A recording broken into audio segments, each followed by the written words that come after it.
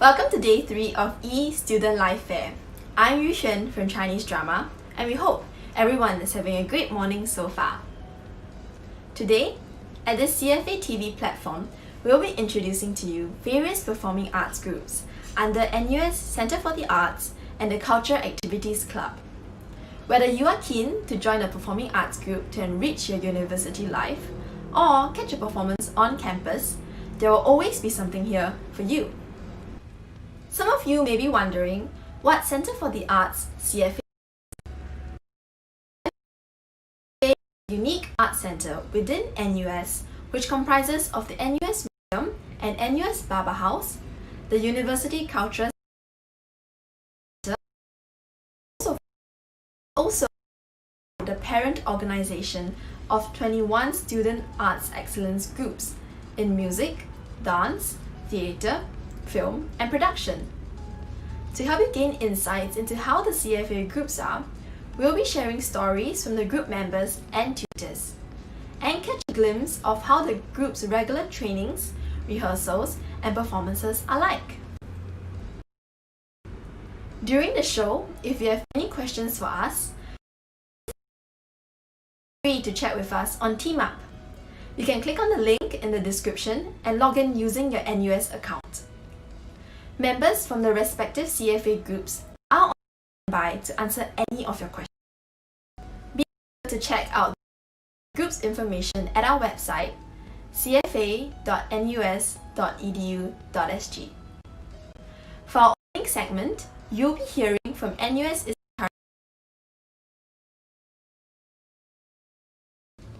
Dance Synergy and NUS Drama. The party started with our first group, NUS e-SLF. The group was originally known as NUS Dance Group in 1995. Artistic director Osman Abdul Hamid came on board. He decided he wanted a artistic vision for radical creativity in dance, acknowledging the importance of the past. He then changed the group's name to Issa Tari, with Issa being the backward spelling of Asli, which means. As one of the 4 running traditional arts groups, NUS Issa Tari experiments with both traditional and fusions. Let's find out what they have in store for us.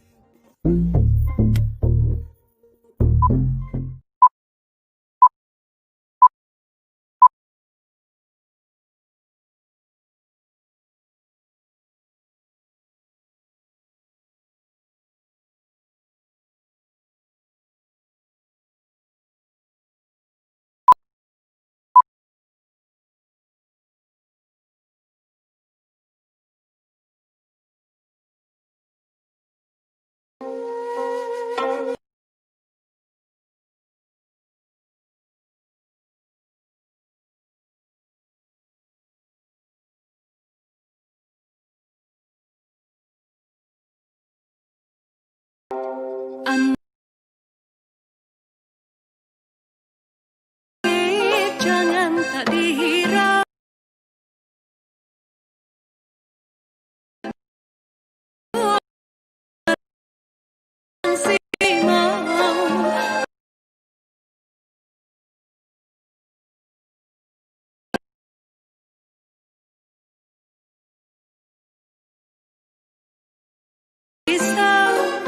gusar masuk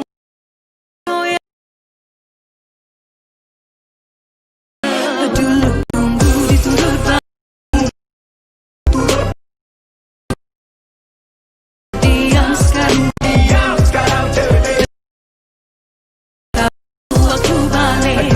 tahu waktu balik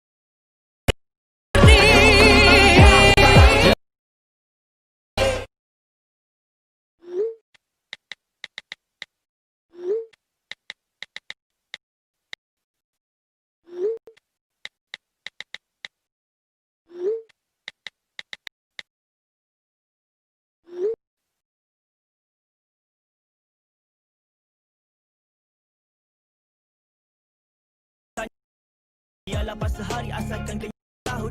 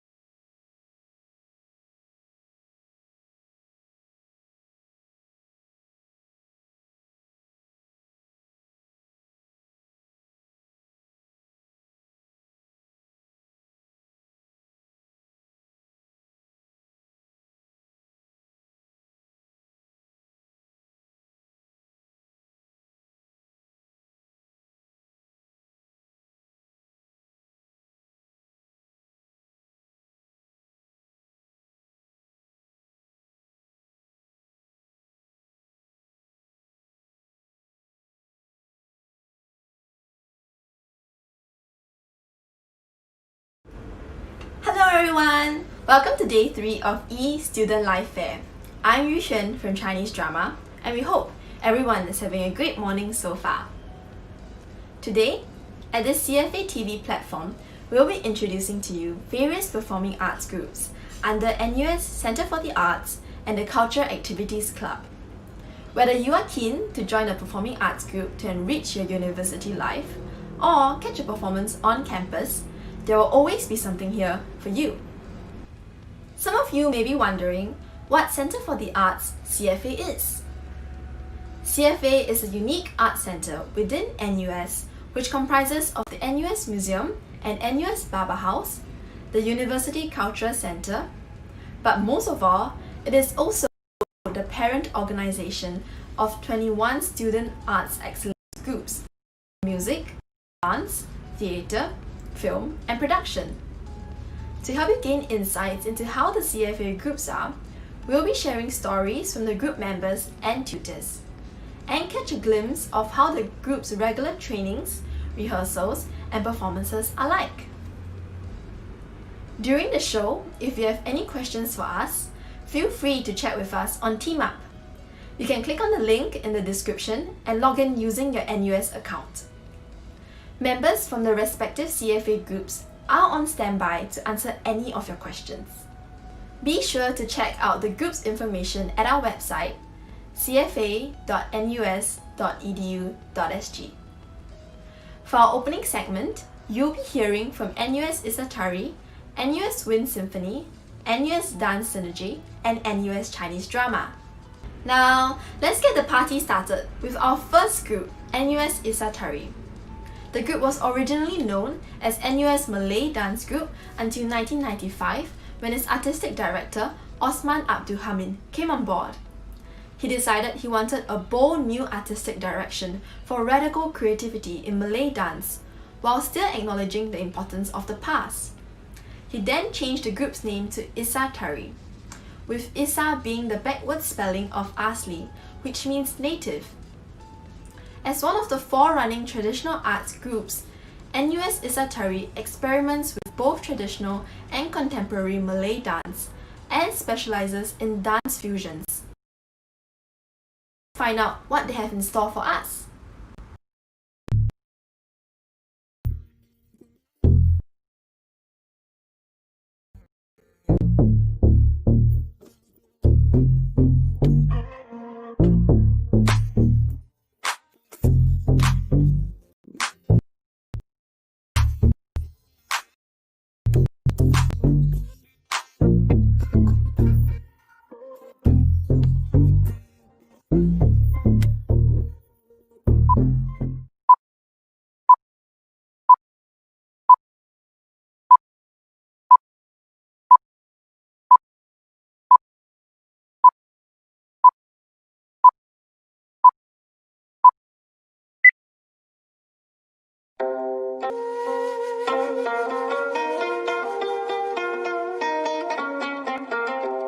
Anak pipit jangan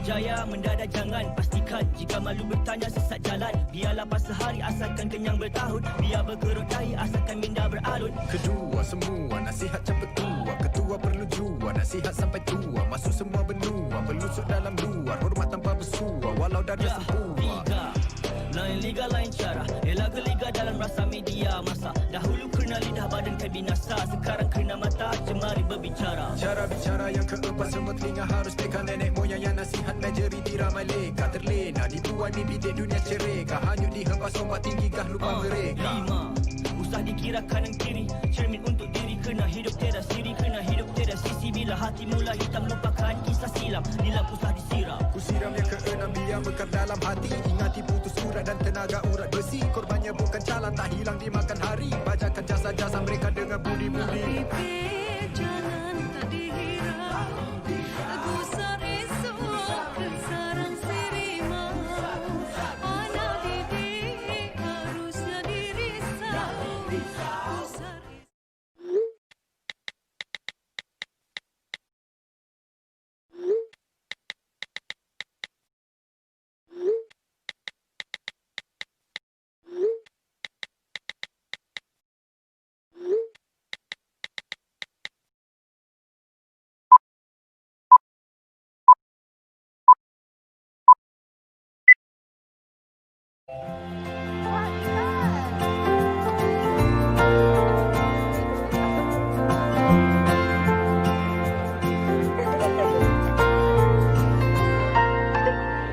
Sudah berapa lama aku menunggu jawaban darimu. Sampaikah kepadamu kata-kata yang kurangkaikan agar kau tahu perasaanku yang telah lama terpendam. Inilah yang ku rasakan. Jangan hanya bicara, ku tak perlu kata-kata untuk mengerti yang kau rasakan. Karena ku hanya butuh separuh hatimu di dalam hidupku untuk buatku bahagia.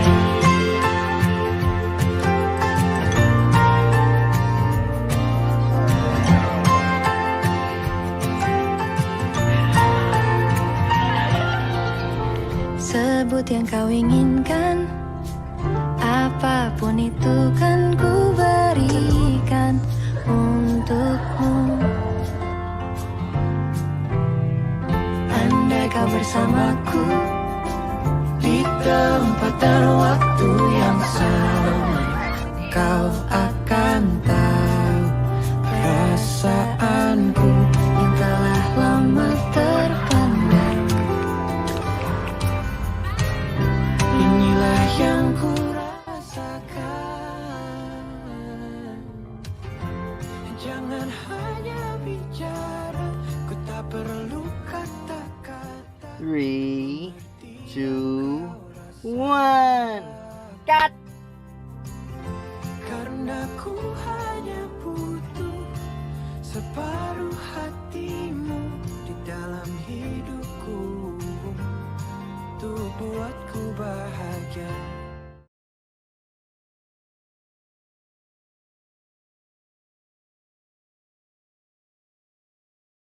Wow, that's NUS Isatari for you. You can really feel their energy while they are dancing and the strong bonds they share with one another. NUS Isatari really is unique, traditionally rooted with a modern twist. If this is the kind of dance you are interested in, remember to sign up for their welcome tea on New Sync. It's happening on the 17th of August from 7:30 to 9:30 p.m. You can also join their live chat sessions over Zoom happening tomorrow and on the 14th of August at 3 p.m. and 8 p.m. And don't forget to follow them on their Instagram at NUS Isatari to keep up with their latest works and events. If you have just joined us, you can chat with us on TeamUp if you have any questions. You can click on the link in the description and log in using your NUS account. If you'd like to find out more about the groups we have mentioned, you can check out our CFA website at cfa.nus.edu.sg to find out more. Next up, we have NUS Wind Symphony. More commonly known as the Symphonic Band, this 52-year-old band is now led by music director Mr. Francis Tan. From performing symphonic works to classics as well as jazz and pop, they're constantly challenging themselves with new compositions and participating in music festivals and competitions in Singapore and overseas. It is also one of the few bands in Singapore to have won the Gold Award twice at the renowned World Music Contest and took part in 2 WASB conferences. Besides striving for musical excellence, they also inculcate the spirit of community and camaraderie within the band community in Singapore. NUS Wind Symphony welcomes all wind and percussion musicians, which means you don't have to audition. You just have to come with lots of passion for band music and unite and bond with all in the band community. Don't believe me? Let's see what the members got to say.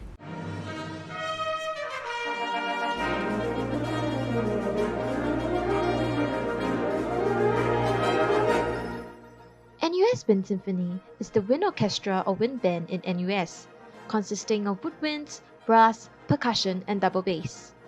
Originally conceived as a military band in 1968, NUS Wind Symphony is one of the pioneering bands in Singapore, boasting an illustrious history of up to 52 years with a long-standing community. Today, NUS Wind Symphony has managed to establish itself as one of the premier wind orchestras in the tertiary band scene, having participated in overseas band festivals as well as won awards on the world stage. In addition, NUS Wind Symphony is also extremely active in supporting younger band members in the local band scene, being the host for the WeBus Youth Band Festivals and the Youth Arts Leaders Conference every year. Our music director and resident conductor is Mr. Francis Tan, who also conducts ACSI, West Winds, Band of Bukit Batok Community Club, and is also actively involved in the NUS Alumni Orchestra. We also have professional tutors for every instrument, including Mr. Tay Kai Zi, Mr. Eugene To, and Mr. Gao Jian.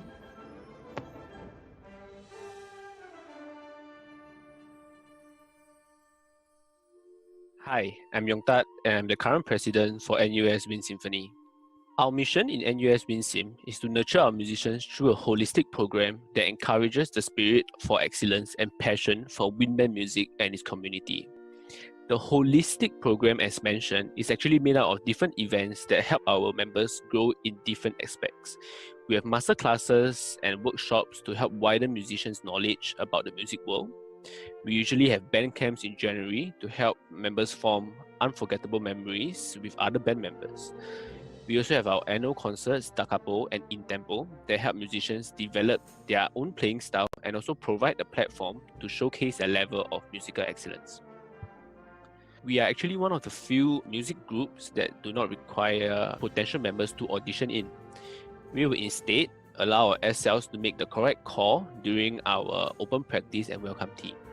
This is because we place a bigger emphasis on the growth of musicians rather than their initial starting point. As mentioned, our events are planned in such a way that our members do not only develop their instrumental and musical skills. We aim to provide a platform for members to widen their knowledge regarding wind band works and its context and history. Through our various activities and partnerships with local and overseas organizations, we aim to develop individual leadership skills and to spark the passion in our members for wind band music and its community. Hello, I'm Melissa, the Vice President of NUS Wind Symphony. In the long run, NUS Wind Symphony's vision is to be a leader in the wind band community that creates innovative programs and to cultivate advocates of wind band music. This means that when we plan for our projects, NUS Wind Symphony seeks to be creative and aims to facilitate a deeper engagement with our members and our audience. Themes are used each year to guide us in selecting our repertoire and for our members to develop a deeper understanding of the music they're playing. For instance, our annual in-tempo concert in 2019 was themed Hope. Throughout the concert, we used different types of methods, such as music, to embody our theme. This called for the involvement of our members as well, through interviewing some of them on their thoughts about the theme Hope. Similarly, we plan to continue this practice with the theme of New Connections as we delve into the new year at a time where the COVID-19 pandemic has opened our eyes to many connections previously unknown to us.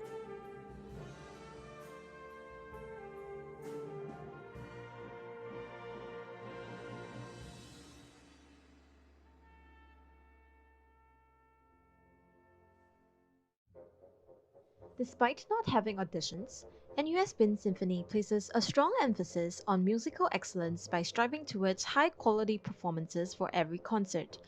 NUS Wind Symphony has grown to tackle highly advanced wind band music and highly complex themes. For example, we've tackled pieces such as David Maslanka's Fourth Symphony and just during the last semester, John Mackey's Asphalt Cocktail.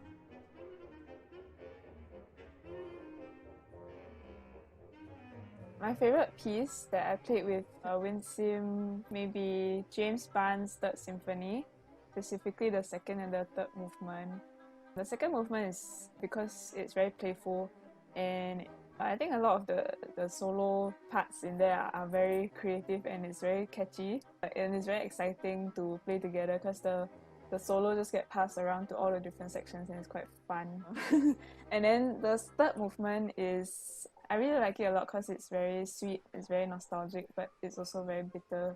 And there are just a lot of emotions that James Barnes put into that piece to convey like that bitter sweetness towards like losing his child. It's a real challenge to put it up, but I think like when we performed it on stage, there was just this big feeling of, you know, like everyone is focused on trying to convey and unearth this emotion, which is very powerful. Yeah, so that's one of my fondest memories and favorite pieces.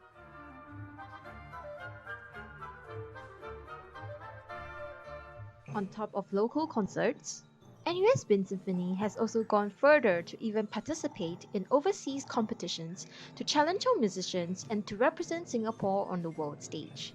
One of our key recent achievements is in 2017, where we won the Gold Award in the World Music Contest in Kerkrade, Netherlands.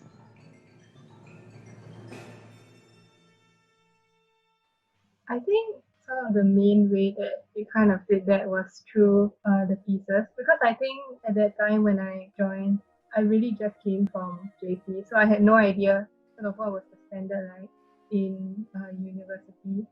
And I think the pieces that we played, which were Summer Dancers and The Traveller, at that point in time, they were sort of the most advanced pieces that I had ever played. And so in a sense, in order to, improve in time for the competition, I think I really pushed myself to try harder or to play more confidently in a sense. So I think joining the BMC for me really helped me to grow as a musician by making me a more confident one. And I think sometimes in GC or secondary school, you don't really get that kind of experience enough.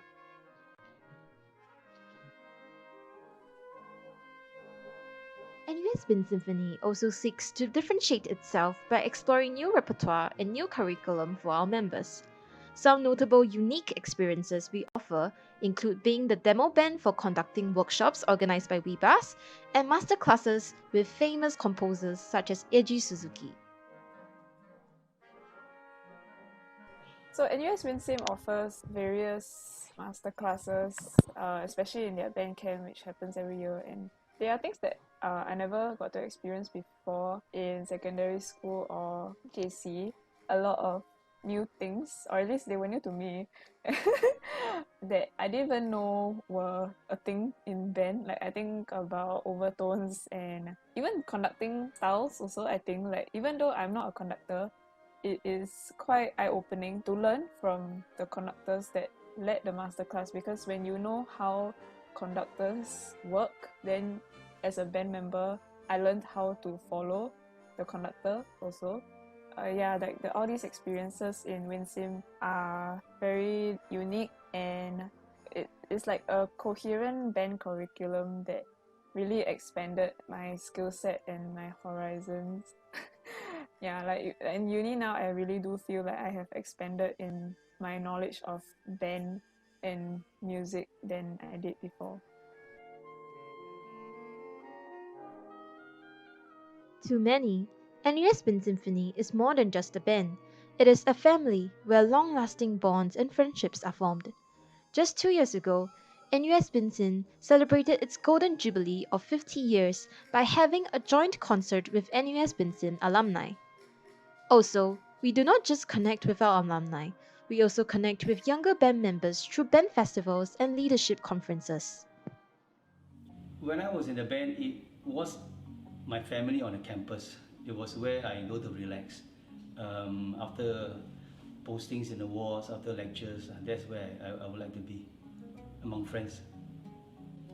The band meant a lot to me. Not only to me, but also to my batch of friends. I think what is very treasured to all of us is the friendship that we built in the few years we were together, to which many of us still remain very close till today. NUS Wind Symphony means to me as a place where I can develop my own musical interests, and also I can meet friends who share the same interests with me in the band. And of course, it's the place where I actually can spend time to distress or enjoy myself after like a week of heavy academic workload. It really embodies the idea of community. The Wind Symphony is a community. It's where people not only come and play music and be bonded, but they continue to be friends outside the band practice, and they somehow create this family outside the band practices.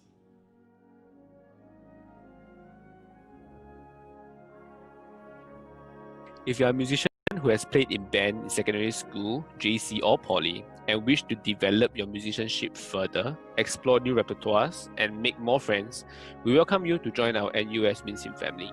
Sign up for NUS WinSim now through NUS Sync. We hope to see you around.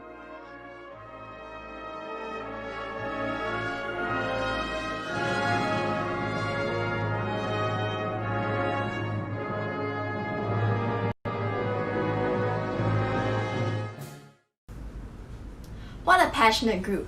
Their emphasis on the growth and development of the musician is truly a powerful aim.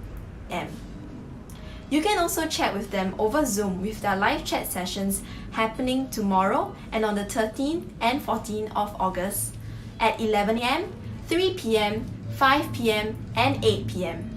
And don't forget to check Wind Symphony out on their Instagram page at NUS Wind Symphony to get more information about their e-SLF program. If you have just joined us, feel free to chat with us on Team Up if you have any questions. You can click on the link in the description and log in using your NUS account. If you'd like to find out more about the groups we have introduced, check out the CFA website at cfa.nus.edu.sg to find out more. Now get ready to put on your dance shoes and bust your best moves. Our next group is NUS Dance Synergy, a contemporary dance group guided by the artistic director, Ms. Yara Leto, who is also the 2017 Young Artist Award winner. The group also works with technical tutor, Mr. Albert Tiong. Being a part of NUS Dance Synergy means you are being trained to be a well-rounded artist. While gaining technical skills, Dance Synergy will also help you to discover yourself in your artistic journey.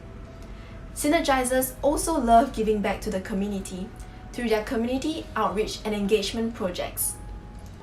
Want to know more? Here they are! Hello, I'm Ting from the 40, and I'm the president of NUS Dance Synergy. Today, I'll be telling you more about what Synergy is.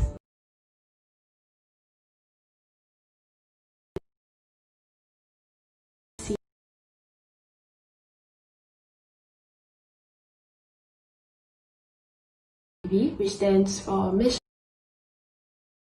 and Values.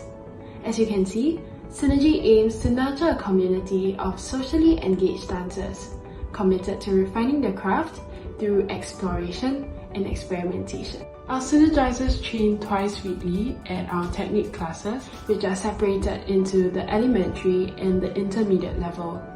The elementary level, taught by Miss Yara Ileto, is where dancers refine their basic technique to build strong foundations and engage in creative development through improvisation and peer learning. The intermediate level, taught by Mr. Albert Tiong, aims to nurture strong and swift dancers through rigorous technique training. To put such, Synergy has 3 annual performance platforms. The first platform would be Venture, which is a student choreography platform where synergizers get to create pieces on their peers. This one platform acts as a safe space for movement exploration as well as dance composition. The second platform will be Focality, which consists site-specific works performed at various outdoor venues. The last platform would be Fused, which is our annual theatre production. Fused explores dynamic human interactions by reflecting on a chosen theme that is fused together with dance. For our recent Fused 2019, the chosen topic was dance and philosophy. Now that I've covered our 3 annual performance platforms, I'll hand the time over to Avril to talk more about our community outreach and engagement. Hi, I'm Avril, Vice President from Synergy's 42nd batch. COE, our Community Outreach and Engagement, is integral to Synergy's identity as a community of socially engaged dancers. Synergy's vision for COE is to be a socially relevant arts group, committed to sharing the joy of dance for the different communities in our society. In the past, Synergy has worked with various communities including seniors in Project Youthly, the youth in Project Defy, and the disabled in Project Explore. In the year ahead, we plan to build on our engagements with the senior community through Project Youthly to promote dance as a tool for an active lifestyle regardless of age.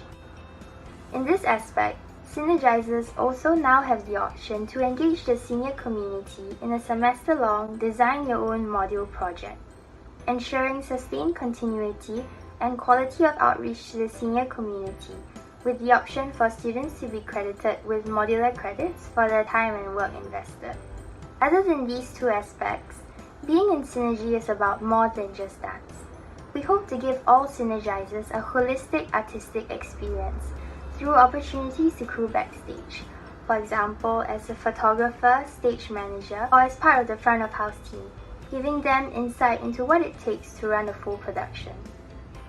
Now we can hear from 2 of our Synergizers about their experiences as a stage manager and photographer for past productions. Most memorable Synergy productions was our 40th anniversary. During that time, I was also in EXCO, so I was also involved in the planning, but I wasn't actually a dancer. I was the stage manager of the show. It was my first time being a stage manager, so it was very scary at first, but it turned out to be one of the most memorable experiences that I had because I learned so much about the behind the scenes of a production, the light, music, the sound, and communicating with the choreographers on another level, not just as a dancer but a stage manager. It was very insightful and it was a very fulfilling experience for me. I felt really happy that I could take photos for Fuse because it felt good to contribute in a way that I was good. As promised, we have our performance highlights to wrap up the video.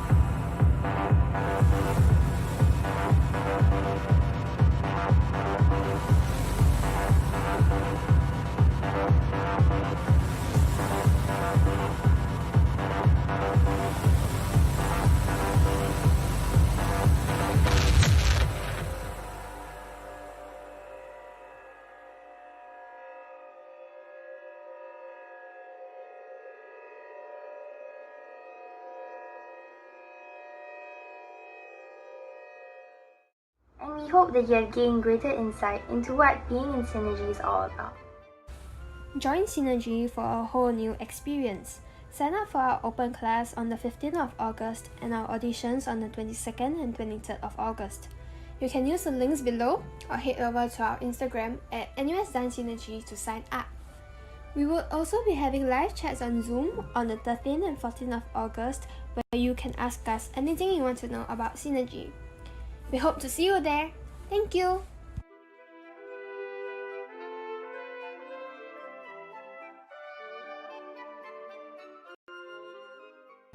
Isn't it energizing to hear how synergists use dance to do good in the community? PM. You can also meet them on Zoom in their live chat sessions happening tomorrow and on the 14th of August at 11 AM, 3 PM and 8 PM. Do follow NUS Dance Synergy on their Instagram page at NUS Dance Synergy to get more updates. If you have just joined us, you can chat with us on Team Up if you have any questions. You can click on the link in the description and log in with your student account. If you'd like to find out more about the groups we have mentioned, you can check them out on our CFA website at cfa.nus.edu.sg to find out more. Next is the most exciting group in this segment. Why the most exciting, you may ask? Drum roll please! Because it is my own CFA group, NUS Chinese Drama. Guided by our experienced artistic director, Miss Judy No, NUS Chinese Drama uses classical and contemporary plays to explore and discuss social issues in Singapore.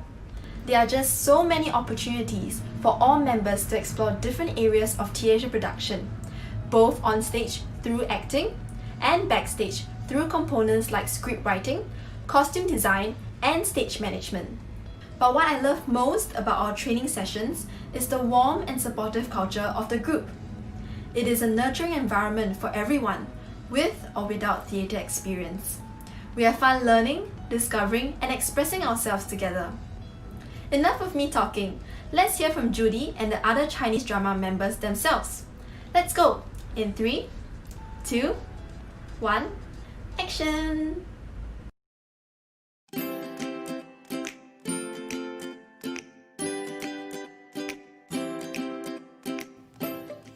Hello， 大家好，我是朱迪美若，然后我是中文 NUS Drama、NUS Chinese Drama 的老师。What is the purpose of drama？ 这个戏剧到底对我们有什么用？我觉得，其实你如果参加 drama 的一个 CCA， 你不是说一定要100%成为一个舞台剧演员全职，或者是你要做一个like TV actor 这个东西，但是通过戏剧，你可以第一认识很多朋友，第二你可以更加了解你自己，因为其实你要做一个好演员，你必须很了解你自己，你自己的习惯、你自己的习性或者自己的脾气要怎样，所以你才可以好好的发挥。第三，你可以因为做一个好演员，你必须要观察你的周围，你必须知道说你人与人之间的关系是什么啊，然后你必须看人、看事、看物更仔细。然后如果你有办法看人、看事、看物更仔细的话，其实这样你对你自己的了解也会更深，周围的了解也会更深。OK， 第四，其实你会了解自己之后，你就真的可以了解大家，然后你可以改变自己，让自己变成一个更好的人。所以对我来讲 ，drama 对人有什么帮助 ？drama 就是帮人做一个更好的人，这我觉得就是 drama 最重要的一部分了。所以我们 drama 的 training 之前跟之后有什么分别？就是我们在 COVID-19 之前，我们的 training 其实都是在 Rami Show Studio 里面，就一个大厅，然后我们大概40多50个人全部聚在一起，然后一起做一些游戏啊、physical theater 之类的东西。然后可是 COVID-19 之后，我们就不能50多个人聚在一起，对不对？所以现在我们都是就是这个 SAM 接下来的 training 都是上网 training。那上网其实可以做什么？很多，我们上网可以做很多东西，比如说第一，我们可以做绕口令，就是你的字正腔圆啊，或者是你咬字啊，或者是什么这些东西都可以上网，我可以抓得清清楚楚的。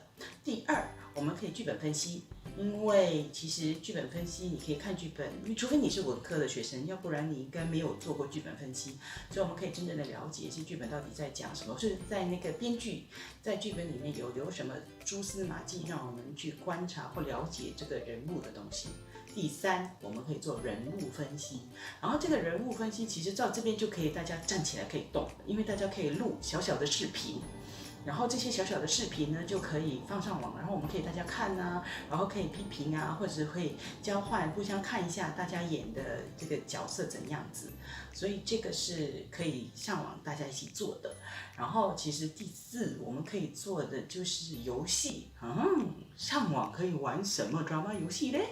这个你就要参加你才知道了。还有第五，最后一件事就是我们其实在10月份的时候，我们会邀请9年剧场的劳森谢生杰艺术总监，他来跟我们上一个 master class。所以这个 master class 到底是什么？然后你们有兴趣就一起来参加，然后我们一起玩，好不好？拜拜。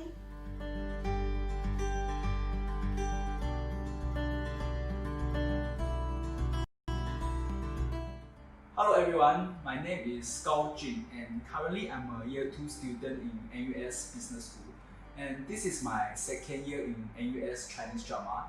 So back then when I was a freshie, I joined drama because I want to explore more about theatre in general, and I feel that my uni life will be more exciting with a CCA.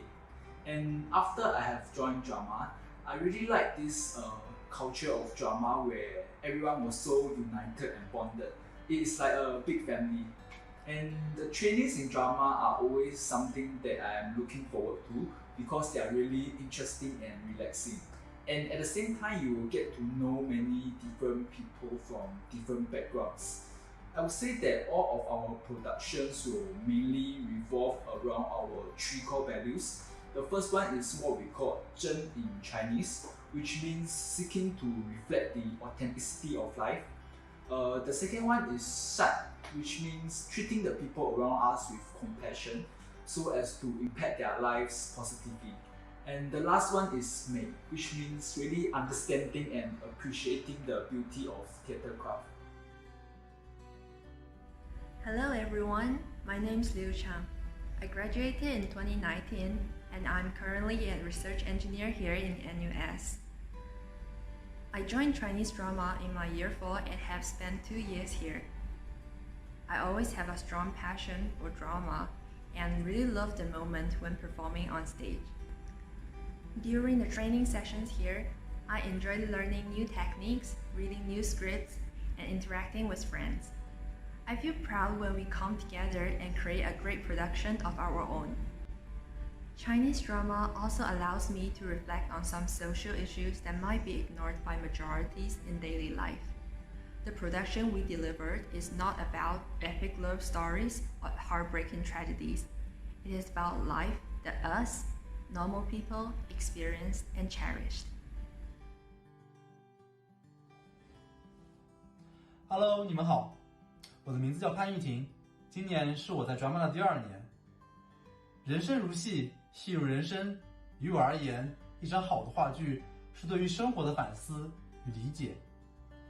其实学习 drama 不仅仅是一个学习演戏的过程，更多的是要学会聆听与感受生活。我非常喜欢Judy老师在课堂上向我们传达的一个概念：作为一个好的演员，我们要学会的是真听、真看、真感受。每一个剧本，每一个桥段，每一个角色，其实都源于生活，却又不仅限于生活。在 drama 的这1年中，我收获的不仅仅是演戏的技巧，更多的是一个个有趣的灵魂的碰撞。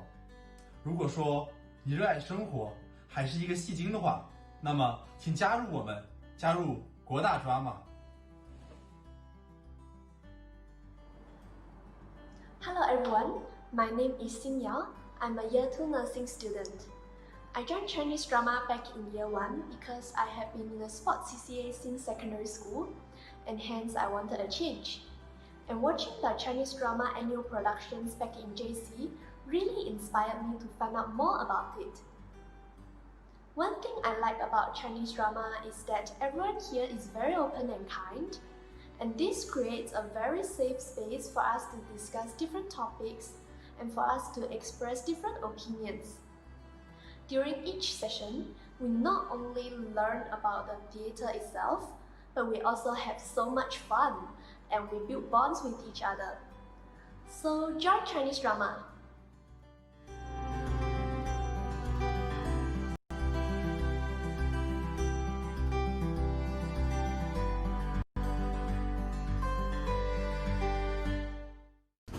All the world's a stage, and all the men and women merely players. Through theatre, you can see the world from different perspectives. NUS Chinese Drama is a big family of members passionate about theatre. So come join us if you are too. Register your interest on the NUS Chinese Drama New Sing page and sign up for our virtual welcome tea happening on the 24th of August from 7 to 10 p.m.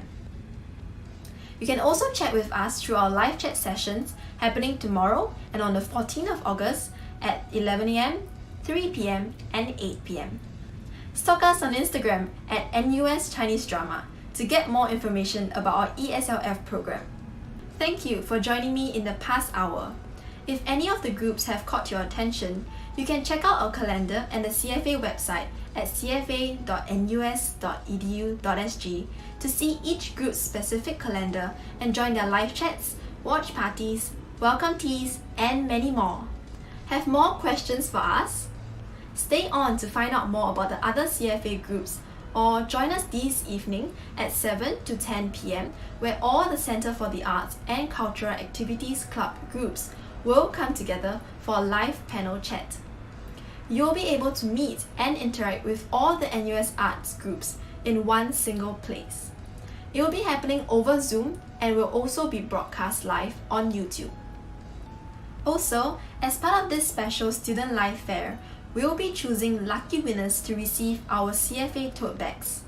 All you have to do is to sign up as Friends of CFA on the CFA website by the 14th of August to stand a chance to win. Friends of CFA is a complimentary membership program where members will be the first to know about the CFA performances and programs, receive priority bookings and discounts for selected events, and many more. Next up, Justin will share more about Electronic Music Lab, Symphony Orchestra, Chinese dance, and NUS Studios. I'm Yushen, and thank you for tuning in to CFA TV.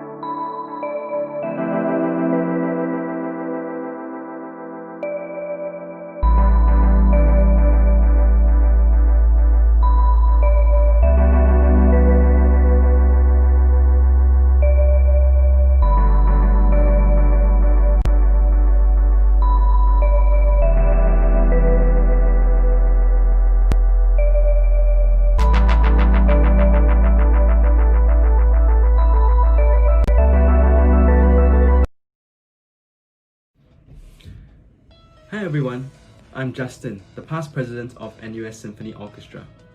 We've just had a look into stories of some of the CFA groups, NUS Iltatari, NUS Dance Synergy, NUS Wind Symphony, and NUS Chinese Drama. And we're only just getting started. Some of you may be wondering what Centre of the Arts, CFA, is. CFA is a unique arts centre within NUS, comprising of NUS Museum, NUS Baba House, the University Cultural Centre, but most of all, it is also the parent organisation that oversees 21 student arts excellence groups in music, dance, theatre, film and production. To help you gain insights into how the CFA groups are, we'll be sharing some stories from the group members and tutors, and catch a glimpse of how the group's regular training, rehearsals and performances are like. During the show, if you have any questions for us, feel free to chat with us on Team Up. You can click on the link in the description and log in using your NUS account. Members of the respective CFA groups are on standby to answer any of your questions.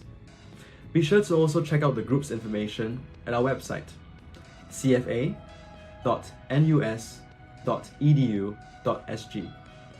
For this segment, CFA TV, we have in store a mixture of classical, traditional and contemporary arts groups, ranging from NUS Electronic Music Lab, NUS Symphony Orchestra, NUS Chinese Dance, and NUS Studios. First up is NUS Electronic Music Lab, otherwise known as EML.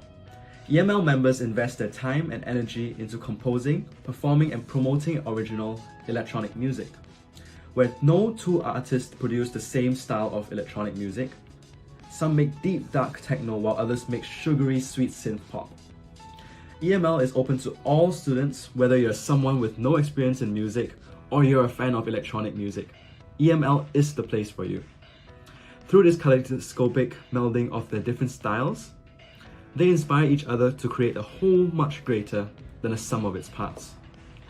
Let's take a peek into the creative process now.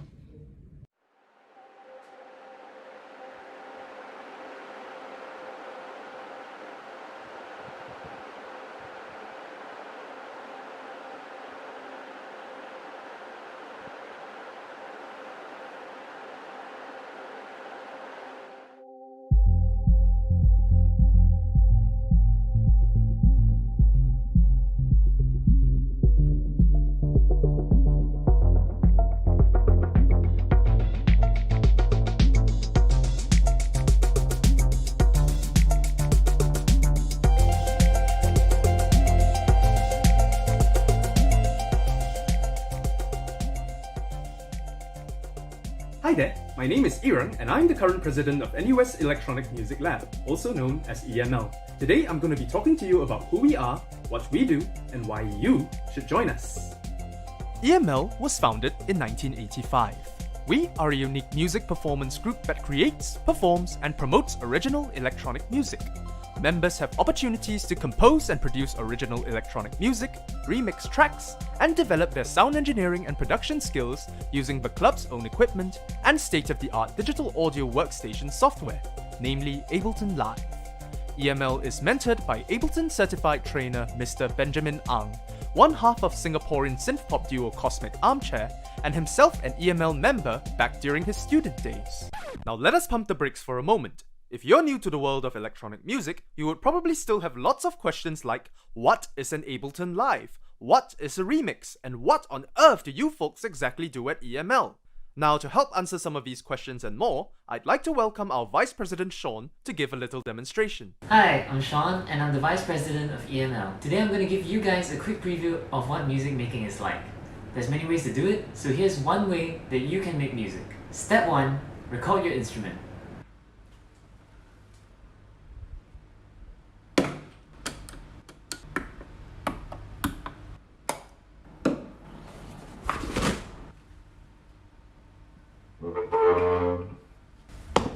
You've just successfully recorded your instrument. Step 2. Put all the sounds together.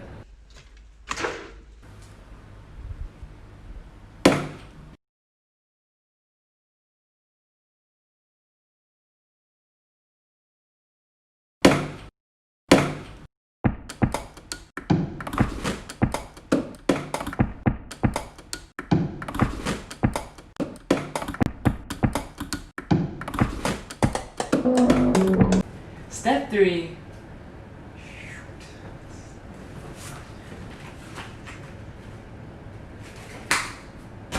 Add more sounds.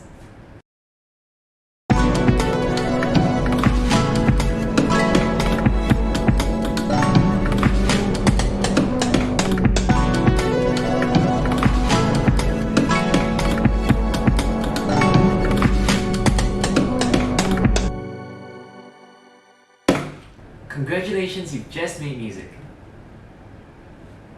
Okay, but seriously though, at EML, you will learn to do what I just did, and so much more.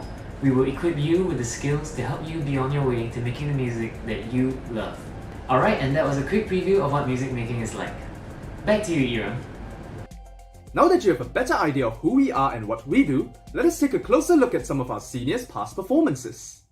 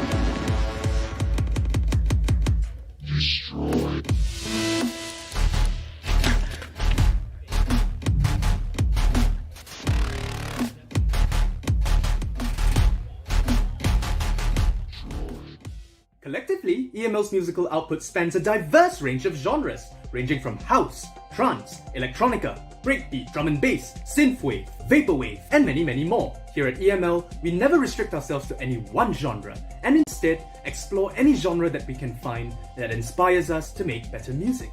However, in light of the ongoing COVID-19 pandemic, much of our club's activities have been relegated online. I sat down together with some of my EML friends in an online call and asked them about their time so far in the CCA. Okay, hi everyone. I'd just like to ask you all some questions about your time in EML. So can you all just tell me, why did you all join EML? What was the reason behind your choosing to join this CCA? So actually, I already had a bit of production experience coming to EML. But I'm assuming most of the producers out there will know it's mostly just you in the bedroom, just staring at the screen. Music production, I think, for me at least, inherently is kind of a journey you can take alone. So that was kind of boring for the most of my time. So finding EML and NUS was a good way to say that, hey, I have a community of people who actually like to do the same stuff that I like to do. Yeah, so I would say I'm a bit of the opposite of Aaron because I have about close to zero production experience. Coming in, I was absolutely just clueless about the whole DAW thing. It was super daunting, and man, I remember writing the first track and the experience is really interesting because you see yourself grow in I've been here for a year-ish plus actively already. Just seeing the clean comparison between the first track and the current level of tracks is just, it feels super satisfying. I think the really great experiences were more so the collaborations where I was able to work with other people. So things like Omniverse, things like here Arts Carnival last year, where we were able to collaborate with Stage and all that. Being able to interact with other people with the same level of passion, the same level of commitment to what we kind of want to do is really heartwarming. I joined EML because I love music and I love making music. Been doing it for a good number of years now. Yeah, so I joined because I guess like Aaron said, I really wanted to also meet like-minded people who were also into it, whether you are just starting out or you have many years of experience. I think there's still a lot to learn from one another, and your varied styles and the way that you approach music. I think all of this is really refreshing, because if you do it alone, it's kind of sad, like Aaron was saying. So yeah, it's really fun to be around all of y'all. Yeah, go EML. So I joined EML then.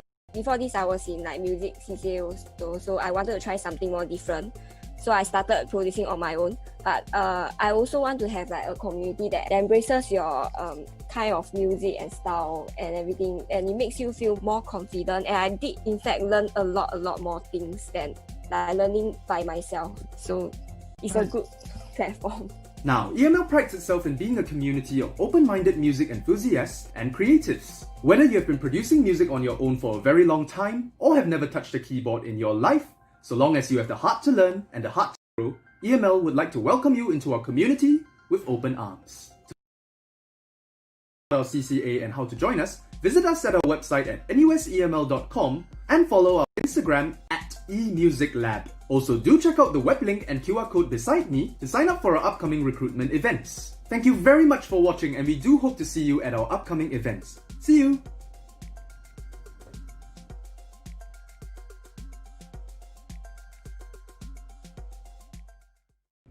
Wow! NUS EML truly does create music that spans such a diverse range of genres.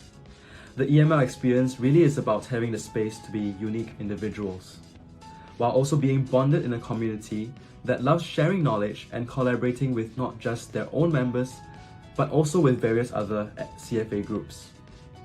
Much of the music you'll be hearing today in other programming like Make Room for Memories, Tour of CFA Spaces, and Paper Hearts feature original music compositions from EML. And if you want to speak to any of the EML members to find out more, drop by the live chat sessions on Zoom tomorrow and on the 14th at 11 AM, 3 PM, and 8 PM. You can also follow them on Instagram at MusicLab to keep updated about what they have in store. Again, if you have joined us, feel free to chat with us on TeamUp. If you have any questions, you can click on the link in the description and log in using your NUS account. If you would like to find out more about the groups we have introduced, check out the CFA website at cfa.nus.edu.sg to find out more. Next up is my favorite CFA group. Why? Because it's my own CFA group, NUS Symphony Orchestra, or NUSO for short. NUSO's beginnings can be traced all the way back to the 1920s, where we started out as a chamber ensemble. Currently, the orchestra is under music director Mr. Lim Soon Lee. And at NUSO, our education-centric mission means that every member is given a space to learn and grow both as musicians and as leaders to promote orchestral music to fellow youth in Singapore. As a group, NUSO harnesses the unifying power of music to create and sustain a community of advocates of orchestra music. Let's find out more about what this community of passionate musicians want to share with us today.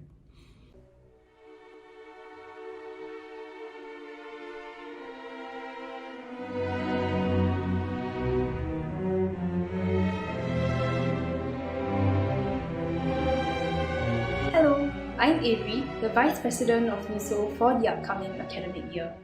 NUSO's mission is to develop an education-centric youth orchestra that is committed to the pursuit of excellence and to make classical music more accessible and relevant. This means that NUSO's activities and programs are always focused on allowing our members and audience to learn more about orchestra and its music. So being part of NUS really places us in a perfect spot for that. NUSO's vision extends beyond just the NUS community of musicians. We aim to create a community of advocates for orchestral music who will contribute to the sustainability of our art form in the long run. This is essentially why we take pride in engaging with our alumni members as much as we can. The crux of NUSO can be distilled into three of our values, which are education-centric, excellence, and a collaborative spirit.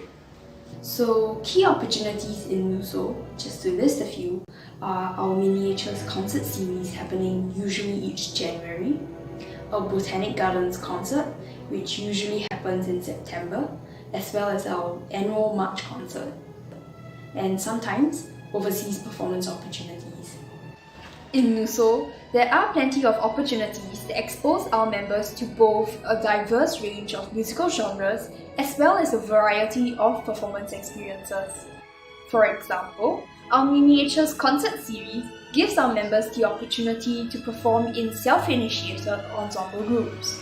This gives them the freedom to explore orchestral works beyond the large group settings and allows them to independently lead their own learning based on their interests. The ensemble setting also allows members to bond in smaller groups.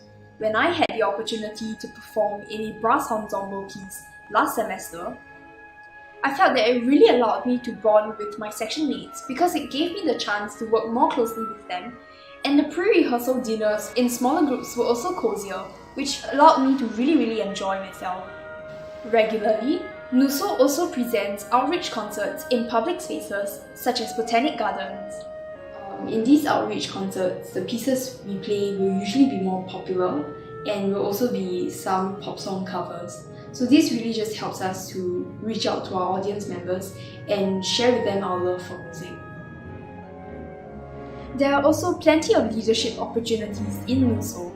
Naturally, no one man is an island. This is why at NUSO, members are constantly engaged in the processes within the orchestra. So members can be a part of subcommittees, such as welfare, publicity, or music subcommittee. So these subcommittees help to ensure that the necessary work is being done to keep the orchestra going. So any member who is willing to contribute to our orchestra in any way possible will be able to find the opportunity to do so.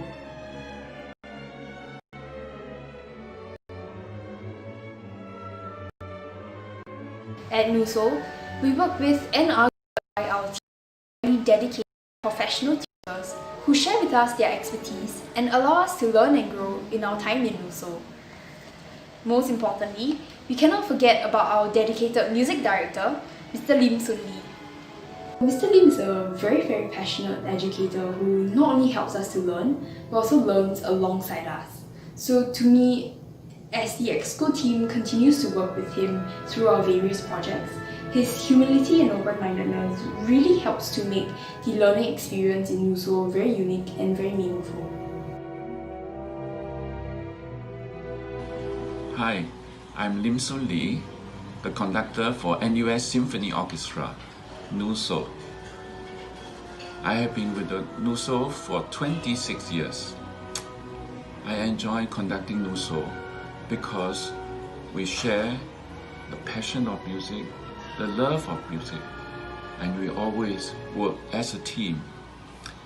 I still can remember in 2018 when NUSO performed Beethoven Symphony No. 9, Ode to Joy, with about 200 musicians on stage. The concert was well received, and it was one of the most memorable, meaningful and joyful concerts by NUSO. I believe that is the NUSO experience. We're always keen to learn, we are humble, and we hope to improve. And that's all we do about music. Thank you.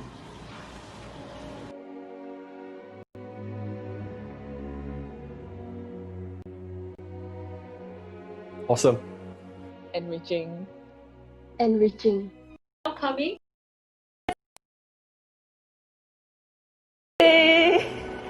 Unexpected.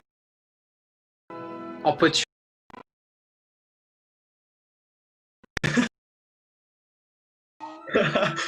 I mean, like, this is like death, but like all that you things are after like 3 years in NUSO, and then you're like, hey, actually it's quite a magical experience, isn't it? Because it's like unexpected. I never expected myself to stay in NUSO for 4 years, but at every step of the way, things just made me stay. The music repertoire, they're adventurous with their repertoire NUSO. The people there, very humble and very loving. So yeah, that was what got me to stay in NUSO and really felt at home every single practice. Community, in a sense that like you find a group of people that like not like you can kind of learn from each other like through like the music you play, and then you can also like kind of have like a more have like a maybe like friendship outside of like all your rehearsals and stuff like that. Because I don't know how much of an opportunity I will get as I get older or go to work to be able to do something like this. Yeah, it will probably be one of my last chances to be able to make music in this way. So I'm just very glad that I had the opportunity and that I've been able to take it to, and have fun with it.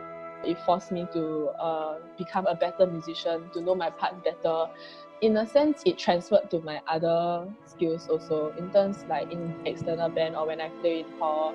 Like it just encourages me to be an overall better musician. Because there are really so many ways in which NUSO has helped me to grow thus far, not just like as a musician, but also as a person and as a leader.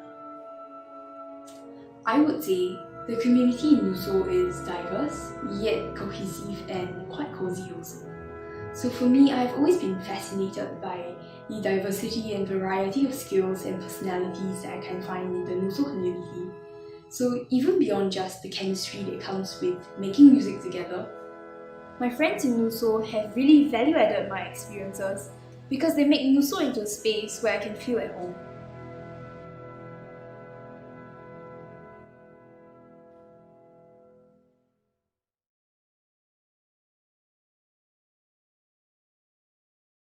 Wow, you can really feel our passion for learning and music making. As a member of NUSO, we both grow as individual musicians and make strong friendships that last beyond our time here at NUS. Come embark on this journey with us, and if you want to speak to any of the members to find out more about NUSO, come to our live chat sessions on Zoom, happening today from 11 AM to 10 PM, as well as tomorrow and the 14th at 11 AM, 3 PM, and 8 PM. Also check out our Instagram at NUS Symphony Orchestra to keep up to date with NUSO's events. For those who have just joined us, feel free to chat with us on Team Up. If you have any questions, you can click on the link in the description and log in using your NUS account. If you would like to find out more about the groups we have just introduced, check out the CFA website at cfa.nus.edu.sg to find out more. Our next group showcases an art form steeped in history and culture, along with captivating movements, stories, and costumes. Presenting to you NUS Chinese Dance. NUS Chinese dancers are given a firm grounding in traditional Chinese dance and are encouraged to explore contemporary themes and styles that reflect Singapore culture. Dancers from NUS Chinese Dance are open-minded and passionate about Chinese dance, which motivates them to share this unique art form to the masses. Over the last 44 years, NUS Chinese Dance has earned a reputation of excellence through the development and performance of a highly challenging repertoire of works. Let's take a look.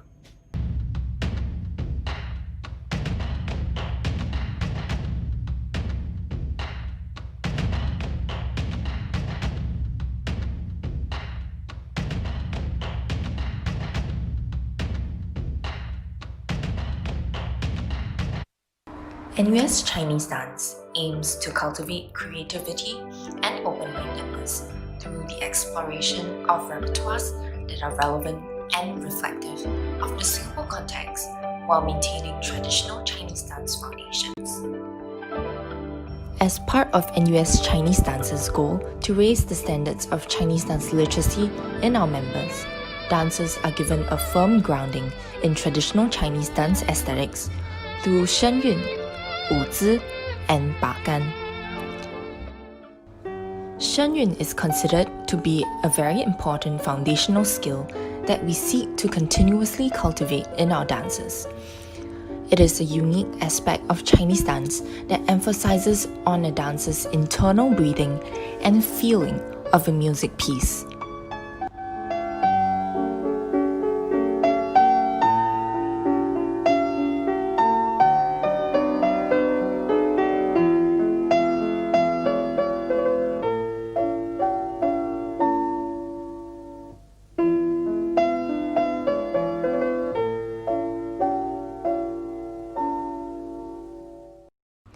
Wu Zi is a set of center exercises that we do to develop our dance posture and balance.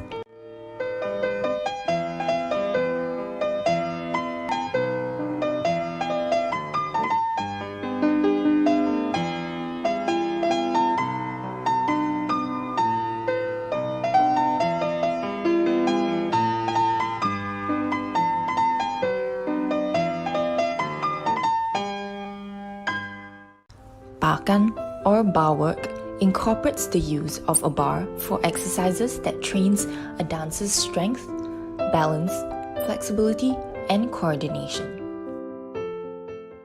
Jump and turn, down, go, lean, up, down, right, and turn, and go. 2、3、4、5、6、7、8。At NUS CD, we are constantly training and rehearsing, especially before big productions.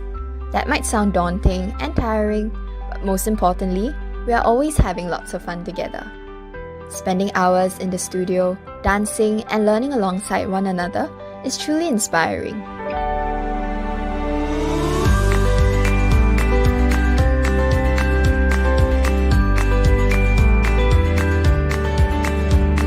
It is such a special and heartwarming experience to be able to practice and perform Chinese dance with like-minded individuals who share the same passion and love for this art form.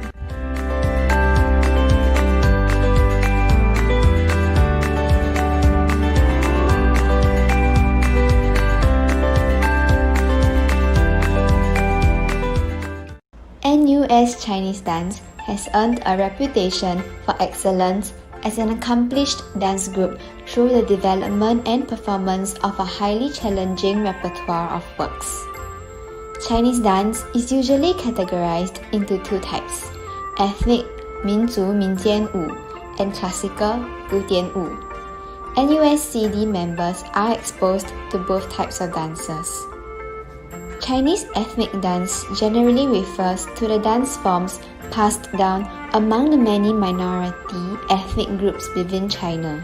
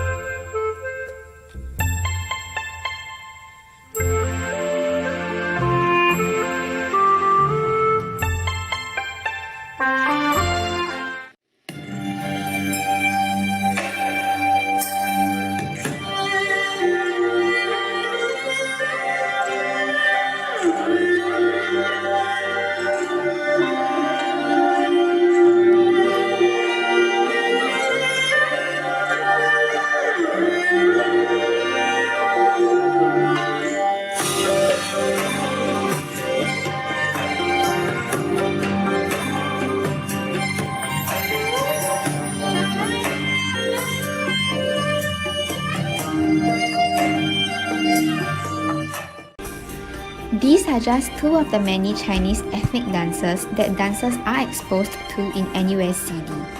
The next two classical Chinese dances are some of our popular works.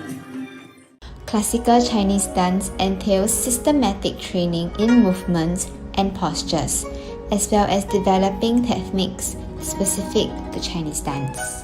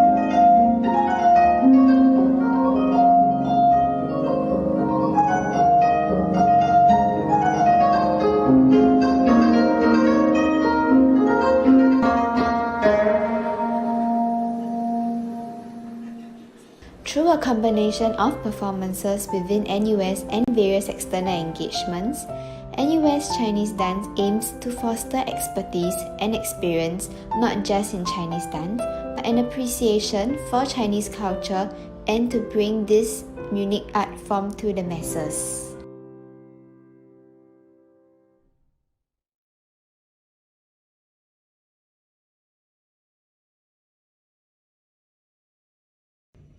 What's an entertaining and informative video about NUS Chinese dance experience? Immerse yourself in the rich culture of Chinese dance and sign up for the open class on NUS Sync, happening on the 18th August, 7 p.m. to 9:30 p.m. You can also speak to the members at their live chat sessions happening tomorrow and the 14th at 11 a.m., 3 p.m. and 8 p.m. over Zoom. To find out more details about the programs they have lined up for today, check out the Instagram at NUSCD. Once again, if you have just joined us, feel free to chat with us on Team Up. If you have any questions, you can click on the link in the description and log in using your NUS account. If you would like to find out more about the groups we have just introduced, check out the CFA website at cfa.nus.edu.sg to find out more. Up next, this group will be of interest to many of the budding filmmakers out there. Staying true to the core of storytelling, NUS Studios works to produce critically engaging films to enrich and impact the hearts of the audience.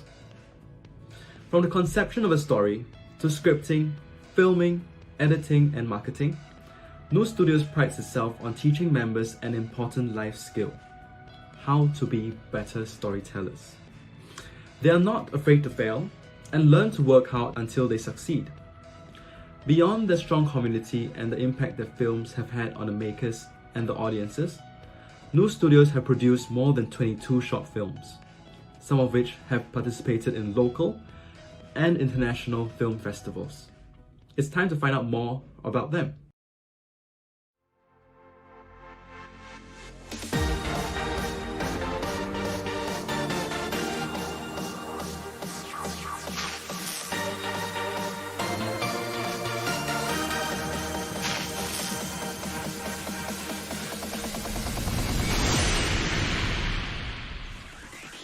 This is better. Simple, right, Lenny? So you're really not gonna spend my birthday with me? It's all part of a plan. What plan? I heard you've been going to the hospital. Yeah. It is said that iconic memory is only short-term.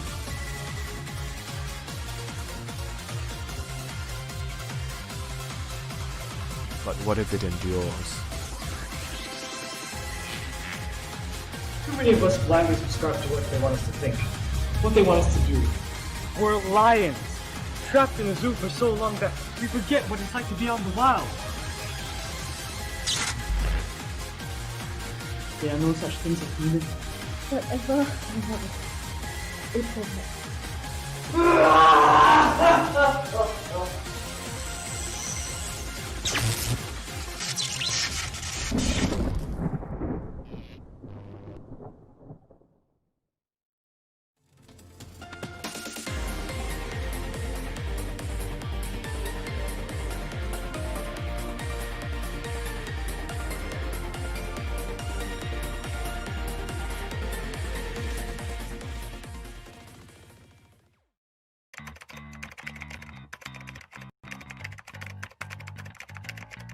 Hello.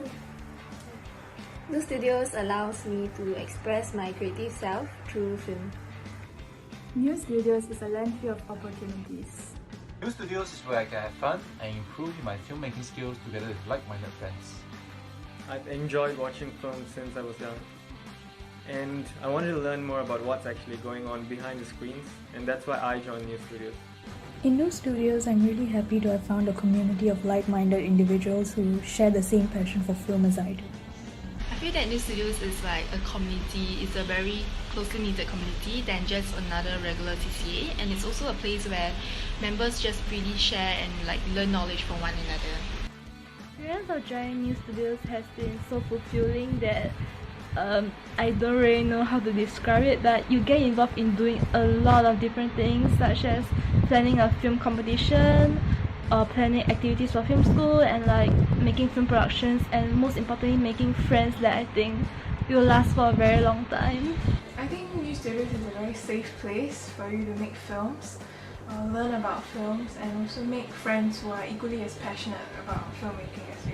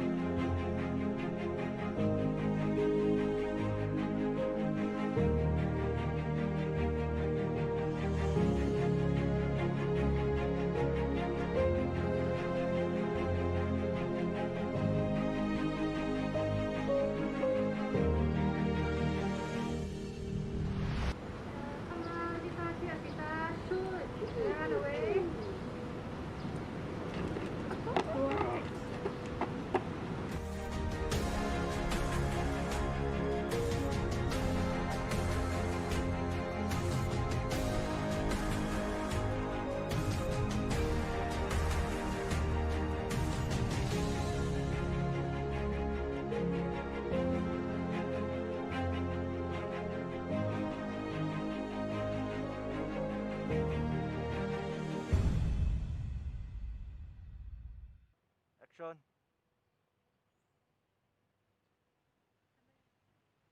Haven't yet.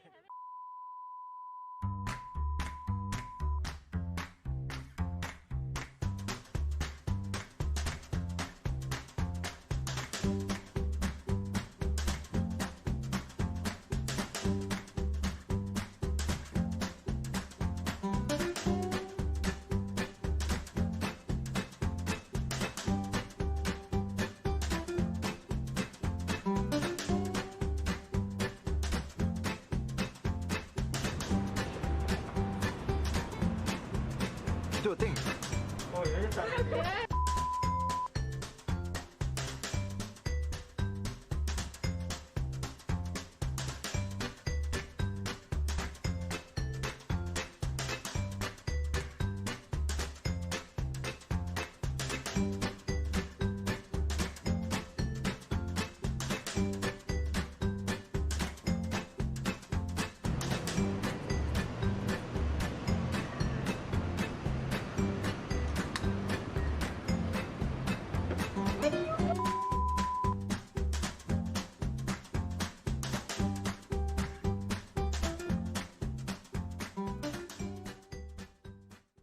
That was certainly an insightful look into the film production process.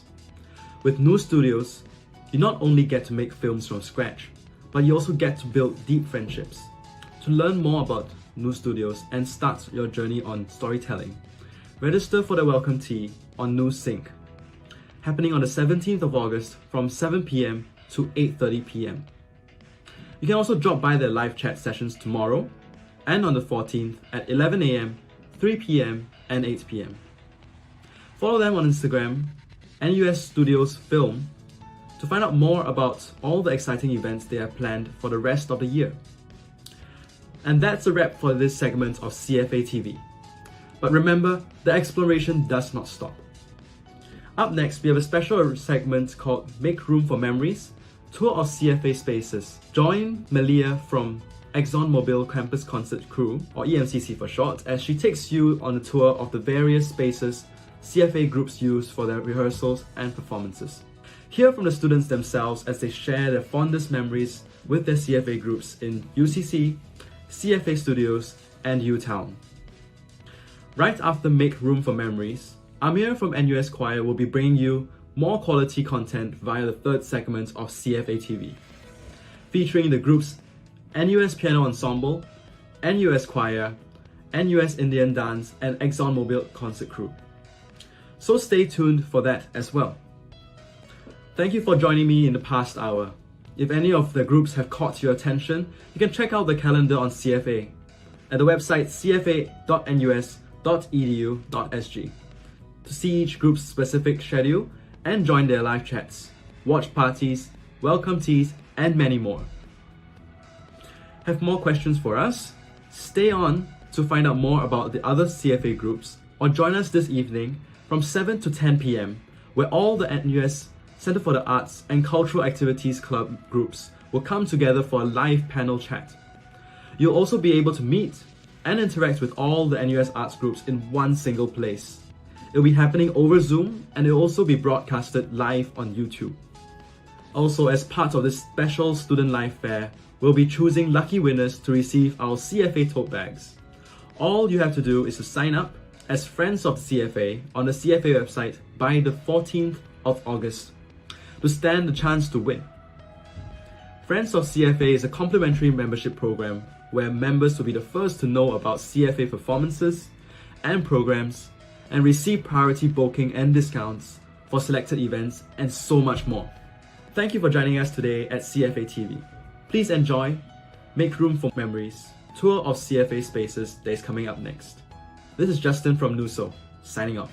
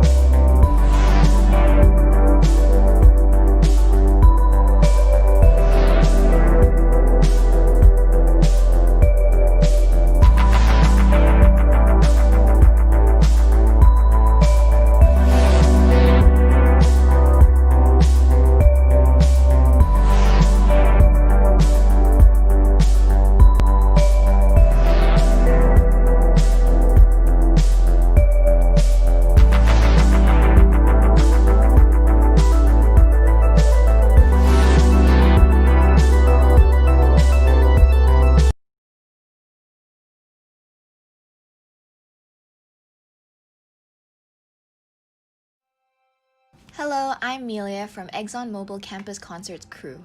Join me, Erica, Sean, Haomin, and Pei Yun from the Center for the Arts groups as we share memories of our practice and performance spaces in the University Cultural Center, Runmi Shaw CFA Studios, and University Town.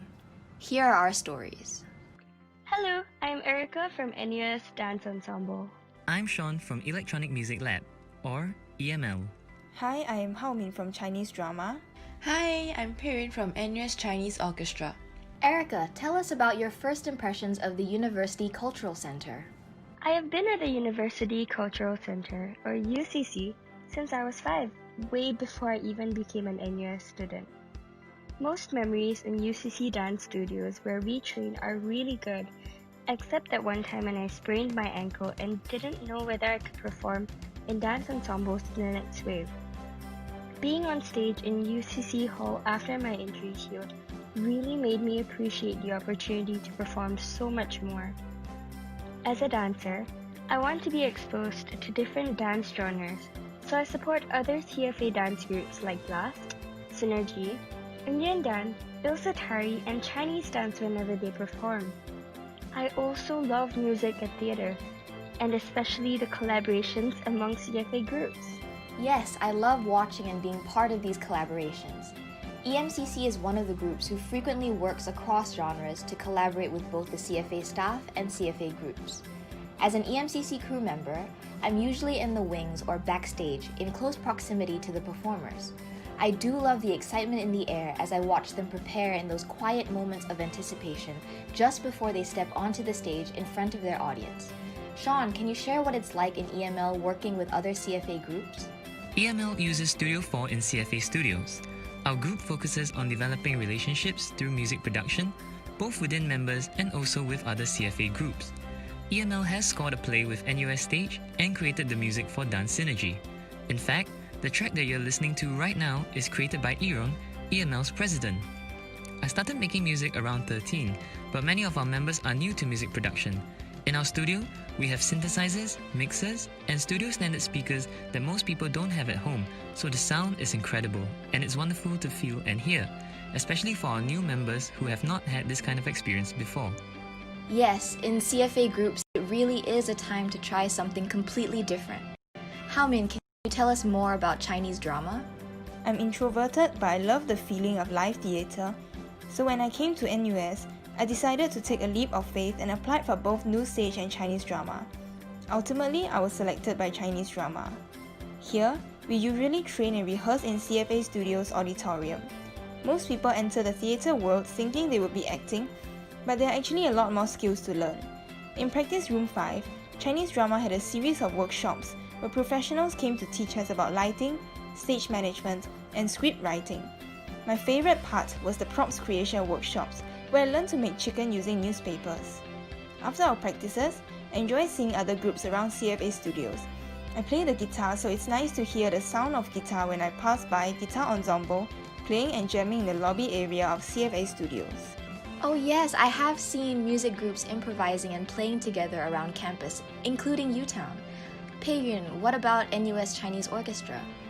I remember in March when we had our annual stock check, my friend started singing a tune while packing and I suddenly felt inspired to grab one of the nearby erhus and tried to play the melody. That made other members join in, and one by one, we started an impromptu jamming session. Creating music with my friends in Chinese orchestra is an important part of my NUS experience.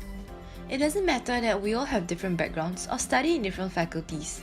Our love for music is what brings us together. That's why if anyone passed by our rehearsals at PR2 with our conductor, Mr. Moses Gay, you will often hear a melodic mix of music and laughter. After rehearsals, we wait for everyone to pack up to leave together. In the corridor outside the practice room, we loiter to catch up with one another about life. We also hear the trombones from NUS Jazz Band or singing from NUS Choir rehearsing in another room. I would feel energized and comforted that all of us are making art together in this building. As we leave UTown, we often pass by dancers practicing their sick breakdance and hip-hop moves. The moves are really cool and I secretly wish I could do something like that as well. I really enjoy the walk out of University Town, where I'm surrounded by the images and sounds of our music, dance, and theatre groups from our 21 Center for the Arts groups. At the end of the day, it's really the people that make the spaces, and CFA groups are the places where you can make friends, learn new skills, and enjoy new experiences. So come join us at Center for the Arts, where you can make room for memories of your own. See you soon!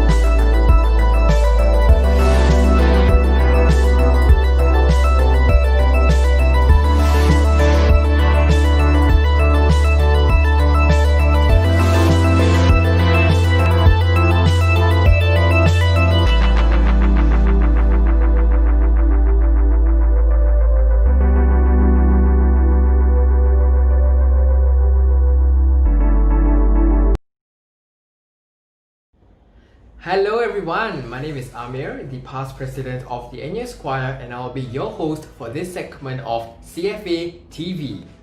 Now, some of you may be wondering what the NUS Center for the Arts, or CFA, is all about. Well, CFA is a unique art center within NUS comprising the NUS Museum and NUS Baba House, the University Cultural Center, but most of all, it is also the parent organization that oversees the 21 student arts excellence groups in music, dance, theatre, film, and production. Now, to help you get insight into how these CFA groups will be sharing stories from the group members and tutors and catch a glimpse of how the groups have regular training, rehearsals, and performances.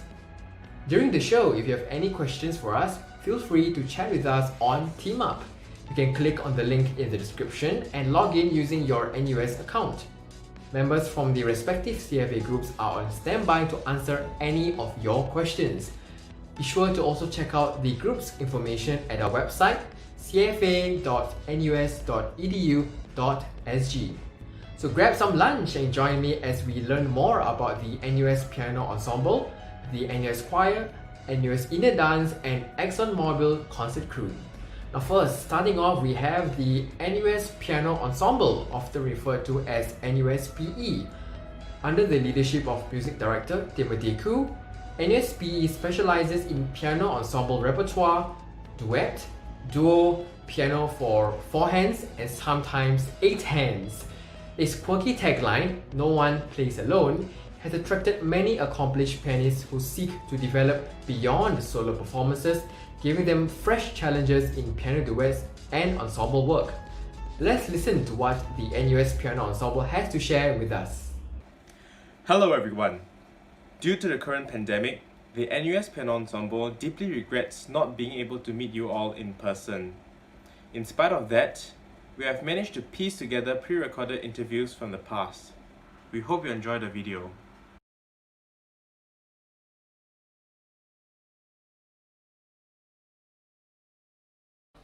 So here in NUS P, we play classical music. Most of our repertoire centers around contemporary pieces in the 19th and 20th centuries. We also explore works from the classical era as well. More importantly, we focus primarily on ensemble works, such as duets and duos. Right, Brian, you spoke of duets and duos. Well, they sound very similar to me, so why don't you tell us a little bit more about what's the difference between the two? Right, so duets are pieces where 2 pianists play on 1 piano, and duos are works written for 2 pianos. I see. Well, every year the ensemble performs in 3 major concerts. In semester 1, sometime in October, we have our freshman concert, which features our freshmen in duet works. Then in December, we have our Christmas outreach performance, which is held at the Esplanade Library, and that also features duet works. And then finally, in semester 2, sometime in March, we have our annual flagship concert, Touch, and that is held at the Esplanade Recital Studio and features duo works. Besides our concerts, all NUS P members gather every Friday evening for sessions, which includes lectures on composers, lessons on piano playing techniques, as well as master classes. Our music director, Mr. Timothy Koo, leads our sessions and music lectures. We also try to invite guest pianists such as Azariah Tan and Abigail Sin to give us master classes. Lastly, we celebrate the end of each semester with a self-organized concert where you can play whatever you want and with whomever you want. We spoke to some members to tell you guys a little bit more about NUS P as well, so let's cut right over to that. Alright, here we are with Yusuf from NUS Piano Ensemble. Welcome to the show, Yusuf. Thank you. Right, before we get into the thick of things, I just wanted to find out a little bit more about yourself. So, Sure. Yeah. So I'm Yusuf and I'm a computer engineering student. Next year I will be in year 2. I joined NUS P and overall it was a fun and exciting experience for me. Fun and exciting, like in what sense? Because I got more chance to play the piano, especially in playing piano duets pieces, which you don't find very often, especially in university level.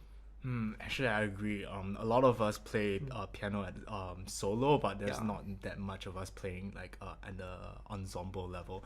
So Yusuf, for piano ensemble, one part and parcel of what we do, our activities, is the Friday sessions that we hold in the evening. And I just wanted to find out from you, how do you feel about these sessions? So I feel like the sessions are quite chill. It usually lasts for 1 hour only. And usually our artistic director will talk about certain pieces, about the musicality and something like that. Oh, definitely sounds quite chill to me. Yeah. Out of all these sessions, like, which do you think is the most impactful one? Last semester we got the chance to try the harpsichord in the Yongshutong Conservatory of Music, which is a very rare experience to try the harpsichord.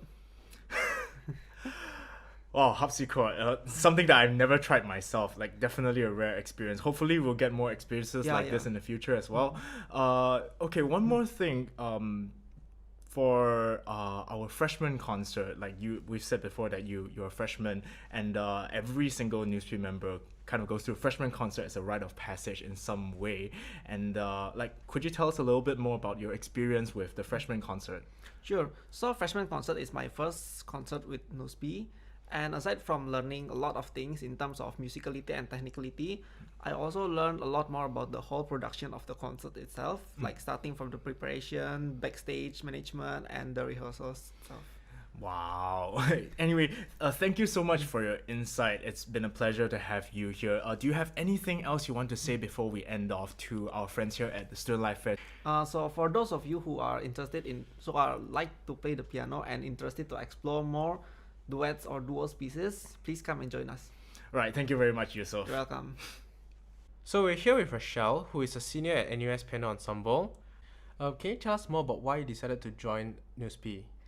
Okay, so I was first introduced to the idea of piano ensemble in JC. Yeah, because I took A-level music. Yeah, so I guess my music teacher introduced piano ensemble to me, and I kind of just fell in love with the whole idea of it because it entails a whole different set of skills, like the non-verbal interaction with your partner, and basically just a whole lot more of collaboration and communication. Yeah, and I really enjoyed it. So the moment I found out about NUSP's existence, like during the SLF 2018, I was completely sold, and here I am. No regrets, man. Wow, that's interesting. You actually played for Touch 2019, which is part of NUSP's annual flagship concert. Can you tell us your experience? Guys, 2 words, okay? Steinway pianos. Wow. Yeah, you really get to perform on like 2 Steinway pianos and in the Esplanade Recital Studio. That's amazing. It's really a phenomenal experience. Yeah, wow. Yeah.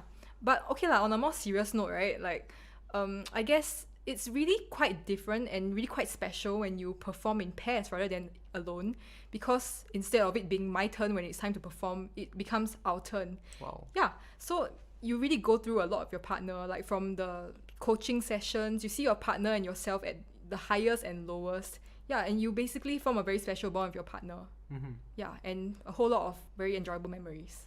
Yeah, so speaking of memories, do you mind if we share with the freshmen a clip of your concert? Sure. Alright, but before that, is there anything else you want to tell the freshmen? Well, I mean, I really enjoyed my time in NUSP lah. So, and I hope you will too if you join us. And one last thing. Steinway pianos.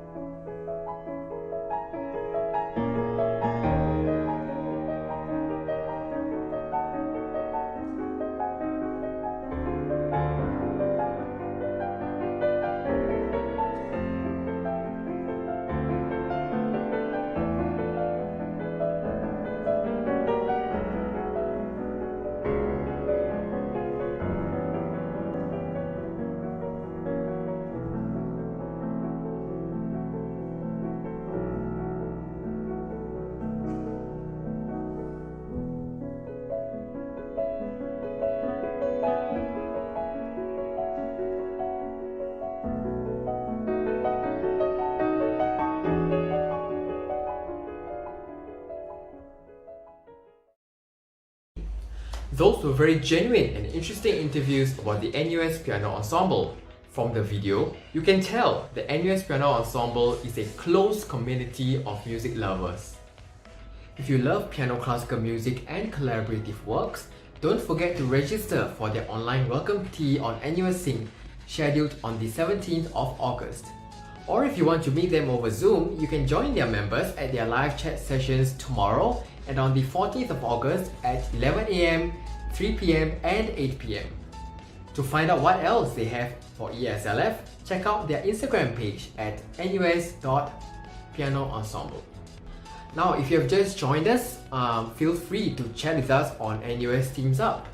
If you have any questions, you can click on the link in the description and log in using your NUS account. If you would like to find out more about the groups that we have introduced, check out the CFA website at cfa.nus.edu to find out more. We have my favorite CFA group, which is none other than the NUS Choir. Where shall I begin? The NUS Choir celebrates our 40th anniversary this year, and as we look back into the many accomplishments, including the Choir of the World in the prestigious Langkawi International Music Estafette in 2018, our greatest accomplishment is probably grooming the many generations of passionate choristers. Now, regardless of experience, background or seniority, the NUS Choir member is known to work hard and play hard. Under the baton of Nelson Quay, the NUS Choir continues to grow and improve, expanding its repertoire to encompass even more diverse and challenging choral works. Do check out our Instagram page for some more interesting stories. For now, let's hear what the NUS Choir has to share with us. Hi everyone, hope you haven't missed us too much. If you are new to the NUS Choir or the choral scene in general, here's our recap for AY 1920 as we take a trip down memory lane to revisit all the events that have happened this past academic year. APGC. For our first major project, we were honoured to have been invited to perform for the Arts Plays Gala concert. Held at the Grand Victoria Concert Hall, the concert was part of the Bicentennial Tribute Series and featured various renowned soloists from both Singapore and abroad, as well as talented musicians from the Braddock Heights Symphony Orchestra. It was an eye-opening experience performing alongside an orchestra, and we had so much fun, especially since this was our Freshies' debut performance as part of the NUS Choir family. Teamed rehearsals. Of course, to make sure we always put up a good show, putting in hard work is a must, but even as we practice hard piece after piece, when festive seasons are around the corner, we never forget to indulge in the festive mood by spicing things up with teamed rehearsals. During Halloween, we decked out our practice room with spooky decorations. Some say the dance studio knows what day it is, and treated ourselves to entertaining performances choreographed by our members. And when it was the Lunar New Year, we also made sure we soaked in the celebratory mood by turning up in vibrant and auspicious colours. We ended everything off with the Mass Low Hay session, which was graced by our resident God of Fortune. Camp. After a busy semester, it was finally time for us to take our well-deserved post-exams break. We marked the start of December with our annual NUS Choir Camp, where our undergraduates and alumni members came together and got to know one another better. With an impressive lineup of bonding activities planned, it was unsurprising that we forged many long-lasting memories. But on top of just having fun, we also dedicated some time to get into the festive mood once again, and prepared ourselves for the upcoming caroling season by learning up some Christmas carols.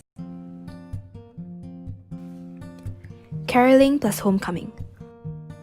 While caroling meant yet another busy season for the choir, we got to embark on a musical journey all around Singapore.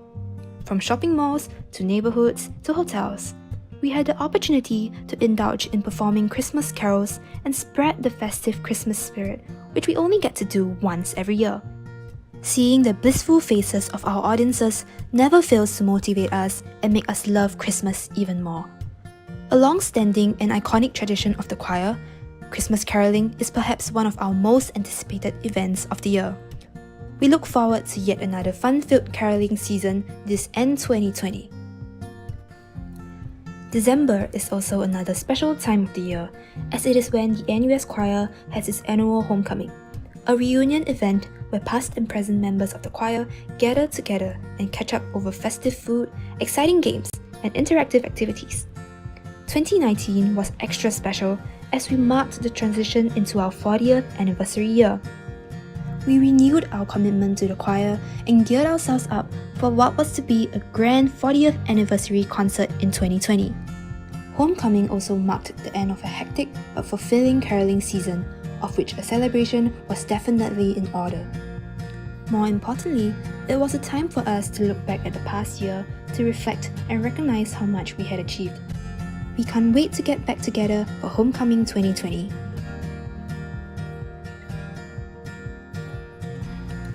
VVOC. We welcomed 2020 with eagerness and excitement as we began preparations for our 40th anniversary edition of our annual biggest project, Varsity Voices. Delegating the workload according to various committees, we had hoped to be able to put up the NUS Choir's best show thus far. We had a blast putting together the concert program and were looking forward to VV20 until COVID happened.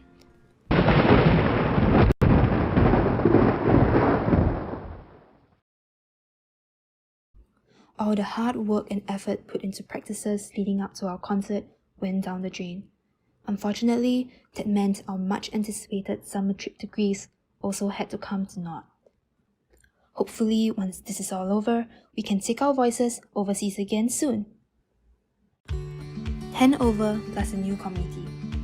As we transitioned from offline to being fully online, we had our Exco handover as we said goodbye to the outgoing Exco and welcomed the incoming Exco. We would like to thank the outgoing Exco for taking the time out of their schedules to organize this meeting over Zoom. From the outgoing Exco, we have the President, Amir Mirza, Vice President, Li Pei-Ting, Secretary, Wang Junmei, and Treasurer, Zeng. Thank you for all your contributions in AY 1920. We would also like to thank our Artistic Director, Professor Nelson Quay, for his unwavering support and guidance. From the incoming Exco, we have the President, Marcus Lim, Vice President, Marcus Koo, Secretary, Jasmine To, and Treasurer, Li Wei Yang. We also incorporated new roles into the Exco, with the inclusion of a Resource Head, Bima Putra Soijono, Publicity Head, Chloe Wong, Welfare Head, Edwin Ng, and our two student conductors, Eugene Chung and Gerald Ng. When You Believe. Under the new leadership team, our choir's first project was a collaboration project organized by CFA, where we were thrust into the world of digital recording. We had to learn to use an app to record ourselves singing to the song When You Believe from the popular DreamWorks show The Prince of Egypt.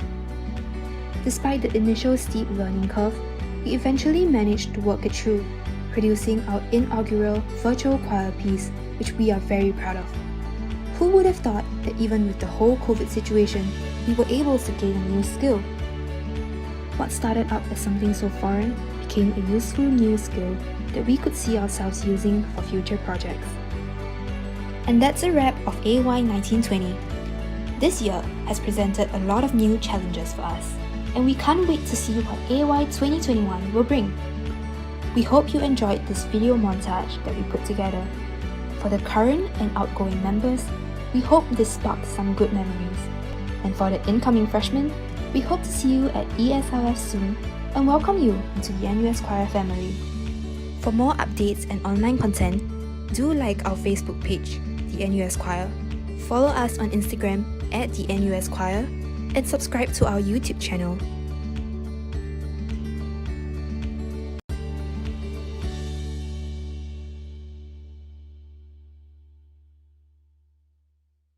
I hope all of you enjoyed the NUS Choir's video. For me, this brings back so many wonderful memories of time spent with my friends during our training, rehearsals, performances, and the many other activities. Do not miss this opportunity to join a premier choral group in Singapore. Remember to drop by our live chat sessions happening tomorrow and 14th of August at 11 AM, 3 PM and 8 PM over Zoom. If you want more information on any programs the NUS Choir is involved in, check out our Instagram page at the NUS Choir. Now, if you've just joined us, feel free to chat with us on Team Up. If you have any questions, you can click on the link in the description and log in using your NUS account. If you would like to find out more about the groups you have introduced, check out the CFA website at cfa.nus.edu.sg to find out more. Now, our next group is acclaimed for its mesmerizing music and dance as well as their innovative concepts. I'm talking about the NUS Indian Dance. Established in 1977, the NUS Indian Dance trains students in the Indian classical dance form of Bharatanatyam. While NUS Indian Dance maintains high standards of performances, it welcomes anyone who wants to learn more about this beautiful dance form. Under the strong guidance of its artistic director, cultural medallion recipient Mrs. Santa Baska, NUS Indian Dance is often featured at the NUS Arts Festival with works inspired by academic research and contemporary themes. So, get ready to experience the magic that is NUS Indian Dance. Here we go!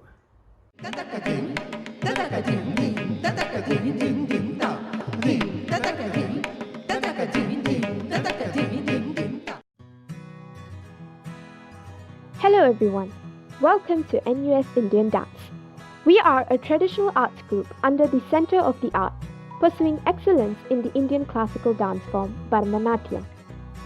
Under the strong guidance of our artistic director and resident choreographer Mrs. Santa Baskar, a pioneer in the Indian cultural dance scene and cultural medallion recipient, we undergo rigorous yet enriching training sessions aimed at maintaining high standards of performances.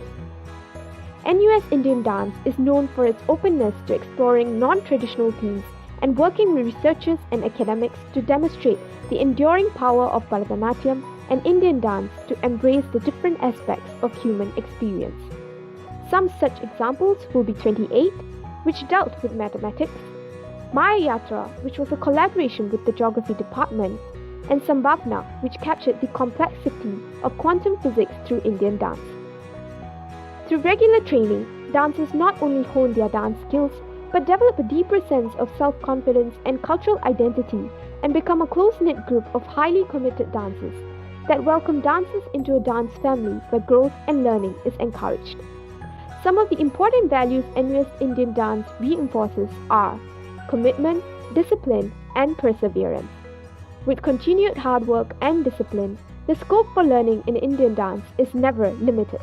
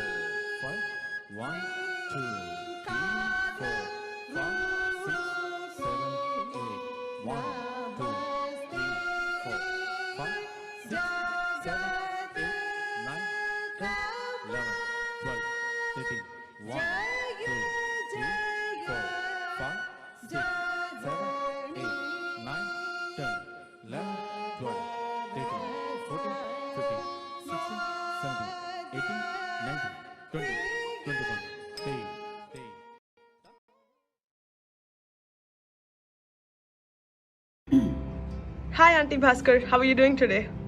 Hi Pranati, I'm doing good. Yes, so we have a few questions for you. Sure. The first one is, what does Bharatanatyam mean to you? It means that is my life. Oh, that's very short and sweet. Thank you. Let's go to the next question. What's your favorite thing about NUS Indian dance? The new generation, new energy, exciting productions like Vibrations, Pappadam, Nalanda, Maya, Fibonacci, and then Sambhavana, the Quantum.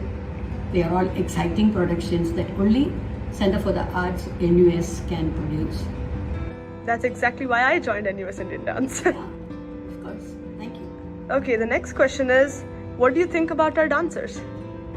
They're intelligent, young, and lot of energy, accepting, adapting, and adjusting. I'm very proud of them. Oh, thank you. Last question for the day. What can newcomers in one line expect from NUS Indian Dance? They can learn theory, padams, javalis, and they can be part of the productions, upcoming productions, digital productions. Okay, thank you so much for joining us today. Thank you, Pranati.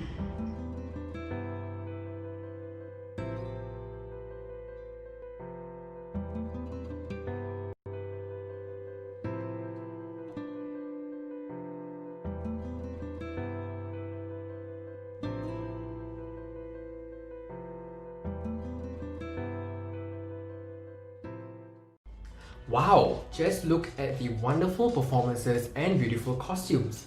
Exploring new and refreshing ideas and challenging themes, the NUS Indian Dance can provide you with truly rewarding experiences and a close-knit family. Interested to find out more? Head on over to their live chat sessions on Zoom, happening tomorrow and the 14th of August at 8 PM. Check out their Instagram page at NUS Indian Dance to keep up to date with NUS Indian Dance events and activities. Now, if you've just joined us, feel free to chat with us on NUS Team Up. If you have any questions, you can click on the link in the description box and log in using your NUS account. If you'd like to find out more about the groups that we have introduced, check out the CFA website at cfa.nus.edu.sg to find out more. Now, unlike most of the CFA groups which perform on stage, our next group are the backstage superheroes that all of us performing groups rely on. The ExxonMobil Campus Concert Crew, also lovingly known as the EMCC Crew.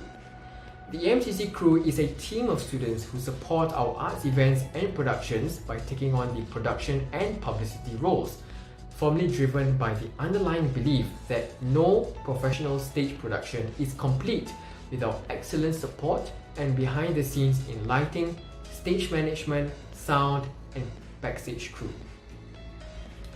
Much of today's program for e-SLF was put together by members of the EMCC crew who have worked tirelessly to film, edit, and produce segments such as CFA TV, Make Room for Memories tour of CFA spaces, as well as Paper Hearts, which you'll be viewing later on this evening.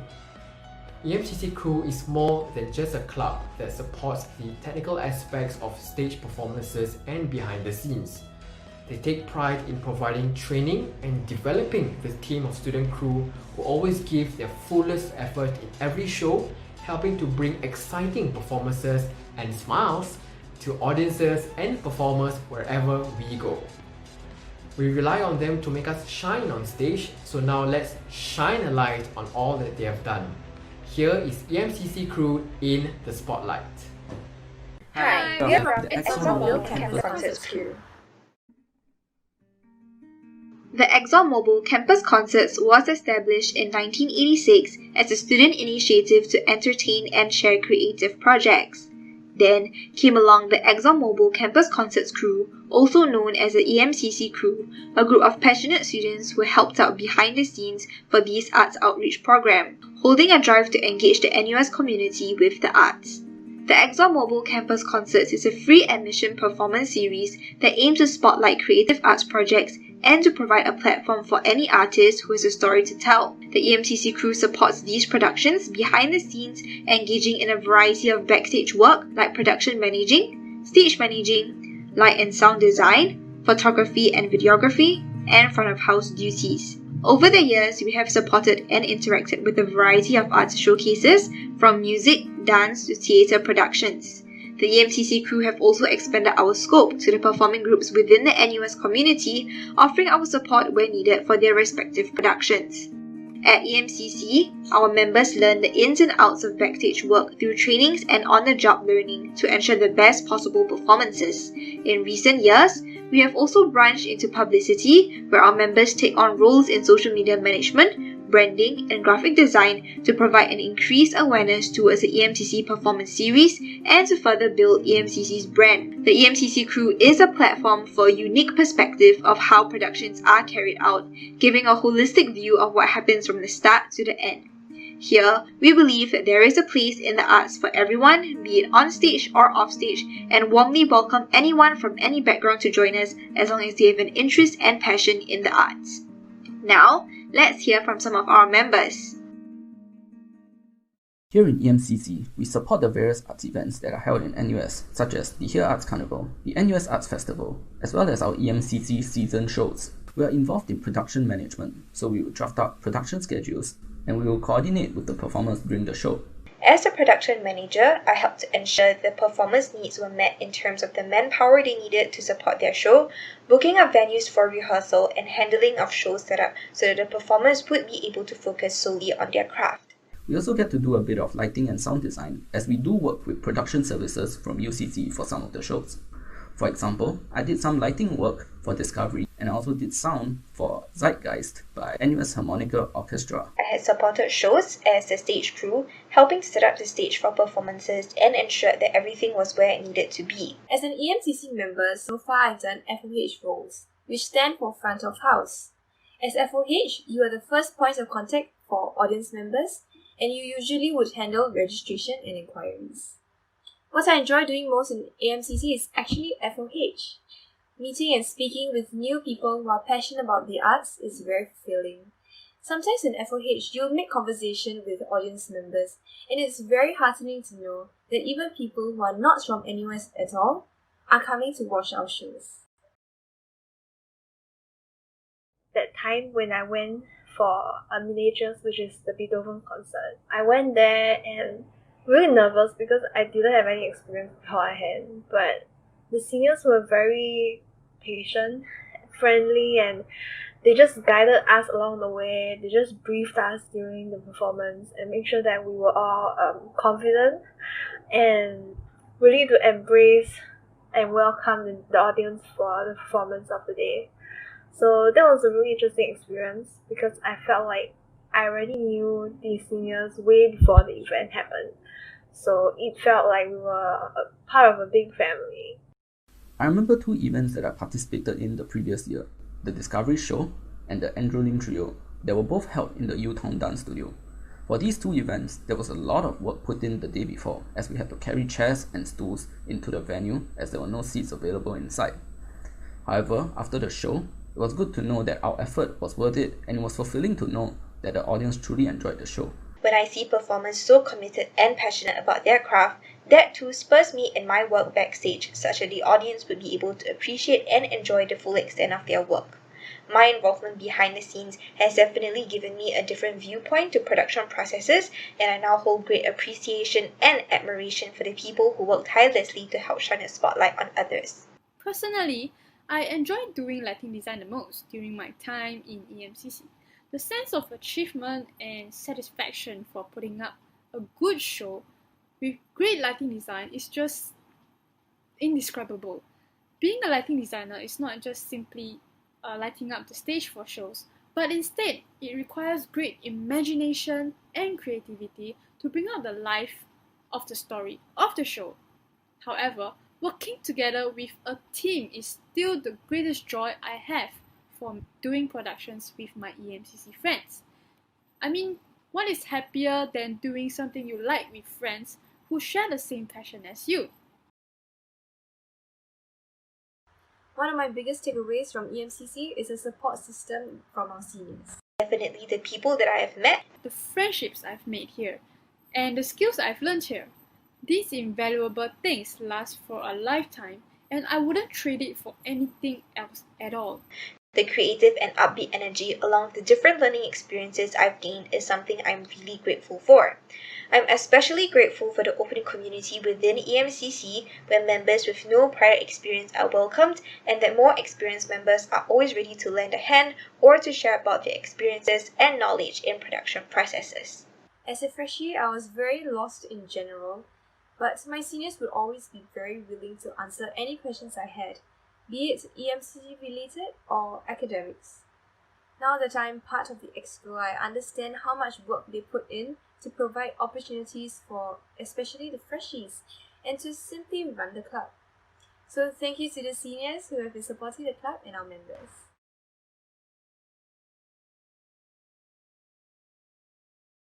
I would say that EMCC is a place where you can always learn. Passion. It's a place of opportunity. Opportunities. One word that describes what EMCC means to me is opportunities. Today you could work as front of house to welcome the guests who are coming for the performance. Tomorrow you could be trying out lighting or sound designing, and these are skills that could probably lead you in the direction of your passion. EMCC has given me opportunities to know seniors who are more than willing to share their experiences, opportunities to make new friends in NUS, opportunities to work on different productions and experience different crowds, and opportunities to learn from seniors and professionals and grow together as a community.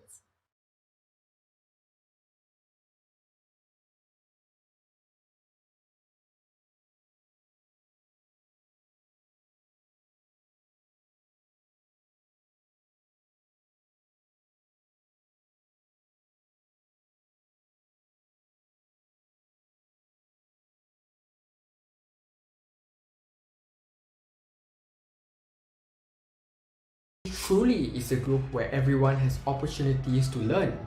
As a performing musician myself, I understand the immense value that backstage and admin support really add to productions. As an EMCC member, you can look forward to learning the ins and outs of backstage work and engaging in a variety of roles, from stage managing to sound and lighting and artist liaison. Sign up for their welcome tea on NUS Sync on the 24th of August from 7 p.m. to 8:30 p.m. or join their live chat sessions tomorrow and on the 14th of August at 11 a.m., 3 p.m., 6 p.m. and 8 p.m. to find out more. And that is a wrap for this segment of CFA TV. I hope all of you enjoyed learning more about these CFA groups as much as I did. Thank you for joining me in the past hour. If any of the groups have caught your attention, you can check out our calendar on the CFA website at cfa.nus.edu.sg to see each group's specific schedules and join their live chats, watch parties, welcome teas, and many more activities that they are organizing. Do you have any more questions for us? You can in fact stay on to find out more about the other CFA groups or join us this evening from 7 p.m. to 10 p.m. where all the Center for the Arts and Cultural Activities Club groups will come together for a live panel chat. You'll also be able to meet and interact with all of the NUS arts groups in one single place. It'll be happening over Zoom and we'll also be broadcasting it live on YouTube. Also, as part of this special student live fair, we'll be choosing lucky winners to receive our CFA tote bags. All you have to do is to sign up as Friends of CFA on the CFA website by the 14th of August to stand a chance to win. Friends of CFA is a complimentary membership program where members will be the first to know more about CFA performances and programs, receive priority booking and discounts for selected events, and many more. Stay tuned for more in the next segment of CFA TV with Isha, where we will also be introduced to the NUS Guitar Ensemble, NUS Harmonica, NUS Stage, and NUS Dance Ensemble. Once again, this is Amir from the NUS Choir signing off. Thank you again for stopping by. Bye!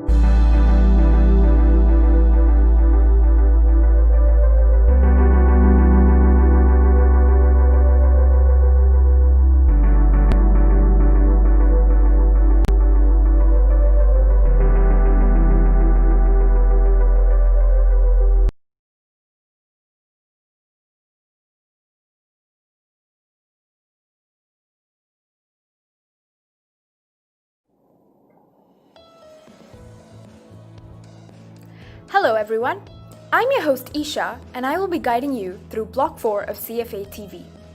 Some of you may be wondering what Center for the Arts CFA is. CFA is a unique arts center within NUS comprising the NUS Museum and NUS Baba House, the University Cultural Center, but most of all, it is also the parent organization that oversees 21 student arts excellence groups in music, dance, theater, film, and production. To help you gain insights into how the CFA groups are, we'll be sharing stories from the group members and tutors and catch a glimpse of how the group's regular trainings, rehearsals, and performances are like. During the show, if you have any questions for us, feel free to chat with us on TeamUp. You can click on the link in the description and log in using your NUS account. Members from the respective CFA groups are on standby to answer any of your questions. Be sure to also check out the group's information at our website cfa.nus.edu.sg. Today, I'll be introducing you to 4 of these groups: NUS Guitar Ensemble, NUS Harmonica, NUS Stage, and NUS Dance Ensemble.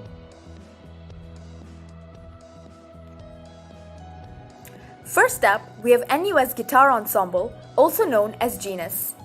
Founded in 1981, NUS Guitar Ensemble is the region's first Neighbourly guitar ensemble. What's the difference between a Neighbourly guitar ensemble and a normal classical guitar ensemble? Well, the Neighbourly guitar ensemble is made up of an ensemble of guitars of different sizes, which allows for an assorted sound range. This enables Genus to perform a diverse repertoire ranging from classics to contemporary works. Genus has also embarked on tours around the globe to places like Japan and Germany. I can't wait to see Genus in action. Let's go!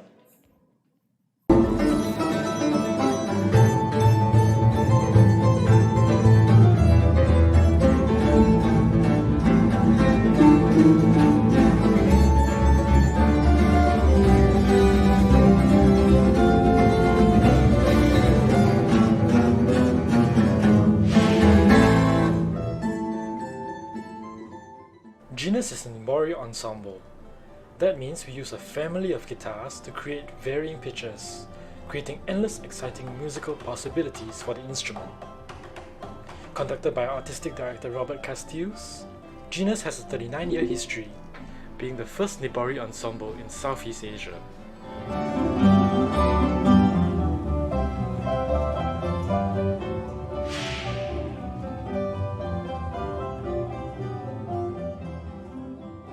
As mentioned, we have an entire family of guitars. We have the soprano, altos, primes, which are the normal sized guitars you might be used to, bass and contrabass guitars, guitarons, and other special instruments. That's not all, as you can see here.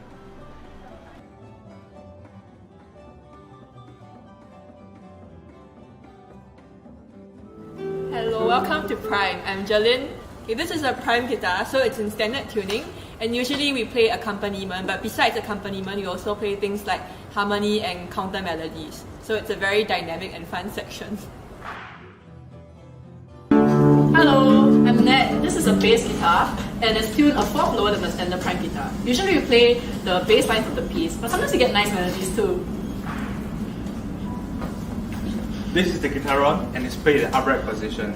It has no frets and super thick strings, and it sounds like this.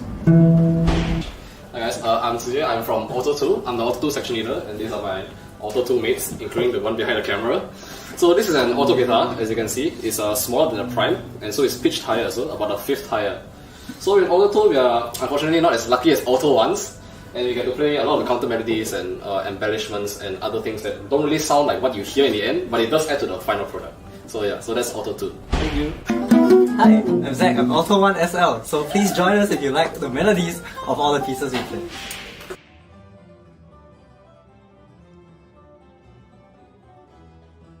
Genus plays a variety of pieces, from classical music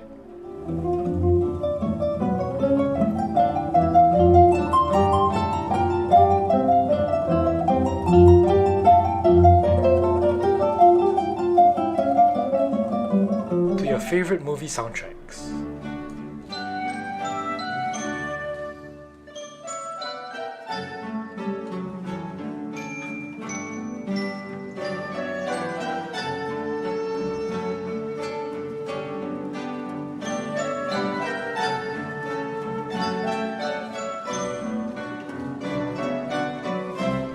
do our best to keep our music lively and engaging.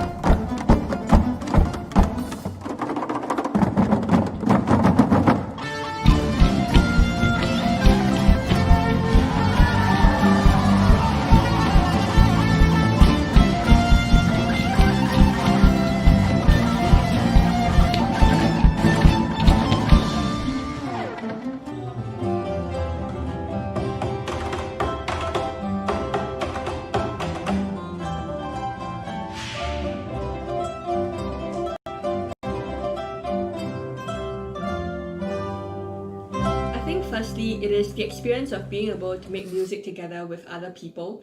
There's this kind of common perception that the guitar is more of a solo instrument, and that's actually what I used to think as well. But after being in a guitar ensemble for a while, I realized that playing together with other people is a lot more fulfilling and enriching. And at the same time, there's this kind of unique synergy that you get only from playing in an ensemble.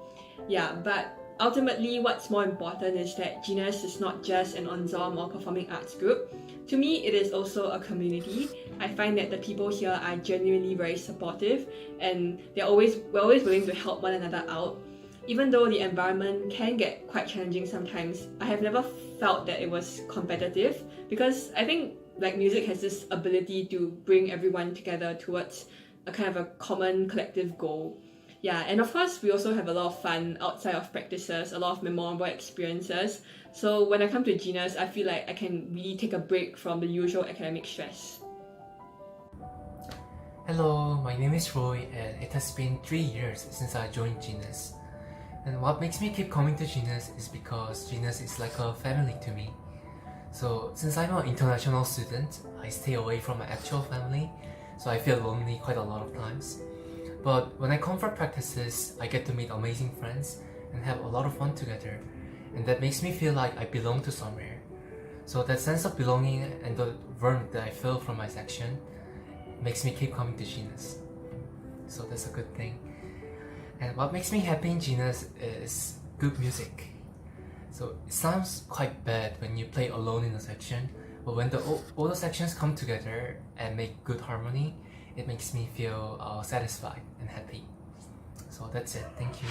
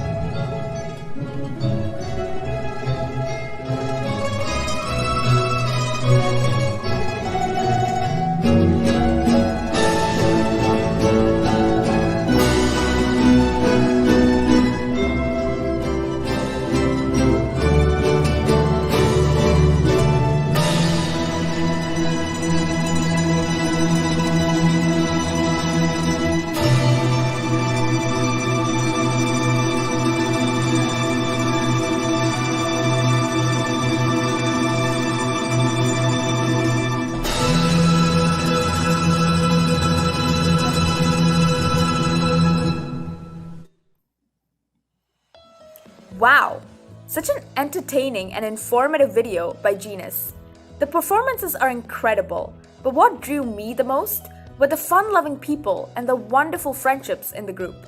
You can also attend Genus's live chats tomorrow and on the 14th at 11 a.m., 3 p.m., and 8 p.m. to speak to them over Zoom and find out more about Genus's culture.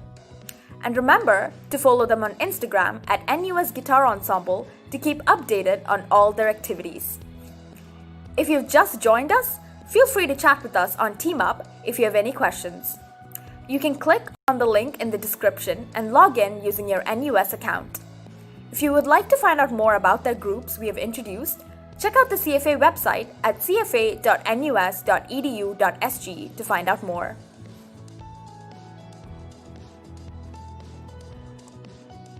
Our next group would definitely warm your heart with their dedication along with their unique and versatile music art form.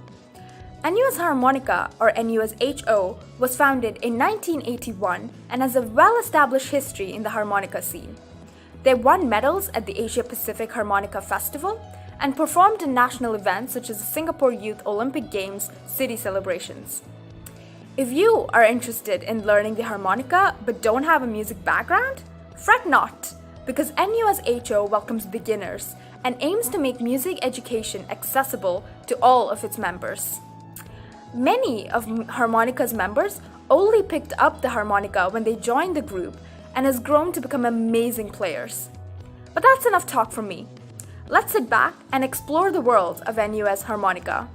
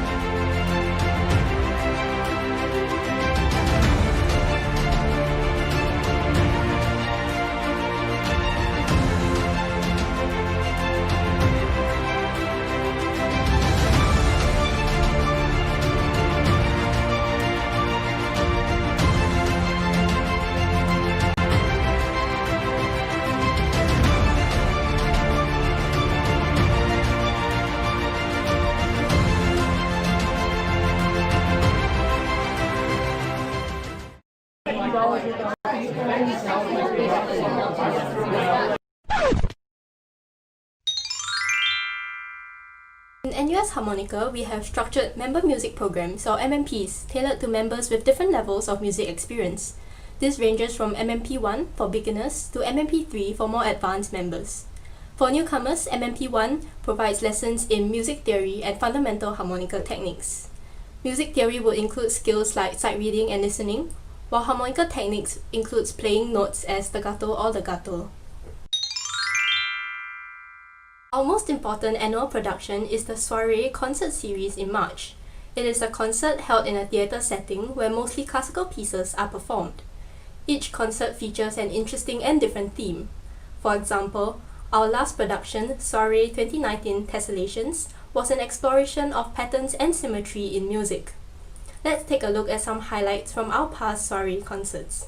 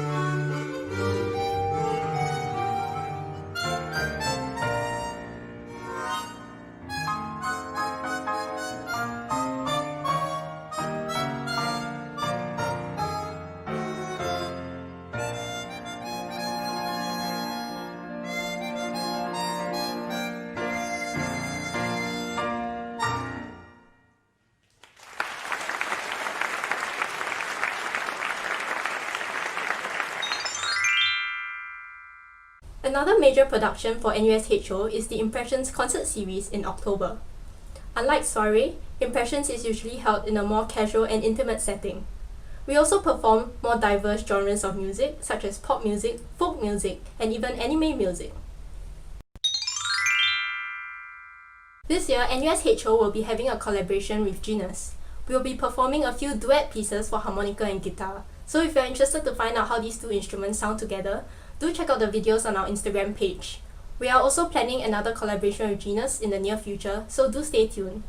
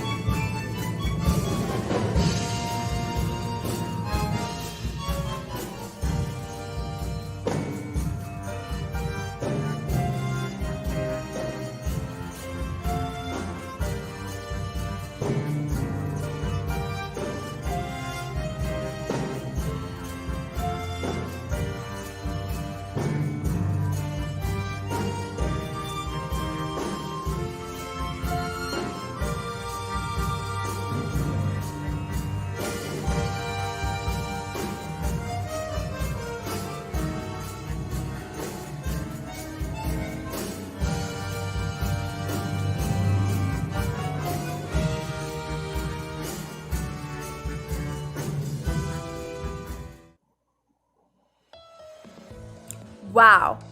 Although the harmonica is small, it is truly very versatile.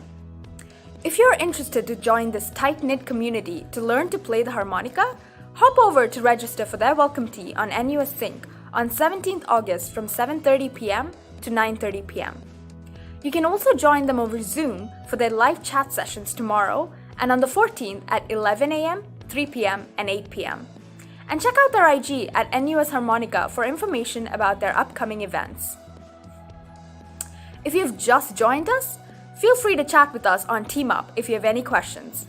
You can click on the link in the description and log in using your NUS account. If you would like to find out more about the groups we have introduced, check out the CFA website at cfa.nus.edu.sg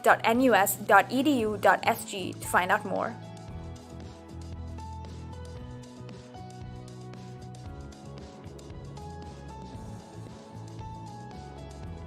I'm really excited to present the next group. In my opinion, they truly are the best group. But I may be slightly biased since I am a part of it. Of course, I'm talking about NUS Stage. NUS Stage is a theatre group dedicated to the nurturing of talents on and off stage. We welcome all who aspire to tell the stories of our generation and those interested in exploring social issues through thought-provoking tales of human drama. NUS Stage is dedicated to cultivating all sorts of production talent, regardless of whether your interest lies in acting, directing, playwriting, or production management. Under the mentorship of our tutor, Sean Tobin, we actively practice these skills in collaborative productions with opportunities to learn from veteran actors. Let's hear from NUS Stage Club members about why you should join NUS Stage.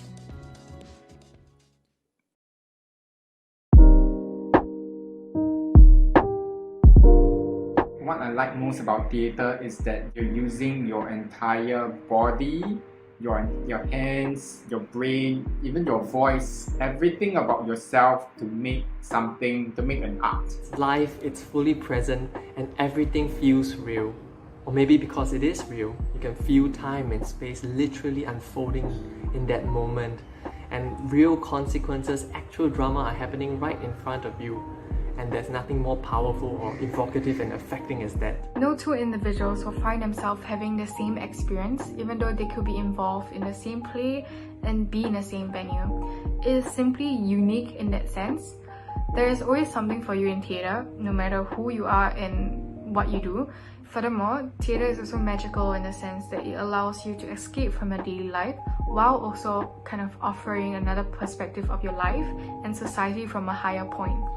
And all of these are done in a 2-hour performance. It's a great platform to express oneself, to communicate our ideas, stories, narratives, things about social issues, messages through a very diverse, multifaceted, multi-perspective, multi-interdisciplinary platform and practice, whilst discovering the spaces in between. So environment and us, you and I, me and my other performer. What I love about NUS Stage is that it provides quality education, training and experiences for university students such as myself and potentially you. In the process of creating works and performances, it will definitely be mentally and physically toiling, and in such times, having a supportive network is very important, and I feel like Stage managed to provide that for me. They are always very ready to come and check on you, whether you're okay, you're doing okay, and I also love that everyone is so open to giving and receiving feedback. It's a very open platform and open space, which is very non-judgmental, and basically you can just explore and experiment however you want, physically, ideationally. And so one of my most memorable sessions in Stage is when we had to do this screenshot thing where we close and open our eyes, and in front of us the frames would change, and this frame would be like 10 seconds of stillness or minimal action, and that just was beautiful because it just opened up a whole imaginarium inside my head with just very simple actions on stage. And that's just the power of just doing something performatively. I think my most memorable training session was when we were instructed to kind of create pieces that were inspired by the site or the place, the room that we were in. So when the groups were dispersed, we were allowed to move around the building, and my group chose to perform our piece right outside along the corridor right outside our training room. And in the process of discussing what to do and trying out movements and like idea bouncing, I really found comfort in how passionate Stage members were in theatre. I think especially later on that session, when we walked around to watch the other group's performances and they watched ours, we had like a mini feedback session where we kind of said what we liked about their piece and what we had questions. So it was actually a very positive kind of exchange and environment, and I really loved that everyone was so willing to learn, and we were so encouraging to each other, and it was just a very exciting moment to be in. The most memorable training sessions that I can remember are those where I forget my lines. You know, you think you have it, you have spent so long memorizing the lines, and then suddenly when it comes to it, you go blank. And then you hear people going, just come up with it on the spot, go, go, go. And then you try and attempt to come up with the lines, and you go, and nothing comes out. And what do? Right? But that's the thing, in NUS Stage, there's really a safe space to try, and everyone's just laughing, not at you, but with you. And it happens to everyone. So, of course, I remember the embarrassing moments, but those are also the most memorable moments, and I wouldn't trade that for anything. And I feel like such environment definitely helped me grow as an actor, as a member of the stage, and as a member of the theatre industry. What I like most about being in a production is the element where you and your peers are working together to make the piece happen on stage. So the journey there is a very, very wonderful feeling. It's a very good feeling, and when you finally see it there, it's like, that's what I like most. When you're a performer, like sometimes you just go through the motions, and sometimes things are very abstract and you have to imagine how something would flow. And so when you actually see everything come together materially through audio, movement, through everybody's collaboration, suddenly everything makes sense, and it's just like a moment, and I think that's really beautiful and meaningful. My favorite part of putting up a production is the moment right before the cast actually goes on stage. So there's this excitement and nervousness in the air, and no matter whether you're cast or your crew, your heart is pumping really fast and your hands are sweaty and everyone is just so nervous and serious. But even then, you know, you can see the cast and crew kind of comforting each other, encouraging each other in their small ways, like be it a nod or like a hand squeeze or a thumbs up. The relationships that form during those productions, the whispers backstage, dancing and screaming and singing and doing monkey business in the dressing room, inside jokes amongst the cast members, the crew. Just being in that moment makes me feel so alive and reassured that I have such a supportive team with me, and it's just so exhilarating in that moment. Yeah, I'm quite nostalgic for that.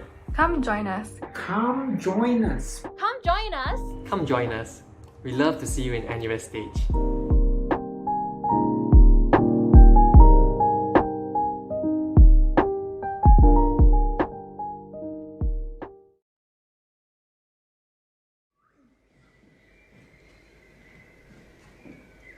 Where the neighborhood wives, after a morning at the wet market, sit facing the breeze to trade snatches of gossip. About leery shopkeepers, the local louds, like that fella who's always drilling his walls, gives me migraine. And that mad woman always throws things from her window. With careful put-downs, they fashion boasts about stubborn sons, lazy daughters, who by some miracle or mistake always score well in class.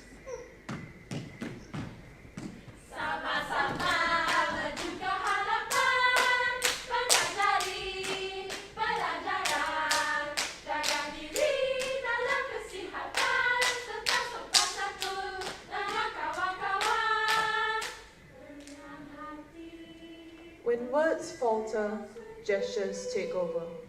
Pursed lips, rolling eyes, animated hands adorned by bangles of gold, jade, steel, string.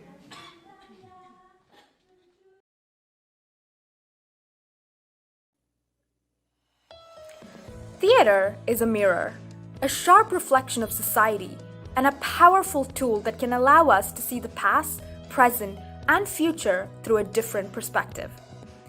You can also speak to us at our live chat sessions on Zoom, happening tomorrow and on the 14th at 11 a.m., 3 p.m., and 8 p.m. to learn more about who we are and what we do. And don't forget to follow NUS Stage at our IG at NUS Stage to keep updated on our events and future productions.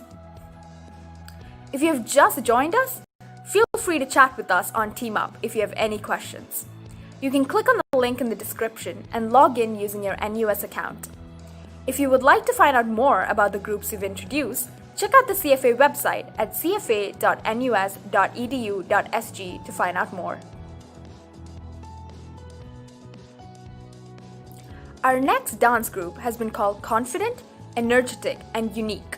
And in watching their video, you will know what I mean. Presenting NUS Dance Ensemble.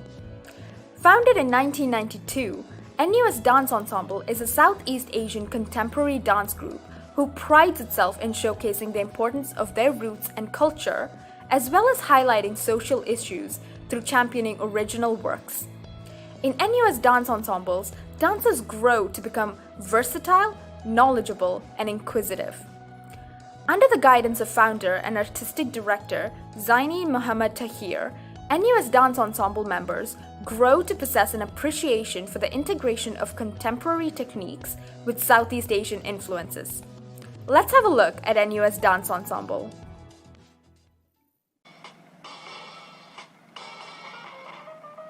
NUS Dance Ensemble was established in 1992 under the leadership of Zaini Muhammad Tahir. We are a Southeast Asian contemporary dance group bridging between contemporary and traditional dance styles such as Malay, Indian, and Chinese dance forms. NUS Dance Ensemble prides itself in showcasing the importance of our roots and culture, as well as highlighting societal issues through championing original works. DE hopes to develop well-rounded and knowledgeable dancers with an inquisitive mindset, fostering appreciation for the integration of contemporary techniques with Southeast Asian influences. Zaini, our resident choreographer and artistic director, was initially trained in contemporary jazz and later went on to explore other Southeast Asian dance styles, ultimately developing a platform for Southeast Asian contemporary dance style to be honed in Singapore.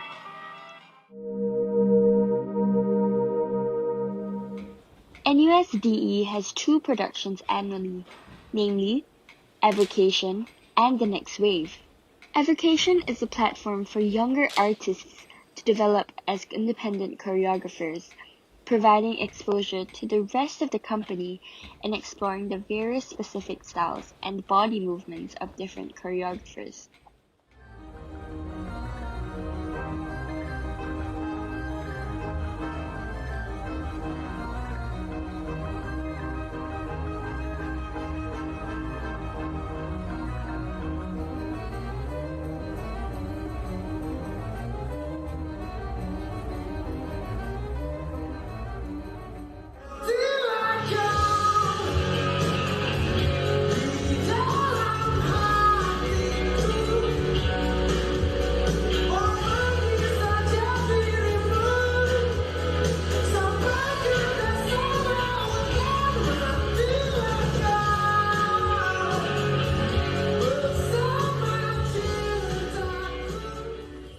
The Next Wave is NUS Dance Ensemble's annual production, a long-running series that has spanned over 20 years. Under the artistic direction of NUS Dance Ensemble's resident choreographer, Zaini Muhammad Tahir, The Next Wave aims to showcase thought-provoking and unconventional full-length pieces.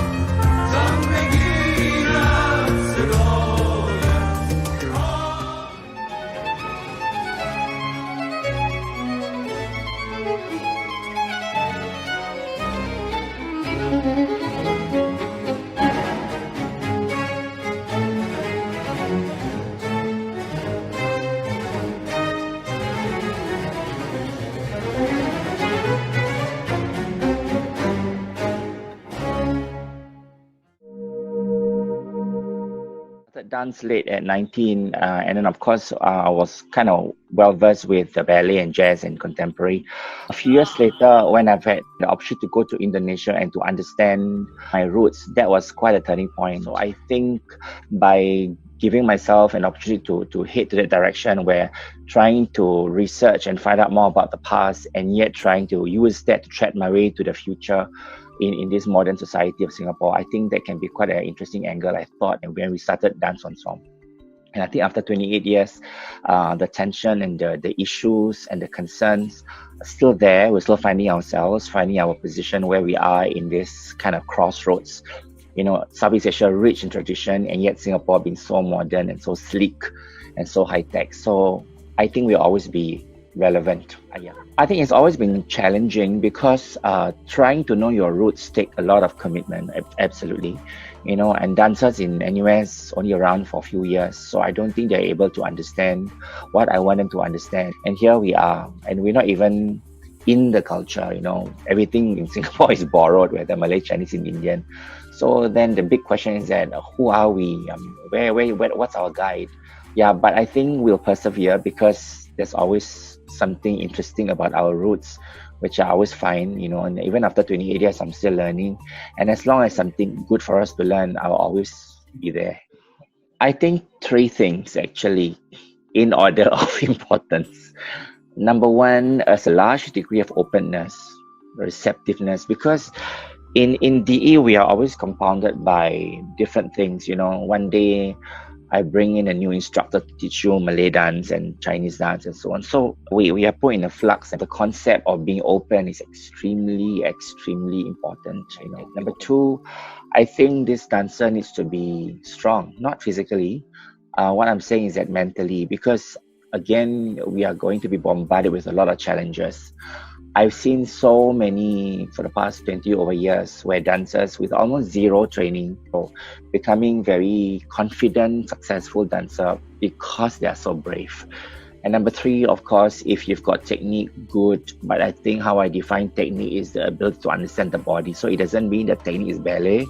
Technique could also mean traditional Malay, as long as you understand using the genre that you studied in, be it jazz or contemporary, and understand how you move your body to it.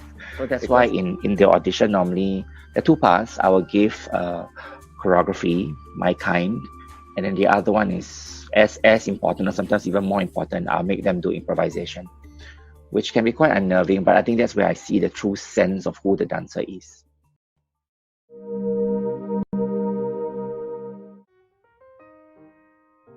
For me, DE is like a home. It's like a place of comfort that I can return to.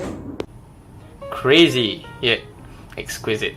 Safe space for me to grow and develop as a dancer. The place where I've grown with my fellow dancers, not just through sharing positive experiences, but through sharing experiences of pain and hard work as well.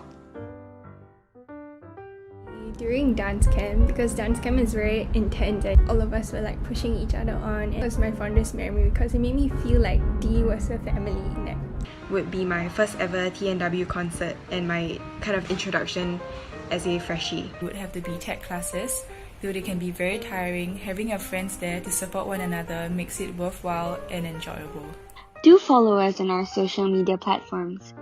Also, keep a lookout for our upcoming events, such as open classes and auditions through our Instagram and Facebook.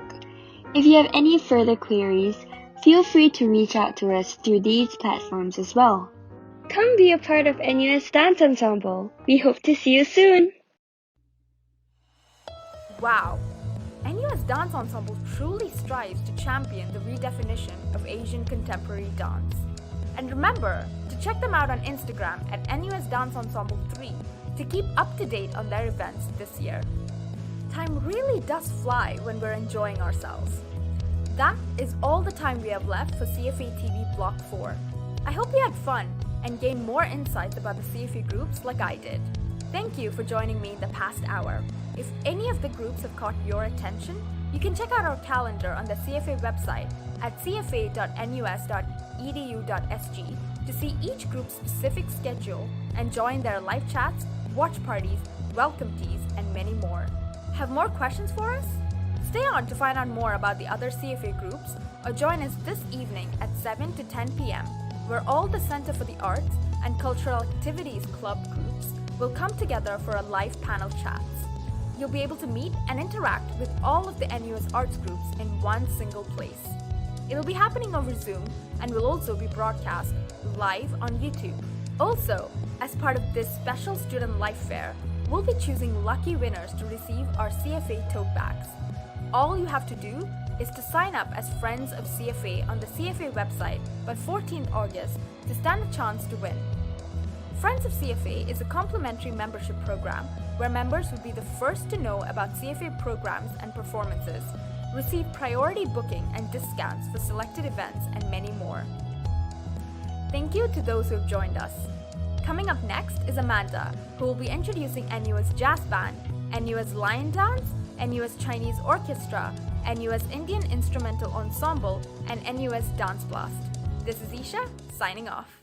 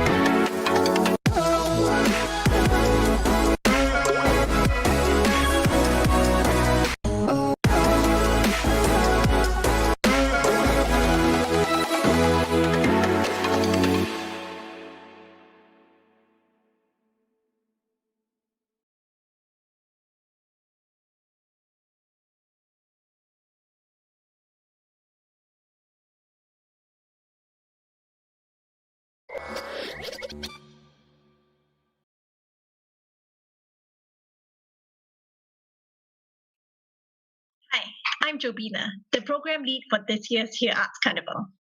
Well, as you've guessed, I'm not actually at UTown, and this was last year's footage of the Here Arts Carnival, where we had a host of performances across stages in one night. This year, for obvious reasons, well, we're making the carnival online and bringing it right in front of the screen with the theme In the Space Between. To illustrate the meaning of this, let me first remove the virtual background so that you'll see the space I'm actually in. Ta-da! Yes, this has been my working space over the past few months, and it's my daughter's room.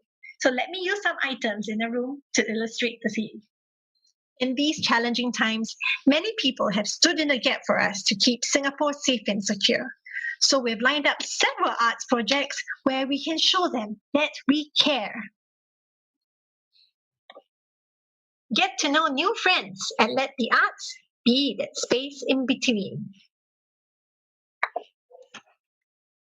Remember to always make time to smile. Even though distance may separate us, we can still connect together in that space between. So make a date for the Here Arts Carnival from the 19th to 21st of August. See you there!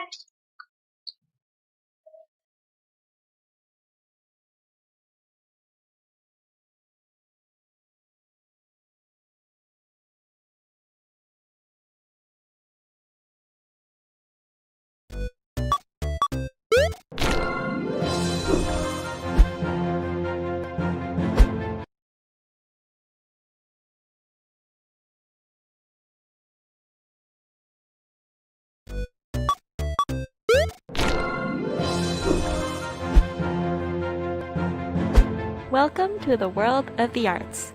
The virtual opening show of the Here Arts Carnival is a proof of artistic resilience and unity in achieving common goals together.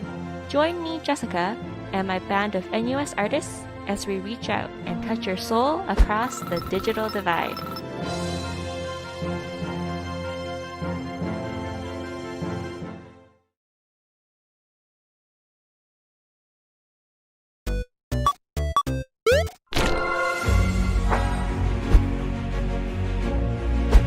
Great choice, Challenger.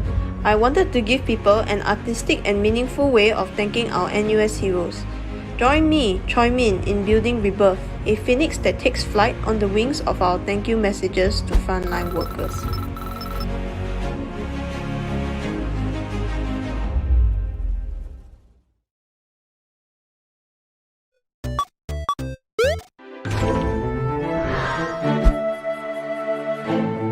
Welcome to the world of dreamers. The arts are a bond that unites students at NUS, whether as performers or artists. How do the CFA groups share their dreams through the arts? Join me, Bevlin, as I get to know the student artists of CFA as they work together to build their club sandwich.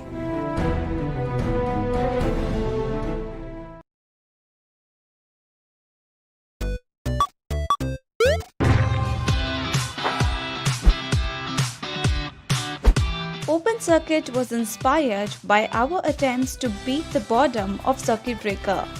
Join me, Rutuja, and capture your Circuit Breaker experiences to teach others how to survive isolation and social distancing.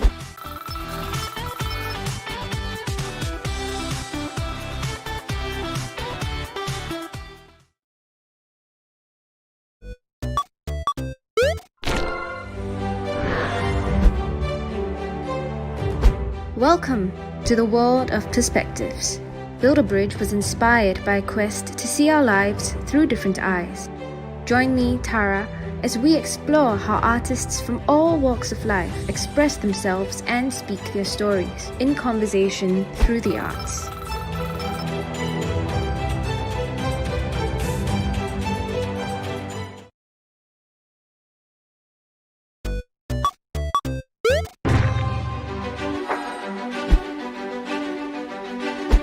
I thought of Blackout for Humanity as an artistic embodiment of solidarity and unity through words, despite the space between.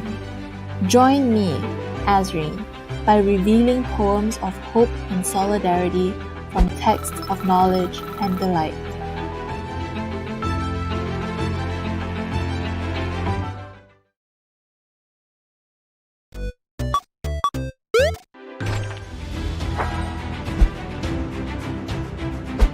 Welcome to the world of drama and intrigue. Screenshots is an attempt at redefining drama in a time when actors cannot occupy a common stage. Join me, Phoebe, as we recreate plays of the human condition on a stage of Zoom calls and digital streams.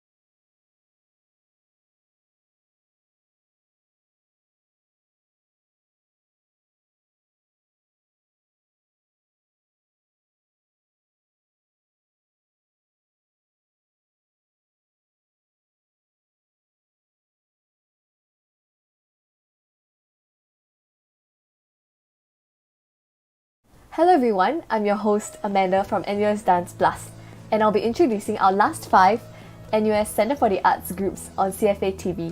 But before we go into that, let's talk a little bit about Centre for the Arts. Some of you may be wondering what Centre for the Arts CFA is.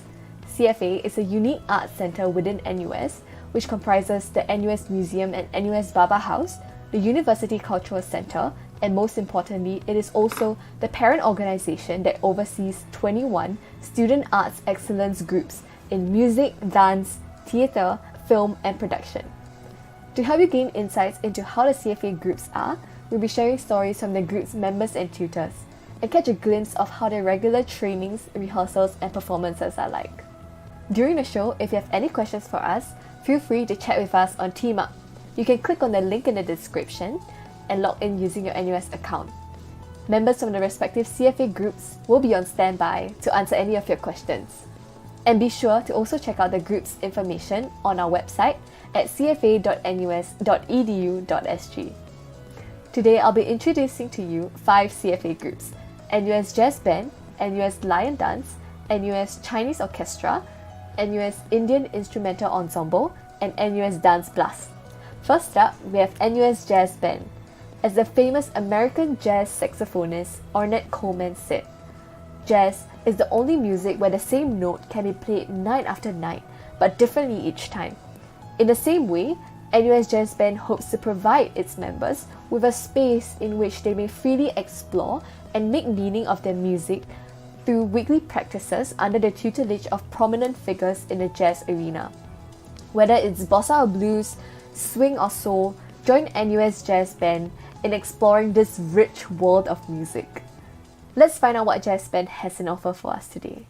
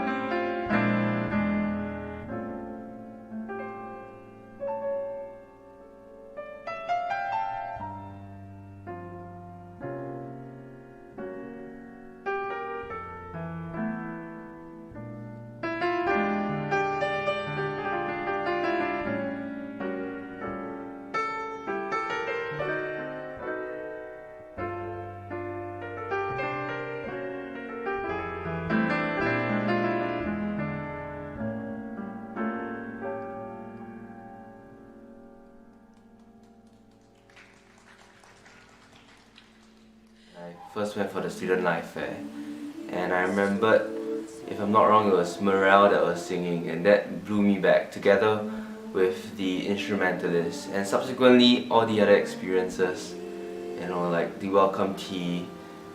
It further made me realize that I wanted to be in NUS Jazz Band. This is the specific musical group that I wanted to be in.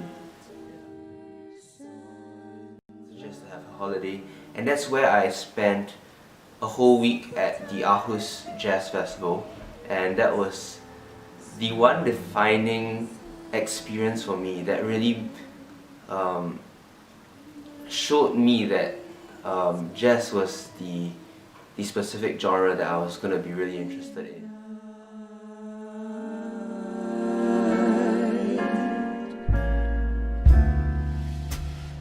Memories always start round midnight. Haven't got the heart to pull these memories when my heart is still with you, and old midnight knows it too. When I joined jazz band itself, I got even more into jazz. When you listen to jazz, it can be quite like a deep end. There are a lot of things, many kinds of jazz and all that. And part of the battle is trying to find the right niche in jazz that you think you really like. Darling, I need you, 'cause lately I find you're out of my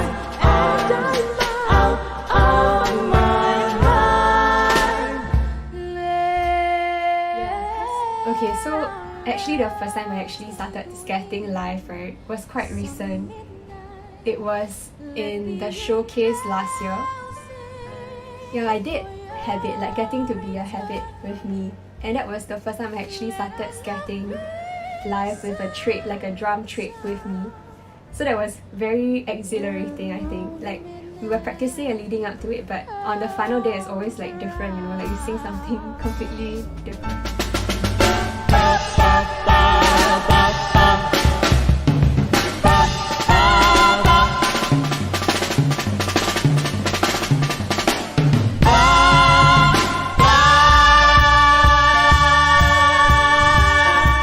For me personally, jazz is about grooving, jazz is about a feeling, jazz is about being involved in the music. Yeah, it's a lot of like looking to the past and like exploring stuff that has already been done before you can kind of earn your freedom in a sense. For me, jazz is a vocabulary or language of its own. So I think like in making music or producing any piece of art, there's always this like core desire to communicate a message, right? And jazz is just a different vocabulary.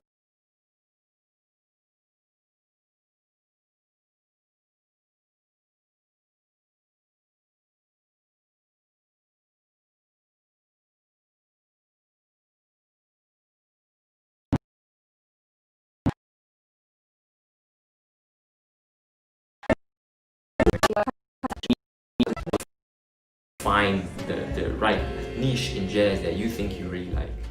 Darling, I need you, 'cause lately I find you're out of my mind, out of my mind. Okay, so actually the first time I actually started skating live, right, was quite recent. It was in the showcase last year. Yeah, I did have it, like getting to be a habit with me. And that was the first time I actually started skating live with a trick, like a drum trick with me. So that was very exhilarating, I think. Like, we were practicing and leading up to it, but on the final day it's always like different, you know, like you sing something completely different.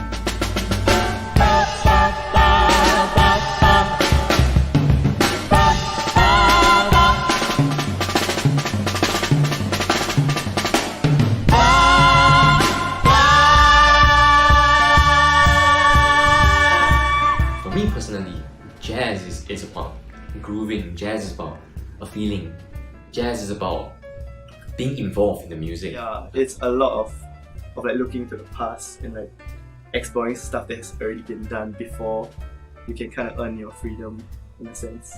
To me, jazz is a vocabulary or language of its own. So I think like in making music or producing any piece of art, there's always this like core desire to communicate a message, right? And jazz is just a different vocabulary and language to do that. Jazz is a whole spectrum, and so it's a journey, it's a lifestyle, it's an experience. You start from one place in jazz and you slowly move out, and it's a wonderful experience. It's a lifelong journey, I would say, and you never ever finish listening to jazz. So I think my fondest memory was definitely rehearsing and writing songs. Writing songs with Jay. And I think recently, not recently, but earlier this year in January, we played at the Esplanade Outdoor Theatre, and I had a very interesting chance to write a song with Jay and Ling Yun, who is one of the vocalists who sang with us. I mean, I really like playing prelude there. Like, oh yeah, dude, I don't know. Okay, but yeah. he was the solo and like the star of the show. Like the whole concert was called Prelude to a Kiss, and he played the solo for Prelude to a Kiss. From jazz band, you meet new people. You definitely meet people who are interested in music, who have a passion for it. So from those people you meet, you hang out with them outside. You play music with them outside of the jazz band, be jazz or not jazz. That's how I found my community.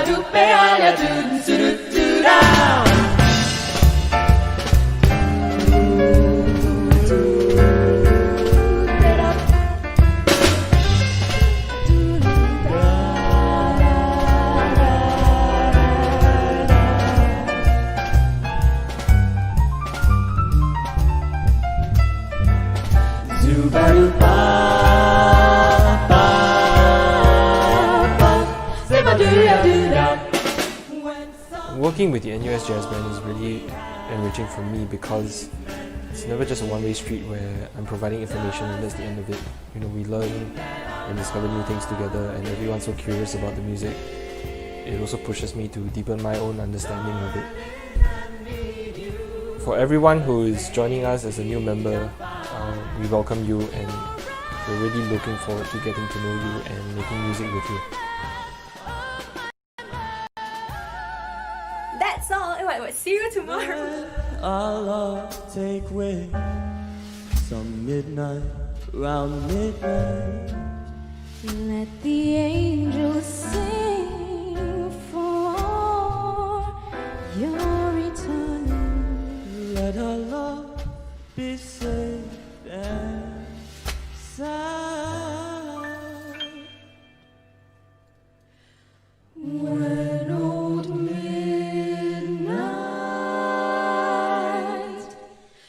comes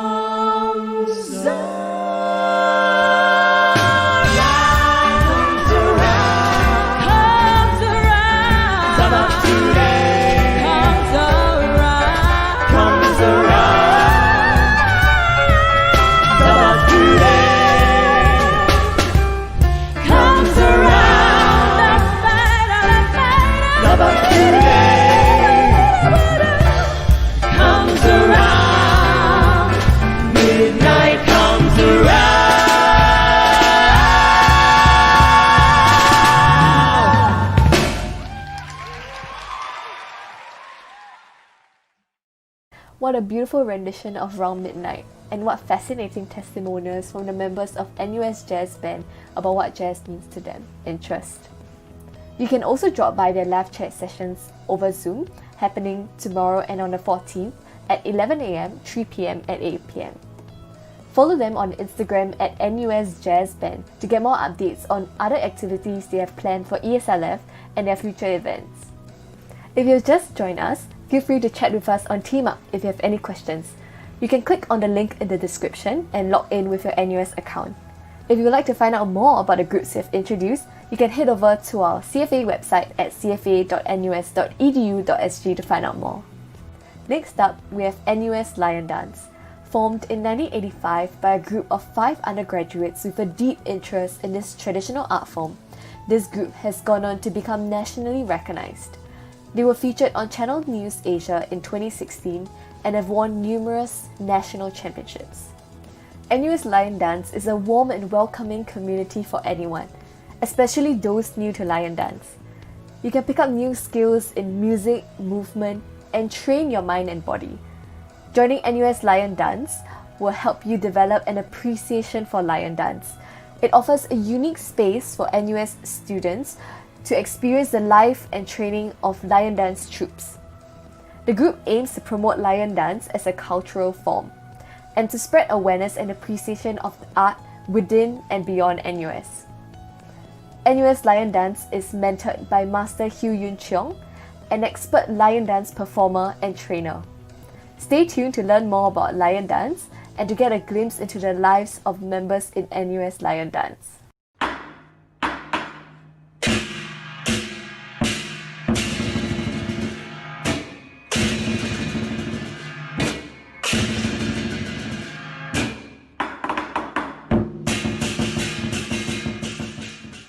Hi, I'm Sheson from NUS Lion Dance. So today I'll be here to tell you a bit more about our CCA and what we do.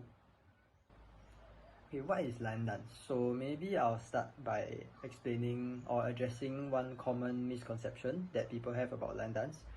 So most people think that it might be a bit dangerous because when they see competitions and stuff, you will see all the stunts and jumping from those very high pillars, we call it huazhuang. Yeah, so but that's not the only thing that we do, and it's actually not very dangerous at all. Okay, we also perform caicing, which is our traditional performance to usher in luck and prosperity.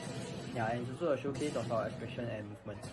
So lion dance is a traditional Chinese art form which we perform mainly during Chinese New Year or as auspicious openings for events, major events. Yeah, so lion dance comprises several major roles, including but not limited to the lion head, the lion tail, cymbals, gong, and the drum. Okay, we start off our training sessions by going through this instrumental sequence involving the cymbals, gong, and the drum.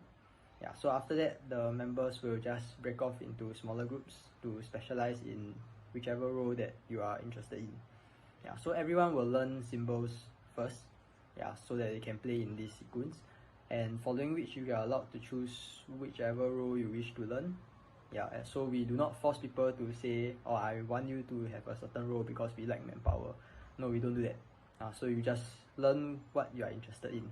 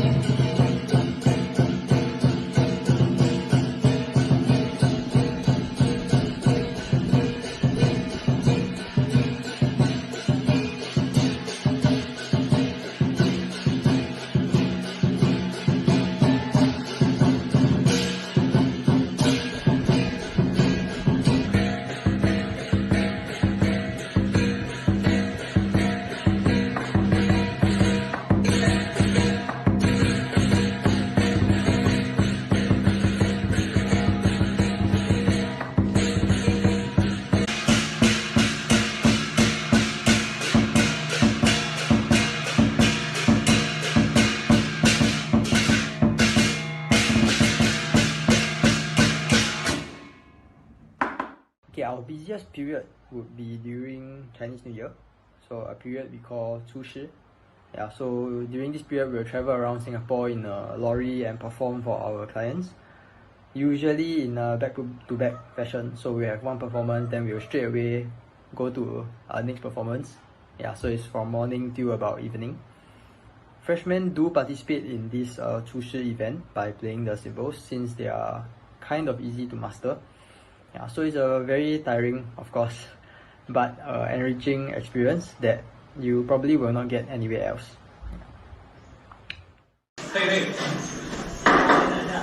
Hey.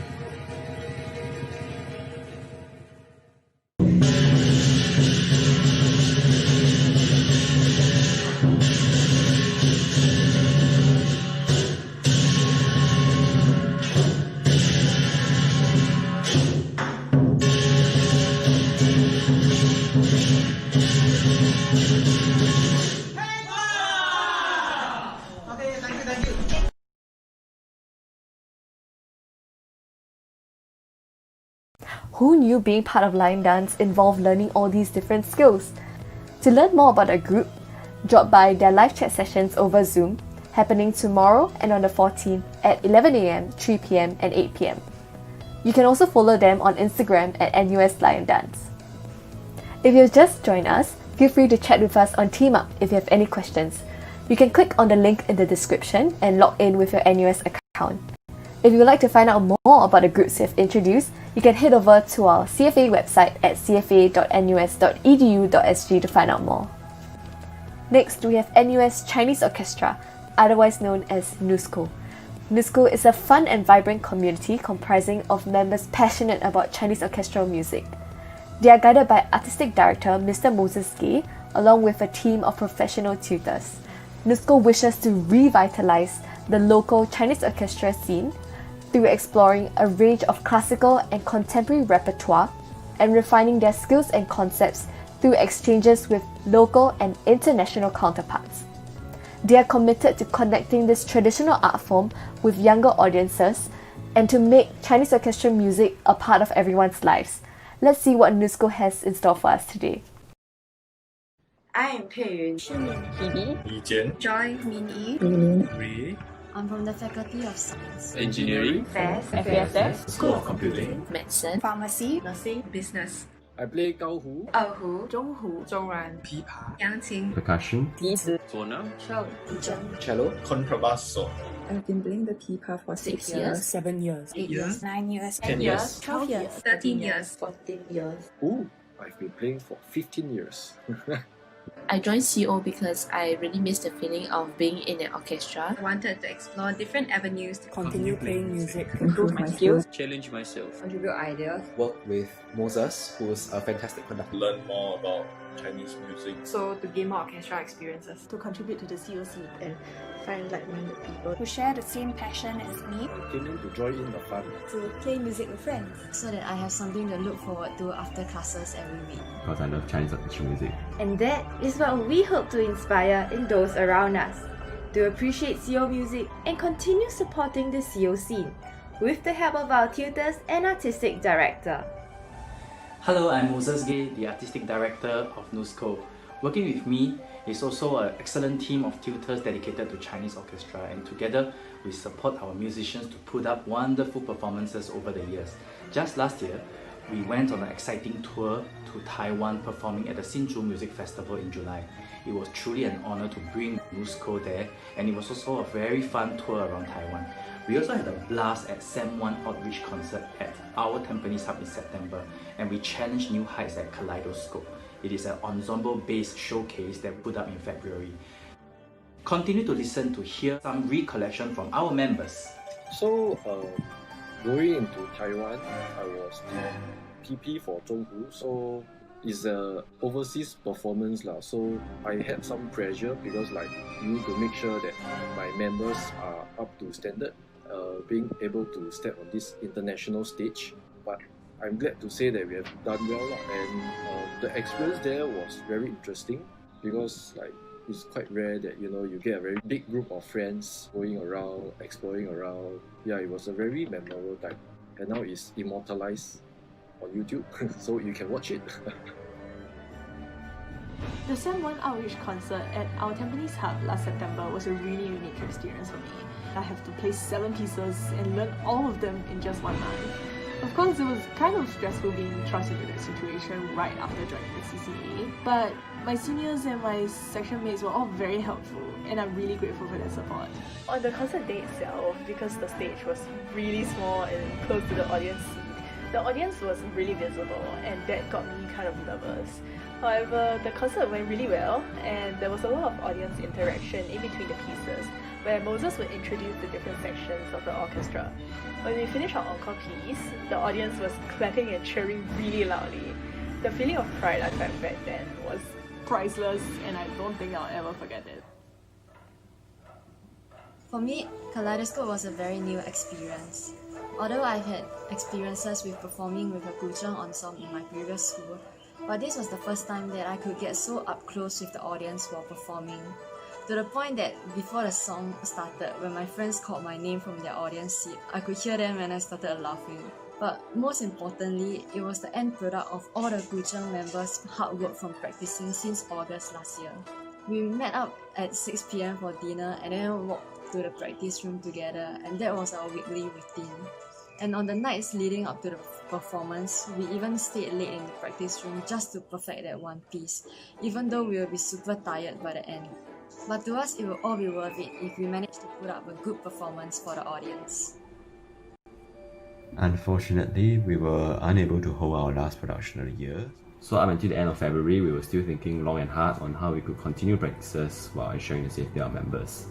But once NUS put in place their enhanced safety measures, it effectively meant that NUS Chinese Orchestra practices couldn't feasibly go on. This led to the suspension of our practices. Then after that, the next couple of weeks, we went through this anxious period, of course, of waiting and hoping to hear some positive news, hoping for some positive developments that will allow us to continue our practices. But of course, ultimately, we had to bite the bullet and make the decision to cancel this year's annual concert because there was just too much uncertainty as to practice schedules, as to safety measures, and really the safety of our members as well. So I think it was a really big blow to all of us, especially because we'd actually been rehearsing for the concert since October last year. That said, I think that the silver lining throughout this entire COVID-19 situation, especially with regards to NUSCO, is that, as they say, absence makes the heart grow fonder. So I think through it all, at the end of this, it's giving us the time and space to really come to appreciate how much Chinese orchestra music means in our lives, the friendships we have forged, the music that we play, in fact, and just the entire enterprise of making music and orchestra. I bet you are now wondering what activities can you expect for this year. The Exco are exploring new ways to engage our members to relieve our passion together. To name a few, we share stories behind CO pieces via our weekly NUSCO radio. We hope to enhance our members' musical knowledge through workshops conducted by our AD and by providing performing platforms like our Sounds of NUSCO series and Semester 1 showcase. Join me in today's Exco meeting to learn more about them. Hi guys! Hello. Okay, so for this year, we are going to focus more on developing our own members, and along the way, we should still continue our NUSCO radio. Remember to keep posting weekly, okay? Okay, so for our next event, right, we have our Sounds of NUSCO, where our members will send in their recording, which they have done at home, and then we will edit it to one piece.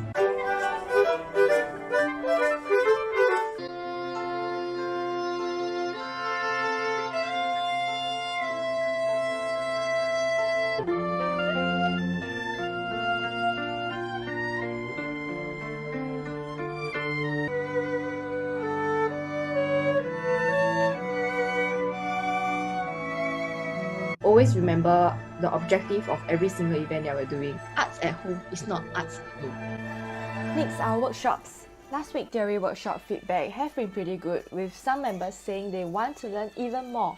So let's start brainstorming for more content and see how can we better conduct the session. When the semester starts, we can continue our workshop series online, alongside physical rehearsals and online sectionals in preparation for our Semester 1 showcase. And there's many more activities we have in line for you.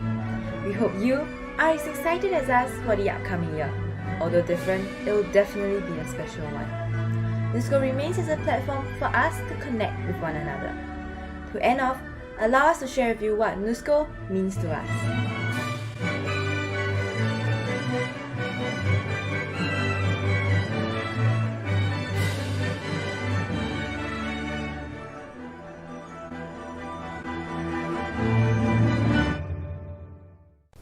What a great video showcasing what it means to be a part of the NUSCO community.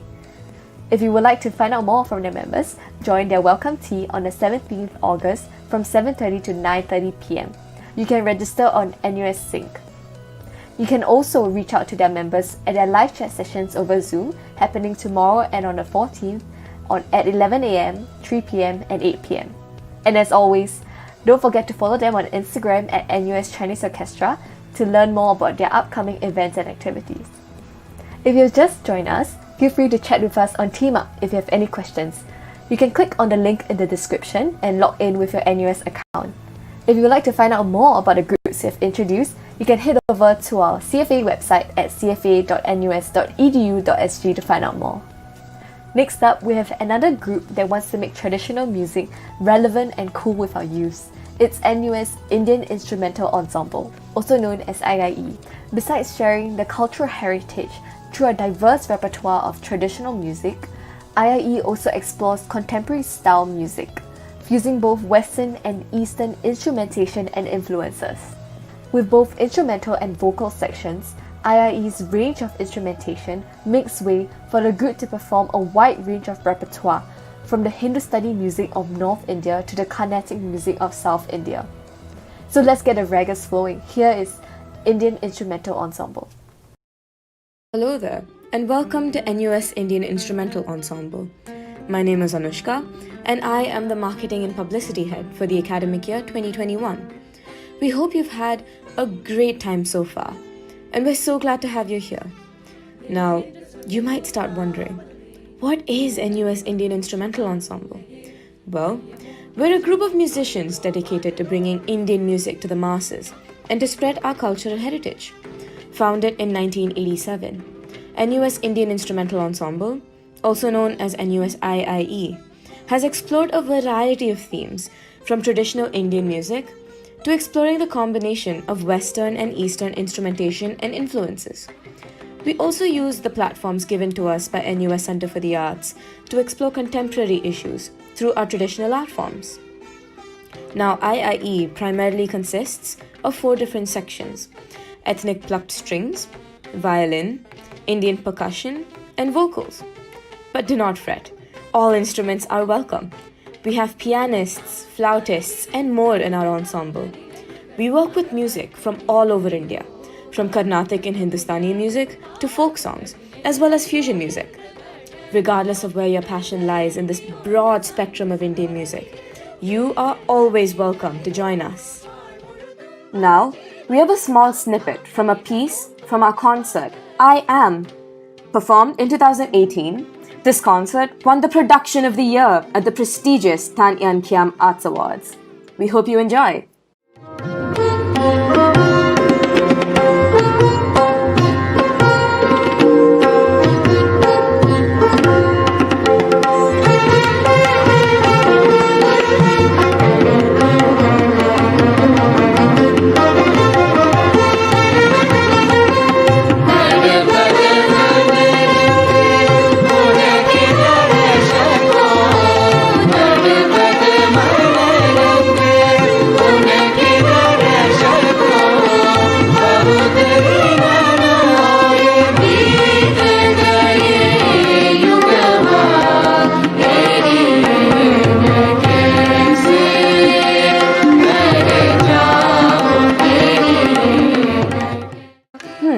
Okay, so now that you've heard what IIE is all about, and you've also seen what our concerts look like, I think it's time for you to see what it's like to be an actual member of IIE. Here are some of the videos of our IIE members talking about their experiences together.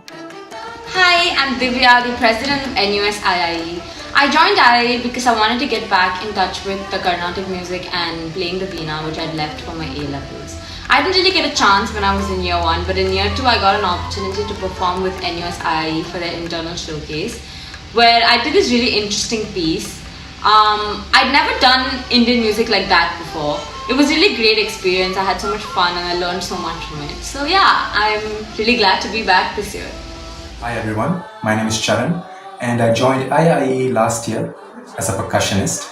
I've always enjoyed learning and exploring Carnatic music since young, so I wanted to make it part of my routine during my days at NUS.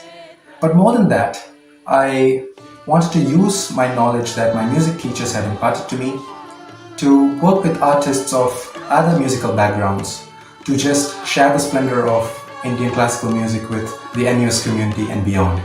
For example, IIE was involved in the opening showcase of the Here Arts Carnival this year, and the musical genre was totally out of our league. But in the end, we still managed to come together, brainstorm, and include bits and pieces of Indian music within the song. And that was something really memorable for me. My name is Ditya and I'm a vocalist with IIE. I joined IIE because I saw it as an opportunity to bond with instrumentalists and vocalists that were engaging with Indian classical music just like I was.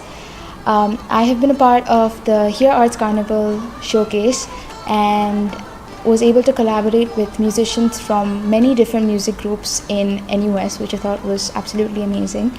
And I'm currently working on the Club Sandwich showcase, wherein I've been able to explore the nuances and the creative aspect of new ragas with some of my instrumentalist friends from IIE, so it's really just been a great experience so far. NUS IIE also had the opportunity to work with storyteller Kamini Ramachandran during the Here Arts Carnival 2019, and we collaborated to create a story through IIE's pieces and Kamini's repertoire of stories. Here is a small snippet of what she said about the process of working with IIE. So when I listened to the two pieces that the Indian Instrumental Ensemble were going to play, I have a lot of South Indian stories in my repertoire, and I was trying to pick and choose and narrow down which ones to tell, and it was rather difficult because I was getting very excited because you have the percussion, you have the string instruments, you have vocals, and so it really lent itself to a lot of the stories from the oral tradition.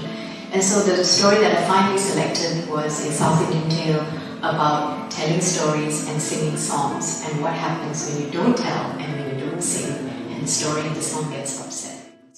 NUS IIE also initiated the online series Beating the Blues, where we created music from inside our homes during the circuit breaker period to try and lift the moods of everyone at home. Here is a small clip of one of our performances from the series. Bega, bega, bega, bega, abo, abo, bega, bega, bega, bega, abo, abo, abo, tumhare si jaat, abo, tumhare si jaat, jo ban mero saiya, bega, bega, bega, bega.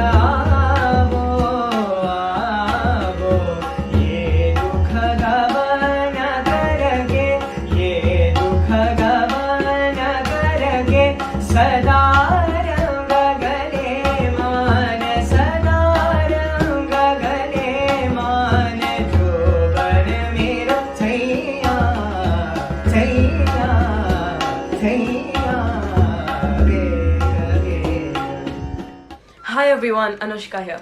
Thank you so much for joining us for this segment of CFA TV. We hope we've given you a little glimpse of what it's like to be in NUS IIE. We're quite the tight-knit community, and everyone's welcome. NUS IIE is a space for like-minded musicians to come together, to explore all forms of Indian music, and to create music together and have fun. So please do join NUS IIE and explore this wonderful world of Indian music and culture with us. Thank you so much for joining us, and we hope you have a great day. Thank you. Bye-bye.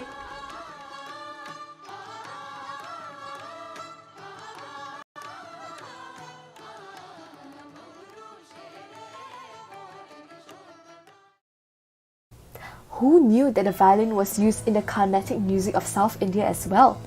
If you want to find out more about Indian Instrumental Ensemble, you can sign up for the Welcome Tea on NUS Sync happening on the 18th August from 8 to 9:15 p.m. You can also join one of their live sessions on Zoom happening tomorrow and on the 14th at 11 a.m., 3 p.m. and 8 p.m. And if you can't wait to hear more of IIE's music, you can tune in to their Beating the Blues series on Instagram at IIE NUS. And don't forget to follow them for more information. If you've just joined us, feel free to chat with us on Team Up if you have any questions. You can click on the link in the description and log in with your NUS account. If you would like to find out more about the groups we've introduced, you can head over to our CFA website at cfa.nus.edu.sg to find out more. And as they always say, save the best for the last. I'm super excited to introduce the CFA group that I belong to, NUS Dance Blast. As the largest street dance group in NUS, Dance Blast prides itself in empowering its members to grow as versatile and excellent dancers. Through many events, Blast provides opportunities for its members to discover themselves as performers, creators, and leaders, and to leave a positive, blasting impression on the dance community and society at large. Let's see what they have for us today.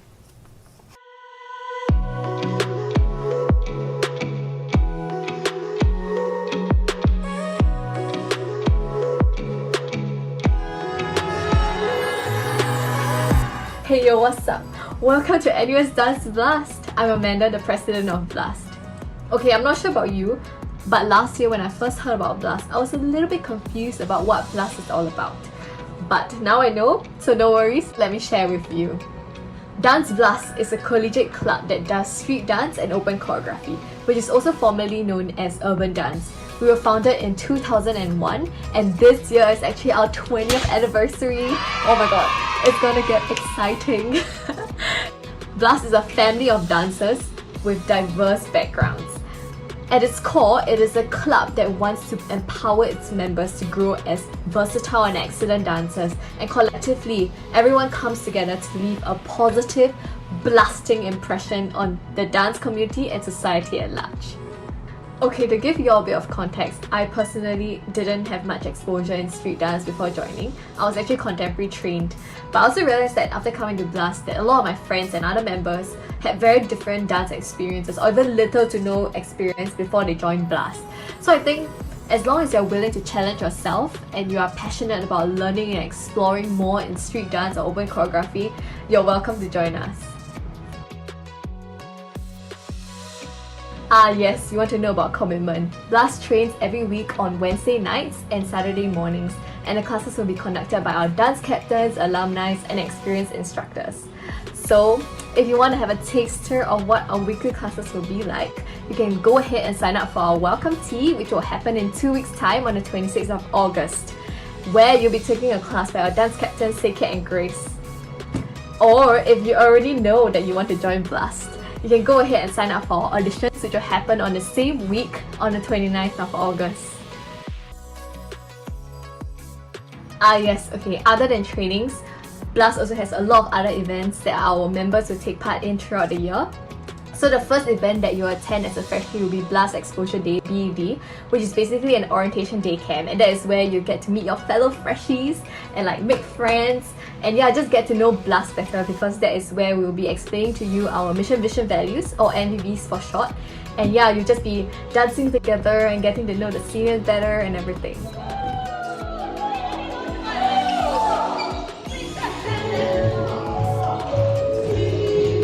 And then the next event will be Freshie Showcase, and that's where you come together with other freshies to create a short choreography, and it's really very chill and like it was super fun. Then in December, we'll have Blast Camp, and I would say for me, Blast Camp was really a turning point in my dance journey with Blast, because that is where I really forged like stronger friendships and like really felt this whole supportive, like vibrant Blast energy. Yeah, and I think last year's camp was exceptional because we got to invite international artists down to hold masterclasses for us. Like we got to learn from like Taryn, J-Rick and Kitty. It was just so freaking mind-blowing and so inspiring. We will also have 2 fundraising series where we raise funds for all our events in the upcoming year. Our fundraising series basically creates opportunities for our Blast members and alumni to share their craft in an open class setting. Actually, we'll be having our first fundraising series next week, so head over to our Instagram at NUS Dance Blast to check out the people sharing and also the lineup of classes. But if you can't make it next week, it's okay because we'll have the second edition of it in the start of next year. And yes, we also have competitive events, so you'll be taking part in a dance battle, Battle of the Blastards or BOP, and also Blasted Glory BTG, which is our choreographic competition. And yes, on top of all of these events, you also get to dance in our annual production. So every 2 years we'll have a big production called Shut Up and Dance, or SWAT for short, and we'll alternate it with Blast Out of Bounds, also known as BOO. So if you're joining this year, you'll be participating in SWAT next year in September 2021.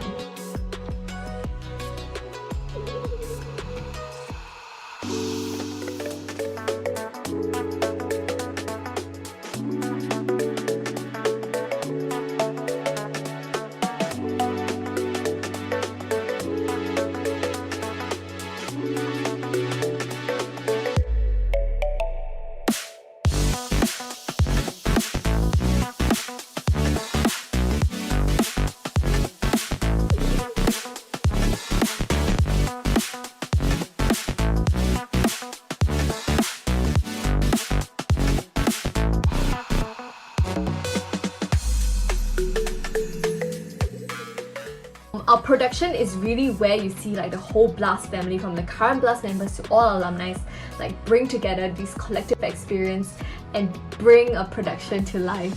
Apart from all these main events, we also occasionally do concept videos and random entertaining content such as Summer Blaster. Go check out our Instagram at NUS Dance Blast. And you can also watch our Q&As on IGTV where you get to know some of our Blasters better. Given the COVID situation, our weekly trainings and most of our events in Sem 1 will be conducted online via Zoom, but we'll keep you guys updated. Yes! So thank you for staying till the end of this video. If you are intrigued and you want to know more about Blast or you want to join this family, you can come for our welcome tea and auditions happening in 2 weeks time. All this information will be here. Yeah. Okay, thank you. See you all soon and have a great week ahead.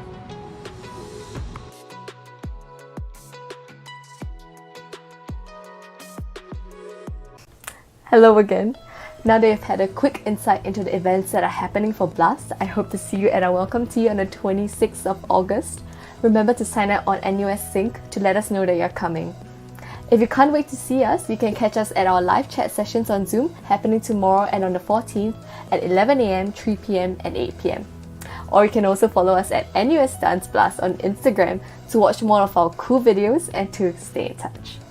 We have come to the end of our CFA TV segment. Thank you for stopping by CFA TV, and we hope that our videos have given you a sneak peek into what the CFA groups can offer to you as students of NUS. Thank you for joining me in the past hour. If any of the groups caught your attention, you can check out our calendar at the CFA website at cfa.nus.edu.sg to check out each group's specific schedule, to join their live chats, watch parties, welcome teas, and many more. Have more questions for us? Do join us this evening from 7 to 10 PM, where all the Centre for the Arts and Cultural Activity Club groups will come together for a live panel chat. You get to meet and interact with all the NUS arts groups in one single place. The session will happen over Zoom and will also be broadcasted live on YouTube. Also, as part of this special student live fair, we'll be selecting lucky winners to receive our CFA tote bags.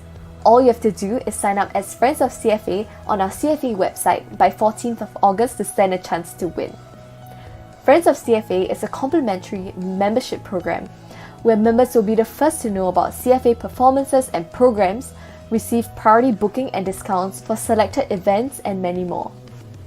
We hope you enjoyed CFA TV. We can't wait to catch up with you at prime time or any other e-SLF programs. I'm Amanda from NUS Dance Blast signing off. Hope to see you soon!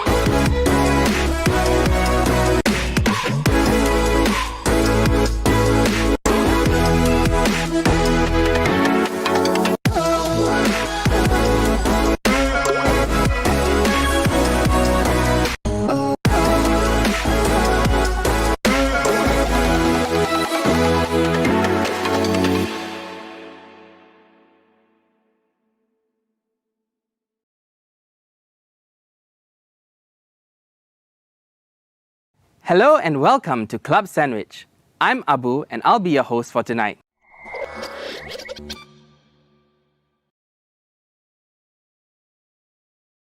Sorry. Okay. Oh my god, you're actually doing okay. What the heck? Ismail, get up! Wow. Hey, what is this PC answer? What really what? No man.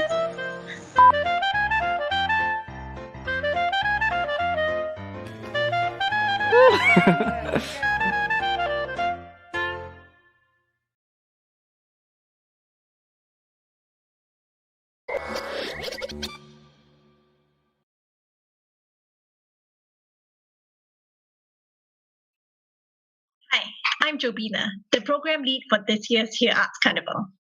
Well, as you've guessed, I'm not actually at UTown. And this was last year's footage of the Here Arts Carnival, where we had a host of performances across stages in one night.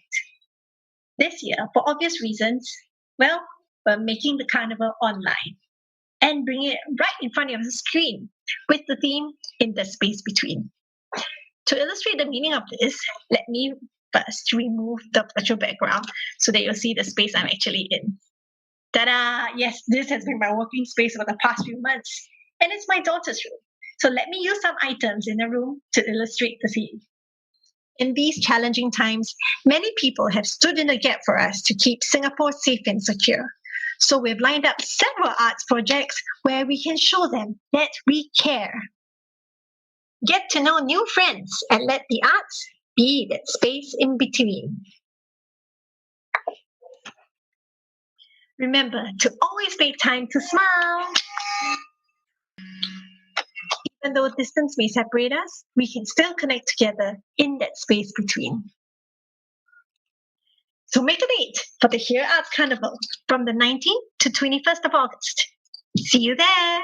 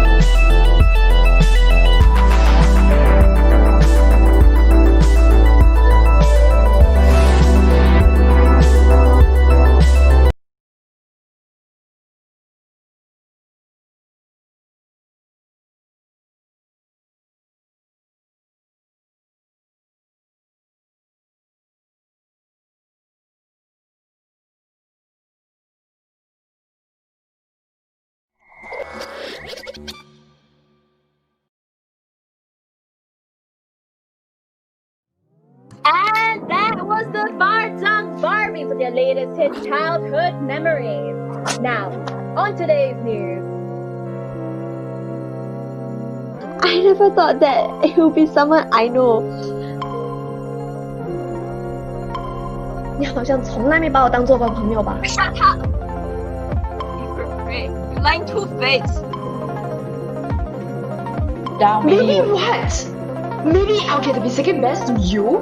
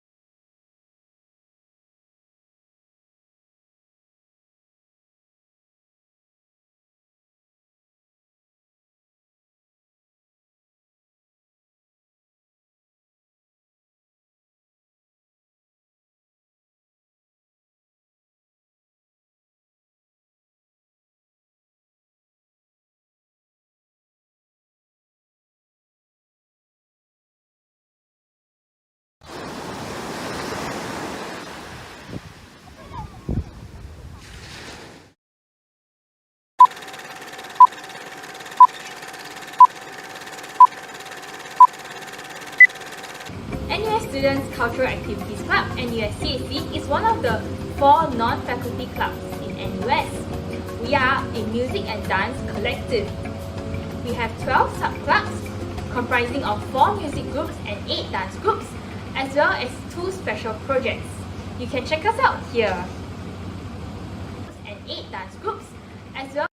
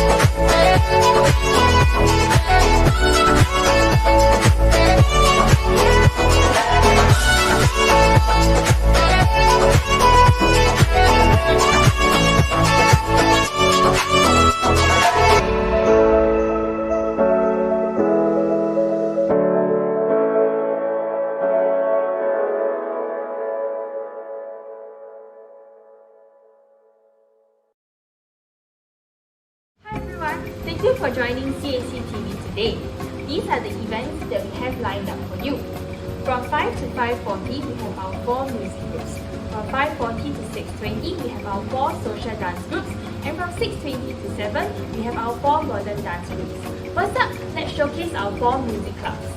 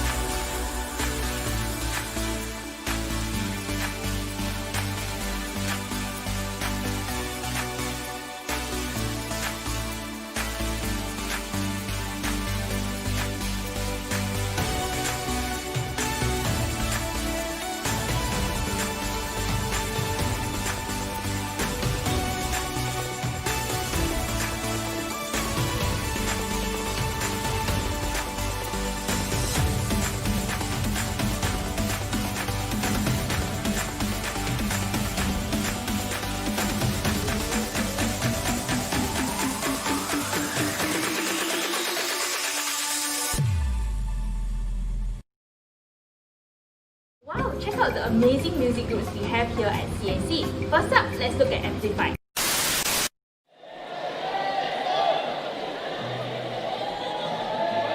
Welcome to Cactus 2018 Reminiscence, organised by the NUS Cultural Activities Club.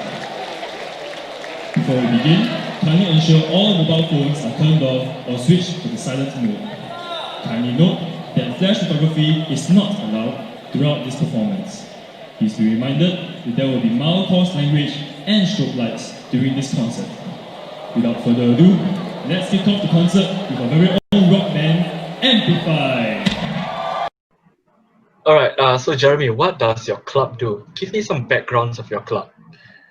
Hey, you the interviewer or she the interviewer? Okay, so like,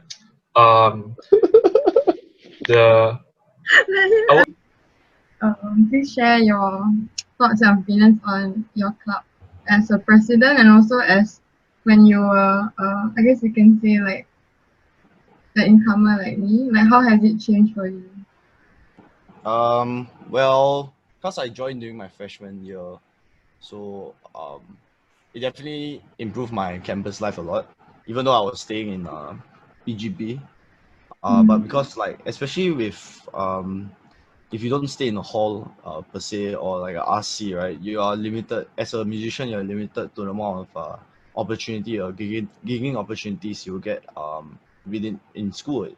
So like the club really has provided a platform for me to go and play outside, go and experience what gigging is like externally and as well as internally as well. And it's been a very fun experience for me.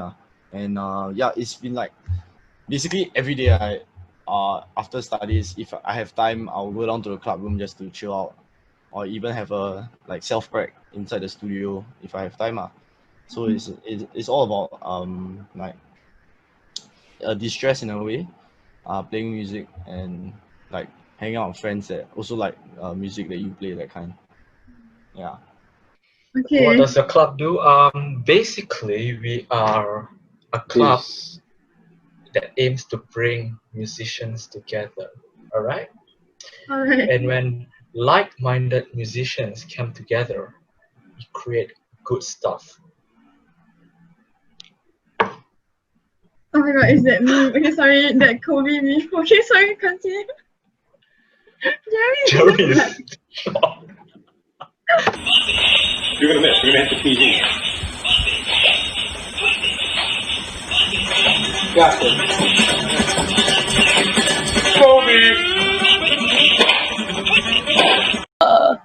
So I think when I first joined, it was like, why not try something new? So I was in like church choir for a very long time.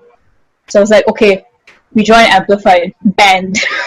Try something new. So then I got in, and it was like super fun because like my freshman band as well, all of them were like super nice, and it was like we tried like all sorts of genres and stuff.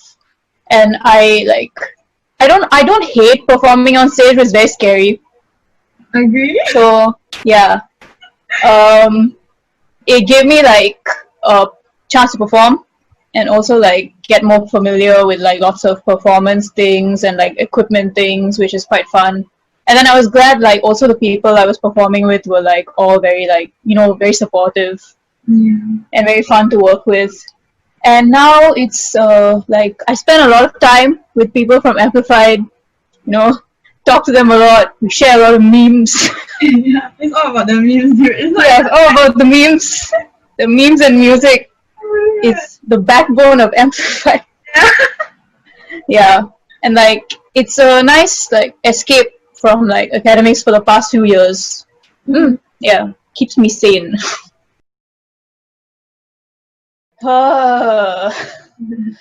Okay.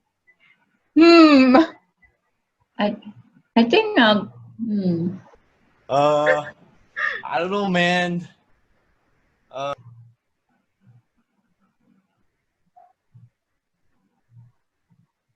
honestly think everything is like pretty good, like pretty cool like, but okay, but to be honest, like I've always wanted to learn how to play drums.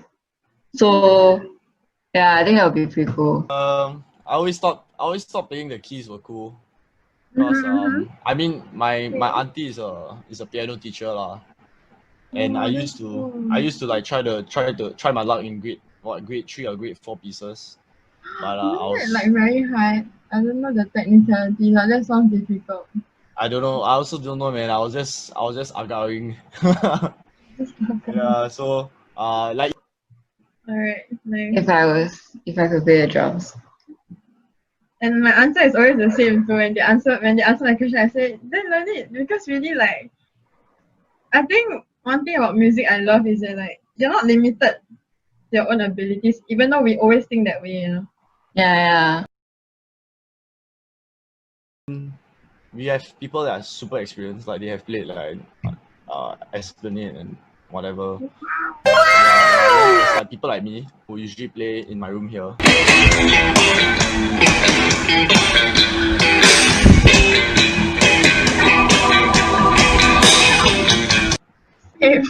And like, yeah, it's I'm what guitarists would call a bedroom guitarist.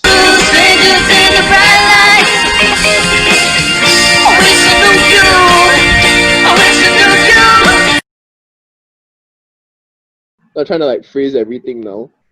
Okay, Alright. I think I got it lah. Okay, so basically in Amplified, before you even join, you have to go through audition processes lah. So the audition process has a couple of things. One is that depending on what you're auditioning for, be it Vox-based keys are endangered. So if you're a keyboard player, please come down and audition.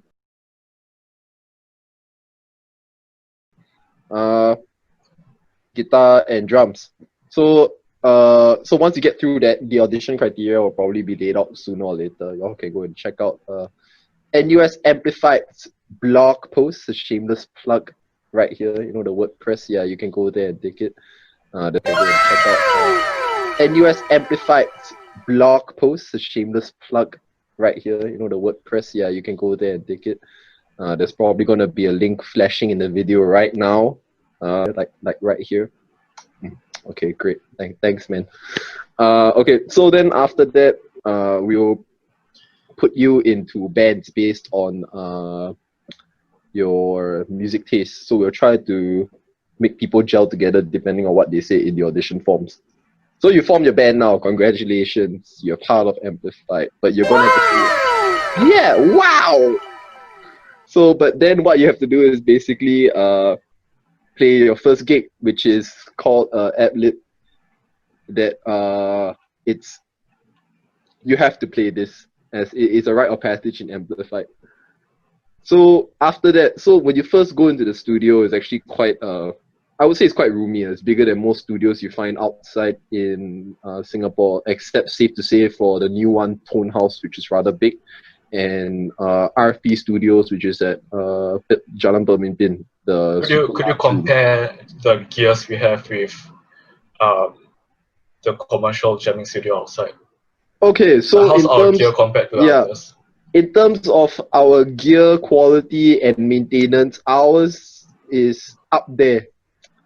The gear always works and it sounds good. Because, I mean, for drummers especially, you know, when we go down to a studio, right, you have a squeaky pedal, you have a chair that kind of like doesn't move up or down, then you have to sit at a very weird height. The cymbals are cracked, you cut your hand, you mash up your sticks and whatnot. But in the studio, I mean, like, Amplified do have like drum experts like Jeremy Leong who actually take care of the drums and keep it in tune most of the time. Yeah. Most of the time.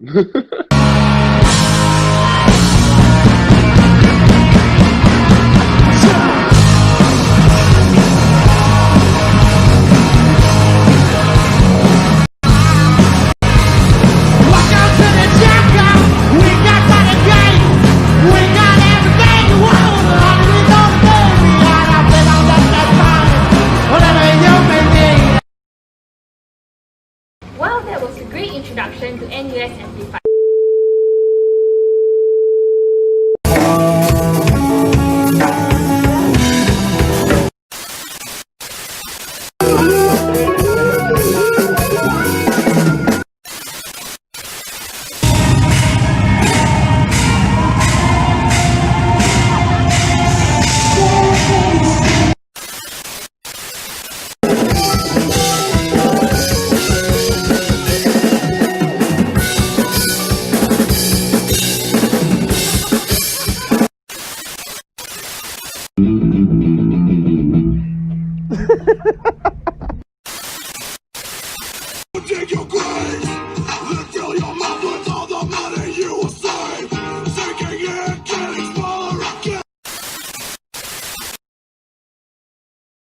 Next up, let's check out NUS Voices.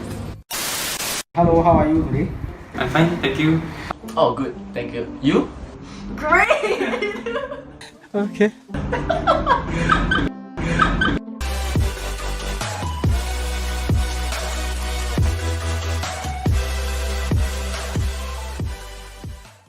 Can you tell us your name and your faculty? I'm Valerie, I'm from FASS and I'm majoring in sociology. Jing De, I'm from Year 3 Law. Yeah. I'm Wayne from Engine. I'm currently in year 3. So what's your role in Voices? I'm a vocalist and I'm also in charge of the programs of Voices and I'm also a vice president. I'm a vocalist and I'm also the vice president of Voices. I'm a vocalist and I'm also president for next year. Wow, so I assume you're a very good singer. Oh, that's right. So do you have perfect pitch?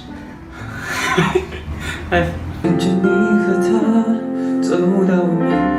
sing us a I am not musically trained at all.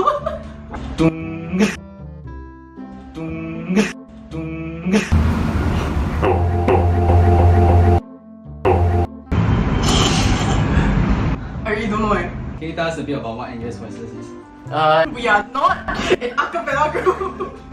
And we are not a choir group also. NUS Voices CAC sub club. You come inside, you have fun, and we can perform together. We welcome vocalists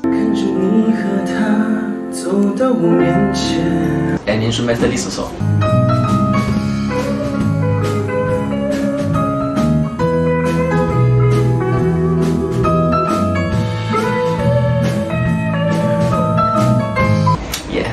We are a metal pop band.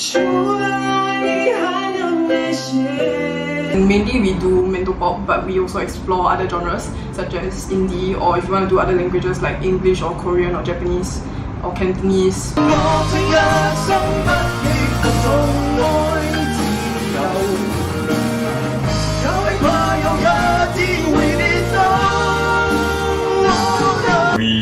are a metal pop band, as Valerie and Jingden has pointed out. Yeah, just refer to their answers. Okay, so what is your favorite music genre?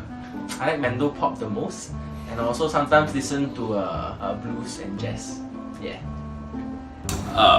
Acoustic. I like indie rock, stuff like 草东没有派对 and Vast and Hazy and 傻子与白痴。J Cho. I love Lady Gaga, man, the English one. Chinese one, maybe recently I really love 花城雨. Yeah. So what do members do in Voices? They can do a lot of things. They can come together to play instruments, to jam, to make friends, to talk about their studies.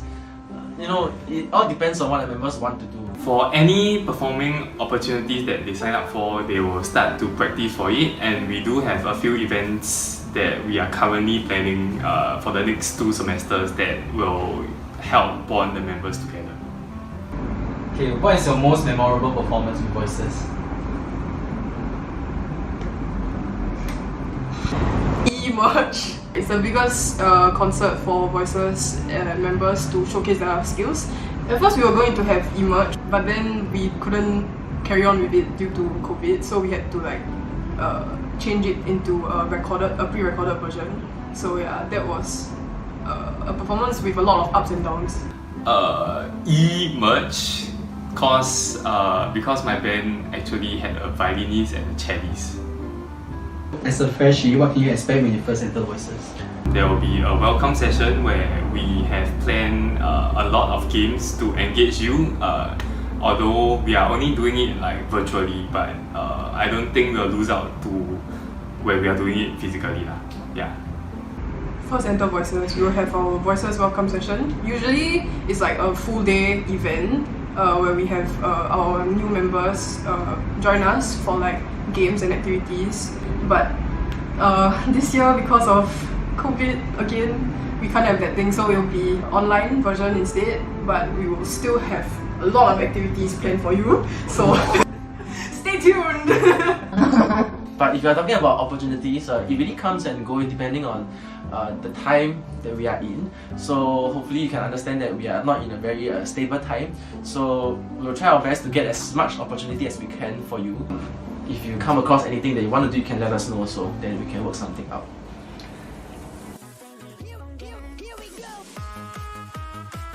So personally, how was your Voices welcome experience like last year? Very fun. It was very good. We had a very engaging OGL, and I'm pretty sure our OGLs this year would do the same too. Okay, so how did it feel before going up on stage every time? I feel very nervous. My whole tongue will go numb. Okay, so is there anything you do to calm yourself before every performance? I will shit. That's to calm my nerve, and you kick all the things to kind of have a physical warm up. I was very nervous. My previous partner was actually Jingde. Yeah. And while he went to shit to calm his nerves, I was quite nervous on my own while he was in the toilet. I kept listening to the previous recordings to familiarize myself with whatever I was gonna sing. So you were very unprepared. So is it Voices only perform for school events? Mainly for school events, but we also organize. We also have external events if there's external vendors that come and hire us to perform at their wedding.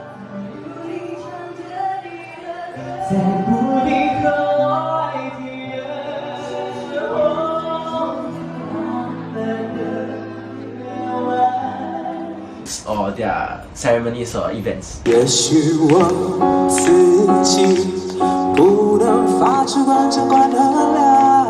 Have you grown as a performer since last year? Yes, I think I've grown as a performer since last year. Before I joined Voices, the most that I've performed was like on stage with a backing track played over, and then like I just sing over it.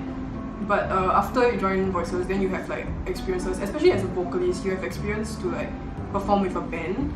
I think the kind of like feeling that you get with performing with a band is very different from just performing with a backing track. Kind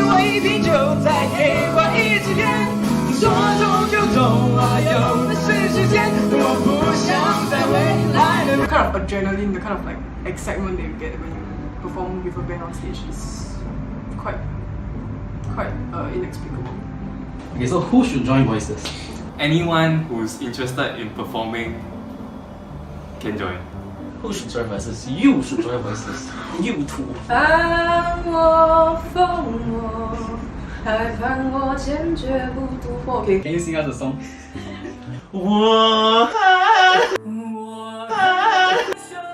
Auditions are open from now until 21st August 2359.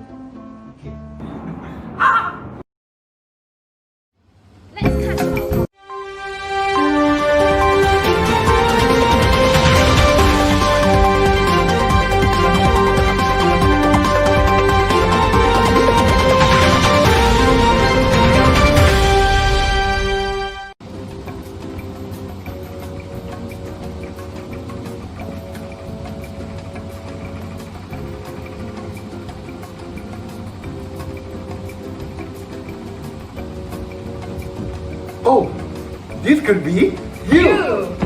Interested? We know you are. Here are the dates.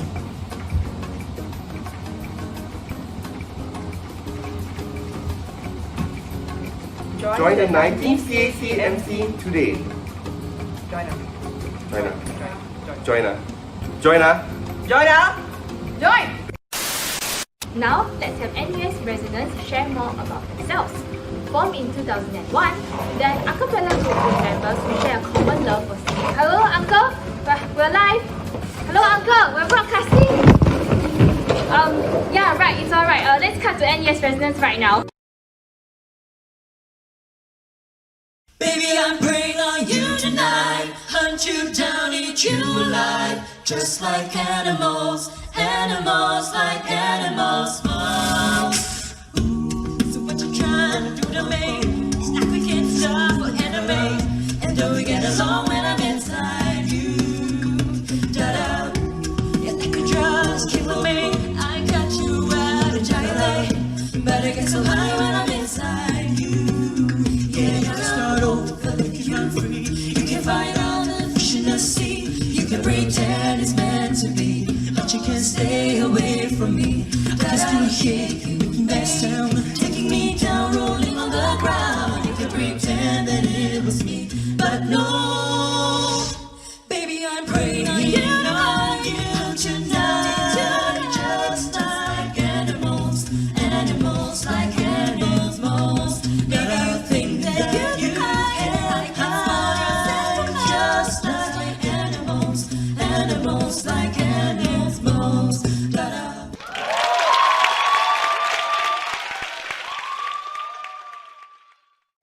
It doesn't matter if he let you go. It doesn't matter if she hurt you so. Get up and dance, just feel the beat, sing it. Oh, oh, oh. I don't know what you get so, but music makes you lose control. Sing, sing, sing, sing, sing it as loud as you can. Make them hear you from LA to Japan. Don't let them bring you down. That's how we do it now. Go on the middle time. Sing, sing, sing, sing, sing with your hands to the sky. Light it up like it's the 4th of July. Don't let them bring you down. You know what I'm talking about. Down, down. In NUS Resonance, we are an a cappella club, which means that we sing without instruments. So we're different from a choir, as we typically perform in like groups of 5 or 6, and then we only have one singer per voice part.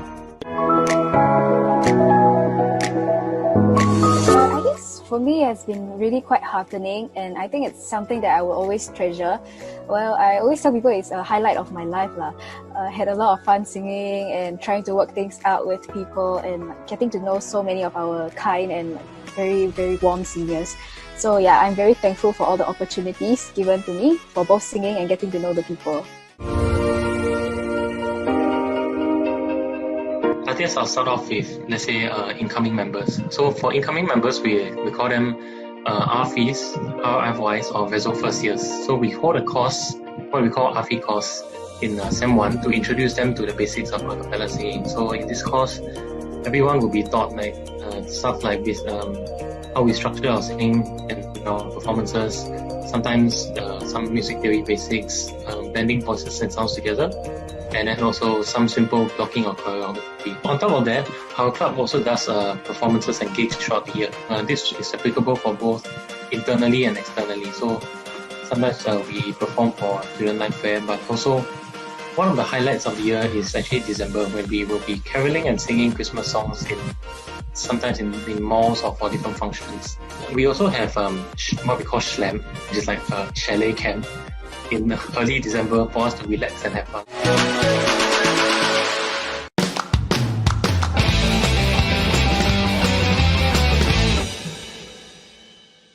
Cause you can't stop the beat ever since we first saw the light. A man and woman like to shake it on a Saturday night, and so I'm gonna shake a shimmy with all of my might today. Cause you can't stop the motion of the ocean or the rain from above. You can try to stop the paradise from dreaming of, but you cannot stop the rhythm of two hearts in love to stay. Somehow I know that it'll all turn out. You'll make me work so we can work to work it out. And I promise you, kid, that I'll give so much more than I get. I just haven't met you yet. Darling, just hold my hand. Be my girl, I'll be your man.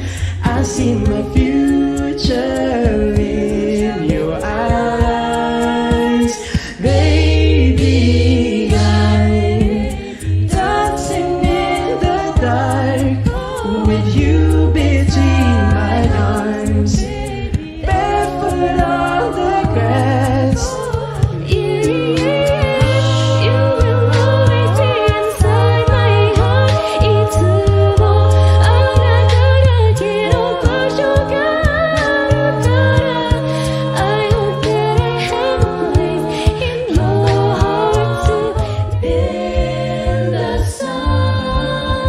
She dances to silent music, songs that was fun, a gold somewhere in her own little head. Chestnuts roasting on an open fire, Jack Frost nipping at your nose, Yuletide carols being sung by a choir and folks dressed up like Eskimos. Oh, hear the angel voices on night divine. Oh, night when Christ was born. I wanna wish you a Merry Christmas. I wanna wish you a Merry Christmas. I wanna wish you a Merry Christmas from the bottom of my heart. I wanna wish you a Merry Christmas. See, anybody could be good to you. You see the bag, ought to blow your mind. Hey girls, we go bang bang into the room. I know you want it bang bang all over you. I'll let you have it now. Wait a minute, let me take you there. Oh, wait a minute, oh, hey, bang bang, there goes your heart. I know you want it back, back seat on my car. I'll let you have it now. Wait a minute, let me take you there. Oh, wait a minute, yeah. It doesn't matter if he let you go. It doesn't matter if she hurt you so. Get up and dance, just feel the beat, sing it. Oh, oh, oh,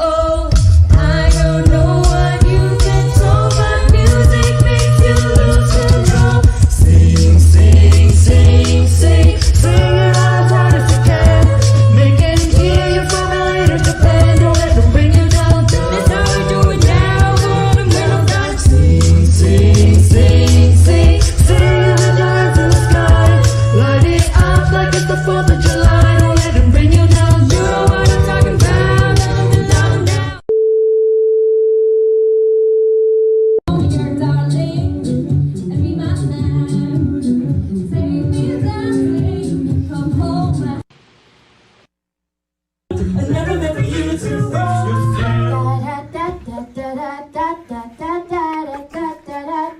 Some legends are told, some turn to dust or to gold, but you will remember me.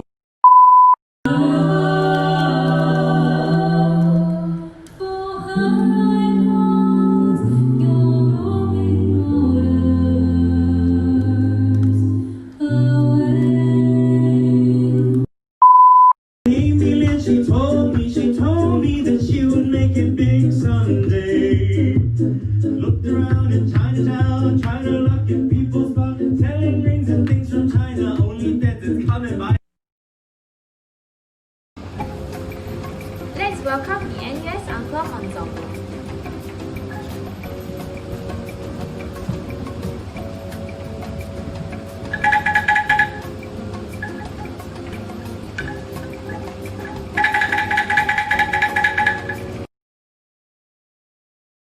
Hi everyone, I'm Archangel, the current president of NUS Angklung Ensemble. Hello everyone. My name is Joel. I was the previous vice president of Angklung. My most memorable experience the past year or so being in Angklung and now serving as the president is the friendships. I have formed close and deep bonds with my fellow Angklung peers and seniors. Even I consider some of my exco members as my brothers and sisters.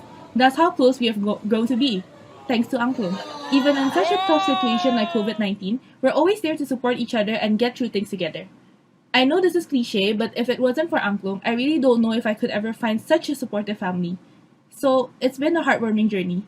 To my exco, if you're watching this, I love you guys. For me, I think it was during one of the Cactus rehearsals. So basically, CAC has this very big concert where people from different subclubs gather together to perform one concert. And it was during one of these rehearsals that we get to see just how our items came together. And it's really amazing to see that and to see the results of everyone's training and preparation coming together. Everyone was preparing for I think about 1 semester, and to see that happening from a performance point of view also is very amazing and very cool.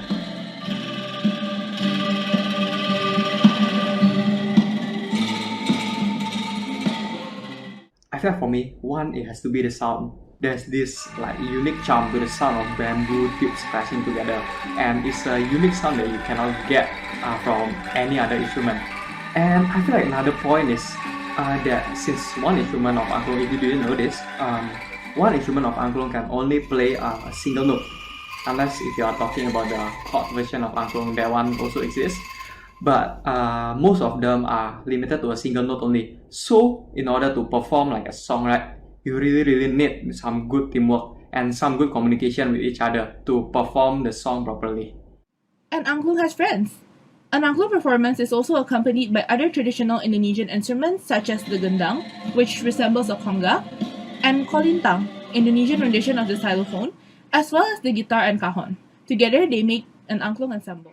I feel like for me, my first year, I was searching for a community where I can learn new things about music, where I can just learn about music in general, and I was interested in playing a new instrument also.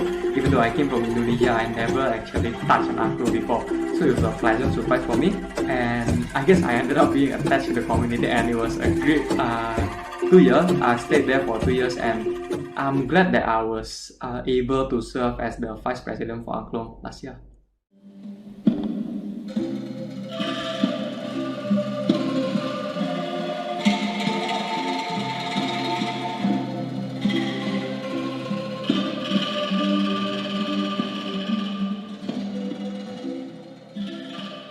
Have you ever wondered how it feels like to perform at different places? Like from busking sessions to concerts? And as a beginner? So, we offer you the opportunity to perform on different stages such as CAC's annual concert Cactus and various different NUS events. On top of that, you're in for an unforgettable journey with our tight-knit ensemble. Yes, Famsamble. Family, ensemble, you merge them. Famsamble. So do come and join us. As long as you're enthusiastic and committed, we'd love to have you with us. The seniors will be beyond delighted to help you out. We've been there before, just like you. So stay tuned for our welcome tea and audition dates. My advice to you is don't be afraid to try new things. As a community, although angklung might be quite foreign to you, just don't be afraid to try new things. Treat this as an opportunity for you to learn more about basic music theories, like following the beat, counting beats, and following the rhythms, the dynamics, and even if you want to try, I know, like arranging a new song, or you want to try to be a conductor, I'll say go for it. It's a safe learning experience for you, and you will get to experience lots of cool things like performing in front of a large crowd and performing as part of a cool band. I guess that's pretty cool, right? Yeah. So that's it from me, and best of luck to you all, and I wish you all the best. Don't worry, the audition won't be us judging your musical skills. In fact, most of us, even the EXCO members, started off with minimal musical experience. It will be just for us to get to know you better.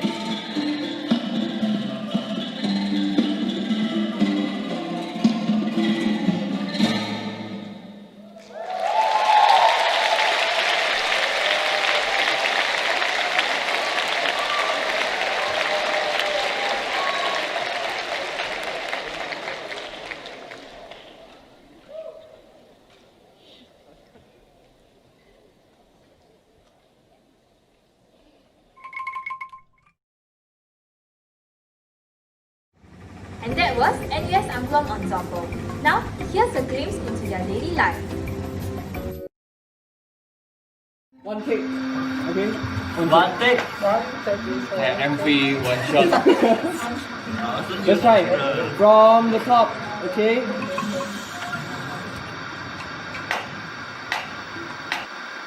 Hi guys, we're from NUS Angklong Ensemble and we're ready to shake you!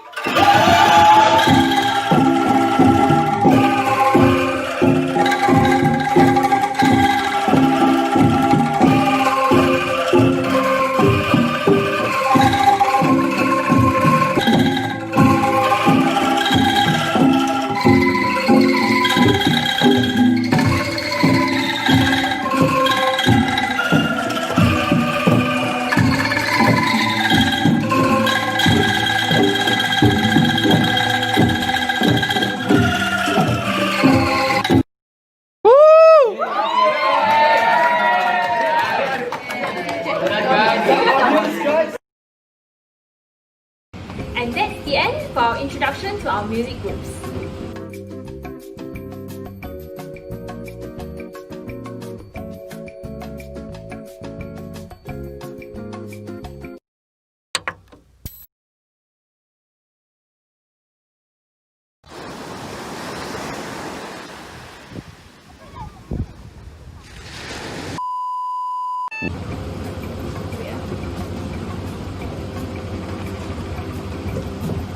Wait, now!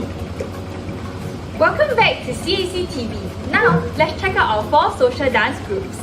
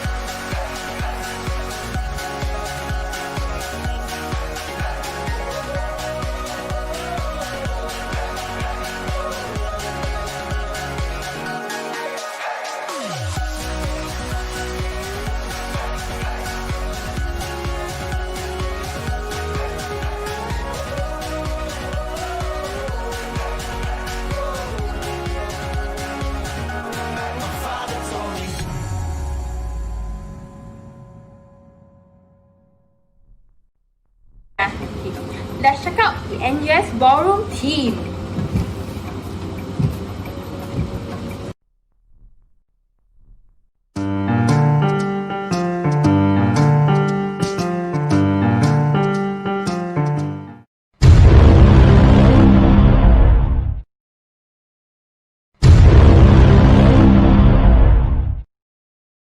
Oh my god, I don't know the steps.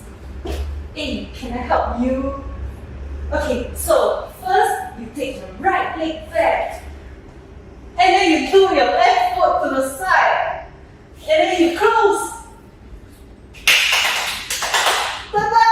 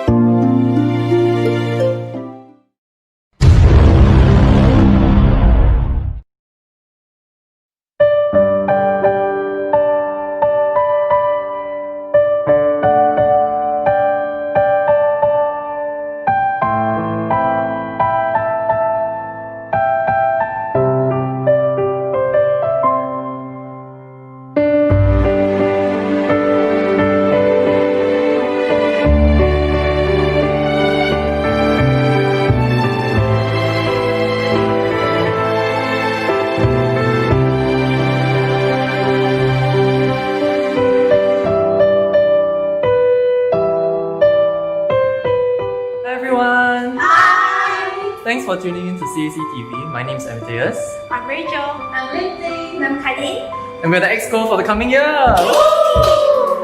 so we usually train once a week and we train on Monday, Thursdays, and Saturdays and Sundays. So we plan to hold a face-to-face class for each zones and hold an online recap during the weekends. Yeah, we also have competition and it's for everyone to have a great experience. So please join us, it will be a very fun. More information will be released closer to the date, so stay tuned guys! We encourage and support all freshmen and competitors to go experience the world of competitive dancing and the world of ballroom. Be sure to catch us live on CAC Zoom on 12 August. See you there! Bye!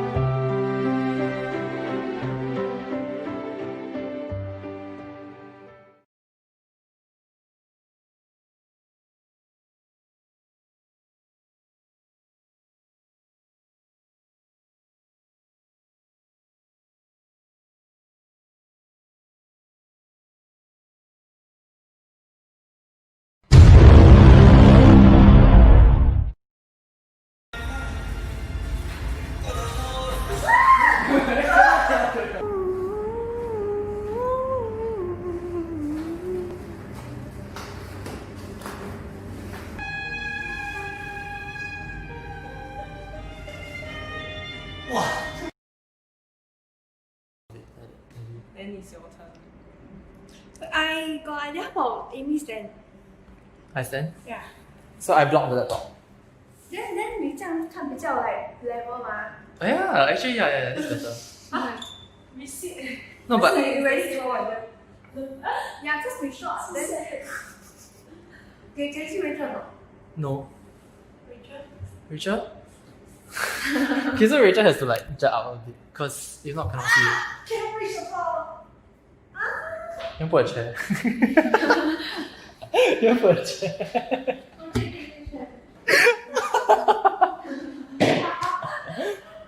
If I ever get a house, I'm going to intentionally get high furniture just to like torture people. So mean eh. Just be like, it's fine for me. Okay. I can hold it up lah. Only thing is must try to cover the laptop lah. Okay.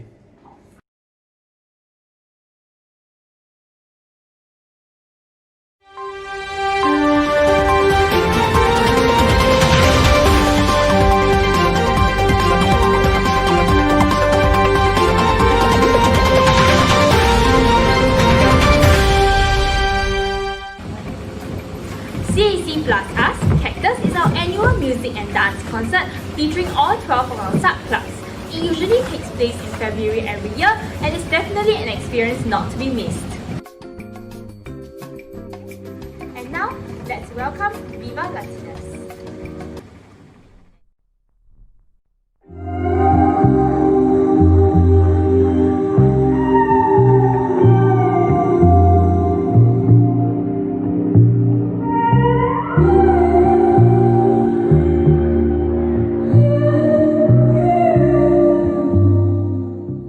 I just remember thinking to myself, the way their bodies connected and moved in sync. The sheer passion and emotion. I knew I wanted to be a part of this team, and I will never regret my decision. We only get together twice a week, and trainings are never easy. But you get out what you put in. Whether it's in cha, rumba, paso doble, samba, or the jive. We're constantly pushing our boundaries, striving to be the best dancers we can be. There's that drive we all share to express ourselves, to create something magical. And it's almost addicting. The special thing about Viva is that it has a place for anyone and everyone. You can come from any background, be the kind of dancer you want to be, and express yourself like no one else. Every individual is unique in Viva. And when all these unique individuals come together, it's a masterpiece. I'm a survivor. I'm not gonna give up. I'm not gonna stop her. I'm gonna work harder. What I love most though is we put our hearts and souls into inspiring others. The adrenaline rush, the nerves, and the jitters are always there. But the moment that first beat drops, they just melt away. Being able to let myself go and to simply live in the moment. That feeling is indescribable. Viva will always hold a special place in my heart because it's so much more than just a dance. It's passion.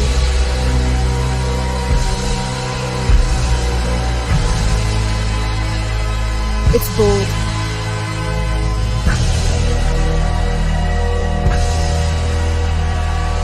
It's dedication.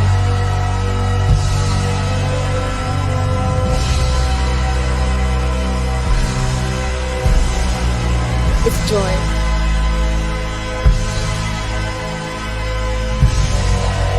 And most importantly, it's family.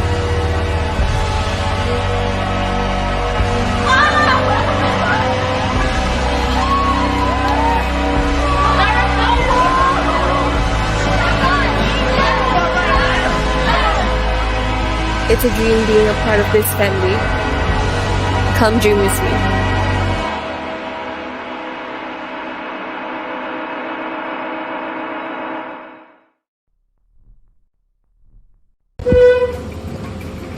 Let's check out what Viva is doing behind the scenes right now.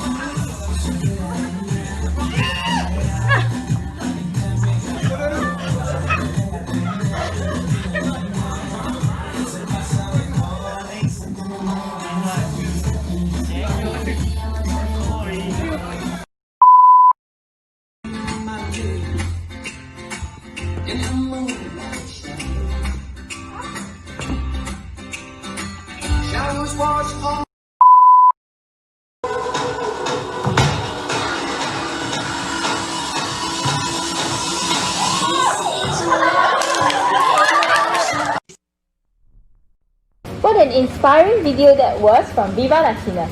Next up, NUS Lindy Hop.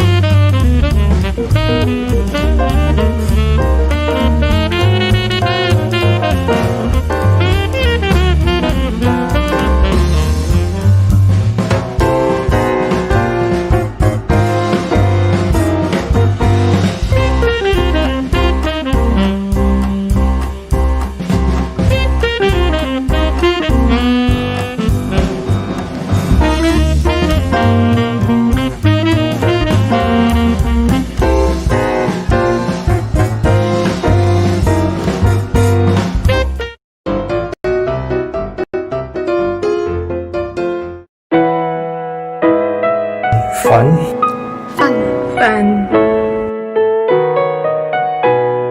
My most enjoyable moments will be our Halloween Lindy Hop special. So we all came dressed up as characters, and I was a pineapple, and I still have the little pineapple head that I made for myself. I think the most memorable moment for me would be the first Lindy socials that I went to. I would describe it as something magical. The music, the people dancing, it was really something that I'd never seen before in Singapore. So So that was really the first time that I knew that Lindy would be something that I would be interested in. I think one of my most memorable moments in Lindy Hop was during the NUS NTU social exchange, where Lindy enthusiasts came together and danced to live music. So in that exchange, we actually were able to learn a lot of different moves from each other and made a lot of new friends.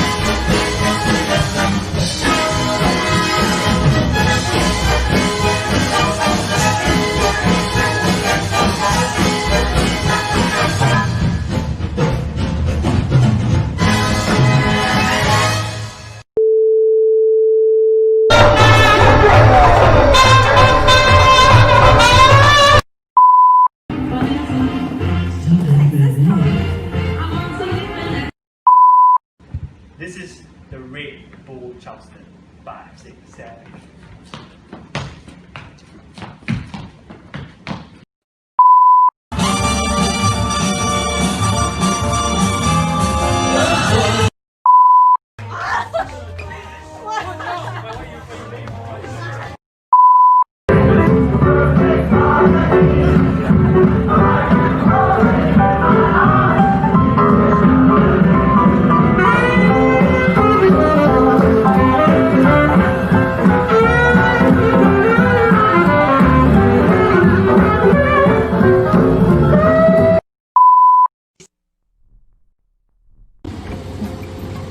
Coming to our last social dance group, we have NUS Salsa.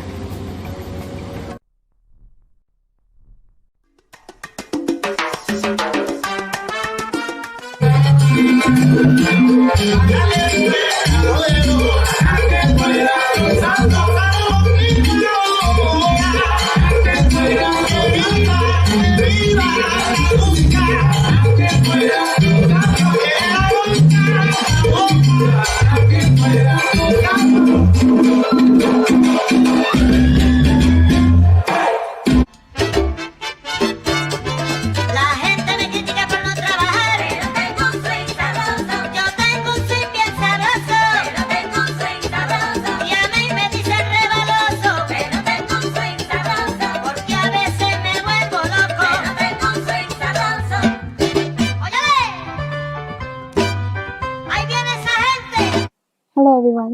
I'm Wensil, the president of NUS Salsa.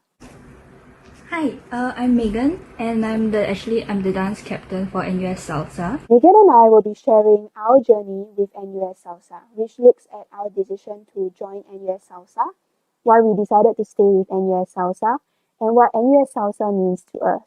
And we hope that through this sharing, we will be able to highlight why NUS Salsa is unique. So at the welcome tea, I remember learning so many new moves under the patient guidance of the instructors and the seniors. But what left an impression on me was actually there was an emphasis on enjoying the dance rather than perfecting the moves. And that was a very heartwarming sight for me. So the seniors are always there to reassure us that it's okay. As long as we're having fun, that is all that matters. And I think that really resonated with me because it reflected a very supportive learning environment, supportive community. And so that's why I decided to go for more salsa classes. It's actually, at the beginning, it was because I wanted to learn something new. And also, I'm actually a bit interested in, dancing some partner dance because I've never done it before. And I find it, it could be quite fun. So, which is why I went to join salsa. It's actually because the people there are really nice. It's like one family, one big family, one close tight family.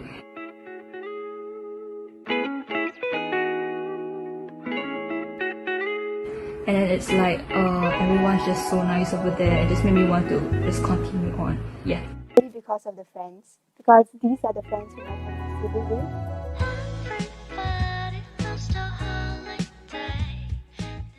And also because of the precious memories that we have forged over the years through things like our trainings, events like Tutors, bonding sessions, birthday parties, socials, etc., etc. So it's as if I found my family in school, the NUS Salsa family.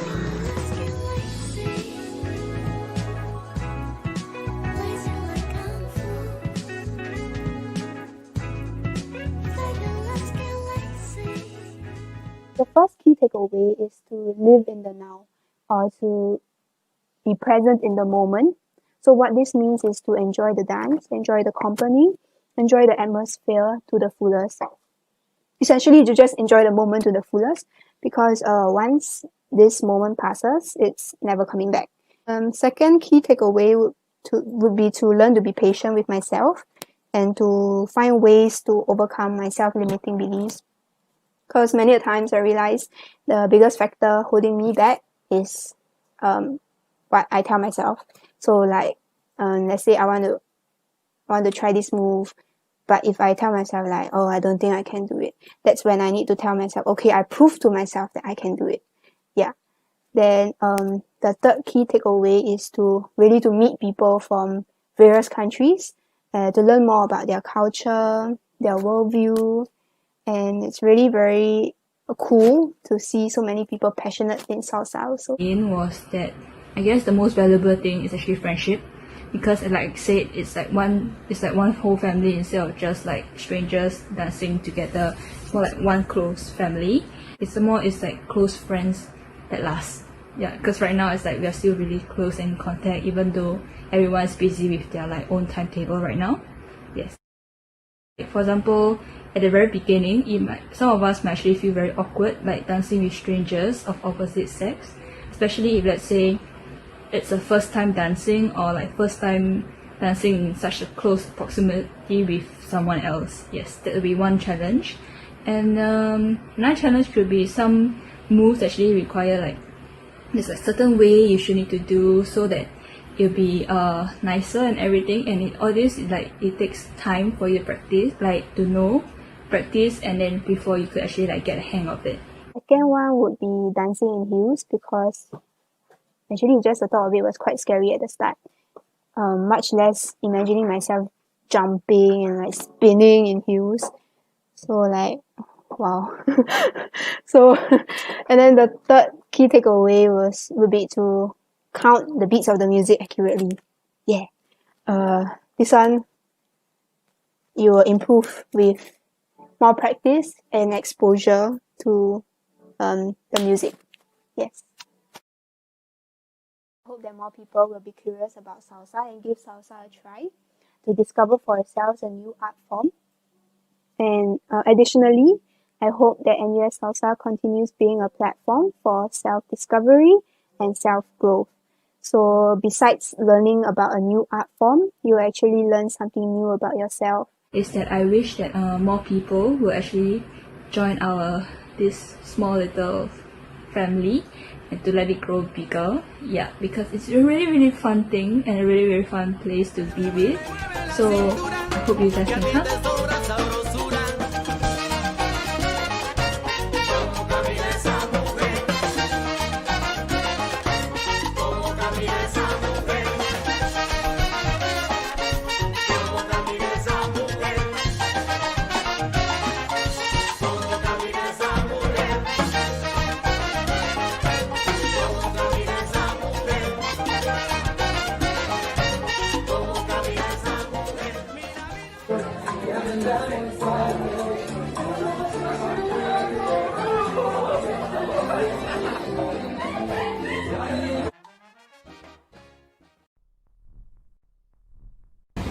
And that wraps up our 4 social dance groups.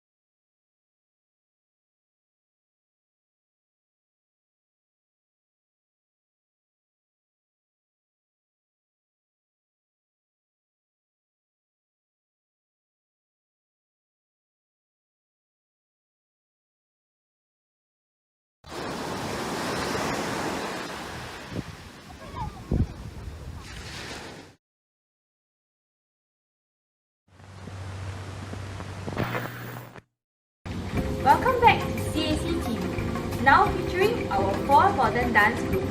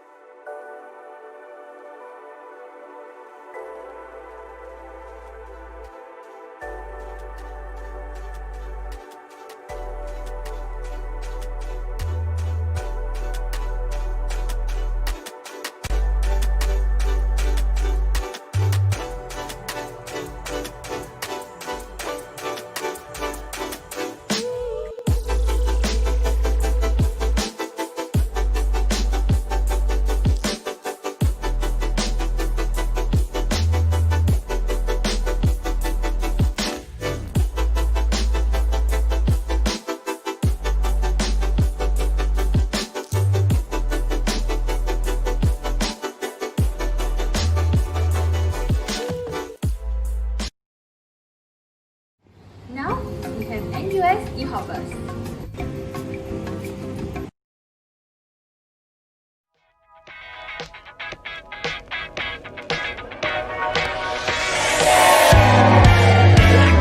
Our club is a hip hop crew, and we dance hip hop. Yeah, we place a lot of emphasis on basics and application of the basics, and then we also allow members to explore freestyle. We also venture into other genres, especially during camps or sharing. Yeah.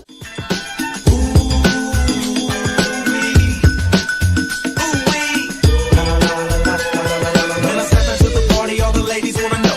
I'm hanging with the ballers, yeah, all my nose. I can tell you what they say, hey, that's if you wanna know. They say, ooh. When I'm rolling my Mercedes, all the ladies wanna roll. Be my Juliet and I can be your Romeo. Okay, so on top of our own trainings, we also have many other activities. So for example, we have fundraising classes, senior sharings and choral projects. So all of these are held by our own members, and they can be seen as a sharing class within the crew also. Now we also have semester open classes, which are held by instructors, and they tend to cover different aspects of hip hop, like groove or basic drills, floor work, and application to choreo.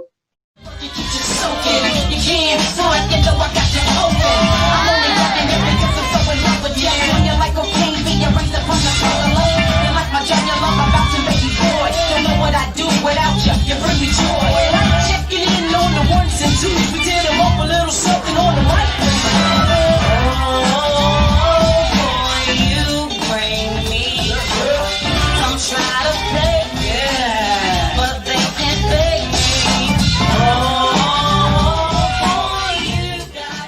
because I thought I wanted to try hip hop since it looks very cool and like very fun. So yeah, I joined D-Hops.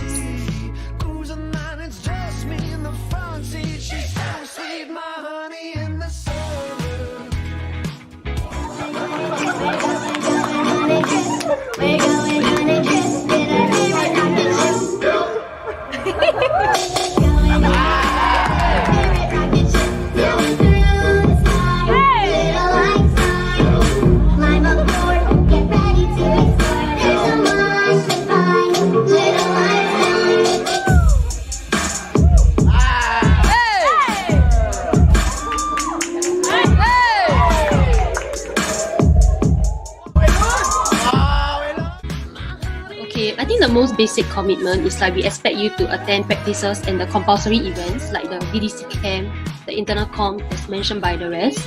But we also hope for you to like have a very committed and loving heart for the dance community. And we will want to have people who are very open-minded towards learning, expression and sharing, and also be very supportive to fellow members. Because we always pride ourselves to be like a crew, so like not just a club. So we are very family kind of club and a crew, so we want everybody to be that kind of vibe also. Yeah. What the f though? What a love though? 5, 4, 3, 2, I let one go. What the f though? What a love though? 5, 4, 3, 2, I let one go.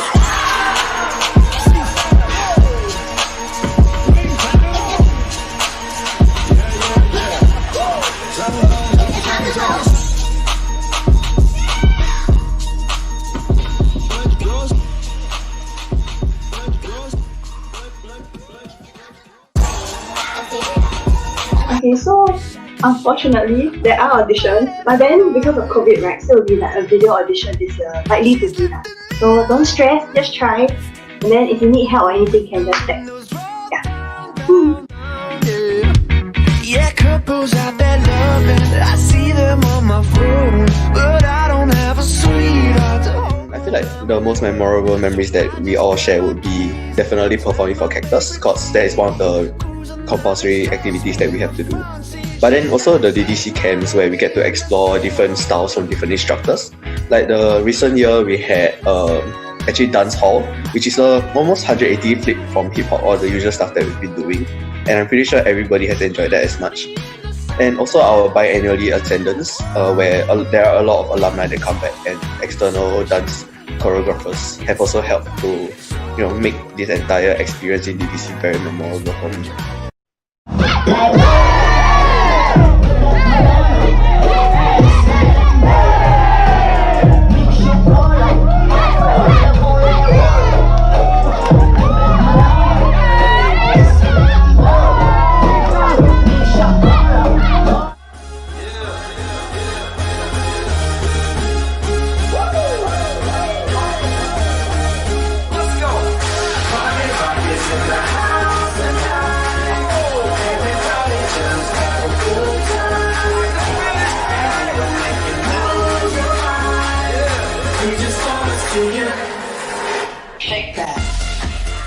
So what actually made my experience so special is more of like the family culture that I feel, and also the friendships that I made. The level of like family support is very real. So like how much the seniors like will help the juniors to learn, especially if they're struggling. I actually didn't have any formal dance before this. I started doing rec, and I'm not sure if you've seen rec from the previous years, but like dance standard is like entry level for most people. Yeah, I came in not really knowing anything. So like this really helped me build my foundation, connected me to seniors who like knew a lot more about dance and like helped me out. Said my nigga don't dance, we just pull up a pants and do the rock away. Lean back, lean back, lean back, lean back. Come on, I said my nigga don't dance, we just pull up a pants and do the rock away. Now lean back, lean back, lean back, lean back. Come on, lean back, come on, lean back, come on, lean back, come on, lean back, come on, lean back, back, back, back, back, back, back, back, back. Lean back, lean back, lean back, lean back. Come on, I said my nigga don't dance, you just pull up the pants and do the rock away. Now lean back, lean back, lean back, lean back. Come on.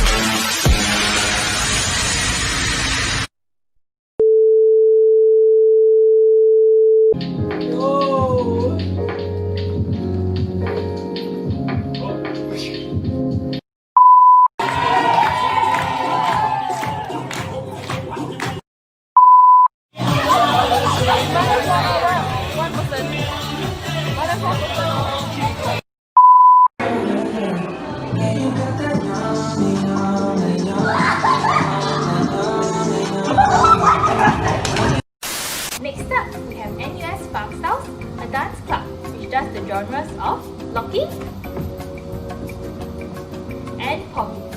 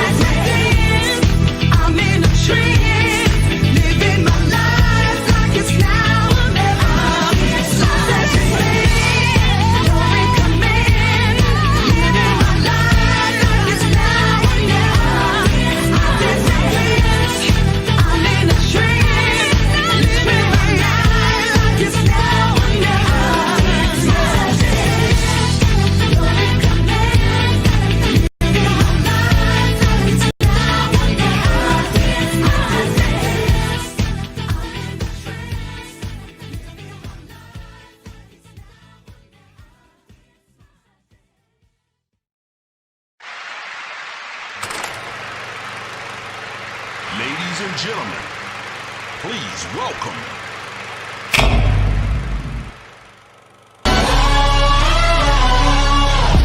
Ladies and gents, this is the moment you've waited for. You've been searching in the dark, sweat soaking through the floor. And buried in your bones, there's an ache that you can't ignore. Taking your breath, stealing your mind, and all that was real is left behind. Don't fight it, it's coming for you, running at you. It's only this moment, don't care what comes after. Your fever dream, can't you see, getting closer? Just surrender, cause you feel the feeling taking over. It's fire, it's freedom, it's flooding open.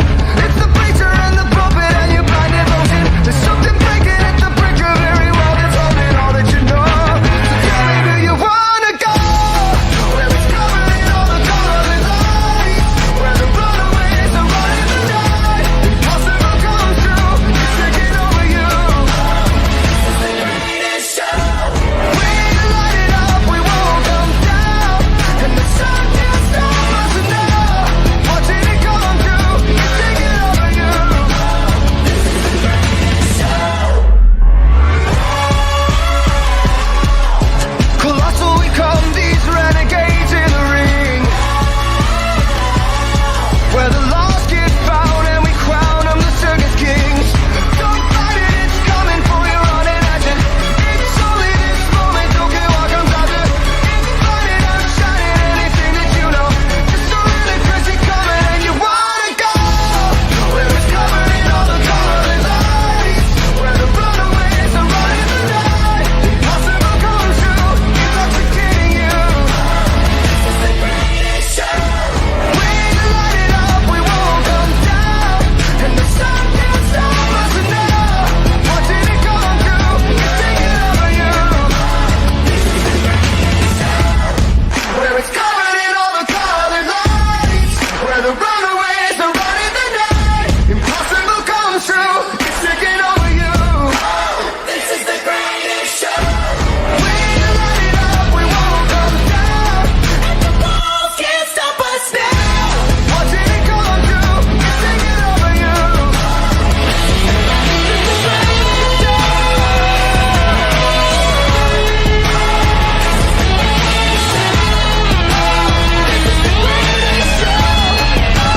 This is the greatest show.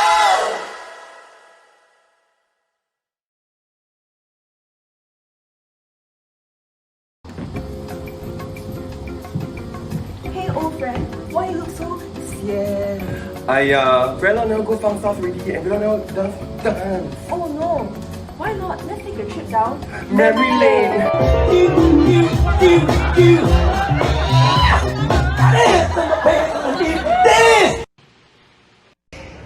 Le nouveau dame dissout les vraies valeurs, c'est là qu'il y a de quoi avoir le cœur. On met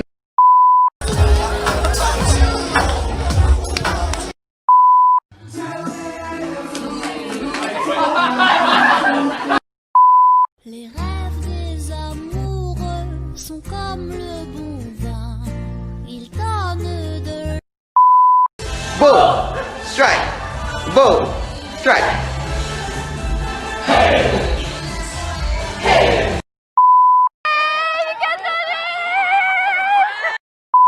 Moving on, let's check out Breakiness, the dance club which represents the b-boy scene in NUS.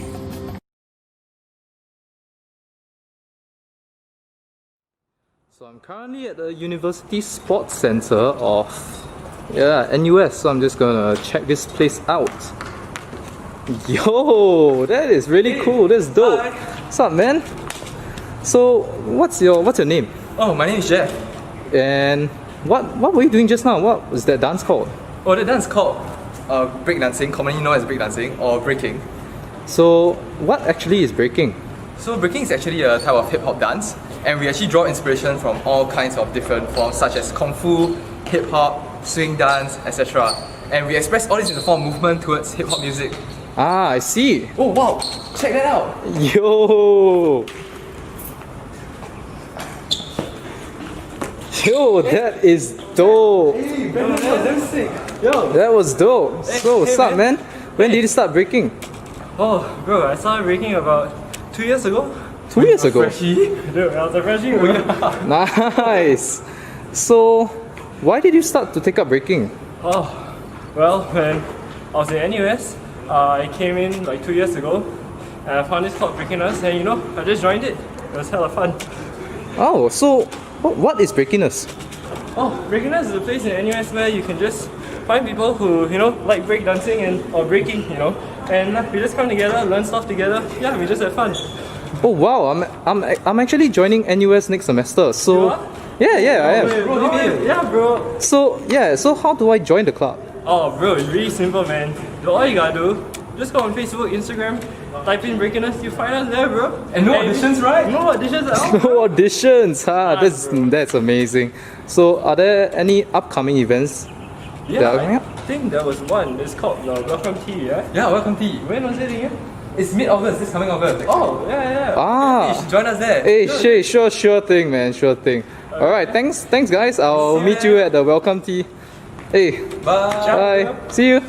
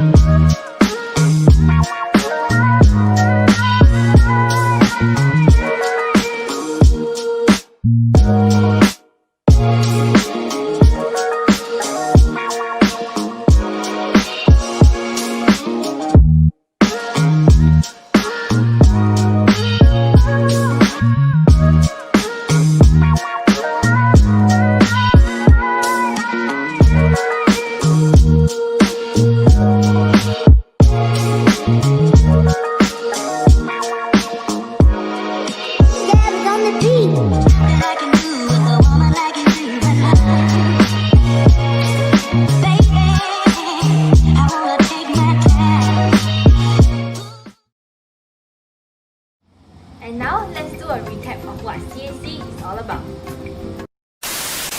NUS Students Cultural Activities Club, NUS CAC, is one of the 4 non-faculty clubs in NUS. We are a music and dance collective. We have 12 sub-clubs comprising of 4 music groups and 8 dance groups, as well as 2 special projects. You can check us out here. And for our last program of today, we have NUS Destitute. Welcome to the tea party!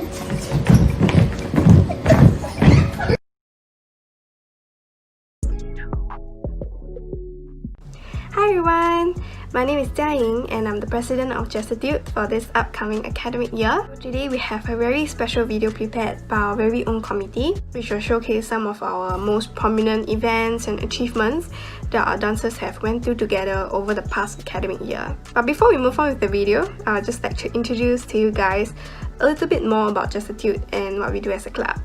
We mainly focus on doing street jazz, taught by our long-term residential choreographer Z. We are also welcoming one of our alumni members, Yixing, to join us as one of our more permanent instructors as well.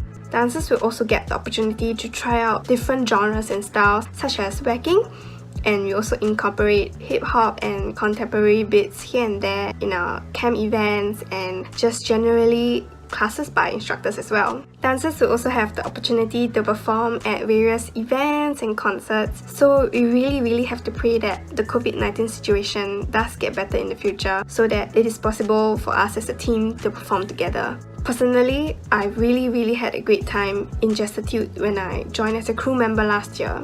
I got the opportunity to learn street jazz as a genre more intricately. I got to learn from prestigious instructors, but most importantly, I also made friends for life. But enough cringy stuff from me now, so let's just go on a memory trip back together to see what we've done as a club. Firstly, this is how our regular semester classes are conducted, where last year we had Z and Benchia as our choreographers. Anyone who is interested to learn the basics of street jazz can sign up and attend 8 classes throughout the semester without being part of the crew.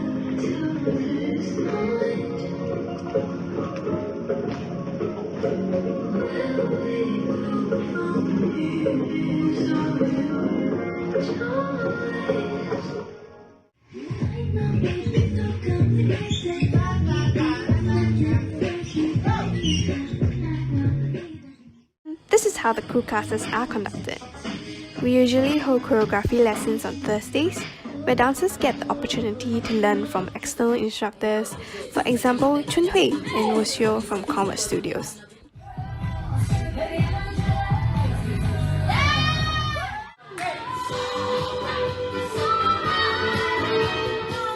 We also have technique lessons on Fridays to ensure that our dancers are familiar with the street jazz vocabulary. Aside from our usual practices, we also had the chance to collaborate with Convert Studios for their Christmas production in December 2019. It was extra memorable because it was the first performance for the AY 1920 crew.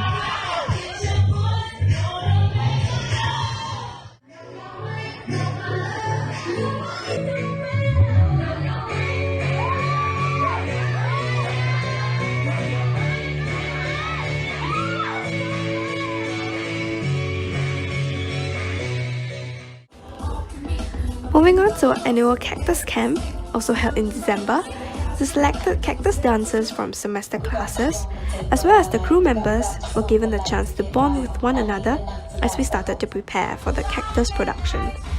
Many instructors like Ewan, Wei Zong, Xavier, Ritz, and Z came by to bless us with choreographies from various different genres.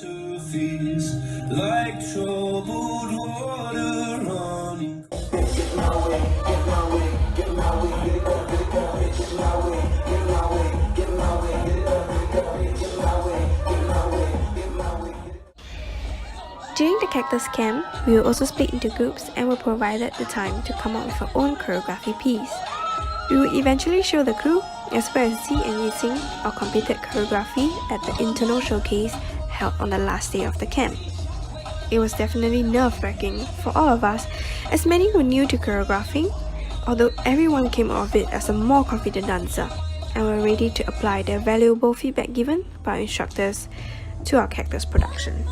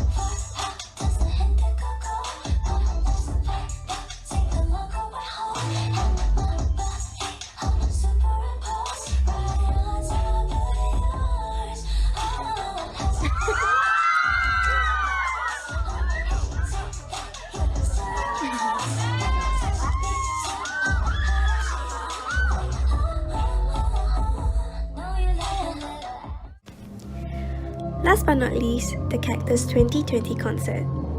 Albeit being cancelled due to COVID-19, the whole team of 48 dancers had a fruitful and fun journey together preparing for the dance item. Our concept was Alice in Wonderland, and as you can expect, all of us had so much fun trying to adapt to and portray the characters given to us, and practices were made so enjoyable because of everyone's company. We thank Z and Yixing for the extensive efforts in making this possible for us.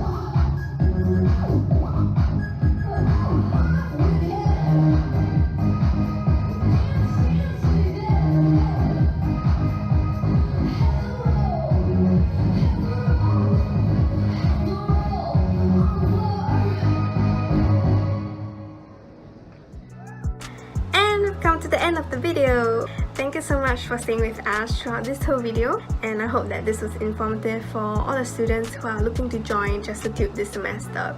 Remember to follow us on our socials at nus.jestitute on Instagram, at NUS Jestitute on Facebook, and you can search for us on Telegram as well. So continue to keep a lookout for our upcoming events such as Student Life Fair, Welcome Tea, and many more. Thank you!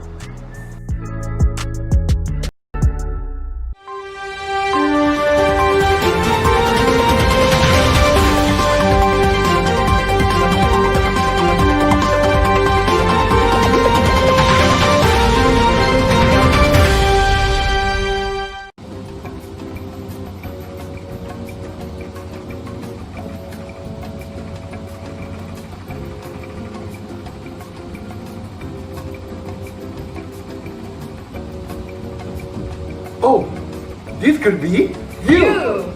Interested? We know you are. Here are the dates.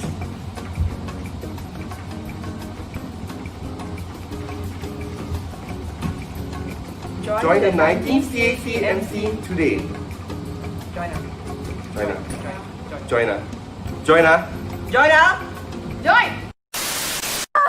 It has to be a very fast kind of thing, you know? We just talk randomly. We do faster. Okay, so do we burst out laughing or don't? No, we just anyhow Just walk to the Okay.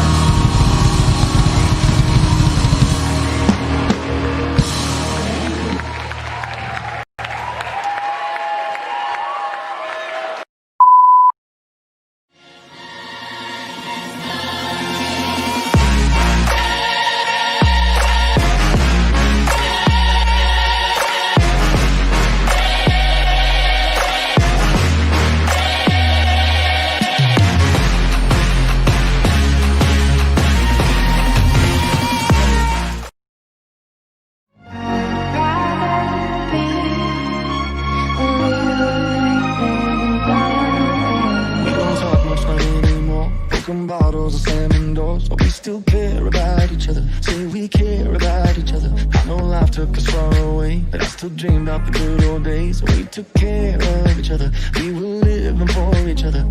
Oh, I'm good at keeping my distance. I know that you're the feeling I'm missing. You know that I hate to admit it, but everything means nothing if I can't have it. Can we just talk? Can we just talk? Figure out where we're going. Oh, she's hot but a psycho, so left but she's right though. At night she's screaming, oh my, my, my, my mind. Oh my, my, my, oh my, my, my, my, my, my mind. Oh my, my, my, my mind.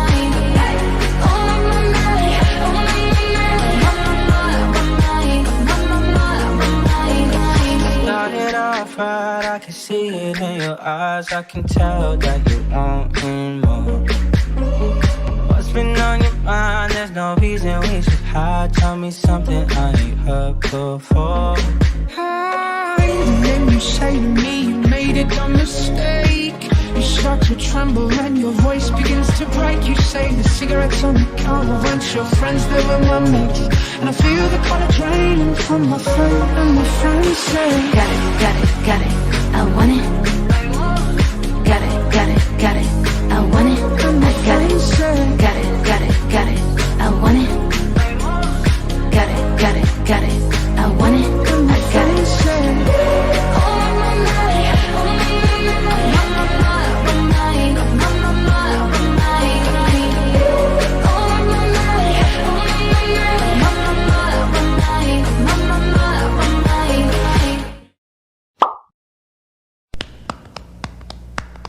Bum bum bum bum bum bum bum bum bum bum bum bum bum. Mr. Sandman, bring me a dream. Make him the cutest that I've ever seen.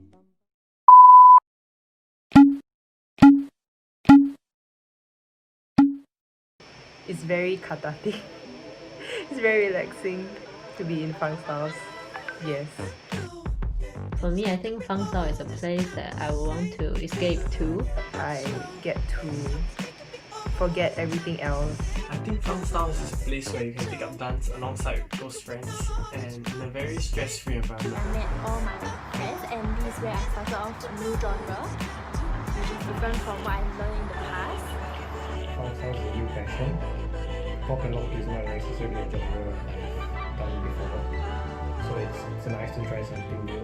So this is a community where I met really wonderful people and then we learn to grind together and really just explore, and it's a very safe place for us to just start out as beginners. So I think it's a safe space to learn and improve your dance skills. I can be myself, to grow, to learn and to make mistakes without judgment.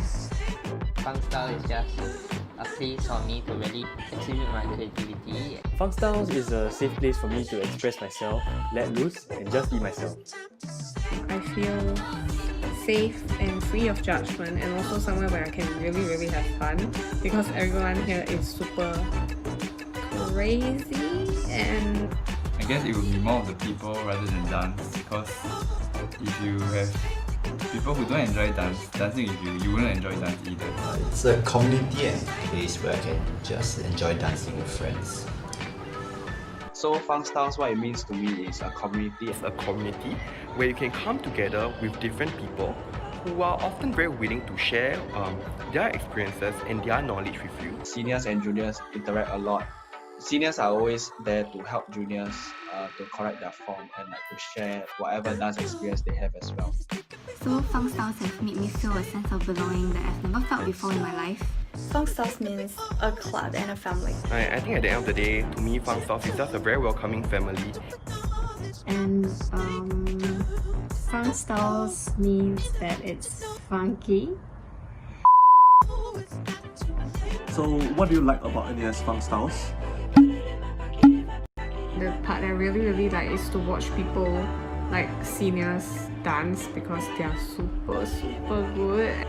Besides being a very dope genre to learn, Fun Styles is a very freestyle focused club in the sense that our dance genre revolves around freestyling much more than performance and choreography. choreography, although we do that as well. But so freestyling for a new dancer especially is pretty difficult. But what I like most about funk styles, okay, number one is that you don't have to have any dance experience to join funk styles. So Funk Styles, it's a dance CCA without an audition to join, and it's a very inclusive place like that. Funk Styles is an open-minded club that gives everyone a chance to learn from each other and develop their own style. And to grow together no matter your dance level. So we can just all learn at our own pace, grow at our own pace, and just dance and be happy together. I like the family, the vibes, like it's very chill. The entire vibe of the club where during practice, when we are learning choreo, it's just a very relaxed environment. Funk is a place where you can go to just have fun and not feel any stress. we have a team of very dedicated instructors, very experienced as well. And the instructors are really great and inspire us along this journey. It's nice when you come for a class and the instructor, the first thing they tell you is, I want you to put all of your worries and all of your stress outside the dance studio and you just dance. I like that there are a lot of supportive seniors to help you whenever you feel like going for free sessions or anything. Yeah. And what I like about Funk Styles is the very friendly seniors and how they're very proactive in trying to share what they have so that we can all learn together. We have a lot of proactive seniors who really like to share their opinions and their experiences, be it through outside classes or classes in NUS Funk or in sessions in general. So they like to share with you what they have learned and what works for them, and maybe you can try as well. And also at the same time, right, even as a junior, I wasn't restricted to only talking to my batchmates. I had a lot of seniors who just bond, especially when I'm curious about what I've learned or what I could possibly do more to improve. At the same time, there are a lot of alumni that actually come back and also dance alongside with you. So our alumni who come back often to do sharing sessions with us, to share about their personal experiences, how they were able to pick up freestyling, that kind of thing. And I felt like this was very helpful for me when I was trying to learn freestyling. So though we all come from different dance backgrounds, everyone in the club is very helpful and very supportive. Being in the club taught me that you don't always have to be dancing alone in your own dance journey. We can go further if we grow together. Yay! What do you like about Funk Styles? For me, it's definitely the people there. Because many people, juniors and your batchmates, will be really nice, kind and helpful. I think funk has a community and a culture like no other. It's a culture that's very willing to give and learn from one another in order to progress together.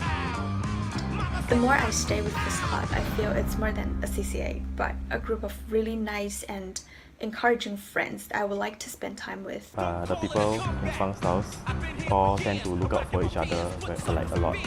So it's very heartwarming to see that, and that's what I like the most about funk. It's where my closest friends are in NUS. What I like about Funk Styles is that everybody is a little bit stupid in their own way, so it's very fun. And I like that it's funky.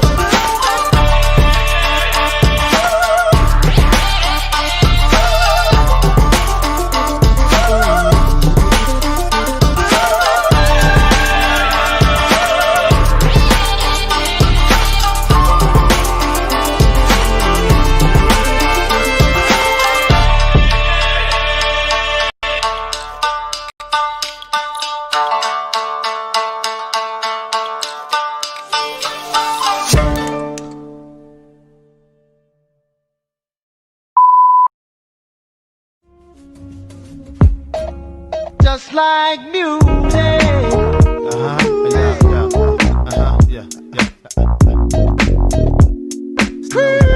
No doubt. Oh, baby.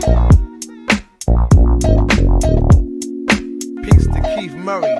Must be the music that got me in the zone. Step into your bones, make you lose control. Take hold of your mind, body, and your soul. Oh, baby, just like music. That's how I do ya, who ya, run right through ya like I never knew ya. Ooh, stick to your ribs like grits. I get better with time with this shit, nigga.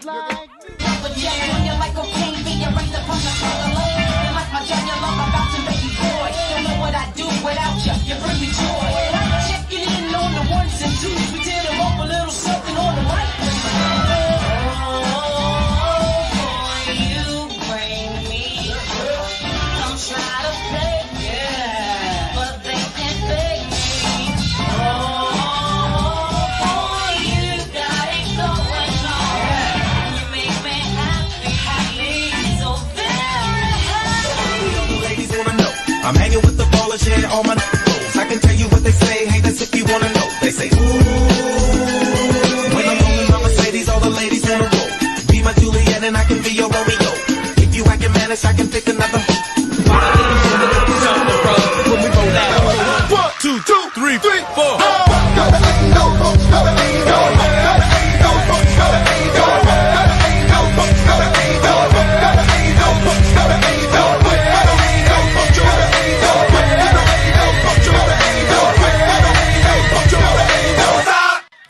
Y'all ain't really. Ooh, yeah. Everybody wanna be like me. Ooh, yeah. Everybody wanna be like me. Everybody wanna be like me. Bust down big chains and dress fancy. Ooh, everybody wanna be like me. Spent 2K last week on the white tee. Ooh, everybody wanna be like me. Drop 10K on my. Lean back. Lean back. Lean back. Lean back. Lean back, come on. I said my nigga don't dance, just pull up a pants and do the rock away. Now lean back, lean back, lean back, lean back, come on.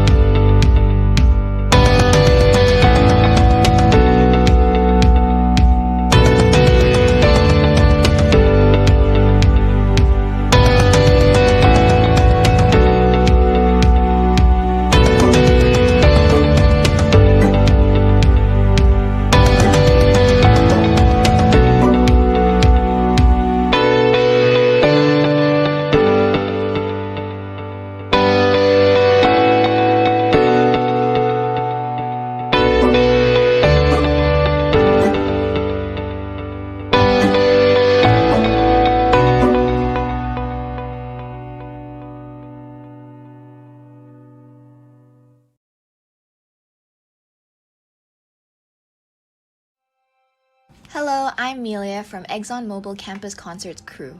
Join me, Erica, Sean, Haomin, and Peiyun from the Center for the Arts groups as we share memories of our practice and performance spaces in the University Cultural Center, Runmi Shaw CFA Studios, and University Town. Here are our stories. Hello, I'm Erica from NUS Dance Ensemble. I'm Sean from Electronic Music Lab, or EML. Hi, I'm Haomin from Chinese Drama. Hi, I'm Peiyun from NUS Chinese Orchestra. Erica, tell us about your first impressions of the University Cultural Center.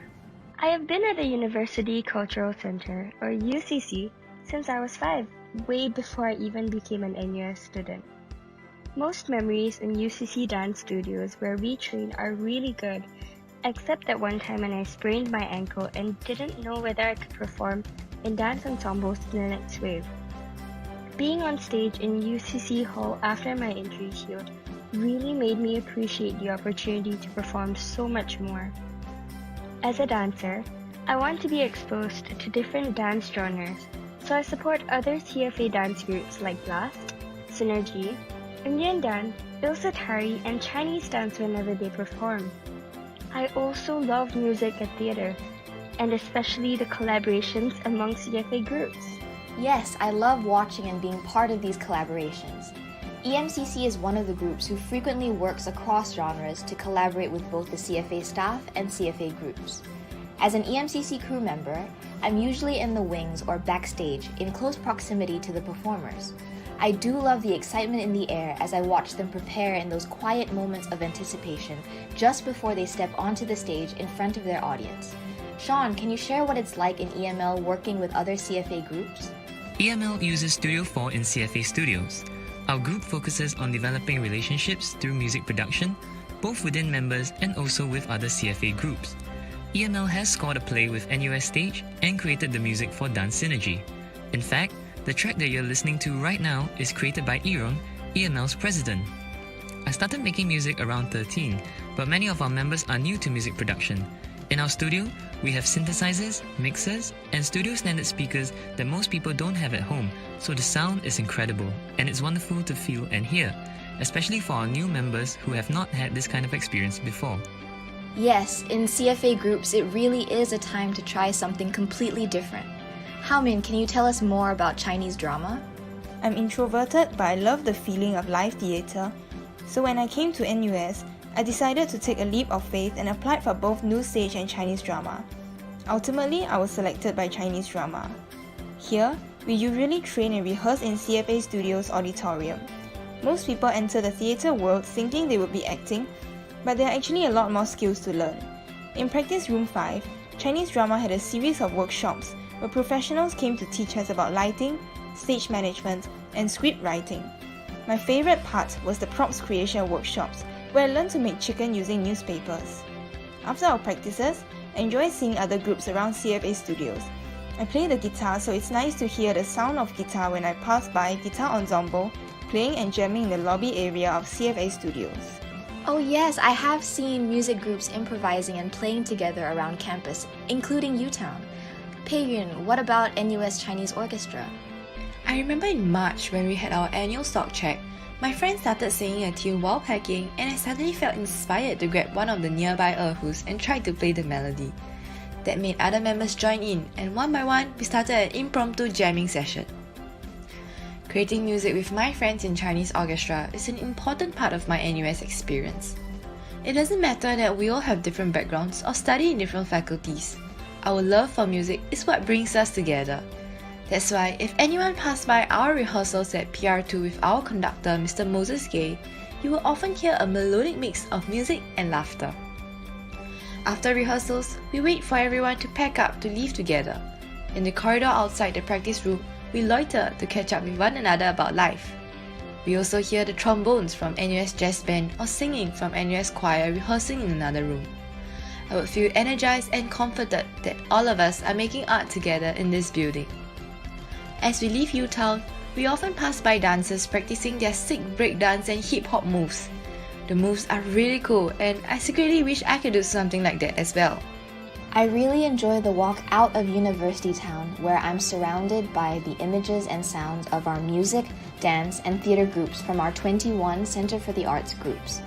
At the end of the day, it's really the people that make the spaces, and CFA groups are the places where you can make friends, learn new skills, and enjoy new experiences. So come join us at Center for the Arts, where you can make room for memories of your own. See you soon!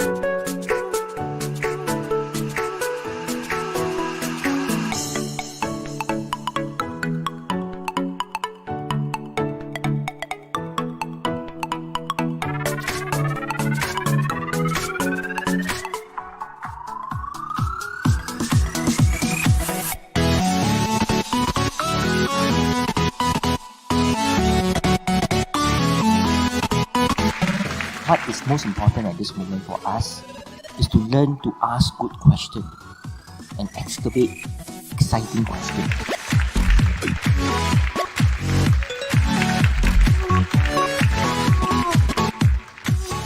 Don't put limit for yourself. Just go for it, and you might be able to explore about yourself more than you know.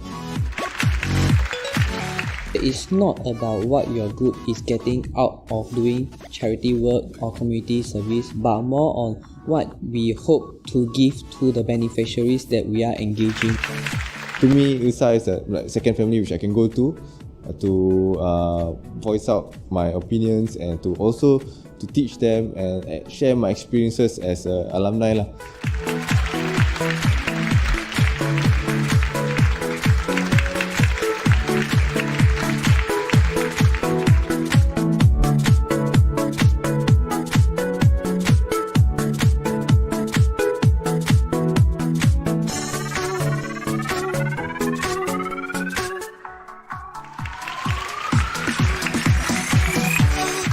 Ideas can come from anywhere, like any person you talk to, and ideas they don't come in a certain form.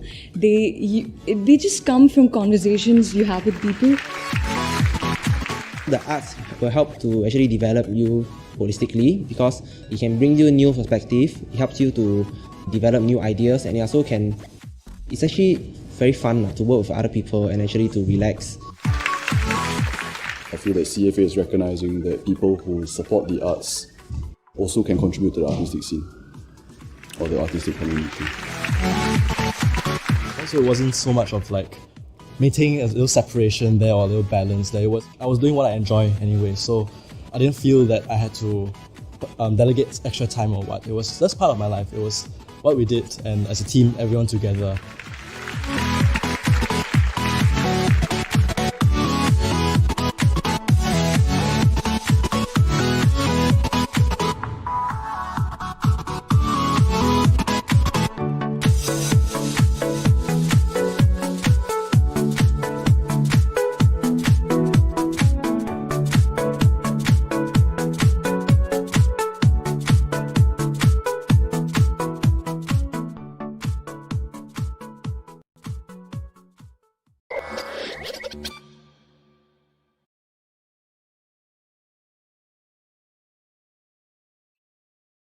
Hi, I'm Jobina, the program lead for this year's Here Arts Carnival. Well, as you've guessed, I'm not actually at UTown, and this was last year's footage of the Here Arts Carnival, where we had a host of performances across stages in one night. This year, for obvious reasons, well, we're making the carnival online and bringing it right in front of the screen with the theme In the Space Between. To illustrate the meaning of this, let me first remove the virtual background so that you'll see the space I'm actually in. Ta-da! Yes, this has been my working space for the past few months, and it's my daughter's room. So let me use some items in the room to illustrate the theme. In these challenging times, many people have stood in the gap for us to keep Singapore safe and secure. So we've lined up several arts projects where we can show them that we care. Get to know new friends and let the arts be that space in between. Remember to always make time to smile. Even though distance may separate us, we can still connect together in that space between. So make a date for the Here Arts Carnival from the 19th to 21st of August. See you there!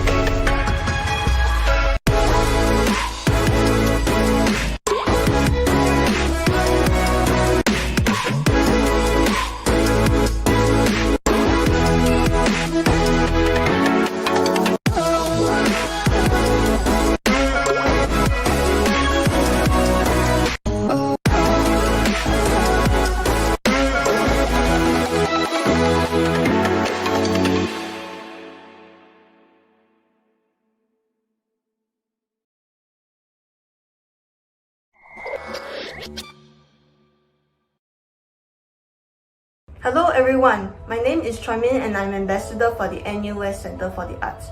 Currently, I'm working on a project called Return to the Thor for the upcoming Here Arts Carnival. So, what is Project Return to the Thor? Project Return to the Thor is the creation of an origami phoenix sculpture entitled Rebirth. I wanted to show as well as allow people to show their appreciation for the NUS staff who have enabled the university to continue running despite the coronavirus crisis. Additionally, in a broader sense, I wanted their contribution towards the restart of society to be recognized. Hence, I chose the shape of a phoenix. As you can see now, the artwork is made out of many individual components. Each piece is a folded message of thanks from one person to the NUS staff. In all, I think I require about 200 to 300 pieces to complete the sculpture. The actual sculpture could be fairly large, about 1.5 meters in length, breadth and height. Eventually, when the sculpture is completed, it will be on display somewhere on campus. And this is where you guys all come in. I still require many submissions. I hope you will take this opportunity to thank as well as reflect upon those who have supported you even indirectly. If you're still interested in the project, the information and instructions are available on the CFA website, or if you're a student, an email has already been sent out to you. Thank you all very much, and I hope you guys will support the Here Arts Carnival on the 19th of August.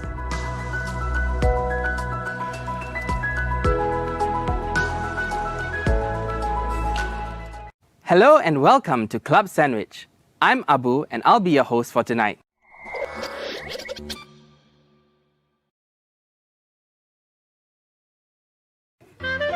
Sorry.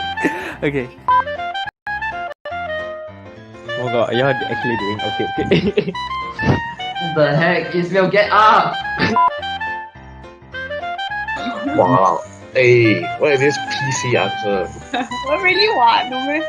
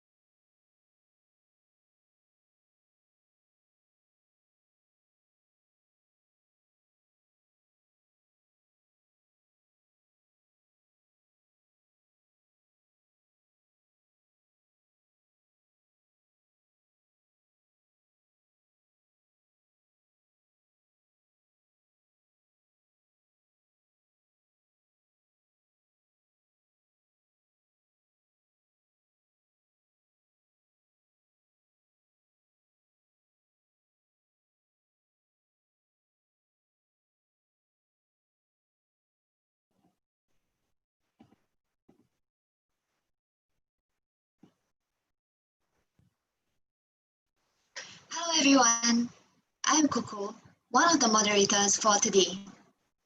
We'll be starting our CFA and CAC panel soon. If you're on the NUS Center for the Arts YouTube channel watching this live stream, you can continue to stay here for a view-only option of this event. If you would like to join as a participant and ask our panelists questions, you have to log into your NUS student account and scan this QR code to join as an attendee on Zoom. Please stay tuned and thank you again for joining us today as we explore the options available for you to join NUS Center for the Arts and Cultural Activities Club groups.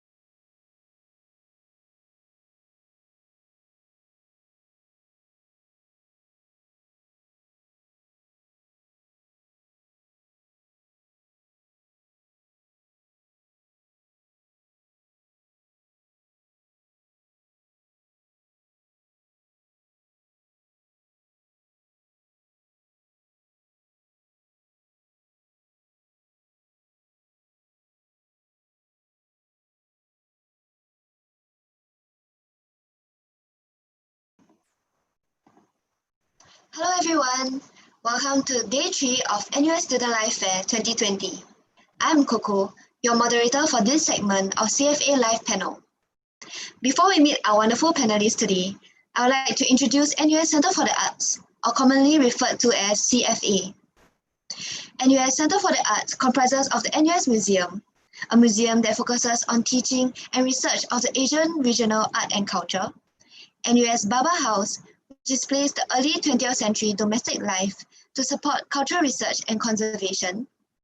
University Cultural Center, a world-class performance venues that hosts various events all year round, as well as the Talent Development and Programming Division that oversees and nurtures 21 student art excellence groups in dance, music, theatre, film, and production.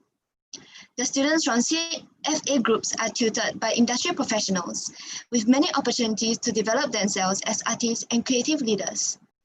NUS Center for the Arts also advises and provides learning and performance platforms for the Cultural Activities Clubs, or also known as CAC.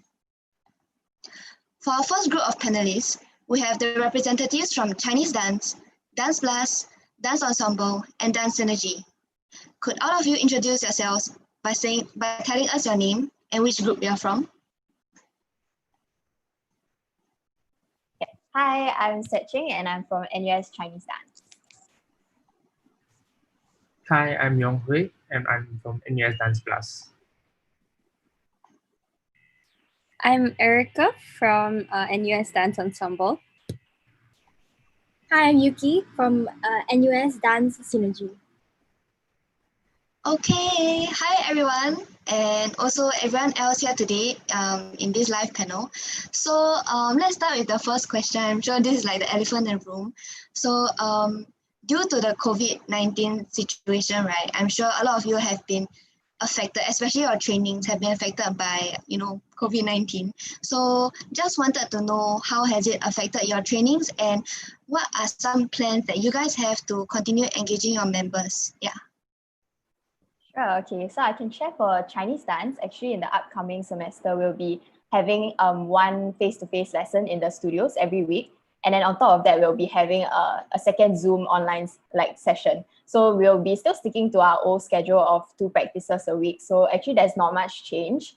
But I mean, doing classes on Zoom is quite a different experience. But I think it's a good one also that we learn to be more open-minded and learn to adapt to new circumstances and just have fun with our art form, regardless of the medium and how we are learning.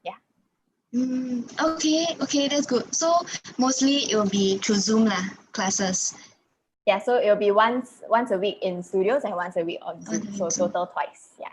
Okay, great. What about other dance groups? Are you all using Zoom also? Like your plans?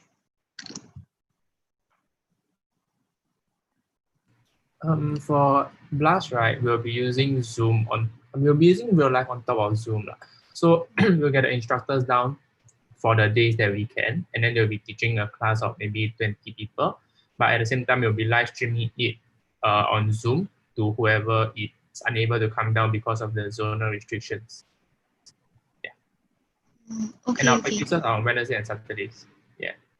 Oh, okay. So just making sure I'm visualizing this correctly. So the instructor will be in the dance studio, in real time with a few dancers, right? Limited number. But then it will also be live streamed for people, at home. Yes, correct. Because of the zonal restrictions and the space. So yeah, it'll be live streamed as well through Zoom. Okay. What about dance ensemble? Yeah, it's actually quite similar as to what the other 2 groups are doing. We're also going to be having an online class on Sundays and a physical one for Zone A, B, and C. And for that, it's for Zone C, it will be led by our artistic director, Zaini. And then for Zone A and B, there are some designated seniors and exco members who Zaini has approved of who will be leading the classes. Yeah. And then on top of that, as part of our engagement, we're actually doing some other initiatives as well. So we have things like dialogue sessions to find out a lot more about DE before. So we also invited some of the past members of DE to share about their experience. Yeah, and besides that, we also had things like senior sharing. So on top of the technique classes, we're having some IG live sessions where some of the DA members will share a piece of choreography, and it's really open to anyone. So it's not just limited to those in DE. Oh, okay. So that's interesting. Are these choreo sharings or like dialogue sessions, something new that you guys have come up with because of the circumstances? Yeah, it definitely is, because I feel like the dialogue sessions, it has actually been going on for the past few weeks. Then like, because for COVID, it helps when everyone's stuck at home. So, that's when like a lot of times you reminisce about like your old times. So that's also when we managed to get the opportunity to reach out to the past members, and it has not been done before. So we actually invited like the founding members of DE. So even way before like the people who started DE together with Zaini while he was still like dancing in DE. So it was very nice to see like the growth of DE, and you really feel very like very close to the community. So it is a new initiative, and I think that it has benefited a lot of us in the DE community. Yeah. That's nice. So the incoming freshmen can also kind of like feel that culture and that bond, even though they're not able to meet face to face, right? Yeah. Yeah. Okay, that's nice. That's nice. What about Synergy? Hi, so for Synergy, we actually have practices on every Tuesday and Friday. And currently we're gonna shift most of it online. But at the same time, I think with the zonal restrictions, like everybody is split into the zone A, zone B, zone C. Like at different times, like zone A will come together, like, and then they will be able to dance at their own slot. So they will still be able to dance like offline, physical with like the instructors. And that would be how it would be during the term. And before that, like during the semester, during the summer break, like we had like alumni sharing and senior sharing, where they will choreograph a dance on their own, and they will share with us during Zoom sessions, and we would be dancing at home along with them. And that's a good way to bond the entire team as well, and also a nice way to be exposed to different kind of dance forms. Yeah, so that's for us.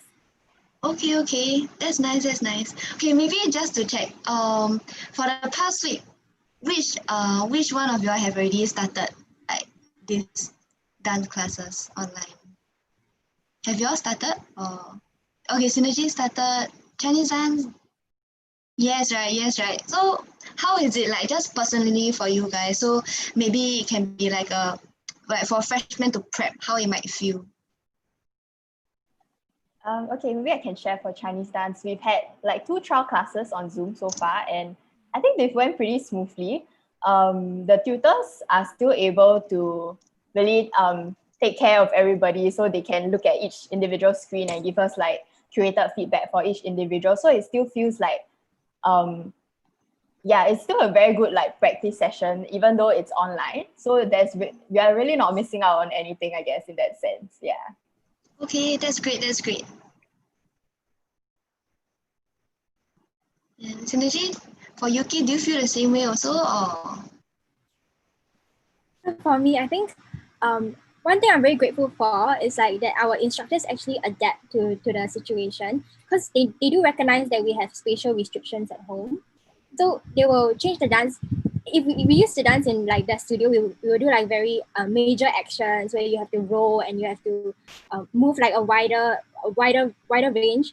But then because of they do know we have special restriction, they change the moves and they adapt it. And I think it's quite like you learn different parts of the techniques also. I thought that was quite interesting. Okay. That's nice. So it sounds like the freshmen really don't have to worry. Yeah, all prepared, all nice for you. Just come here and enjoy. Okay, that's nice. Okay, then now at least we're at ease with like all the COVID restrictions, right? I wanted to maybe just find out what is the most challenging aspect of your dance form. Yeah, and then whether there are any suggestions for incoming freshmen, yeah, if they are interested to join your group. I think okay. You can start. Okay.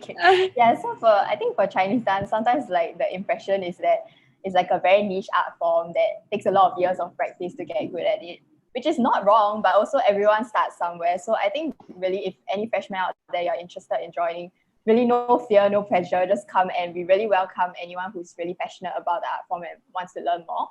Yeah, and I mean the training it really starts from the foundation. So we'll be going through all the basics, and the tutors will also be curating their feedback for each individual. So there will definitely be like a good learning pace for everyone. Yeah.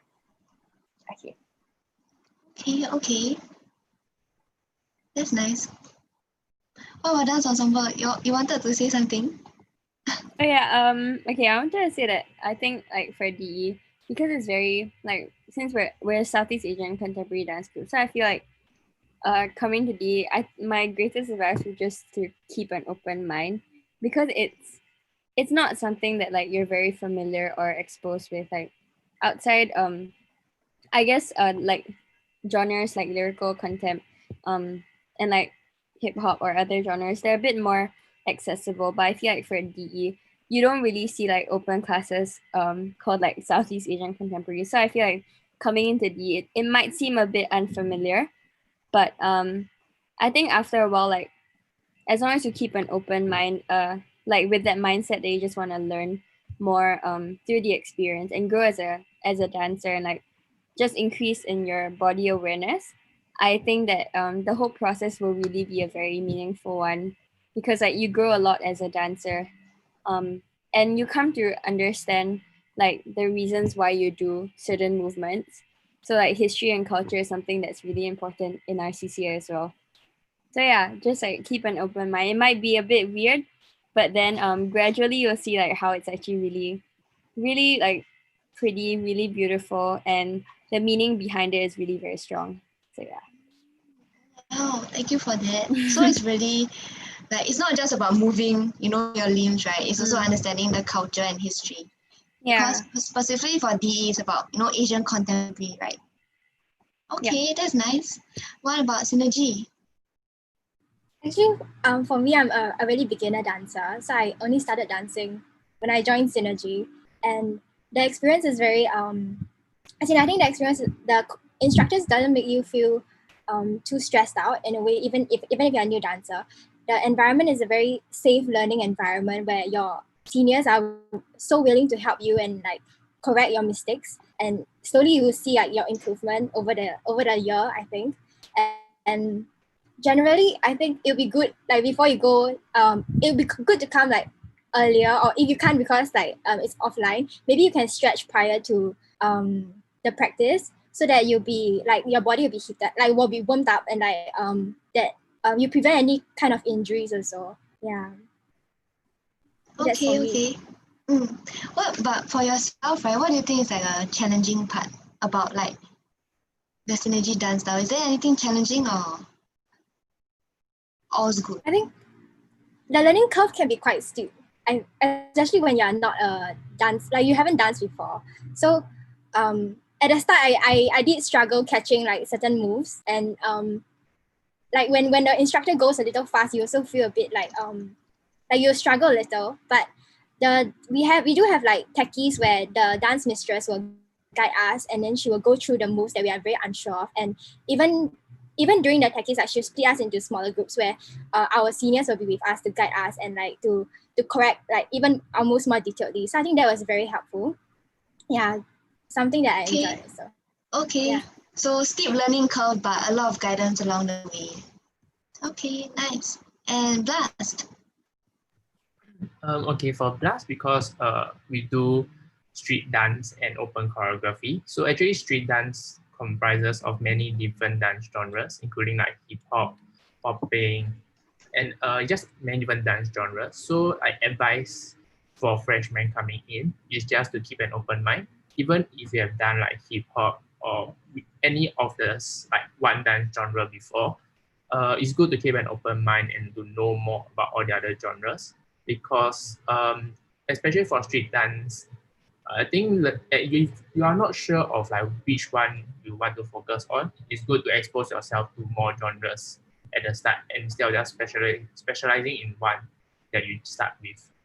And even if you are not trained in any of the street dance genres, we also have a lot of members who did contempt, ballet, or even have no background before they started. So yeah, we welcome everyone who have an open mind and just willing to learn.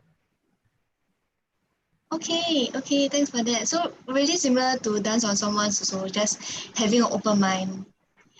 Okay, that's nice. All right. Okay, I'm sure because all of you guys are in dance groups, right? You guys have audition processes for members before they join, right? So Just as seniors and official members of your own dance group, do you have any tips to give freshmen that are interested to join? Yeah, especially for those that, they really don't have any background in dance, or those in your genre and want to just try. I think for Chinese dance, if you're completely new to it, it would be great if you can go look up like some of our past dancers, or just, on YouTube, just go search up Chinese dance, get like a better like understanding of how it's like. And then like for auditions wise, usually we don't ask for any prior preparation, just come in and be eager to learn, come in with an open mind. And I mean, before that also, if you want to do any warm up and stretches, that would be great too. Yeah, just make sure no injuries and stay safe. Yeah. Okay.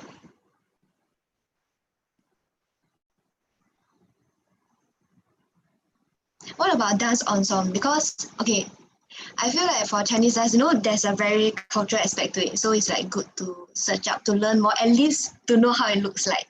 Yeah, so for dance ensemble, it's like an Asian contemporary style, right?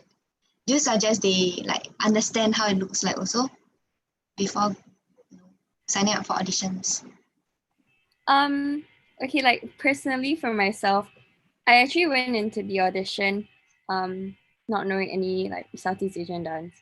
So I mean, it would be helpful, but I wouldn't say it's necessary, because it's not like when we go to the audition, like we'll test on Southeast Asian contemporary, because we don't really go so in depth. It's more of like taking the nuances and like the aesthetics and just bringing it into like a contemporary style. So I feel like if you like come for the audition, like besides warming up and like making sure that your body's ready to dance, I think just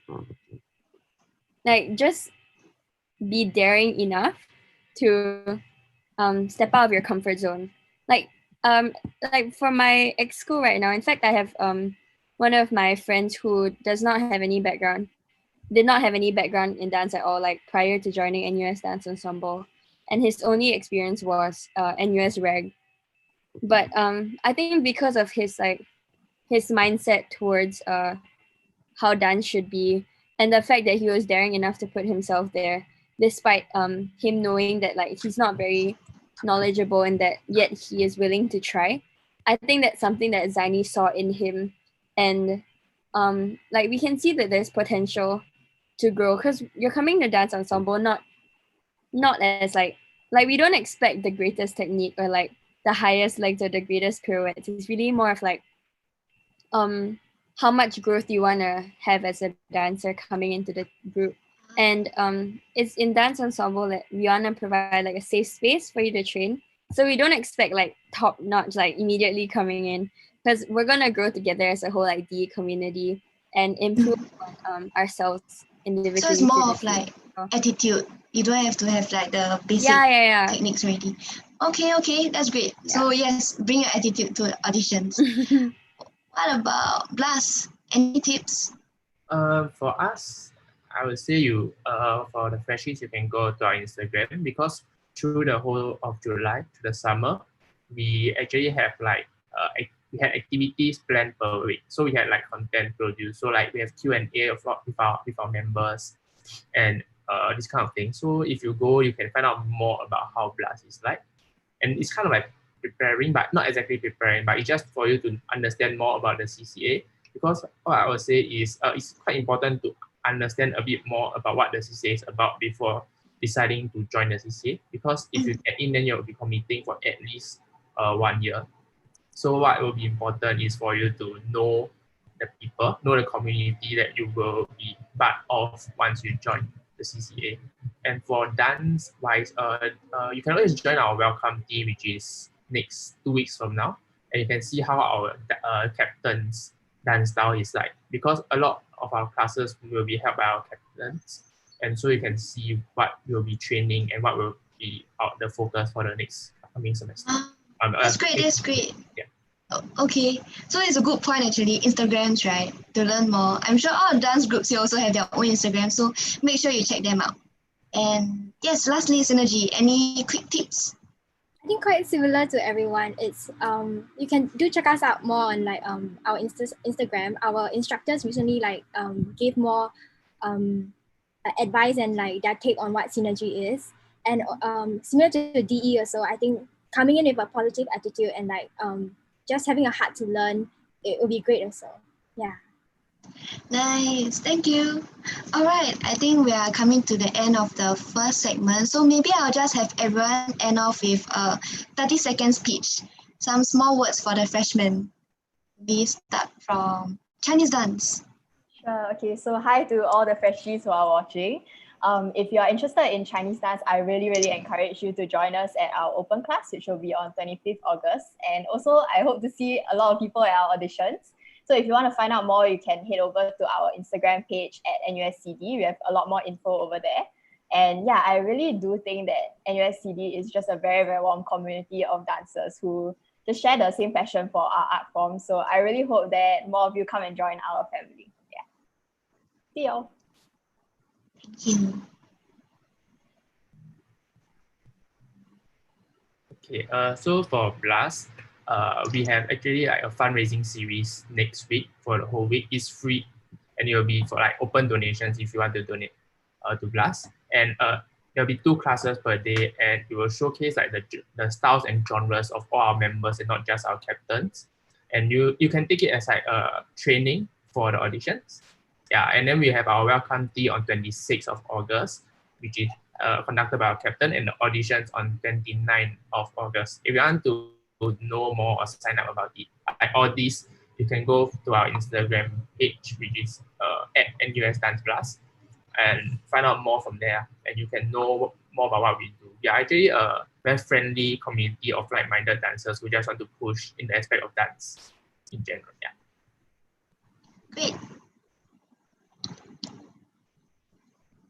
Yeah, for dance ensemble, I think similar to what they said, we also have like open classes coming up on the week of 25th. So depending on your zones, you have to come around like that specific day.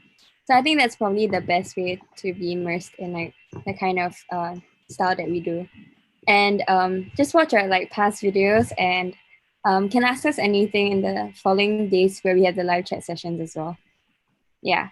So we hope to be able to see you soon and come join our family too.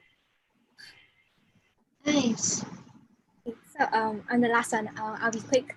So for Synergy, I think it's a very warm community where the seniors are really helpful as well. And in your own batch, right, you form like your own friendships. And I think it's very unfortunate that it's happening during the COVID-19 pandemic, but it'll be a very good opportunity for you to make like your own group of close friends and your own support system in university life as well. And we are currently gonna have like open classes on the 8th and 15th of August. Do look us out and check us out then also. Yeah, you can try out the dance and see whether you enjoy the session. All right. Thank you to all of you guys. Yeah. And yeah, hope all the participants enjoy it. So as you guys turn off your cameras, just a message for the participants. If you have more questions for them, please go and talk to them at their Zoom live chats. They're happening over the next 2 days during the e-SLF. Yeah, so see you guys. Bye. And now, as they turn off their cameras, we will now welcome our second group of panelists. And they are from Indian dance, Ilsa Tari, Lion dance, Chinese dance, NUS stage, ExoMobile campus concerts, which is also known as EMCC, and new studios. So hi, could you all introduce yourselves by telling us your name and the group you're from? Hello, so I'm Tanati. I'm the dance captain of NUS Indian Dance. Hi, I'm Sarah from Ilsa Tari. Hi, I'm Felicia. I'm from NUS Lion Dance. Hi, I'm Gao Jun from NUS Chinese Drama. Hi, I'm Isha and I'm the president of NUS Stage. Hi, I'm Rin Singh and I'm the president of EMCC crew. Hi, I'm Ching Ping and president of New Studios. All right, hi, welcome everyone today. So, hope everyone's having a great evening so far. And now, I'm just gonna start off the first question with just for you guys to share some highlights that your group had in the past academic year. Yeah, because I'm sure like some groups have like quite unique names and like the freshmen want to find out more also. Yeah, so go ahead and share. Sure, maybe I could go first. Okay, so this past academic year, one of the most memorable experiences for our dancers was taking part in the River Hongbao, which was an event during Chinese New Year. So it was the first time dancing on stage for many of our members. And I think that was a really cool experience for them. Apart from that, in fact, it was a very diverse audience, right? So that was a very different experience from what you're used to. Because you would expect Indian dance, so only Indian people come to watch it, but that's not true. We had a very diverse audience. Apart from that, a lot of audience members actually came up to the dancers after the event to ask for photographs. And our dancers even taught them a few dance moves which they had done on stage. So that was a really cool experience. Apart from that, one more thing was the online classes that we've been having for the past 3 months during the entire lockdown period. This is really cool because we could get our beginners as well as advanced dancers to the same class. So that was a very good bonding experience for all of us, as well as giving us an opportunity to create a lot of shared content. For example, we did the Don't Trust Challenge Indian dance version, which you can check out on our Instagram. So yeah, that was really cool. Wow, okay, that's great. Especially hearing about the River Hongbao performance, it's very nice that like even the audience is diverse, you know. That's yeah, right, and yeah. like everyone is slowly learning about the different cultures in Singapore. And also, yeah, I'm very happy to hear about like how people are coming on to your Zoom sessions to actually bond, because you know we are not just stuck at home. We can actually bond virtually online, and Indian dance is actually doing that. So That is true, yeah. okay, great things in store for the freshmen. All right. Next, anyone else would like to share? I'll go. So last year I was a freshman. So the first event that we had was Muara. So it was like our debut stage. It was the first performance as a freshie to represent Ilsa Tari. So that Muara is like an annual event that was that's organized by our ED, which is Cikgu Osman. Then after that, we also, together with Indian dance, perform at River Hongbao. So River Hongbao, they also invite, I think because Singapore is a racial harmony, very racial harmonious, so they invited the different races to perform also. And it was really very cute because a lot of kids came up to us because we had a prop. Our prop was a payung, which is an umbrella that we danced with. So they were very curious on like how we did it and like what it was and everything. They also took pictures with it. So that was very cute. Yeah, that's all that we had so far. I see. Okay. But still, I'm sure it was a very big highlight for you guys also. Yeah. And actually, I would like to hear from lion dance also, because it's also kind of like a traditional form of traditional art performance. Yeah. So Yeah. what are some of your highlights? Although it's traditional, there are many ways to put across lion dance as an art for contemporary and young audiences. So one very awesome memory that we had was in 2019 during Chinese New Year. Preschool actually called us up and asked us, hey, we have a bunch of kiddos who are really interested in learning about the heritage of lion dance and how it came to be. And we're like, okay, let's do a workshop for them. So with me and a bunch of 4 other facilitators, we tapped on our facilitating skills and we created a workshop along that also had a self-made, homemade storybook that is easily illustrated for kids to understand. And the biggest shock was that when they arrived to our training ground, some of the kids were so small that the teachers were still carrying them. They were like toddlers. And we were like, how are they going to get scared? Because the lion is quite big. Like if I curl myself up into a ball, I could fit into the lion head. So to them, it may be huge. And we also worry about the sound because lion dance is a very loud sport. There's a lot of drumming and cymbalists doing their thing. But in the end, it was a very enjoyable experience. The kids had lots of fun. And we were very proud to be able to like pass on to a new generation of young people how lion dance came to be. Hopefully in the future, they will pass on this word as well. Yeah. Wow, okay. I'm so happy to hear that, because it's like the traditional forms, especially for NUS, we're just a university institution, right? But we have these opportunities to share these art styles, art forms broadly across, different groups, but also, through the generations as well. So it's like being preserved and being appreciated by everyone, really. So, wow, amazing. Okay. Now, we've actually just heard from 3 different, performance groups. We'll move on to the drama group. So stage and Chinese drama, would you like to share about your highlights in the past year? Yeah, sure. I would say for Chinese drama, we have actually 2 main highlights for last year. So one is our mini camp where the whole CCA, which is around 50 members, really come together and play a lot of games such as sports and theatre games. And after the entire camp, I can feel that all the members are a lot more bonded compared to before. And the second one was our performance last year, which is called Guerrilla Theatre.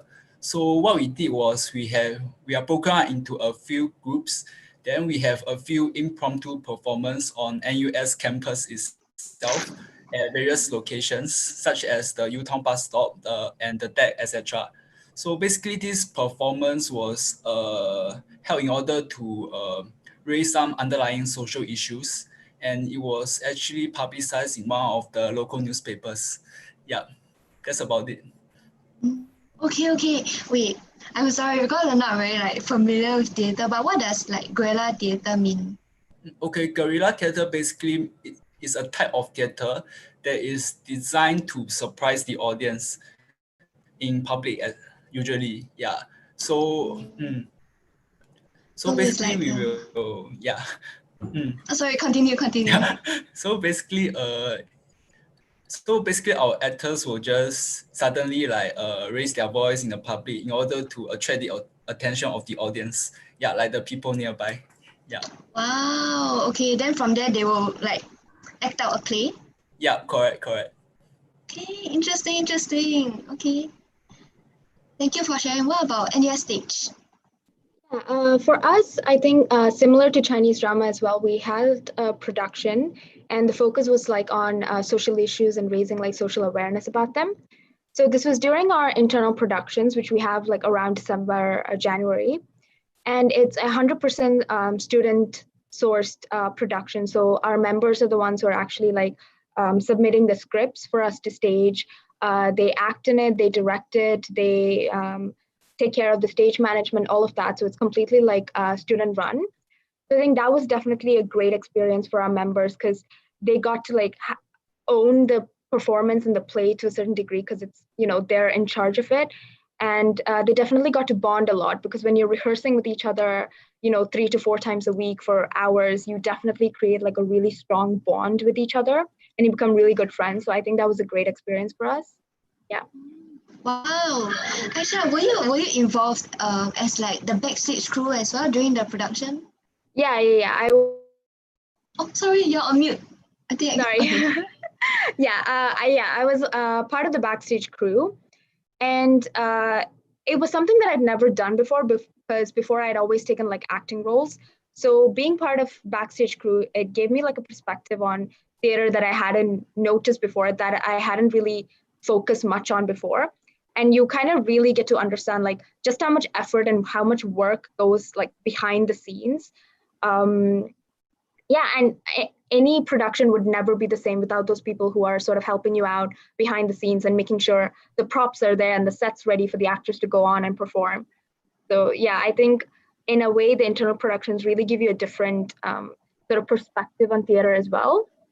Yeah, I'm guessing EMCC and NUS Studios will know more about this. Yes, that's great. It's really nice that students can run their own production also, especially at the backstage. And actually, I want use this chance to invite EMCC crew to speak about what they do because it's pretty similar, right? Yeah, it's pretty similar. So for us, we will help to support the behind the scenes for the EMCC season show. So just for some context for the freshies, the EMCC season show is a series of performances that we host every semester. So we will help out with the behind the scenes stuff, for example, stage managing or lighting and sound operating, front of house, stage crew, that kind of things. Yeah, so we are different to stage in a sense that even though they do backstage work, but then like our backstage work ranges from like theater to like music performances to like dance performances as well. So we interact with more art forms. Yeah, so that's like the more the part where we differ. So it's always interesting to interact with the different art forms because like each art form will have like different like beauties about them lah. So like it's interesting in that sense. Yeah. So another like highlight for us is also like because last year there was the bicentennial experience thingy. Yeah, so we got to go to like check out the behind the scenes of how it works, like for the bicentennial experience. So that was like quite a cool experience. Yeah. Wow, that's great. That's great. Actually, were you planning to collaborate with any of like the arts groups recently? Actually, for EMCC. So for the EMCC season shows, there's actually usually like open call to performances. So usually some CFA groups will like sign up, and then that's where like we collaborate with them also. But then of course we have also helped out some CFA group shows in terms of like for their own productions. Like I think we have helped out Ilsa Tari before as stage management, right? Yeah, and like some of the dance groups like I think Synergy and Dance Ensemble also, and Guitar Ensemble as well. Yeah. Wow, okay. So it's really you're really like the call and then you like reach out and help everyone else with regards to backstage group. Yeah. Okay. Wow. Interesting. All right. Then lastly, let's have New Studios sharing your highlights. Yeah, so for us, we are a filmmaking CCA group. So our highlights for last year will include our annual film school, which is like a session every Saturday where we help our members to learn about different aspects of filmmaking, such as directing, producing, editing. Like we cover all the different aspects. And for each session, it'll either be our own artistic director, John, who will be teaching, or we'll invite external industry professionals to come in and like share their own experiences. For example, over the summer holidays, we also conducted a series of lessons called New Studios Produce 101, where we teach about the 4 different aspects of filmmaking. And for the last session, we had an open class where we invited a Singaporean filmmaker, Tan Si-Yo, who made the film Hello Amma and was screened on the Singapore International Film Festival to share about it. And I think the freshies who came, they all like feedback that they liked the session a lot. Yeah, and other than teaching them about filmmaking skills, we also made our own productions. So for last year, we had productions over the summer, but due to COVID, it's currently postponed. But we'll hope to see them soon in the upcoming 6 months. Yeah, and there's also other initiatives such as planning a film competition, which is our annual film competition called Point and Shoot 2020, which will be postponed to end of this year around December. So if you guys are interested in joining, feel free to join also. Yeah, so that's some of the highlights.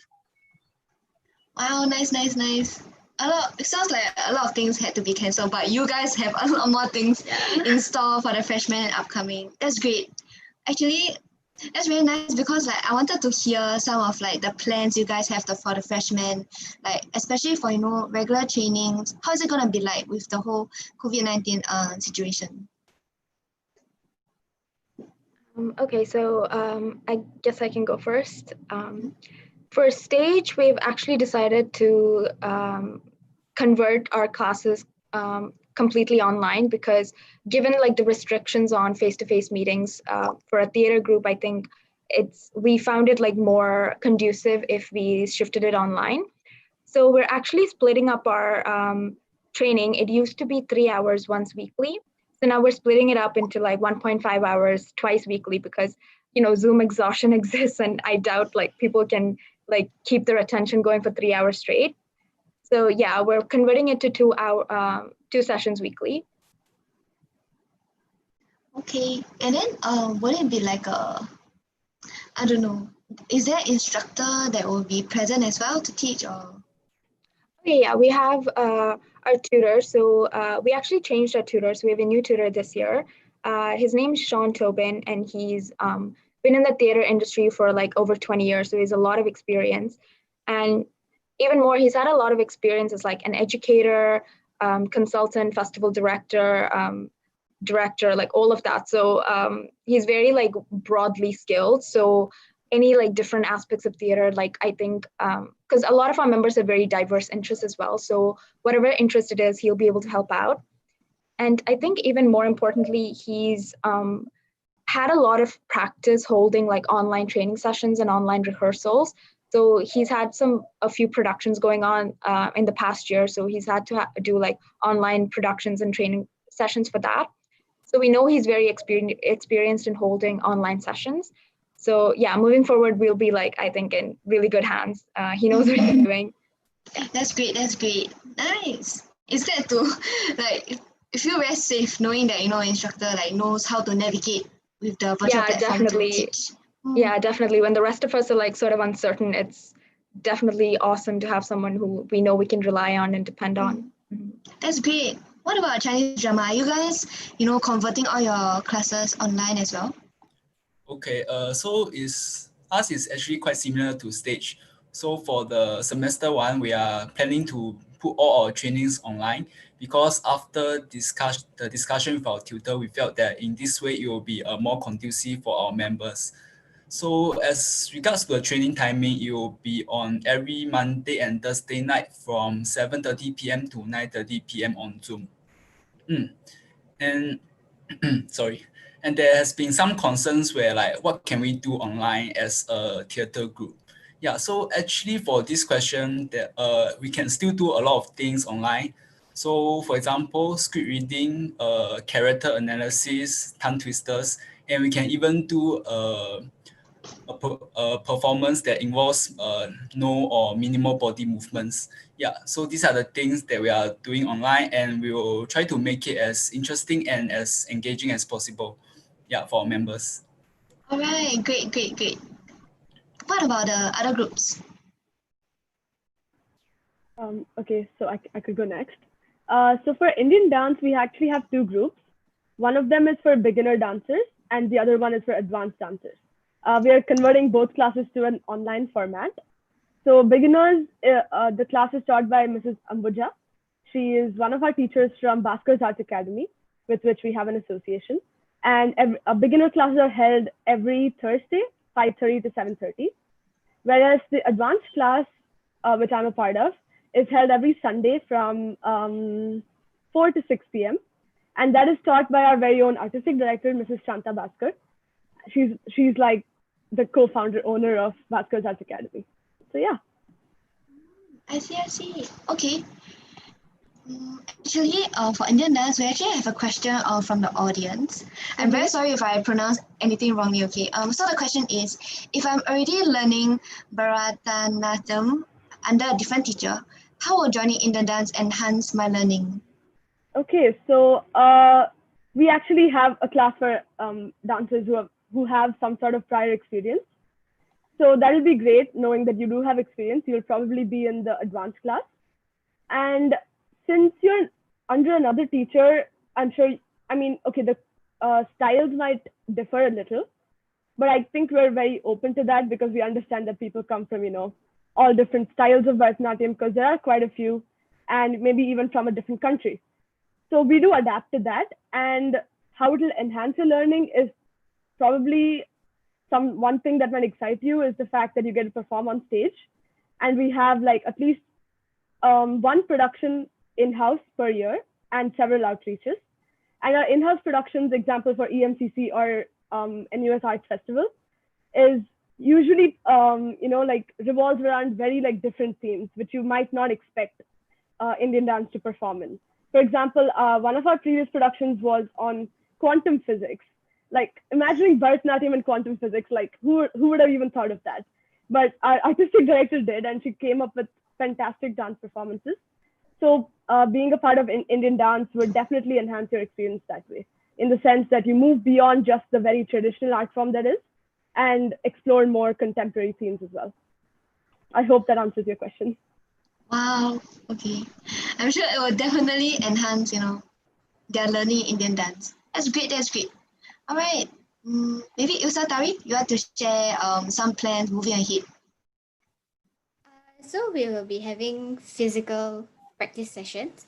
So we want to maximize the space that CFA has given us. So our practice sessions will now be on Monday and on Friday. So Monday will be for Zone A, which is for the engine kids and SDE kids. And then for Friday will be for Zone C, which is for the FASS students. So how we are being strategic about it is we are practicing towards our production will be happening in January. So how our artistic director is going to do it is that the segments of the production will be in zones.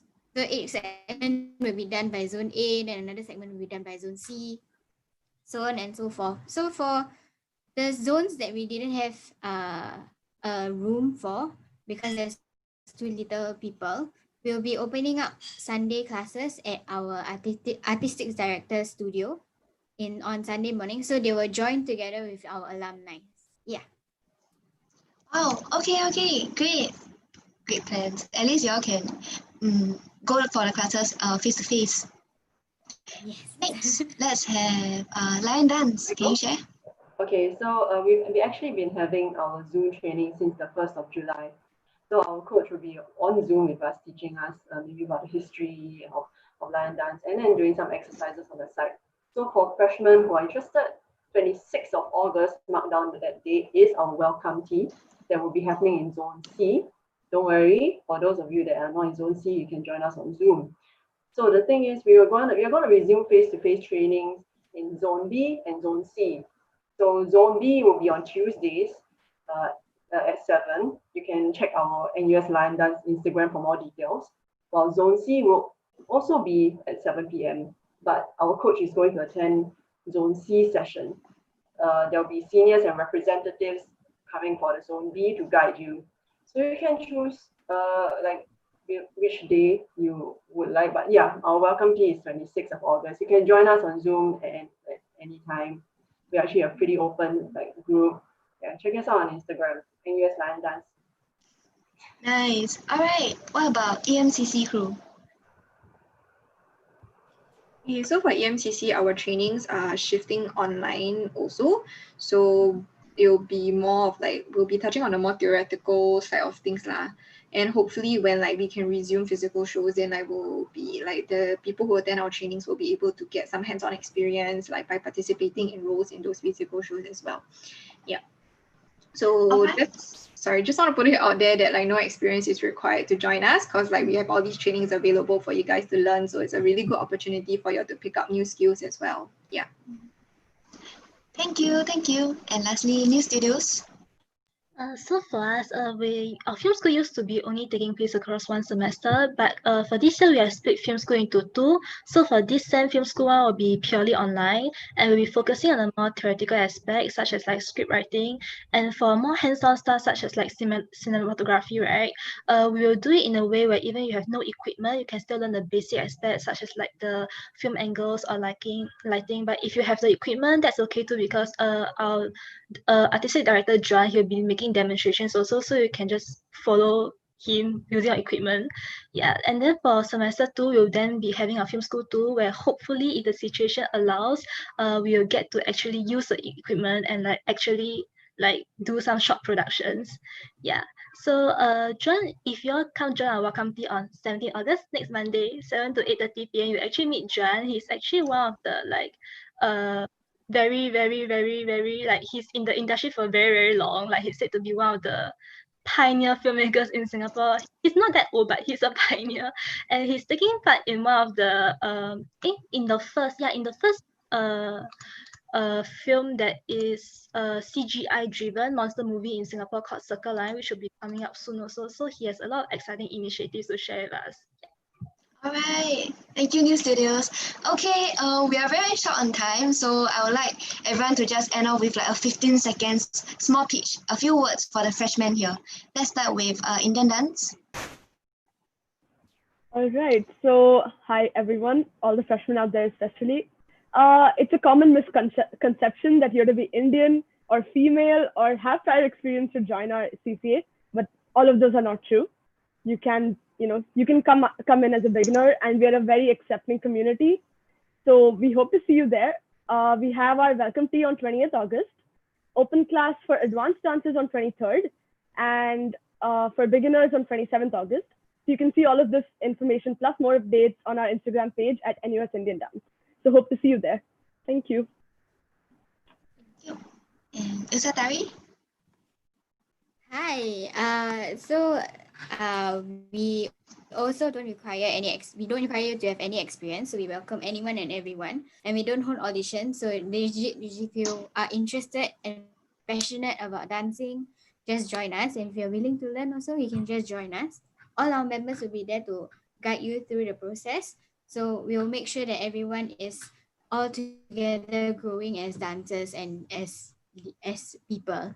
So our welcome tea will be on the 17th of August. So do sign up for it. If you want more information, do check out our Instagram page, NUS Ilzadari. Alright, thank you. And Lion Dance? Okay, so just like Ilsa Tari, just like the other previous dance groups like Dance Synergy, if you come in as a blank slate, it's totally fine. 99% of us started that way. So you can come in, challenge your body physically, your mind physically, and you can prove, like even to dispel gender stereotypes or stereotypes that lion dance people are rough on the edge. We are not. So yeah, you can check us out on Lion Dance on our Instagram, NUS Lion Dance. And remember, Welcome Tea is on the 26th of August at 7 p.m. So come on down, join us, have fun. Right, thanks. NUS Stage? First of all, hi to all the freshies out there. It's great that you guys came to this. I would say if you are interested in theater, like whatever aspect it may be, whether it's like acting or playwriting or directing or stage management, then I would encourage you all to audition and try it for stage, because we really do try to support everyone and all of their interests in theater, and we try to like develop your talents. But if you want to know what our trainings are like, then I'd encourage you to come down to our open class, which is on the 20th of August. And yeah, hopefully we'll see you there. Nice. And next, Chinese drama. Yeah, so hi to all the freshies out there. So we after this SLF, we will have a lot more activities coming up, such as the Here Arts Carnival and our Welcome Tea. So do check out our Instagram at NUS Chinese Drama to find out more details. And please feel free to check out the other CCAs as well to increase your exposure. Yeah. Right, thank you. AMCC crew. Hi, so if you guys are interested to do productions or to find out how art shows work behind the scenes, you guys can join us. We'll be having our welcome tea on the 24th of August. It's a Monday at 7 p.m. Yeah, and then you can find out more about like what we do and like what we have for the coming year at our Instagram at EMCC Crew. Yeah, thank you. Thank you. And New Studios. Yeah, so for us, it's a little bit cheesy, but we believe that the new studios experience is similar to what we do. It's like making a production, like when we start from scratch, and together we try to make something together, and we slowly see it come true. And like, let's hope we can write like the best story together. So if you are interested in finding more about us, and go follow our Instagram page, New Studios, and we will have like Zoom live chats for the next 2 days and the IG live on Friday night also. So do check it out and do sign up for Welcome Tea. Yes. All right. Okay, I want to thank all of you here for sharing all your insights and your experiences. You may now take your leave by turning off your cameras. Yeah, so for the audience, if you have any more questions regarding the various CFA groups, please go and talk to their members at the Zoom live chats that are happening over the next 2 days during e-SLF. Yeah, and for more information, please scan this QR code for events calendar. We will now take a 2-minute short break as we transition to our next group of panelists from the Cultural Activities Clubs, which will be facilitated by Hui Yi and Fahan. See you all again soon.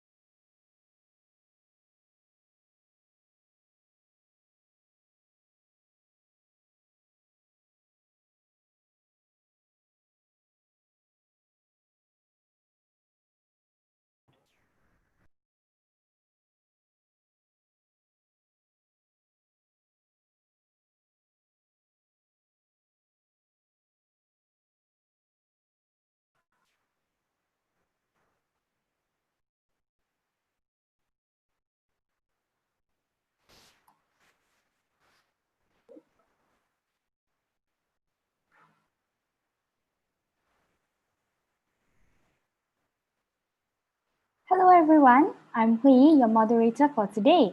Welcome to the CAC panel of NUS Student Life Fair 2020. Before we get started with speaking to our wonderful panelists today from Cultural Activities Club, I would like to talk about the opportunities for you to engage with the arts on campus. As you heard from our wonderful NUS Center for the Arts panel, there are 21 student arts excellence groups in dance, dance music, theatre, film, and production. You can also visit NUS Museum, NUS Barber House. You can also perform or watch performances at University Cultural Center, a world-class performance venue that hosts various events all year round, including events.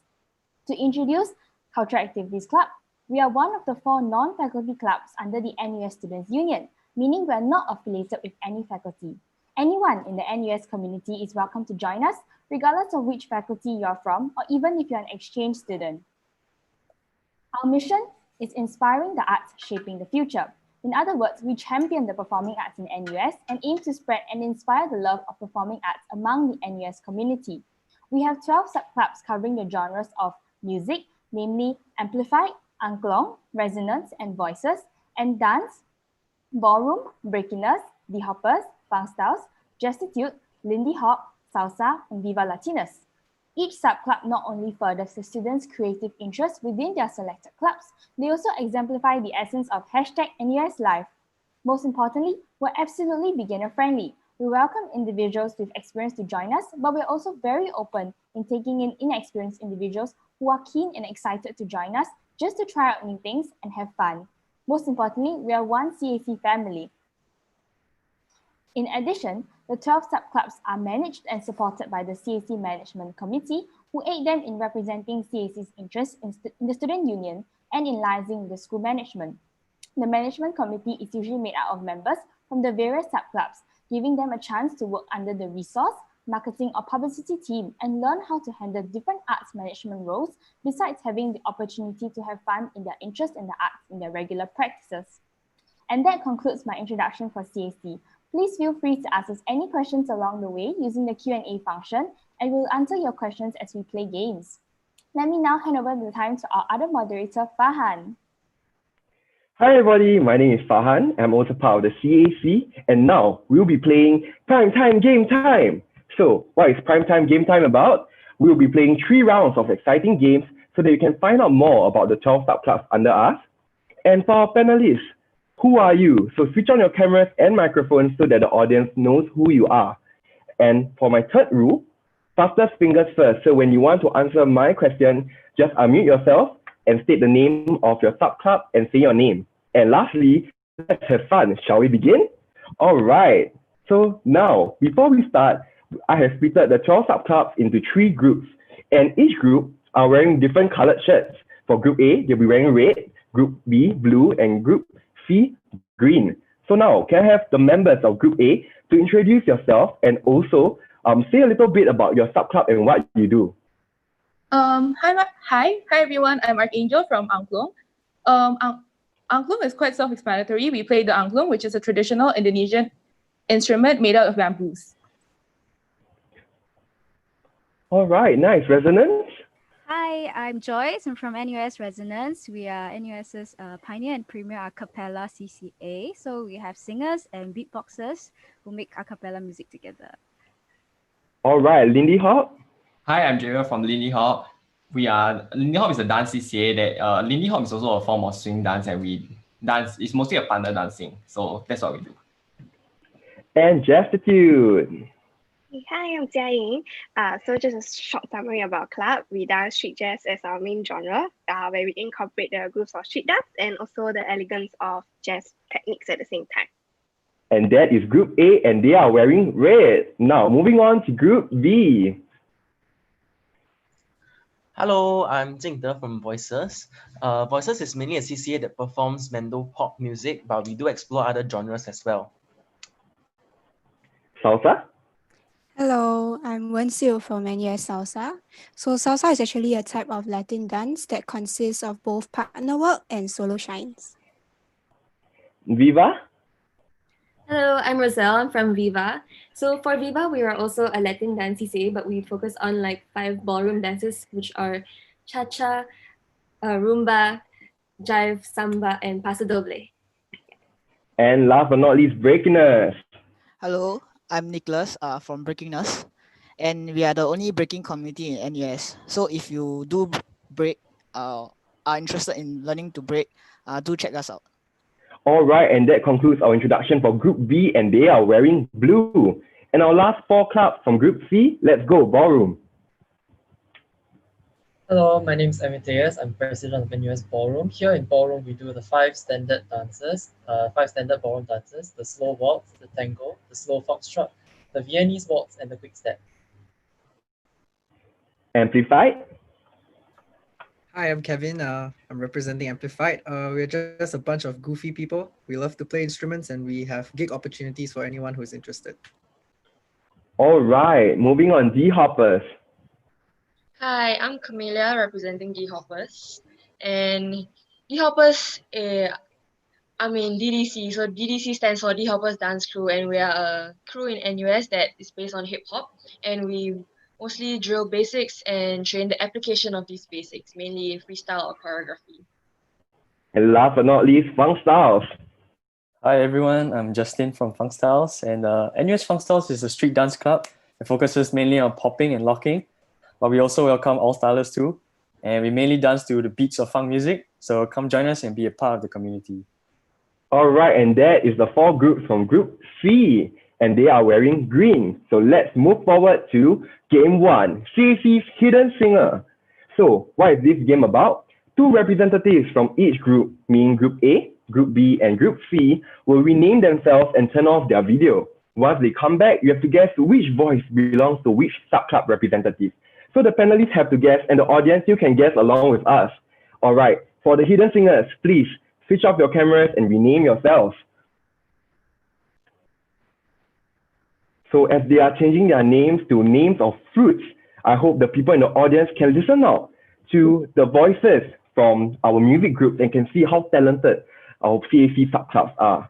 Let's see whether we are ready. Like apple, coconut, strawberry. All right, I think we are ready.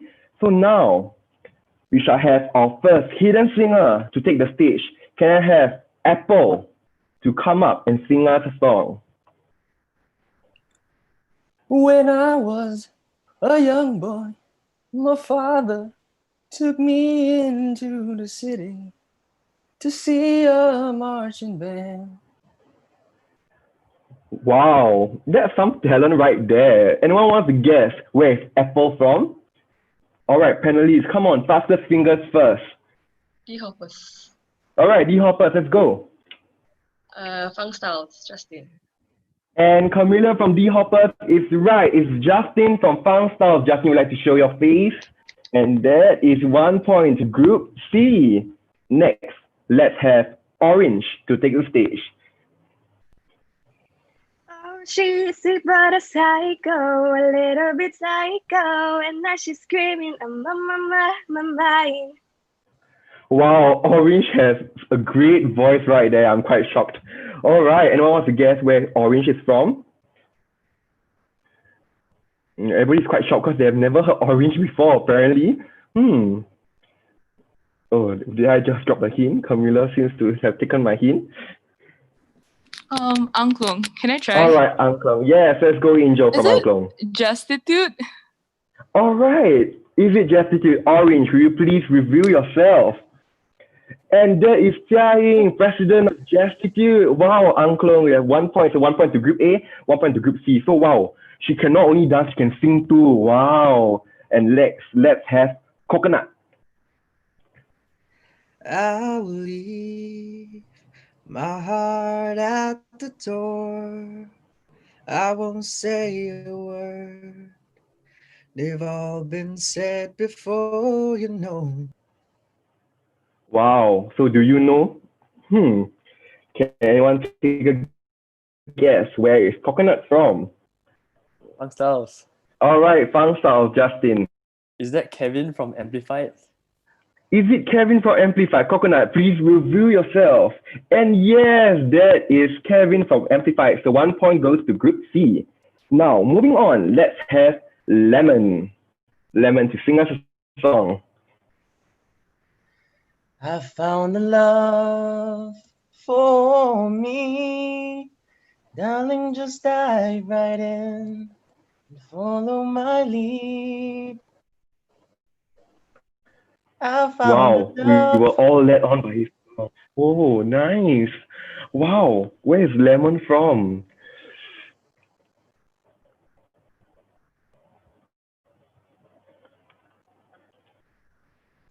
Ooh, someone from the audience actually guessed.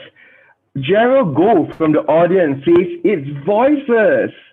So is it voices? Anyone want to just maybe like confirm the answer? Any panelists? Oh, Lemon showed his face just now. All right, Lemon, how about just review yourself since the audience could guess who you were? And yes, that is Lemon. That is Tinta from Voices. And let's go, our next hidden singer, Strawberry. Let's go. How do you like your eggs in the morning? I like mine with a kiss.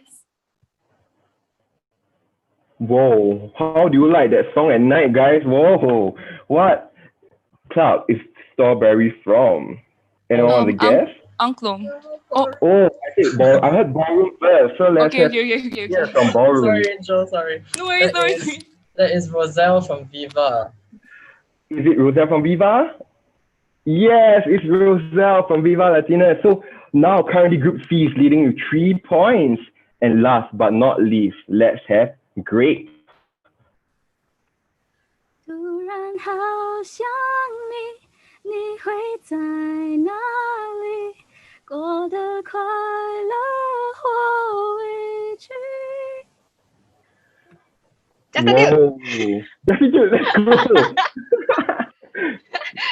Joyce from Resonance. And yes, it is actually Joyce from Resonance.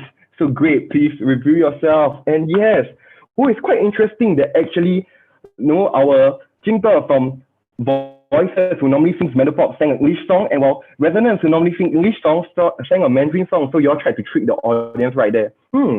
All right. So that comes to the end of our first game. So before we proceed to the next game, let's check our Q&A box whether you have any questions for our 12 sub-club panelists. Come, don't be afraid, just ask us anything, and even if you don't want to ask us now, as we play more games, just feel free to type anything in the Q&A box, all right? Anything regarding your auditions or whether there's no auditions because some clubs here have no audition. Yeah. So now, let's move forward to game number 2. All right. All right, so currently the Q&A box is a little bit empty, but don't worry, I'm sure it'll be filled later. And now the second game is test your CAC knowledge. All right, so here is where you put your knowledge of the other subclubs to the test. The questions will test the following: the instruments they play, the genres they dance, and anything regarding their clubs in general. Fastest response win. Let's go. So 12 questions about the 12 subclubs. Let's go. So angklung is a traditional musical instrument from Indonesia. Which of the following instruments is or are not part of NUS Angklung Ensemble? So new questions, and the panelists seem a little bit shook by the new questions. Amplify, let's go. The cajon. Is it? All right, Angel. No, Angel, not shaking her head, but no. So no points for Amplify. Anyone else want to give it a try? Salsa? Oh, I heard Viva. I heard salsa, right? It's Salsa. okay, it's okay. Okay. My guess is Suling, D. Is it Suling? Yeah, it is Suling. So now Angel will share with us a little bit more. All right. So actually, in NUS Angklung Ensemble, we play the angklung accompanied by the kolintang, which is the Indonesian rendition of a xylophone, as you can see on the right-hand side, and also the gendang, which is the Indonesian rendition of some sort of like a conga. Then there's also the guitar. Then you also use the cajon, which we don't have a picture of it. I don't know why. And actually, the suling is, if you guys are wondering, it's the Indonesian version of a flute. So it's a bamboo flute and we don't have it. So yeah. All right, that's pretty interesting. So not only you just play one instrument, you see there's so many instruments here at Angklung, so come and join them. Moving forward, NUS CAC Amplify is a band of musicians who are versatile and diverse and do not play a specific genre. Which positions can you take up when you join NUS Amplify? Choose one or more options. Angklung.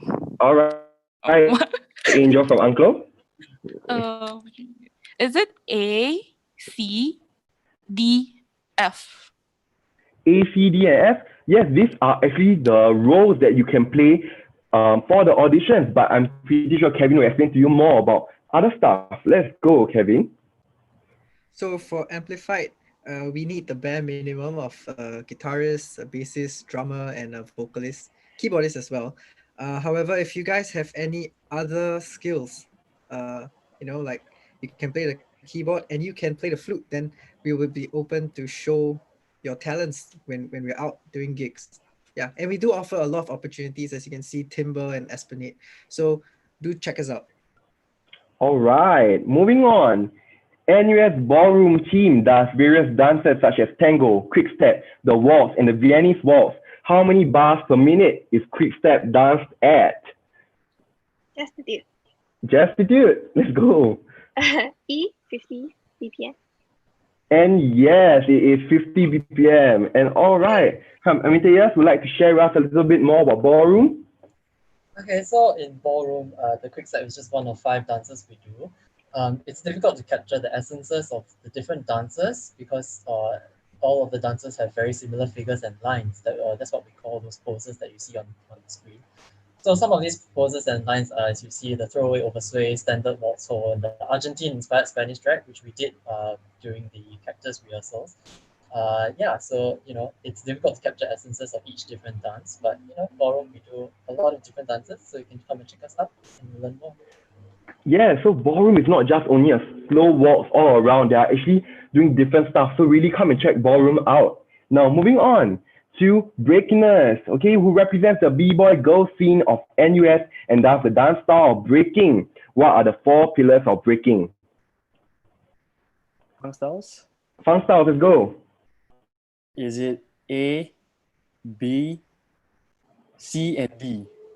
And you are right. It's power moves, top rock, footwork, and freezers. All right, let's take it away, Breaky. Nicholas?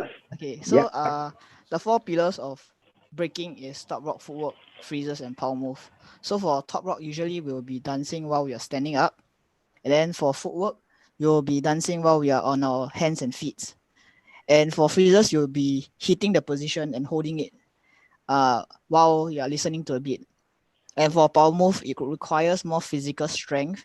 But don't worry if you are weak, you can always start out from the basics as well. Yeah. Yeah, so actually I heard that Breaky doesn't even require audition. So I think a lot of them are here now because of their hard work and really guidance from each of the members of the club. So I think just join them, it's quite an open community. So now moving on, NUS D-Hoppers dances to the genre of hip hop, which has many party moves influenced by the popular culture in the past. Which of these are not the name of the party moves? Choose one or more options.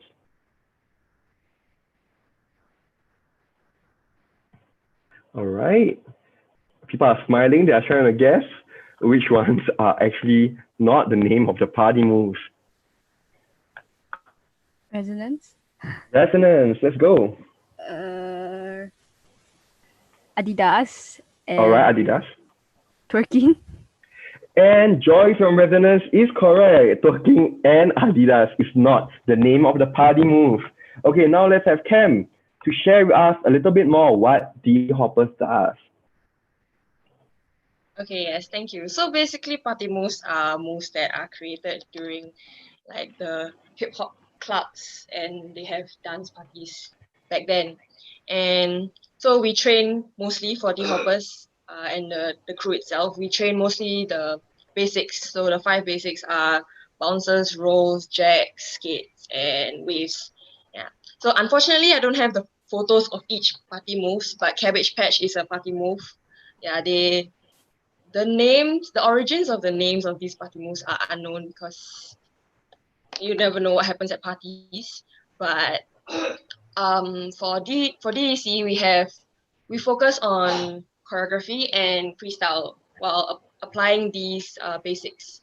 So you see here we have cactus performances and the battleground. The battleground is our first ever freestyle battle that we opened to the public. Yeah, so it was started in 2019, which was just last year. All right, that's pretty cool. So, we can, here at the Hoppers, you can actually see that the street dances all intertwined with one another because street dance is normally influenced by party moves. So really, if you want to join and really have a lot of fun, you see they're so swag, like, come and join them. All right, now moving on. We have Funk Styles. All right, NUS Funk Styles focuses mainly on the genres of locking and popping. Who are the creators of popping and locking? You may choose multiple options. What is that? Oh, wow, these names seems unfamiliar. Anyone can give it a try.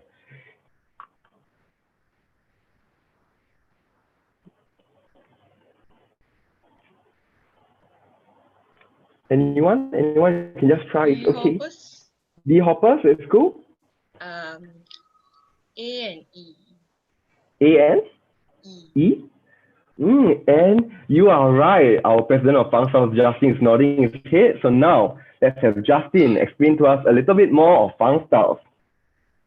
All right. So good guess, Camelia.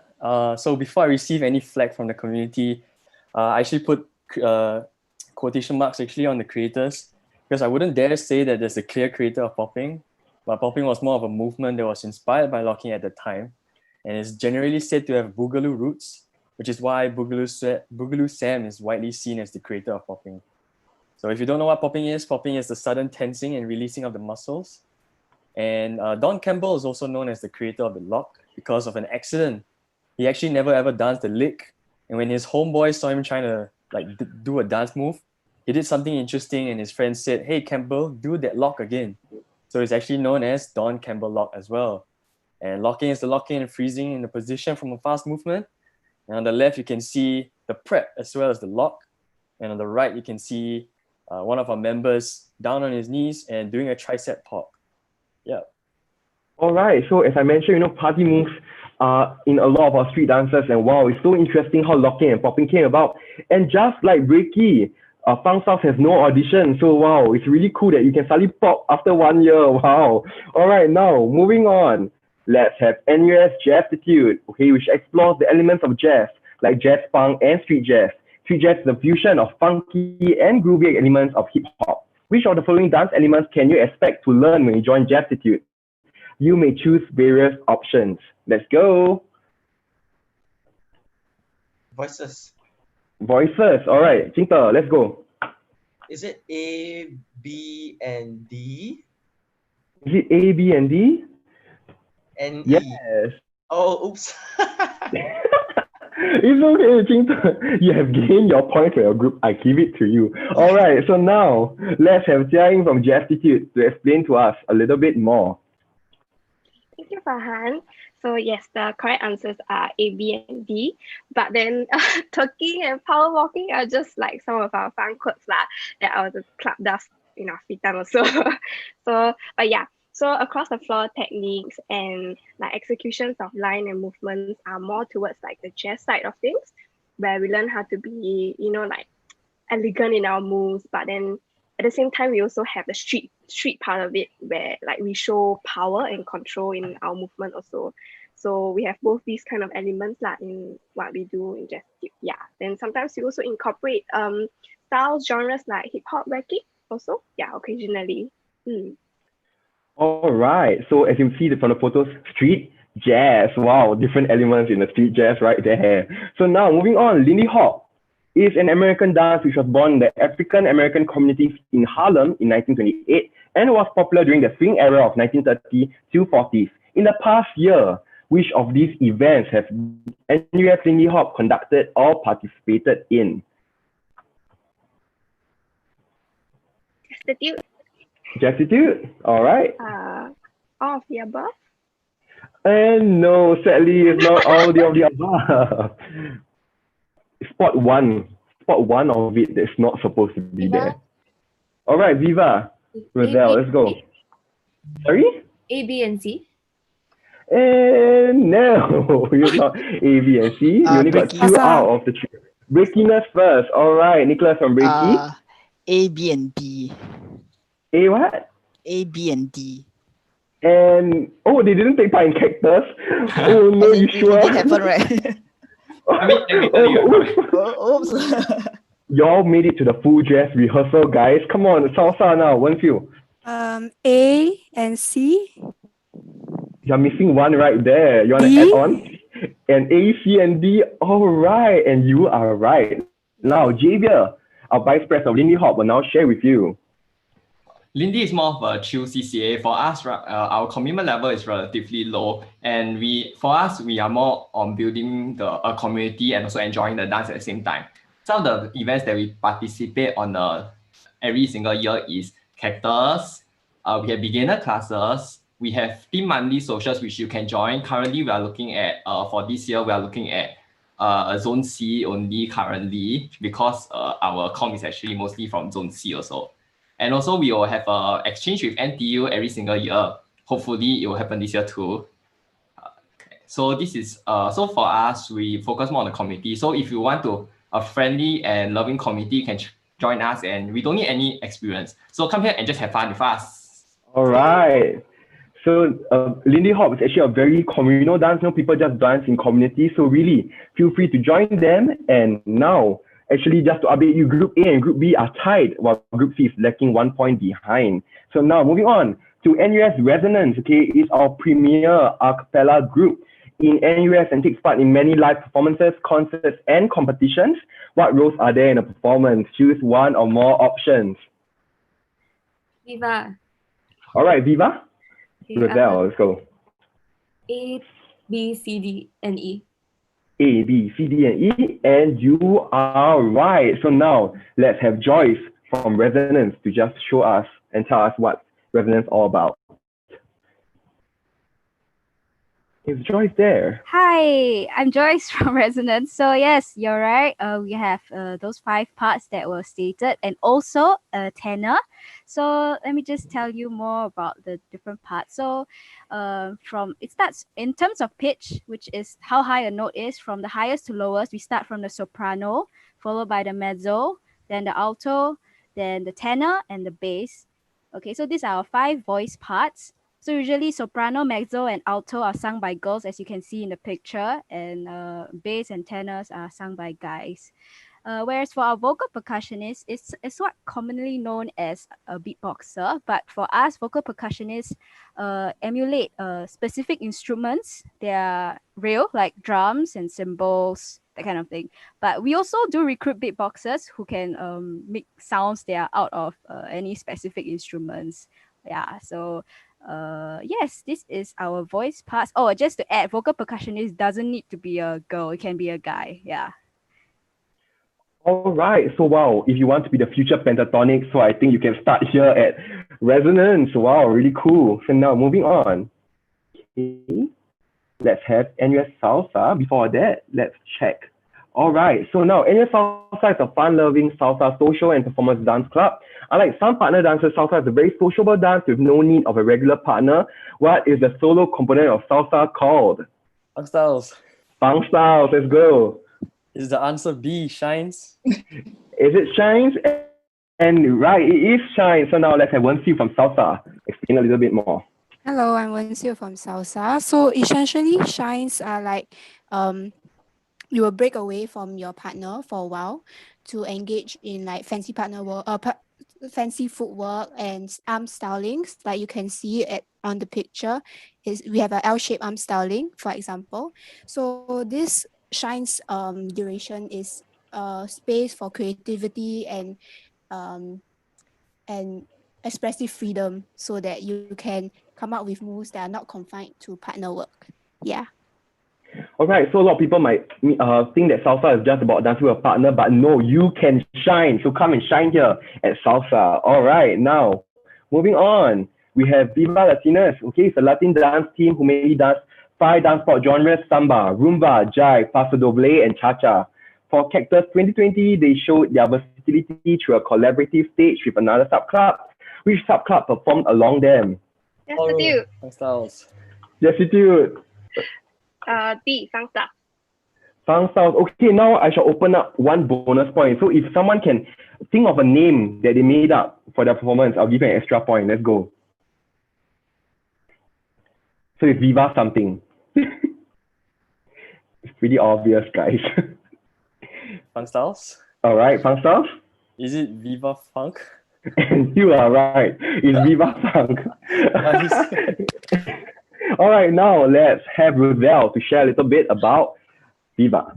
All right, so for Viva, we do 5 genres actually, and pictured here we have 3 of those genres. We have Rumba, which is more of the romantic genre, then Paso Doble, which is more of the fierce Spanish bullfight inspired dance, then Cha-Cha, which is more like cheeky, and then we also have Samba, which is more like bouncy, party, kind of sexy, and also Jive, which is like the happiest, fastest dance.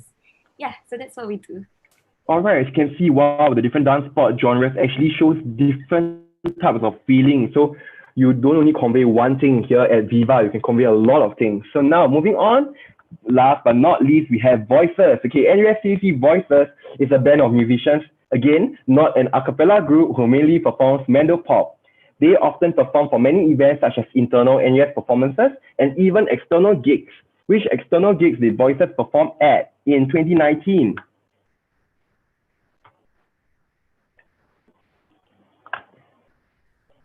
Destitute.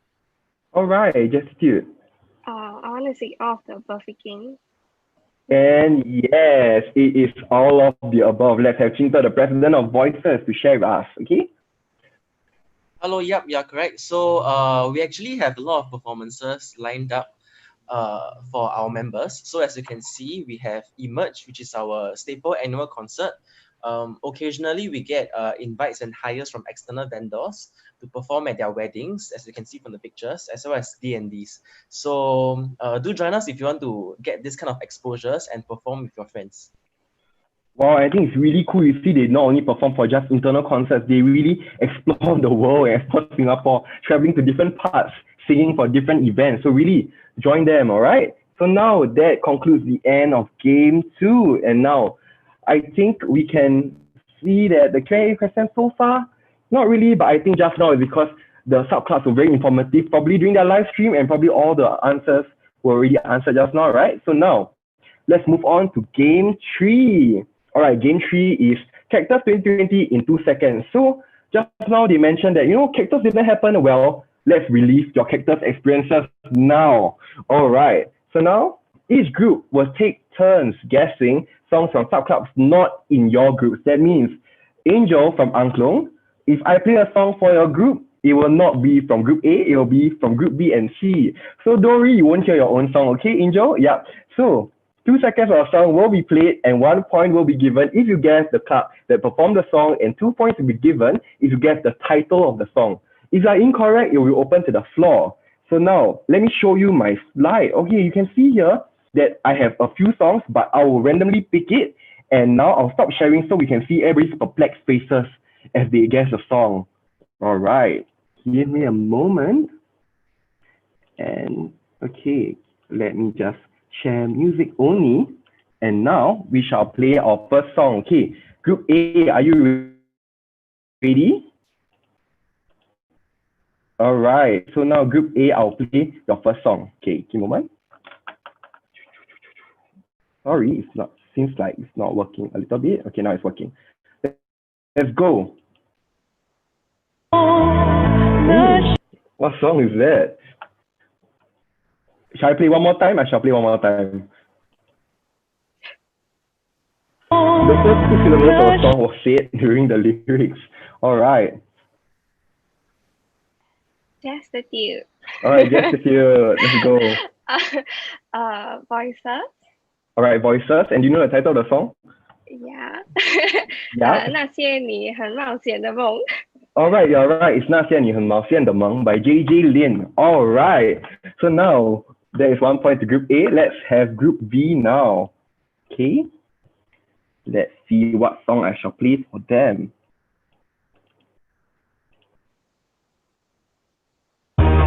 You want to be bad, so that's cool. Who wants to be good instead of bad? Guessing the song. Oh, you don't know? I'm so shocked. Y'all don't know this song and don't know which group performed it. Let me play it one more time, alright? Let me play it one more time. Give me a moment.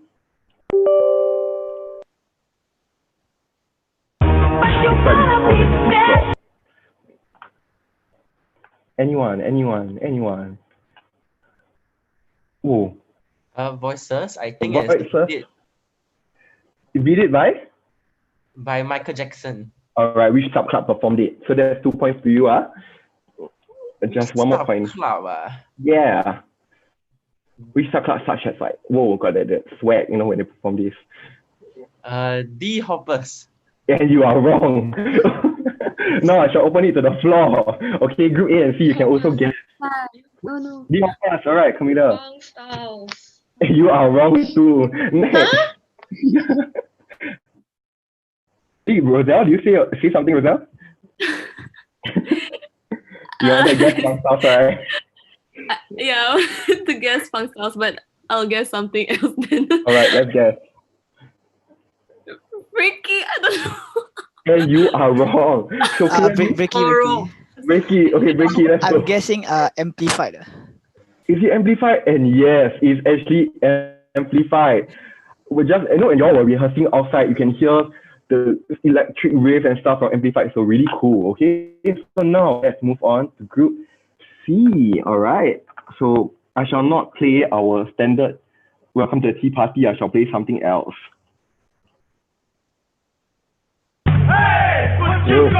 That was quite a shocker, right? Let me play it one more time.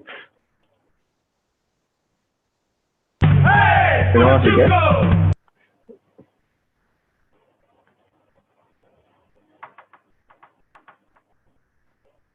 Just saying the title seems very obvious when the person sings. So that's like 3 points for all of you if you could understand what was it. Yep. Anyone, just take a guess. Let me tell you, how about you guess? Because I keep hearing ballroom, but you keep saying second and third, so I can't get you to answer. How about you guess now? Let's go. I don't think so. Can I just guess a group? Yeah, sure. Breakiness? No, it's not Breakiness. All right, let me just play it one last time, okay? Let's see, anyone want to guess? That means amplified D-hoppers and funk styles look very perplexed right now. I really don't know the hops. Really hops, let's go. Is it salsa? And you are wrong. Let's open it to the floor. All right, Tinta, I saw you unmuted your mic. You want to guess? Yeah, voices. Is it Angklong? No, it's not Angklong. Yeah, one last guess before I review. All right. Oh, sorry. Okay. It's okay, you can guess. Okay, Jia Ying from Jestitude. I want to see Lindy. And you are right. It is really hot. Okay, and the song title, let me just play the song that I review, okay? Hey, Satuko. And that is the title of the song. So that was a dead giveaway, but I didn't get it. So since we have one last, I think I 1 minute to spare for this, so I shall just play one last song. And it's open to the floor. Anyone can guess. All right. Okay. Okay. Except if the sub club you recognize your own song, don't answer. Okay. Let's go.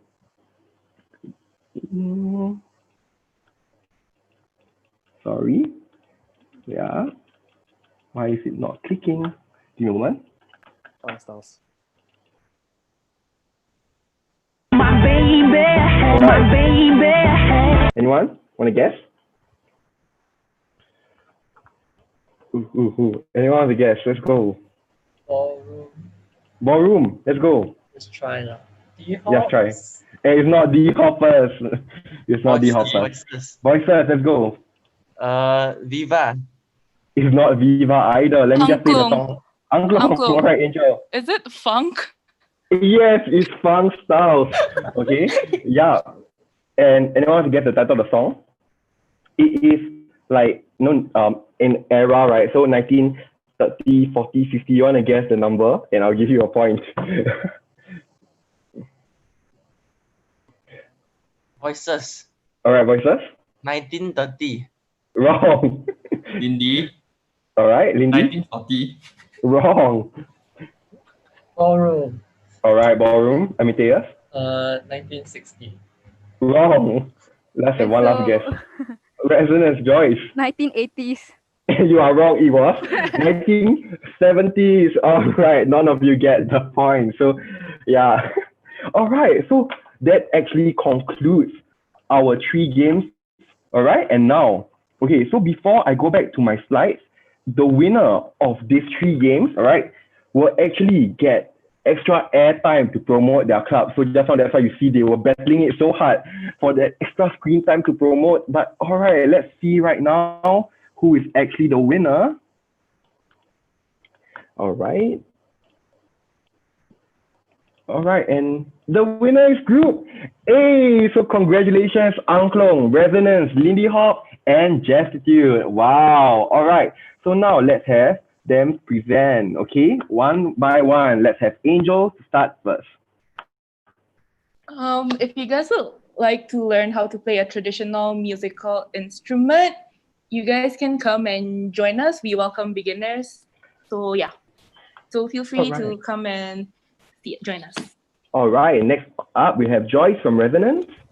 Hi, so if you want to try out a cappella singing or beatboxing with our Rezo fam, we warmly welcome you to our auditions. No prior experience is required, and we would love to have you. All right, now Javier from Lindy Hop.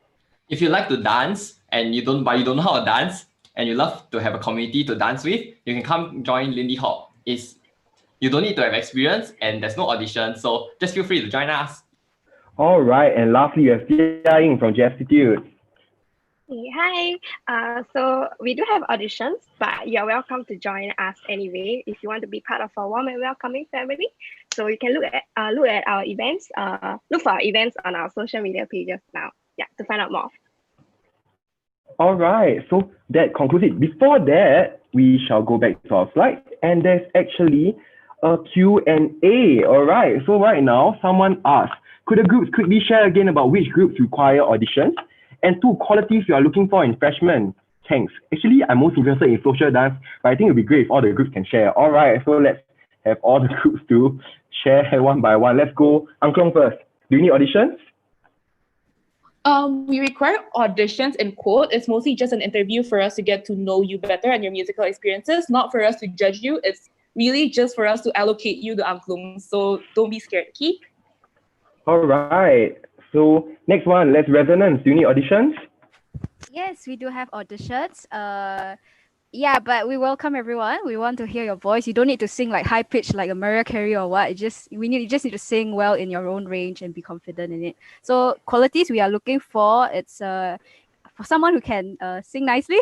Yeah, but also we also look more at attitude, also your willingness to be open to feedback and willingness to learn so that you can reach your potential. All right, Lindy Hop. Lindy does not have auditions, and 2 traits that we are looking for in our freshies, of course, you want to have fun and you are willing to try new things. We are actually a social partner dancing and we form a committee, so it's a very social CCA. You can come join us. All right, Jestitude, do you need auditions? Yes, we need auditions, like I mentioned, but then anyone is welcome to try. For qualities, I think we're looking for like passionate and dancers who are willing to improve. All right, voices. We do have auditions on until 21st of August. Please check out our Instagram to find out more information or slide us a DM. All right, Salsa. Wenfu, you're muted. Yeah. There's no auditions for salsa, and the qualities that we're looking at is pretty similar to Lindy, where we just want you to experience a new art form, find out something new about yourself, and just have fun. Yeah. All right, Viva. Yeah. For Viva, we've mostly been actually like doing competitions, but I think in some cases you can do it for social dances as well. We don't have auditions, and qualities that we're looking for in freshmen is definitely like passion for it and like your willingness to learn, just like other clubs, really. Yeah. All right, Ricky. For Bricky, we do not have any auditions, and 2 qualities that we would like, or you have is like you're willing to try move because some of the moves are quite difficult for the higher level and just have fun. Yeah. All right. Now amplify. Do you need auditions? Yes, we do need auditions from auditions start 19 to 23. Check out more on our Instagram at NUS Amplified. All right, D hoppers. Hello, yes, our DDC crew requires an audition. So that one will be happening on 21st to 25th August. And two qualities we're looking out for is interest in hip hop, firstly, and open-mindedness and willingness, like the willingness to learn. Yeah. All right, lastly, Fun Styles. All right, hey guys. Yeah, NUS Fun Styles has no auditions, and I guess a few qualities you're looking at is like openness to learn, creativity, hard work, and just be yourself. If you're not yourself, then I'm just kidding. But there's going to be great progression for you guys. So if you have experience, great. If you don't have, even better. So come show us what you got. All right, so Justin didn't even like have done experience, but he's so good now. Huh? Let's go. So now let's have Hui wrap us up. All right. Right, thank you everyone for your questions. Once again, here are our sub-club social media accounts. Please follow them to find out more. All right. To find out more about CAC or get updates on our activities in the upcoming semester, be sure to check out our social media platforms and scan the QR code for our e-brochure. Next slide, please, Fahad. Thank you. Thank you everyone for joining us here at the CAC live panel. If you have more questions regarding the various CAC groups, please check out our subclub's Instagram and Zoom live chats that are still happening over the next 2 days during e-SLF. For more information, scan this QR code for our events calendar. And we'll now take a short 2-minute break as we transition to the next group of panelists from NUS Center for the Arts Music Groups, which will be facilitated by Jarvis.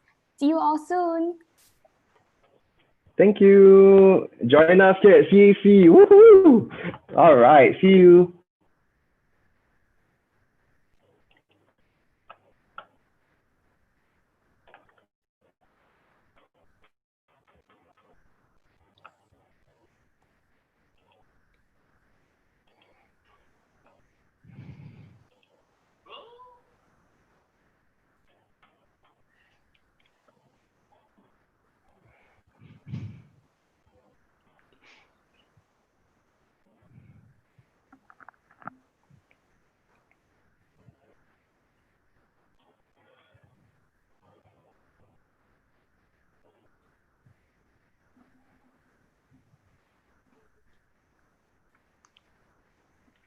Okay, so hello everyone. Thank you for dropping by and welcome to day 3 of NUS Student Life Fair 2020. I'm Jarvis, your moderator for this last segment of CFA Live panel, where we will be speaking with our NUS Center for the Arts music groups. Before we meet our panelists today, I would like to introduce NUS Center for the Arts, or commonly referred to as CFA. NUS Center for the Arts comprises of the NUS Museum, a museum that focuses on teaching and research of the Asian regional art and culture. NUS Baba House, which displays the early 20th century domestic life to support cultural research and conservation. University Cultural Center, a world-class performance venue that hosts various events all year round, as well as the Talent Development Program. Talent Development and Programming Division that oversees and nurtures 21 student arts excellence groups in dance, music, theater, film, and production. The students from CFA groups are tutored by industry professionals with many opportunities to develop themselves as artists and creative leaders. NUS Center for the Arts also advises and provides learning and performance platforms for the Cultural Activities Clubs, or CAC, which you have just heard from. For our first group of panelists, we have representatives from Electronic Music Lab, or EML, harmonica, choir, guitar ensemble, and piano ensemble. Could all of you introduce yourselves by telling us your name and which group you are from? All right, hi everyone. My name is Irung and I'm from NUS Electronic Music Lab. Hi everyone, I'm Pei Xuan from NUS Harmonica. Hi everyone, my name is Gerald and I'm the student conductor of NUS Choir. Hi guys, I'm Ziyue and I'm from NUS Guitar Ensemble. I'm Hui Xin from Piano Ensemble. All right. Thanks everyone for introducing yourselves. Okay, I think to start off this panel session, let's talk about your experiences in COVID. Since COVID has started, I understand that COVID has impacted all of us and all the arts groups in Singapore, even in NUS as well. So how has your groups been handling the changes since the situation changed all of us this year? All right, perhaps I could start first. Yeah, sure. Okay, so actually for Electronic Music Lab, because the very basis for our art form is digital, it's all based on modern technology, and we use our computers. We actually were able to adapt ourselves very quickly to the demands of this new global paradigm. Because back in March, it's very quickly came to light that we couldn't have our physical sessions in our studio anymore. So what we had to do was to find ways to still continue our lessons on an online platform. So I think with electronic music, with it being a pretty interesting and unique and unusual art form in many senses, it's really important to maintain, to keep practicing and to have make sure our members keep having an opportunity to hone their craft and all that, even if we are not meeting physically. So what we did was to experiment with lots of online platforms.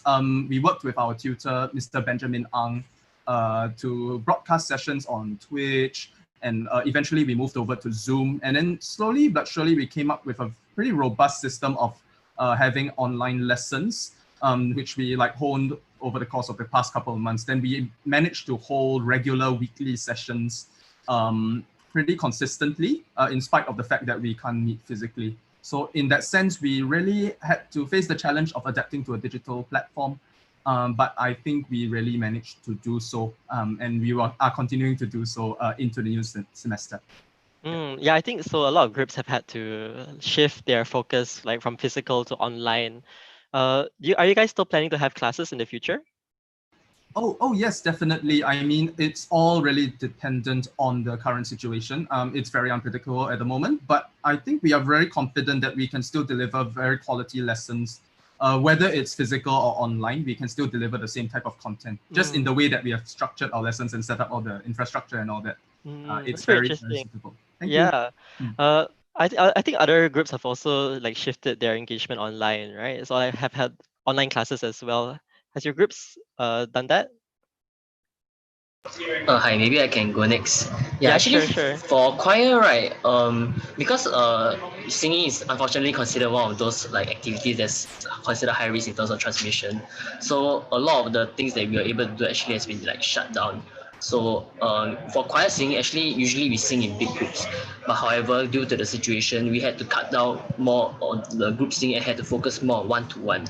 So what we actually did during this past 1-2 months was we focused more on the individual vocal production of our members, and perhaps tutoring them on what's the meaning behind each piece that we do. And we have also ventured towards doing online projects such as recording. So we not only are able to just prepare for a performance live, but also we are able to come up with something online in order to adapt, so that at least everyone of us are still doing something. Then you are not going to go rusty after a long hiatus. Yeah. Yeah, so maintaining the standards also, right, for every member. Yes, correct. Yeah. I think so. There's a change in focus. Instead of being in the group sense, you guys are focusing on individual skills, correct? Yes, correct. But that's largely mainly is because it's not that we don't want to focus on the group, but due to technological restraints, we cannot focus on the group. So at least we try to focus on another aspect. Yeah, so I think it's a bit different for, let's say, those groups that don't have involve the wind or involve singing per se. So I think guitar ensemble is a bit different, correct? Yeah, for us it's not so bad, I guess. Although the impact hit us hard because we had to cancel a concert. I guess everyone here had to do that. But for us, our guitars are kind of more portable, or mostly are more portable, so we're able to sort of bring them home. And so our focus has, like you said, shifted a lot to our own practice on our own. So we still try to do as much interaction between our guitarists as possible. So we send practice videos to each other, and we try to meet up over Zoom for sort of online sectionals and this kind of thing. But yeah, so most of our stuff has moved on to online, including our sort of performances and all that. So I suppose our focus now is more on sort of putting out videos, and so this is opening up a new dimension of performance for us because we've never really done a lot of recording before. So yeah, this is completely new for us, and we're doing a lot of collaborations with like Harmonica, NUS Harmonica. I think we have a couple of videos out recently, so yeah, you can check them out and see both of us in action. Yeah. You guys started doing collaboration with Harmonica? Yeah, Harmonica. Since in summer, is it? Oh yeah, it was just recently, quite recently actually. Yeah, okay, so we did sort of like one from one guitarist, one harmonica player, and then where can we see these videos? I think it's on both of our. I think we sort of alternated our publishing. So one is on the Genus NUS Guitar on YouTube, I think, and one is on Harmonica YouTube, as I understand it. Yeah. Yeah, so I think everyone can like if you want to check out more of Genus, yeah, you can also go to their Instagram, correct? Yeah. So was it like collaborating? Because it's very different, right? Collaborating online also, and this new thing of like guitar and harmonica. Yeah, it's a bit of a challenge, I guess. But I think a lot of the credit can be put to the people behind the scenes, not just the performers. Of course, performing is difficult in and of itself, but it's kind of you record yourself, but the people who edit the video, put it all together, and then you have to sort of make sure the music is nice, it flows, it comes together properly. Yeah, these are the people who really put in a lot of work. So yeah, we're really learning a lot of new skills behind the scenes.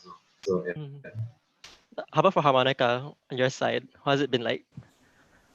Yeah, so it has been a tough time since the start of March. So we had to cancel our concert. I believe a lot of the music groups did the same. And now we are moving all our activities online, and as we are wind instrument, unfortunately, as same as trial, we are not able to have physical practice even in the semester 1 in the coming semester. And yeah, and also similar to trial, we are planning to do our semester 1 production as a series of online recordings. Actually, if you are interested, can check out now we are posting our holiday productions as a virtual ensemble series on our Instagram account at NUS Harmonica. Can check it out to see whether if you join us, you will be part of these productions in the end of semester 1.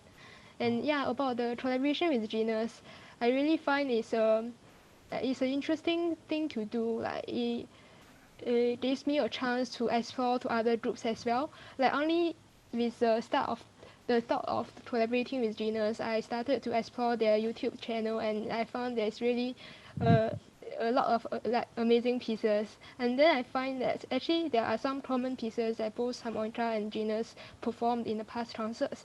And I feel we should do a collaboration together as our both instruments can complement each other quite well.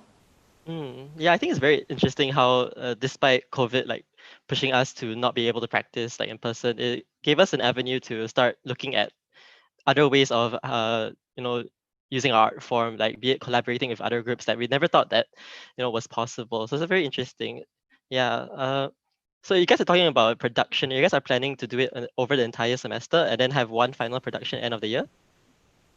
Yes, we are planning to do video recordings over the semester, and we'll be releasing the videos in early December or around the Christmas period as a Christmas celebration then.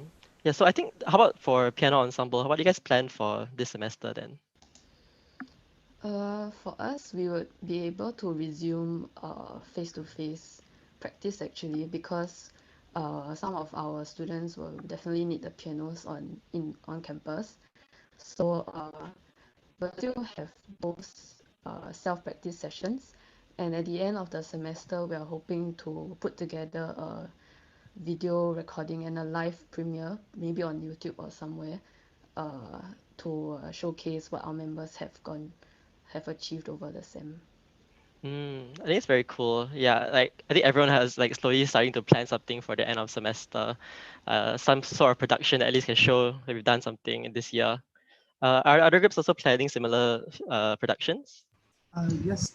Sorry. Actually, for EML, yeah, we are planning this to have our yearly annual concert online this year. Last year we had it. It was called Omniverse, and that was held at UTown, I think, like level 3 of one of the dance theaters, and it was a really cool experience. Lots of like cool neon lights, a really cool like almost hexagonal kind of stage. Of course, we can't do that this year, but this year we decided to really just embrace the ethos of having a digital concert, because I mean, yeah, we are the electronic music lab. This is kind of our thing. So we are doing this year's edition of Omniverse has a theme called Cyberpunk. We are inspired by like Blade Runner, Akira, all those kinds of like very cyberpunk kind of neo-noir kind of aesthetic and ideas. And we are having this as an online concert and production that comprises like pre-recorded performances that our members put together at home. Because the very good thing about our platform, and I think this might apply to some other groups as well, is that our instruments, or like the manner through which we do our art form, is our laptops, are very portable. And in our case, it's the laptops.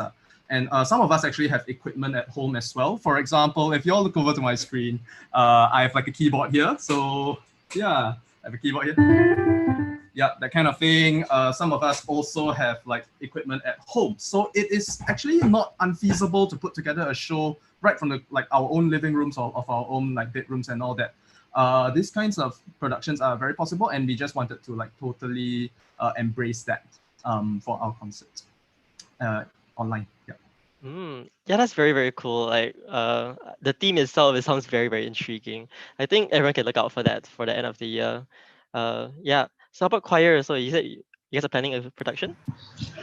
Actually, unlike EML, right? Because the nature of our very art form, it's very tough for us to do online. Like even if we want to do online, it has to be done in a way that like we the choir still has to gather together. So actually, we are still trying to plan for a physical performance that's like very long time later. So in the meantime, what we actually plan to do is we still do our preparations, our usual things, but on done with the adapted social distancing and restrictions in place.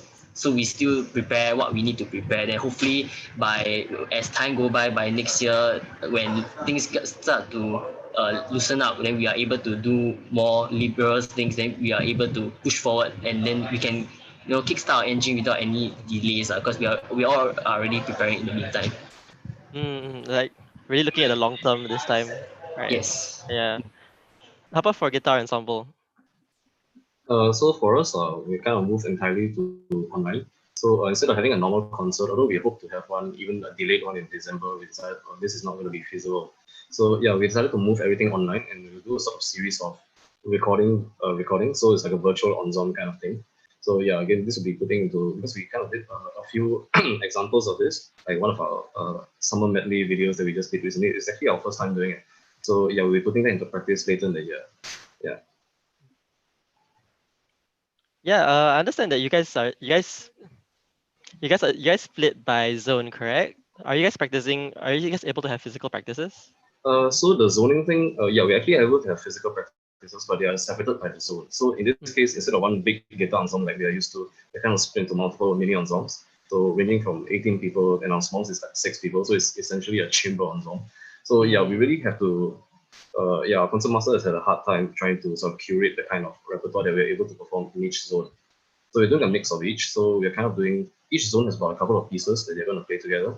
And then there's going to be one big piece where all of us try to do a big combined virtual ensemble together. So yeah. Yeah, that's very cool. Remember to check out their Instagram for this, I guess. Okay, I think one more thing is that I think all of your groups are quite similar in that you guys take in members that may have little or like less experience, correct?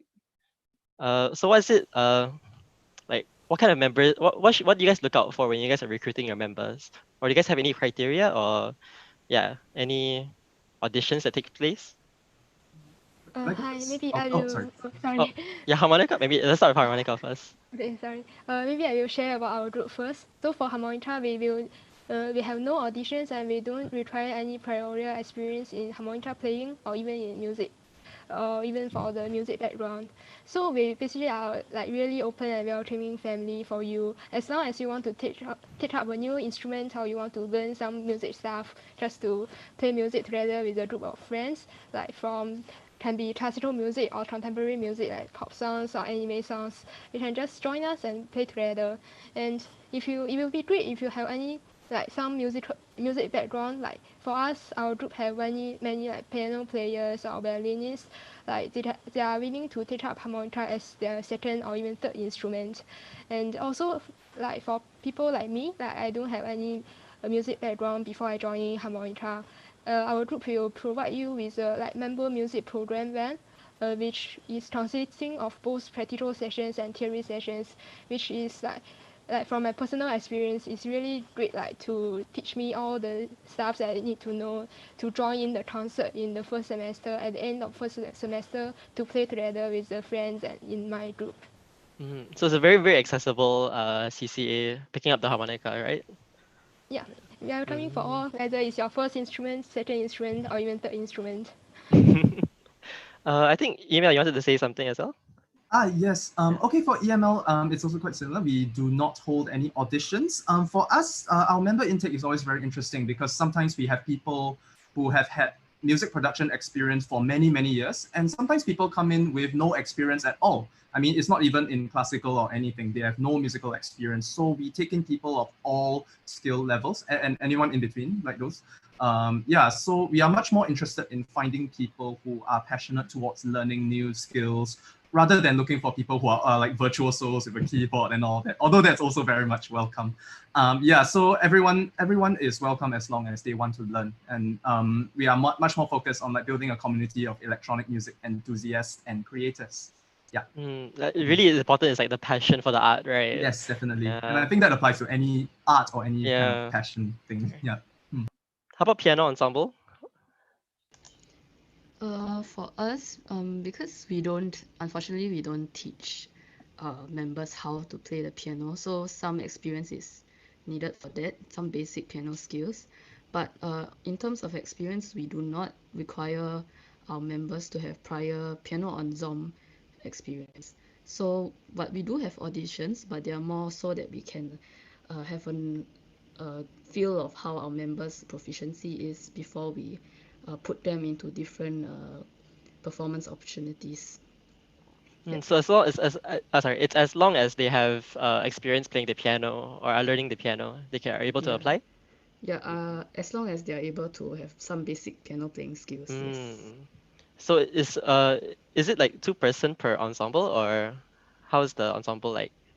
For us, we do 2 pianos or 4 hands ensemble. So 4 hands meaning 2-person on 1 piano, and 2 pianos, so like 1 each. So that's where we specialize at. Yeah. Yeah, that's very interesting. Thanks. How about for guitar ensemble? So for us, it's we look at it two ways. So we do have an audition in the first place, but we are looking for people who kind of have some sort of background. So either in guitar playing, which would be preferable because you're a guitar ensemble, and otherwise, if not, then we would have to look at people who have any sort of music background. So like I just want to say that it's not necessary that you need a guitar background to be very successful as a guitar player. So like for example, our current president is a really good example. She came in with only some piano background and no background in guitar at all. And I mean, she's our president now, and she's really improved by leaps and bounds. So I just want to say, just come out and try out for the audition. Yeah. Yeah, okay. The choir, you guys also have auditions, correct? Yes, for choir, right, we are holding auditions, and ideally we are looking for people with experience in choir, or perhaps maybe like having some background in music. But with that being said, or like okay, actually the reason for that is because especially in the current situation where we are not able to hold group practices, right, it is more important that our members are able to learn out the pieces themselves. It will help a lot. But I mean, with that being said, we are open to accepting all or everyone that as long as they have a passion for choral singing. It's because like choral singing is a very very different and niche type of singing where it's like if you want to try something new, you can just come and try it out. Yeah, definitely. So passion is very important. I think at this point we're running out a bit of time, but so can we get like every group to share like a short 30-second pitch of your group and maybe why freshmen should join your group? Anyone like to start first? EML, you want to start first? Yeah, sure. Okay. All right. So, if you are interested in entering the weird and wonderful world of electronic music, or if you'd like to like continue it with a community of people and friends who do enjoy the craft, do consider joining us because like that's what we are. We are a very closely knit community of open-minded electronic music enthusiasts. We make music like all from the most pedestrian of styles to the most like wild and like unimaginable kind of music that you've never heard of. So if that sounds good to you, do consider joining us. You can follow us on our Instagram at eMusicLab, And you can drop us a PM there if you're interested in joining and all that. And yeah, Mm. all the sign-up details and registration Okay. of interest is all there. Yeah. Thank you. Thank you. Okay, let's go for harmonica. Yeah, so please do join us if you want to take up a new instrument or you want to learn some music theories or just to have a group of friends to meet up on weekend nights to talk about music together. And yeah, also please follow us on Instagram at NUS Harmonica to find more about us. Also to check out our holiday productions, all the virtual ensemble series, please. Thank you. Thank you. How about choir? Okay, I think what makes us unique as a CCA is that because our voice is our instrument that we use, and with the voice, right, we are able to incorporate lyrics into the music that we create. So if you want to have a different experience in terms of expressing your emotions and the meaning also behind just pitch and more towards like lyrics as well, and also if you have a passion, like you do share the passion of choral singing just like all of us, I do encourage you to join our NUS choir family. Thank you. Let's go with guitar ensemble. Yeah, so I think Genus, the guitar ensemble, is a place for people who like music of all kinds, really, because we have a very wide variety of repertoire. So anything from very classical pieces all the way to sort of Japanese anime soundtracks, we do play all of it. So if you're really interested in seeing this really common instrument, the guitar, but very reinvented in a new way and playing all sorts of music that you're sure to enjoy, then yeah, please come and join Genus. And finally, let's end it with piano ensemble. Okay, so many of us do learn how to play the piano from young and like join other CCAs, and we usually do it solo. So if you're interested in trying out playing piano with someone else, like duo works, ensemble works, and when you wish to expose yourself to a wider range of classical piano ensemble repertoire, then please do join us. And thank you so much. And I think that's it for Group 1 panelists. You guys can turn off your video already. Thank you so much for joining us today with this panel. Yeah. Okay, so thank you to all our panelists. If you have more questions regarding the various CFA groups, please go and talk to their members at the Zoom live chats that are happening over the next 2 days during the e-SLF. For more information, you can scan this QR code for our events calendar.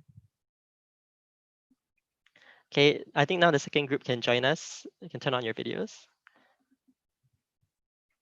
Okay, so now we now welcome the second group of panelists. They are from Chinese Orchestra, Symphony Orchestra, Wind Symphony, Jazz Band, and Indian Instrumental Ensemble. So could all of you introduce yourselves by telling us your name and which group you are from? Hello, I'm Perin from NUS Chinese Orchestra.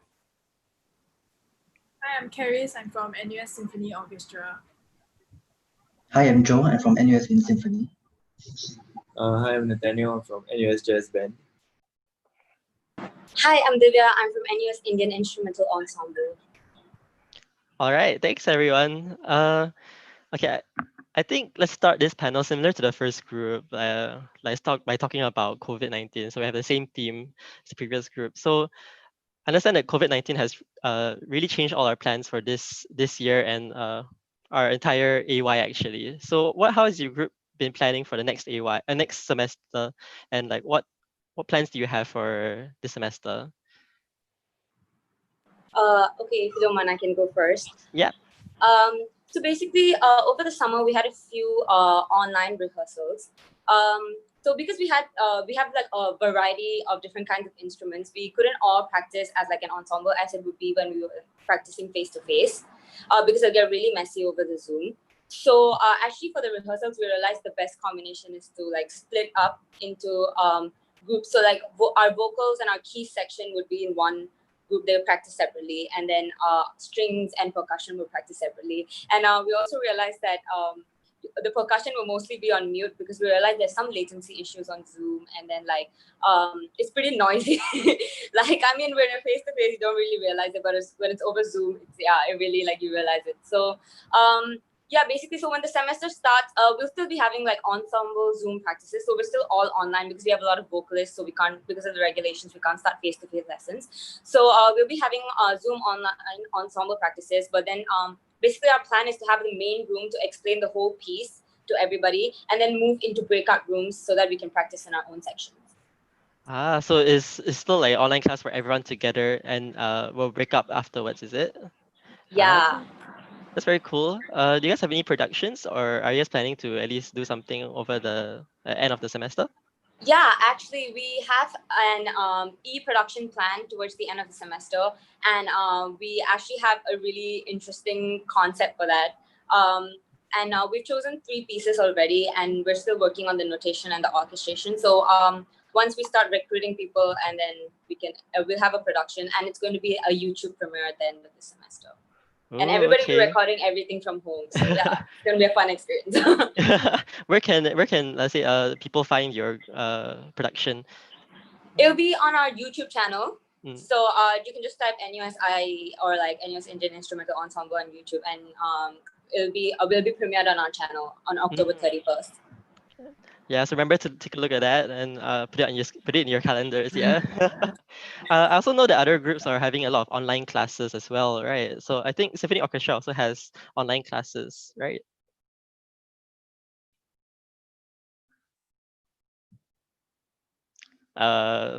Symphony Orchestra. Hi, yeah. Sorry. Hi. So Yeah. in the past, like we used to have our rehearsals back in practice room 2.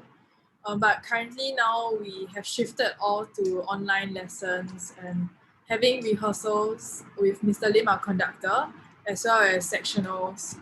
So we do have a very large range of instruments, from our string sections to our winds and even our percussion. So some of our members do not have instruments on hand. So I think this was quite a challenge to the EXCO members as well as musicians ourselves. But I really take it to like the EXCO team and really applaud them for their efforts, because we do have, as we have our sectionals online, Mr. Lim really puts in all the effort to really go into the details of how we can interpret the piece, going to more contextual and history aspects instead of our usual playing as an orchestra. Yeah. Are you guys planning to continue like online classes for the semester? Online classes, yeah, as in we'll still be going ahead with our rehearsals on Wednesdays and as well on Sundays for our sectionals. Ah, okay. Yeah, so I think the other groups all have a bit more trouble because you guys are wind instruments, right? So what are you guys' plans for the semester then? Maybe like with Wind Symphony? Yep. So you're right that our CCA actually faced actually quite a bit of trouble this semester, because the majority of the CCA is made out of wind instruments. So we can't really play together at least for this semester. So we'll have to devise some online plans to engage our members. So we're actually looking at this semester as an opportunity to develop the non-playing side of our members. So like we have some upcoming online classes that we are planning to educate members on like score analysis for future repertoire, or like music history, or some combination of both, or even like having a discussion with some composers or conductors in Singapore. So like all this development that is more holistic, that's not really just skills and technique of your instrument, right, were quite overlooked, I would say, in previous years. So I'll say this is a good opportunity for us to really focus on these parts of the wind band and wind repertoire that were not previously touched on. So in a sense that we want our members to gain a better appreciation of what we want to play in the future, and also for them to connect to the piece such that our audiences will be able to appreciate the pieces along with us as well. So we are even planning for a tentative chamber concert, which is probably going to be online as well, because members can only play by themselves if they are able to at home or individually, and we are making use of that opportunity to ensure that practices still don't stop. We can still play together even though it's virtual. We can still pre-record some repertoire, some basic repertoire, and showcase our skills even if it's through a virtual platform. So these are some of the plans that we're looking at, despite the restrictions that this period has given us. So yeah. Yeah, it's really about refocusing our goals for the year and Yes, what we that's can right. give the members, right? Yeah. Jazz band's also similar, right? You guys have a lot of wind instruments as well. Yeah, so we have wind instruments and vocalists, and then we also have like rhythm section, which are safe for this COVID. Because they are like guitars, they are like piano players, and they're like percussionists. So yeah, so like half of them are really affected, and the other half are okay. So what we're trying to do for like practices, and like we're still trying to have our production at the end of the sem, towards the end of the sem, like an online production. And we're trying to do like this kind of hybrid thing whereby the rhythm section will meet together and actually record together and record a video together, while the wind instruments and the vocalists will be at home and we're playing it. So right now, actually, the exco is working on a recording that we want to show to all the members to say like, hey, we can do it. Like look at what possibilities but we run into a lot of like technical difficulties and stuff. But like from going through all this, then we feel that we're in a better position to like relay like, okay, how do you effectively do a virtual collaboration, which is really fun lah. And I think with respect to lessons, like we shared quite like, I mean, we're not as badly here as Wind Symphony, but I think that we're also like having the same mindset, like, okay, now that maybe our our musical development might be like slightly compromised, but we can focus on other things. So like we're trying to have a bit more like higher frequency of like lessons and student lessons and AD lessons. And this actually really exciting opportunity coming up where our AD Karong is asking like one of his friends. So he's called Bobby Broom and he's from Illinois. And he's played with like legends like Miles Davis, Sonny Rollins, and we're actually getting him to come and speak to like our members, which like we're super excited about because he's like super legit. So like yeah, so this really opens up like a bunch of opportunities for us as well. And we're also planning to do like a collab with like CO, although the timeline is like getting pushed back a lot. So it's quite interesting lah, like CO and jazz bands like East meets West, Western kind of music, and it's just gonna be like pretty exciting. So yeah. Yeah, it's a time for like experimentation and collaboration, isn't it? Yeah, exactly. Yeah. So CEO, then what was it like for you then? Yeah. Yeah, actually, just like what Jess Ben shared, we also do a few like online recordings, and we're also looking forward to the product of our collaboration, definitely. And for us, on the online recording wise, we started a new series called The Sounds of NUSCO, where we will like record pieces ourselves at home and then edit it together to form like a virtual ensemble. I would say like the starting, when we initially tried this out, it was definitely challenging because we aren't really like experts with audio and video recording. But afterwards, we gain experience and we are able to engage our members more importantly, and we are still able to like, perform. And I think it's very meaningful as well because all these recordings are like, like a token of how we spend our summer break, how we spend the circuit breaker, how we spend this period of time. Yeah. And on top of that, we also had like our AD, our conductor, Mr. Moses Gay. He conducted a few workshops on like conducting theory and scores analysis. So it's really about how, we utilize this opportunity, how we remain open-minded and to actually, focus on stuff that previously I would say might not be that much of a priority because like normally we kind of just go on head in with like the performing, being on stage. But, it's also nice to like take a back seat and realize all these important parts to Chinese music and to like allow us to, understand the music we play more, like similar to what Winsim has shared. Yeah. Yeah, I think we still want to focus on like how we can give members opportunities to perform and like what can we make out of this like hard time, like something that we can show for it, right? Yeah. Actually, okay, moving on, right? I think we can move on. It's like something I want to discuss is that actually all the groups here are very similar in that you all create music together in ensemble. So, and some groups actually have some very similar instrumentation. So, what should freshies focus on when deciding which groups they want to join? So maybe you guys want to share like your maybe requirements or whether you guys have auditions or even what is the goal of your group, like in the long term. Maybe I will go first. So for NUSCO wise, we don't really have auditions, but we are definitely looking for members with some prior experience because it really takes quite a while to pick up an instrumental skill from scratch.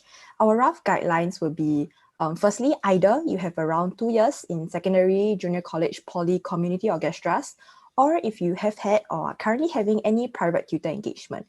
And if you have any piano background or non-CO music instrument background, but you're interested in CO music, do pop by our welcome tea and then to allow us to get to know you better. And also previously, Jarvis, you mentioned how there's a lot of common instruments amongst us. I think for CO wise, the common one will probably be cello with NUSO and of course the percussion with a lot of the groups here. I would say for CO is a lot more of how we sound together because we have 4 sections. We have the string, the pluck string, the winds instrument, the percussion, and it's kind of also a bit of a east meets west, like what Jess Ben mentioned. For strings, we have the Chinese one, which are huting, and the Western, which are cello based. And then for percussion as well, we have the Western timpani and the Chinese paigu, stuff like that. So it's really how, the mixing sounding unique and special in our own ways. And I'm sure all of us can attest to that. Yeah. That sounds very, very unique. Yeah. Sorry, if I can just add on, because I think I have ours is very similar to Chinese orchestra, because I think our overlapping instrumentation is probably going to be the piano and the violin. But then the violin in our section is very different from what they play in the symphony orchestra, like in Western music. So yeah, like she said, it's really even though there's Western instrumentation that's involved, the whole sound of it is completely different. So it's very similar to what CEO said. But requirements wise, we do need members to have at least 2 years experience in Indian classical music because it's very different. So it's hard to pick up something in 4 years, be able to perform. So we are looking for people at least 2 years experience in Indian classical music. That being said, we also take members who have experience in other genres of music. So some of our pianists don't really have Indian classical music experience. But the thing is, if you have experience in another and you're interested in Indian music, we will need you to be quite a bit experienced and confident with your music knowledge, so that when you come in, you're not you're not lost, and then you understand the kind of music a little better because it's kind of difficult to grasp. So you need to be confident with your Western music knowledge so that you can easily transfer it to Indian music. So yeah, that's our requirement.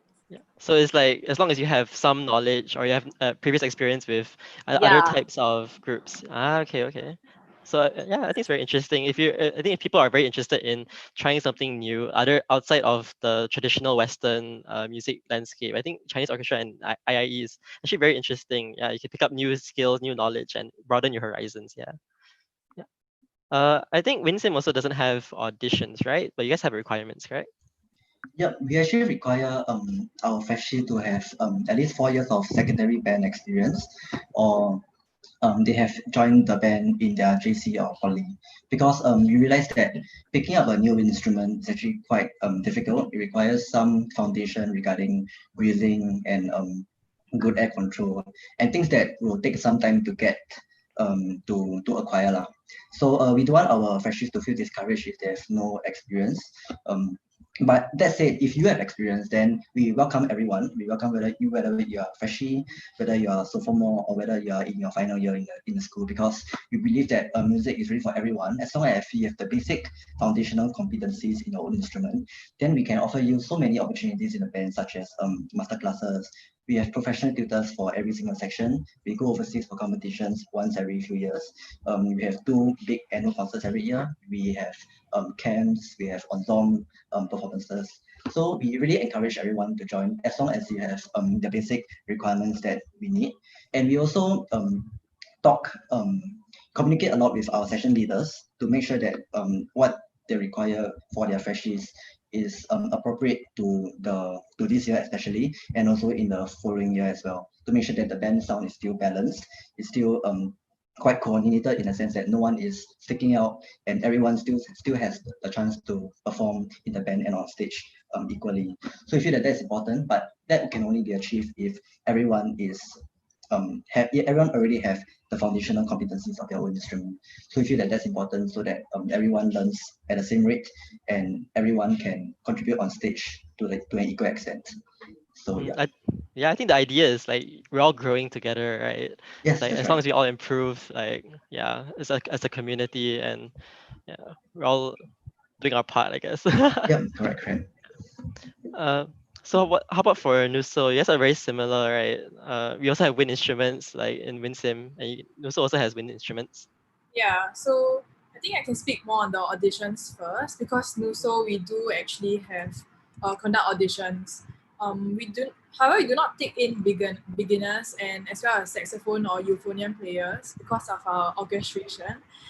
Yeah, but but I think auditions wise, like maybe things for the new members or those who are interested to take note is that there are three different one is that you have to prepare a piece like maybe 3 to 5 minutes, preferably refrain from pop music. Another sight reading, then you'll be given about 2 minutes to prepare, and also last part is like a get to know you session interview lah. So I think the most important thing is just like to not be afraid or intimidated. Like you just want to get to know you, you just want to find out more about you.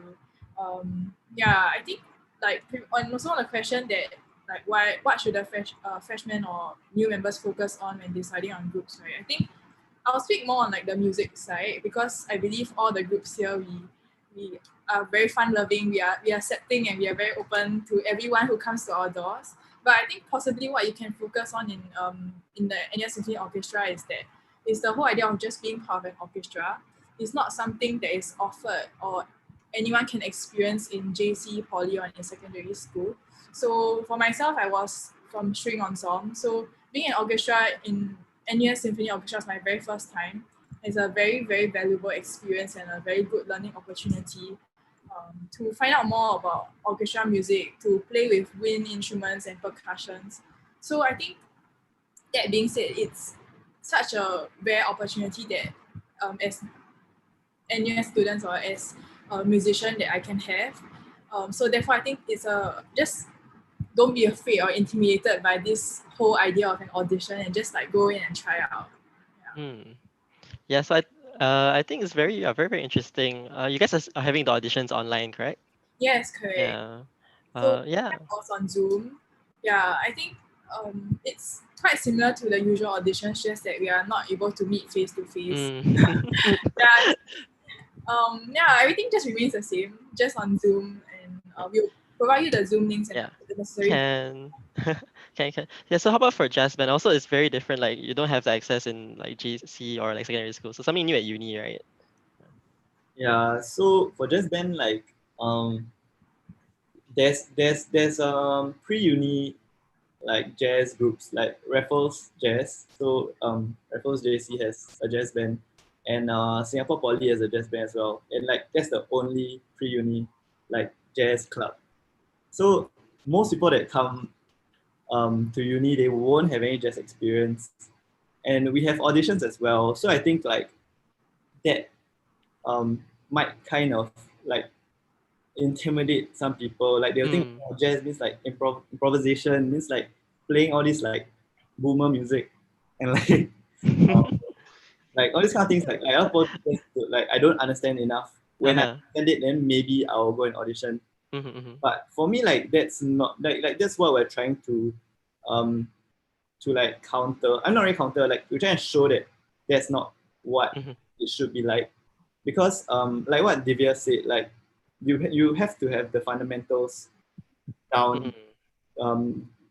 Only then can we build on like some jazz style or like some IIE style or some CO style. So like in jazz, like if you have your fundamentals down, we can build your jazz vocab.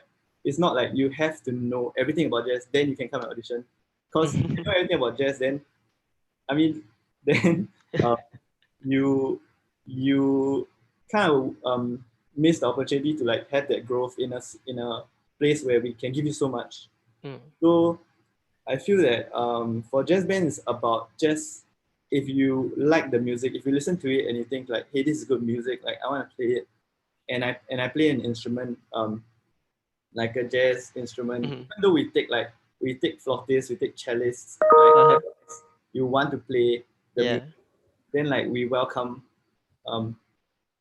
everyone to join our audition lah. So yeah, and we're also trying to make our auditions a bit less intimidating, because back then it was like, okay, play this melody and then improvise over one of the forms. Then everyone here like, okay, improvise, okay, like that's it, I'm gonna audition in year 4.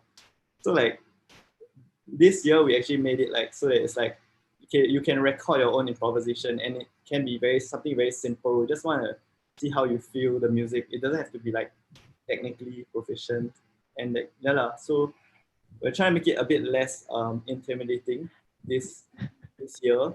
Yeah. To reduce the misconception of like, it's like, I shouldn't join because I don't appreciate the music enough. But like, no, Yeah. You can just definitely. I think it's really, if you have a passion for it, that you're always open to like try out. Yeah. So actually, right, we're already running out of like time, really very running out of time. So can we have everyone like share just a very, very short pitch on your final group as a final goodbye? Okay, I can just like quickly go first. So basically, I, since the beginning, the point of it was to celebrate the finesse of Indian classical music. But then now our goal has like slowly changed over the years to repackage Indian music in a way that appeals to like everybody. So if you have any interest in being part of a completely new music experience, then you can come to our welcome tea and just get to know more about us, and also follow us on Instagram at IENUS for regular updates. Yeah, Ken, thanks so much. Can we go with Win Symphony? So besides focusing on our music and our musical standards and repertoire, we also take pride on the fact that we encourage the community spirit in the Wind Symphony. We take pride in the fact that we believe that good music can only come from people who feel connected with one another, and people who feel connected with the music that they play. So if you're someone who likes to make friends, you're someone who likes music, wind band music in particular, please feel free to check out our Instagram page at NUS Wind Symphony. And also we have a telonym link on the Instagram page for you to ask your personal questions. And please consider joining Wind Symphony because it's really fun and you get to play very good music. Thank you so much. Chinese orchestra?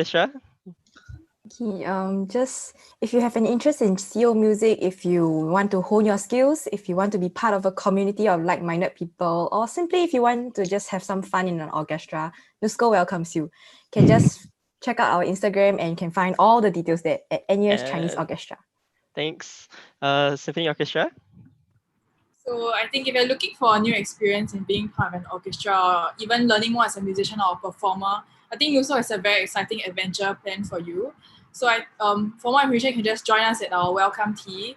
Follow us at our social media platforms, Instagram and Facebook, and just come with an open mind and your passion for music, and just willing to make new friends. Yeah. Yeah, thanks. Jazz band finally. So for jazz band, it's like, if you listen to jazz and you think this is good music, then don't hesitate and like just come and audition. Don't just make use of all the resources. We have so many resources. We have like such a tight-knit community, and we just love making like great music together. And yeah, don't miss out on this opportunity and just audition. Yeah. Okay. Thank you so much, everyone. Thanks for joining me today. So thank you for everyone for joining us today, and we hope you learned more about what our art groups on campus offer. Yeah, you guys can turn off your video. Thank you so much for joining me today. Thank you so much. Yeah, so thank you everyone for joining us today. We hope you learned more about what our arts group on campus offer. If you can't get enough of our groups, be sure to also check out eHear Arts Carnival happening next week from 19th to 21st August. You have the opportunities to meet with members from CFA groups, join in various activities, and watch performances.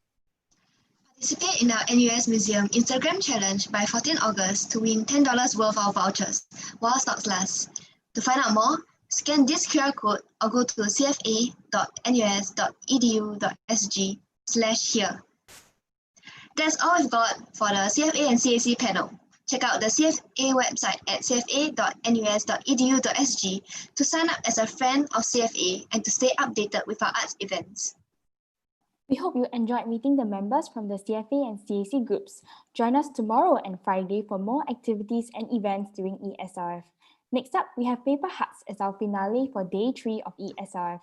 Our students will continue to be around for the next 15 minutes in this Zoom webinar to answer questions you have about their groups. Please enjoy paper huts and see you tomorrow.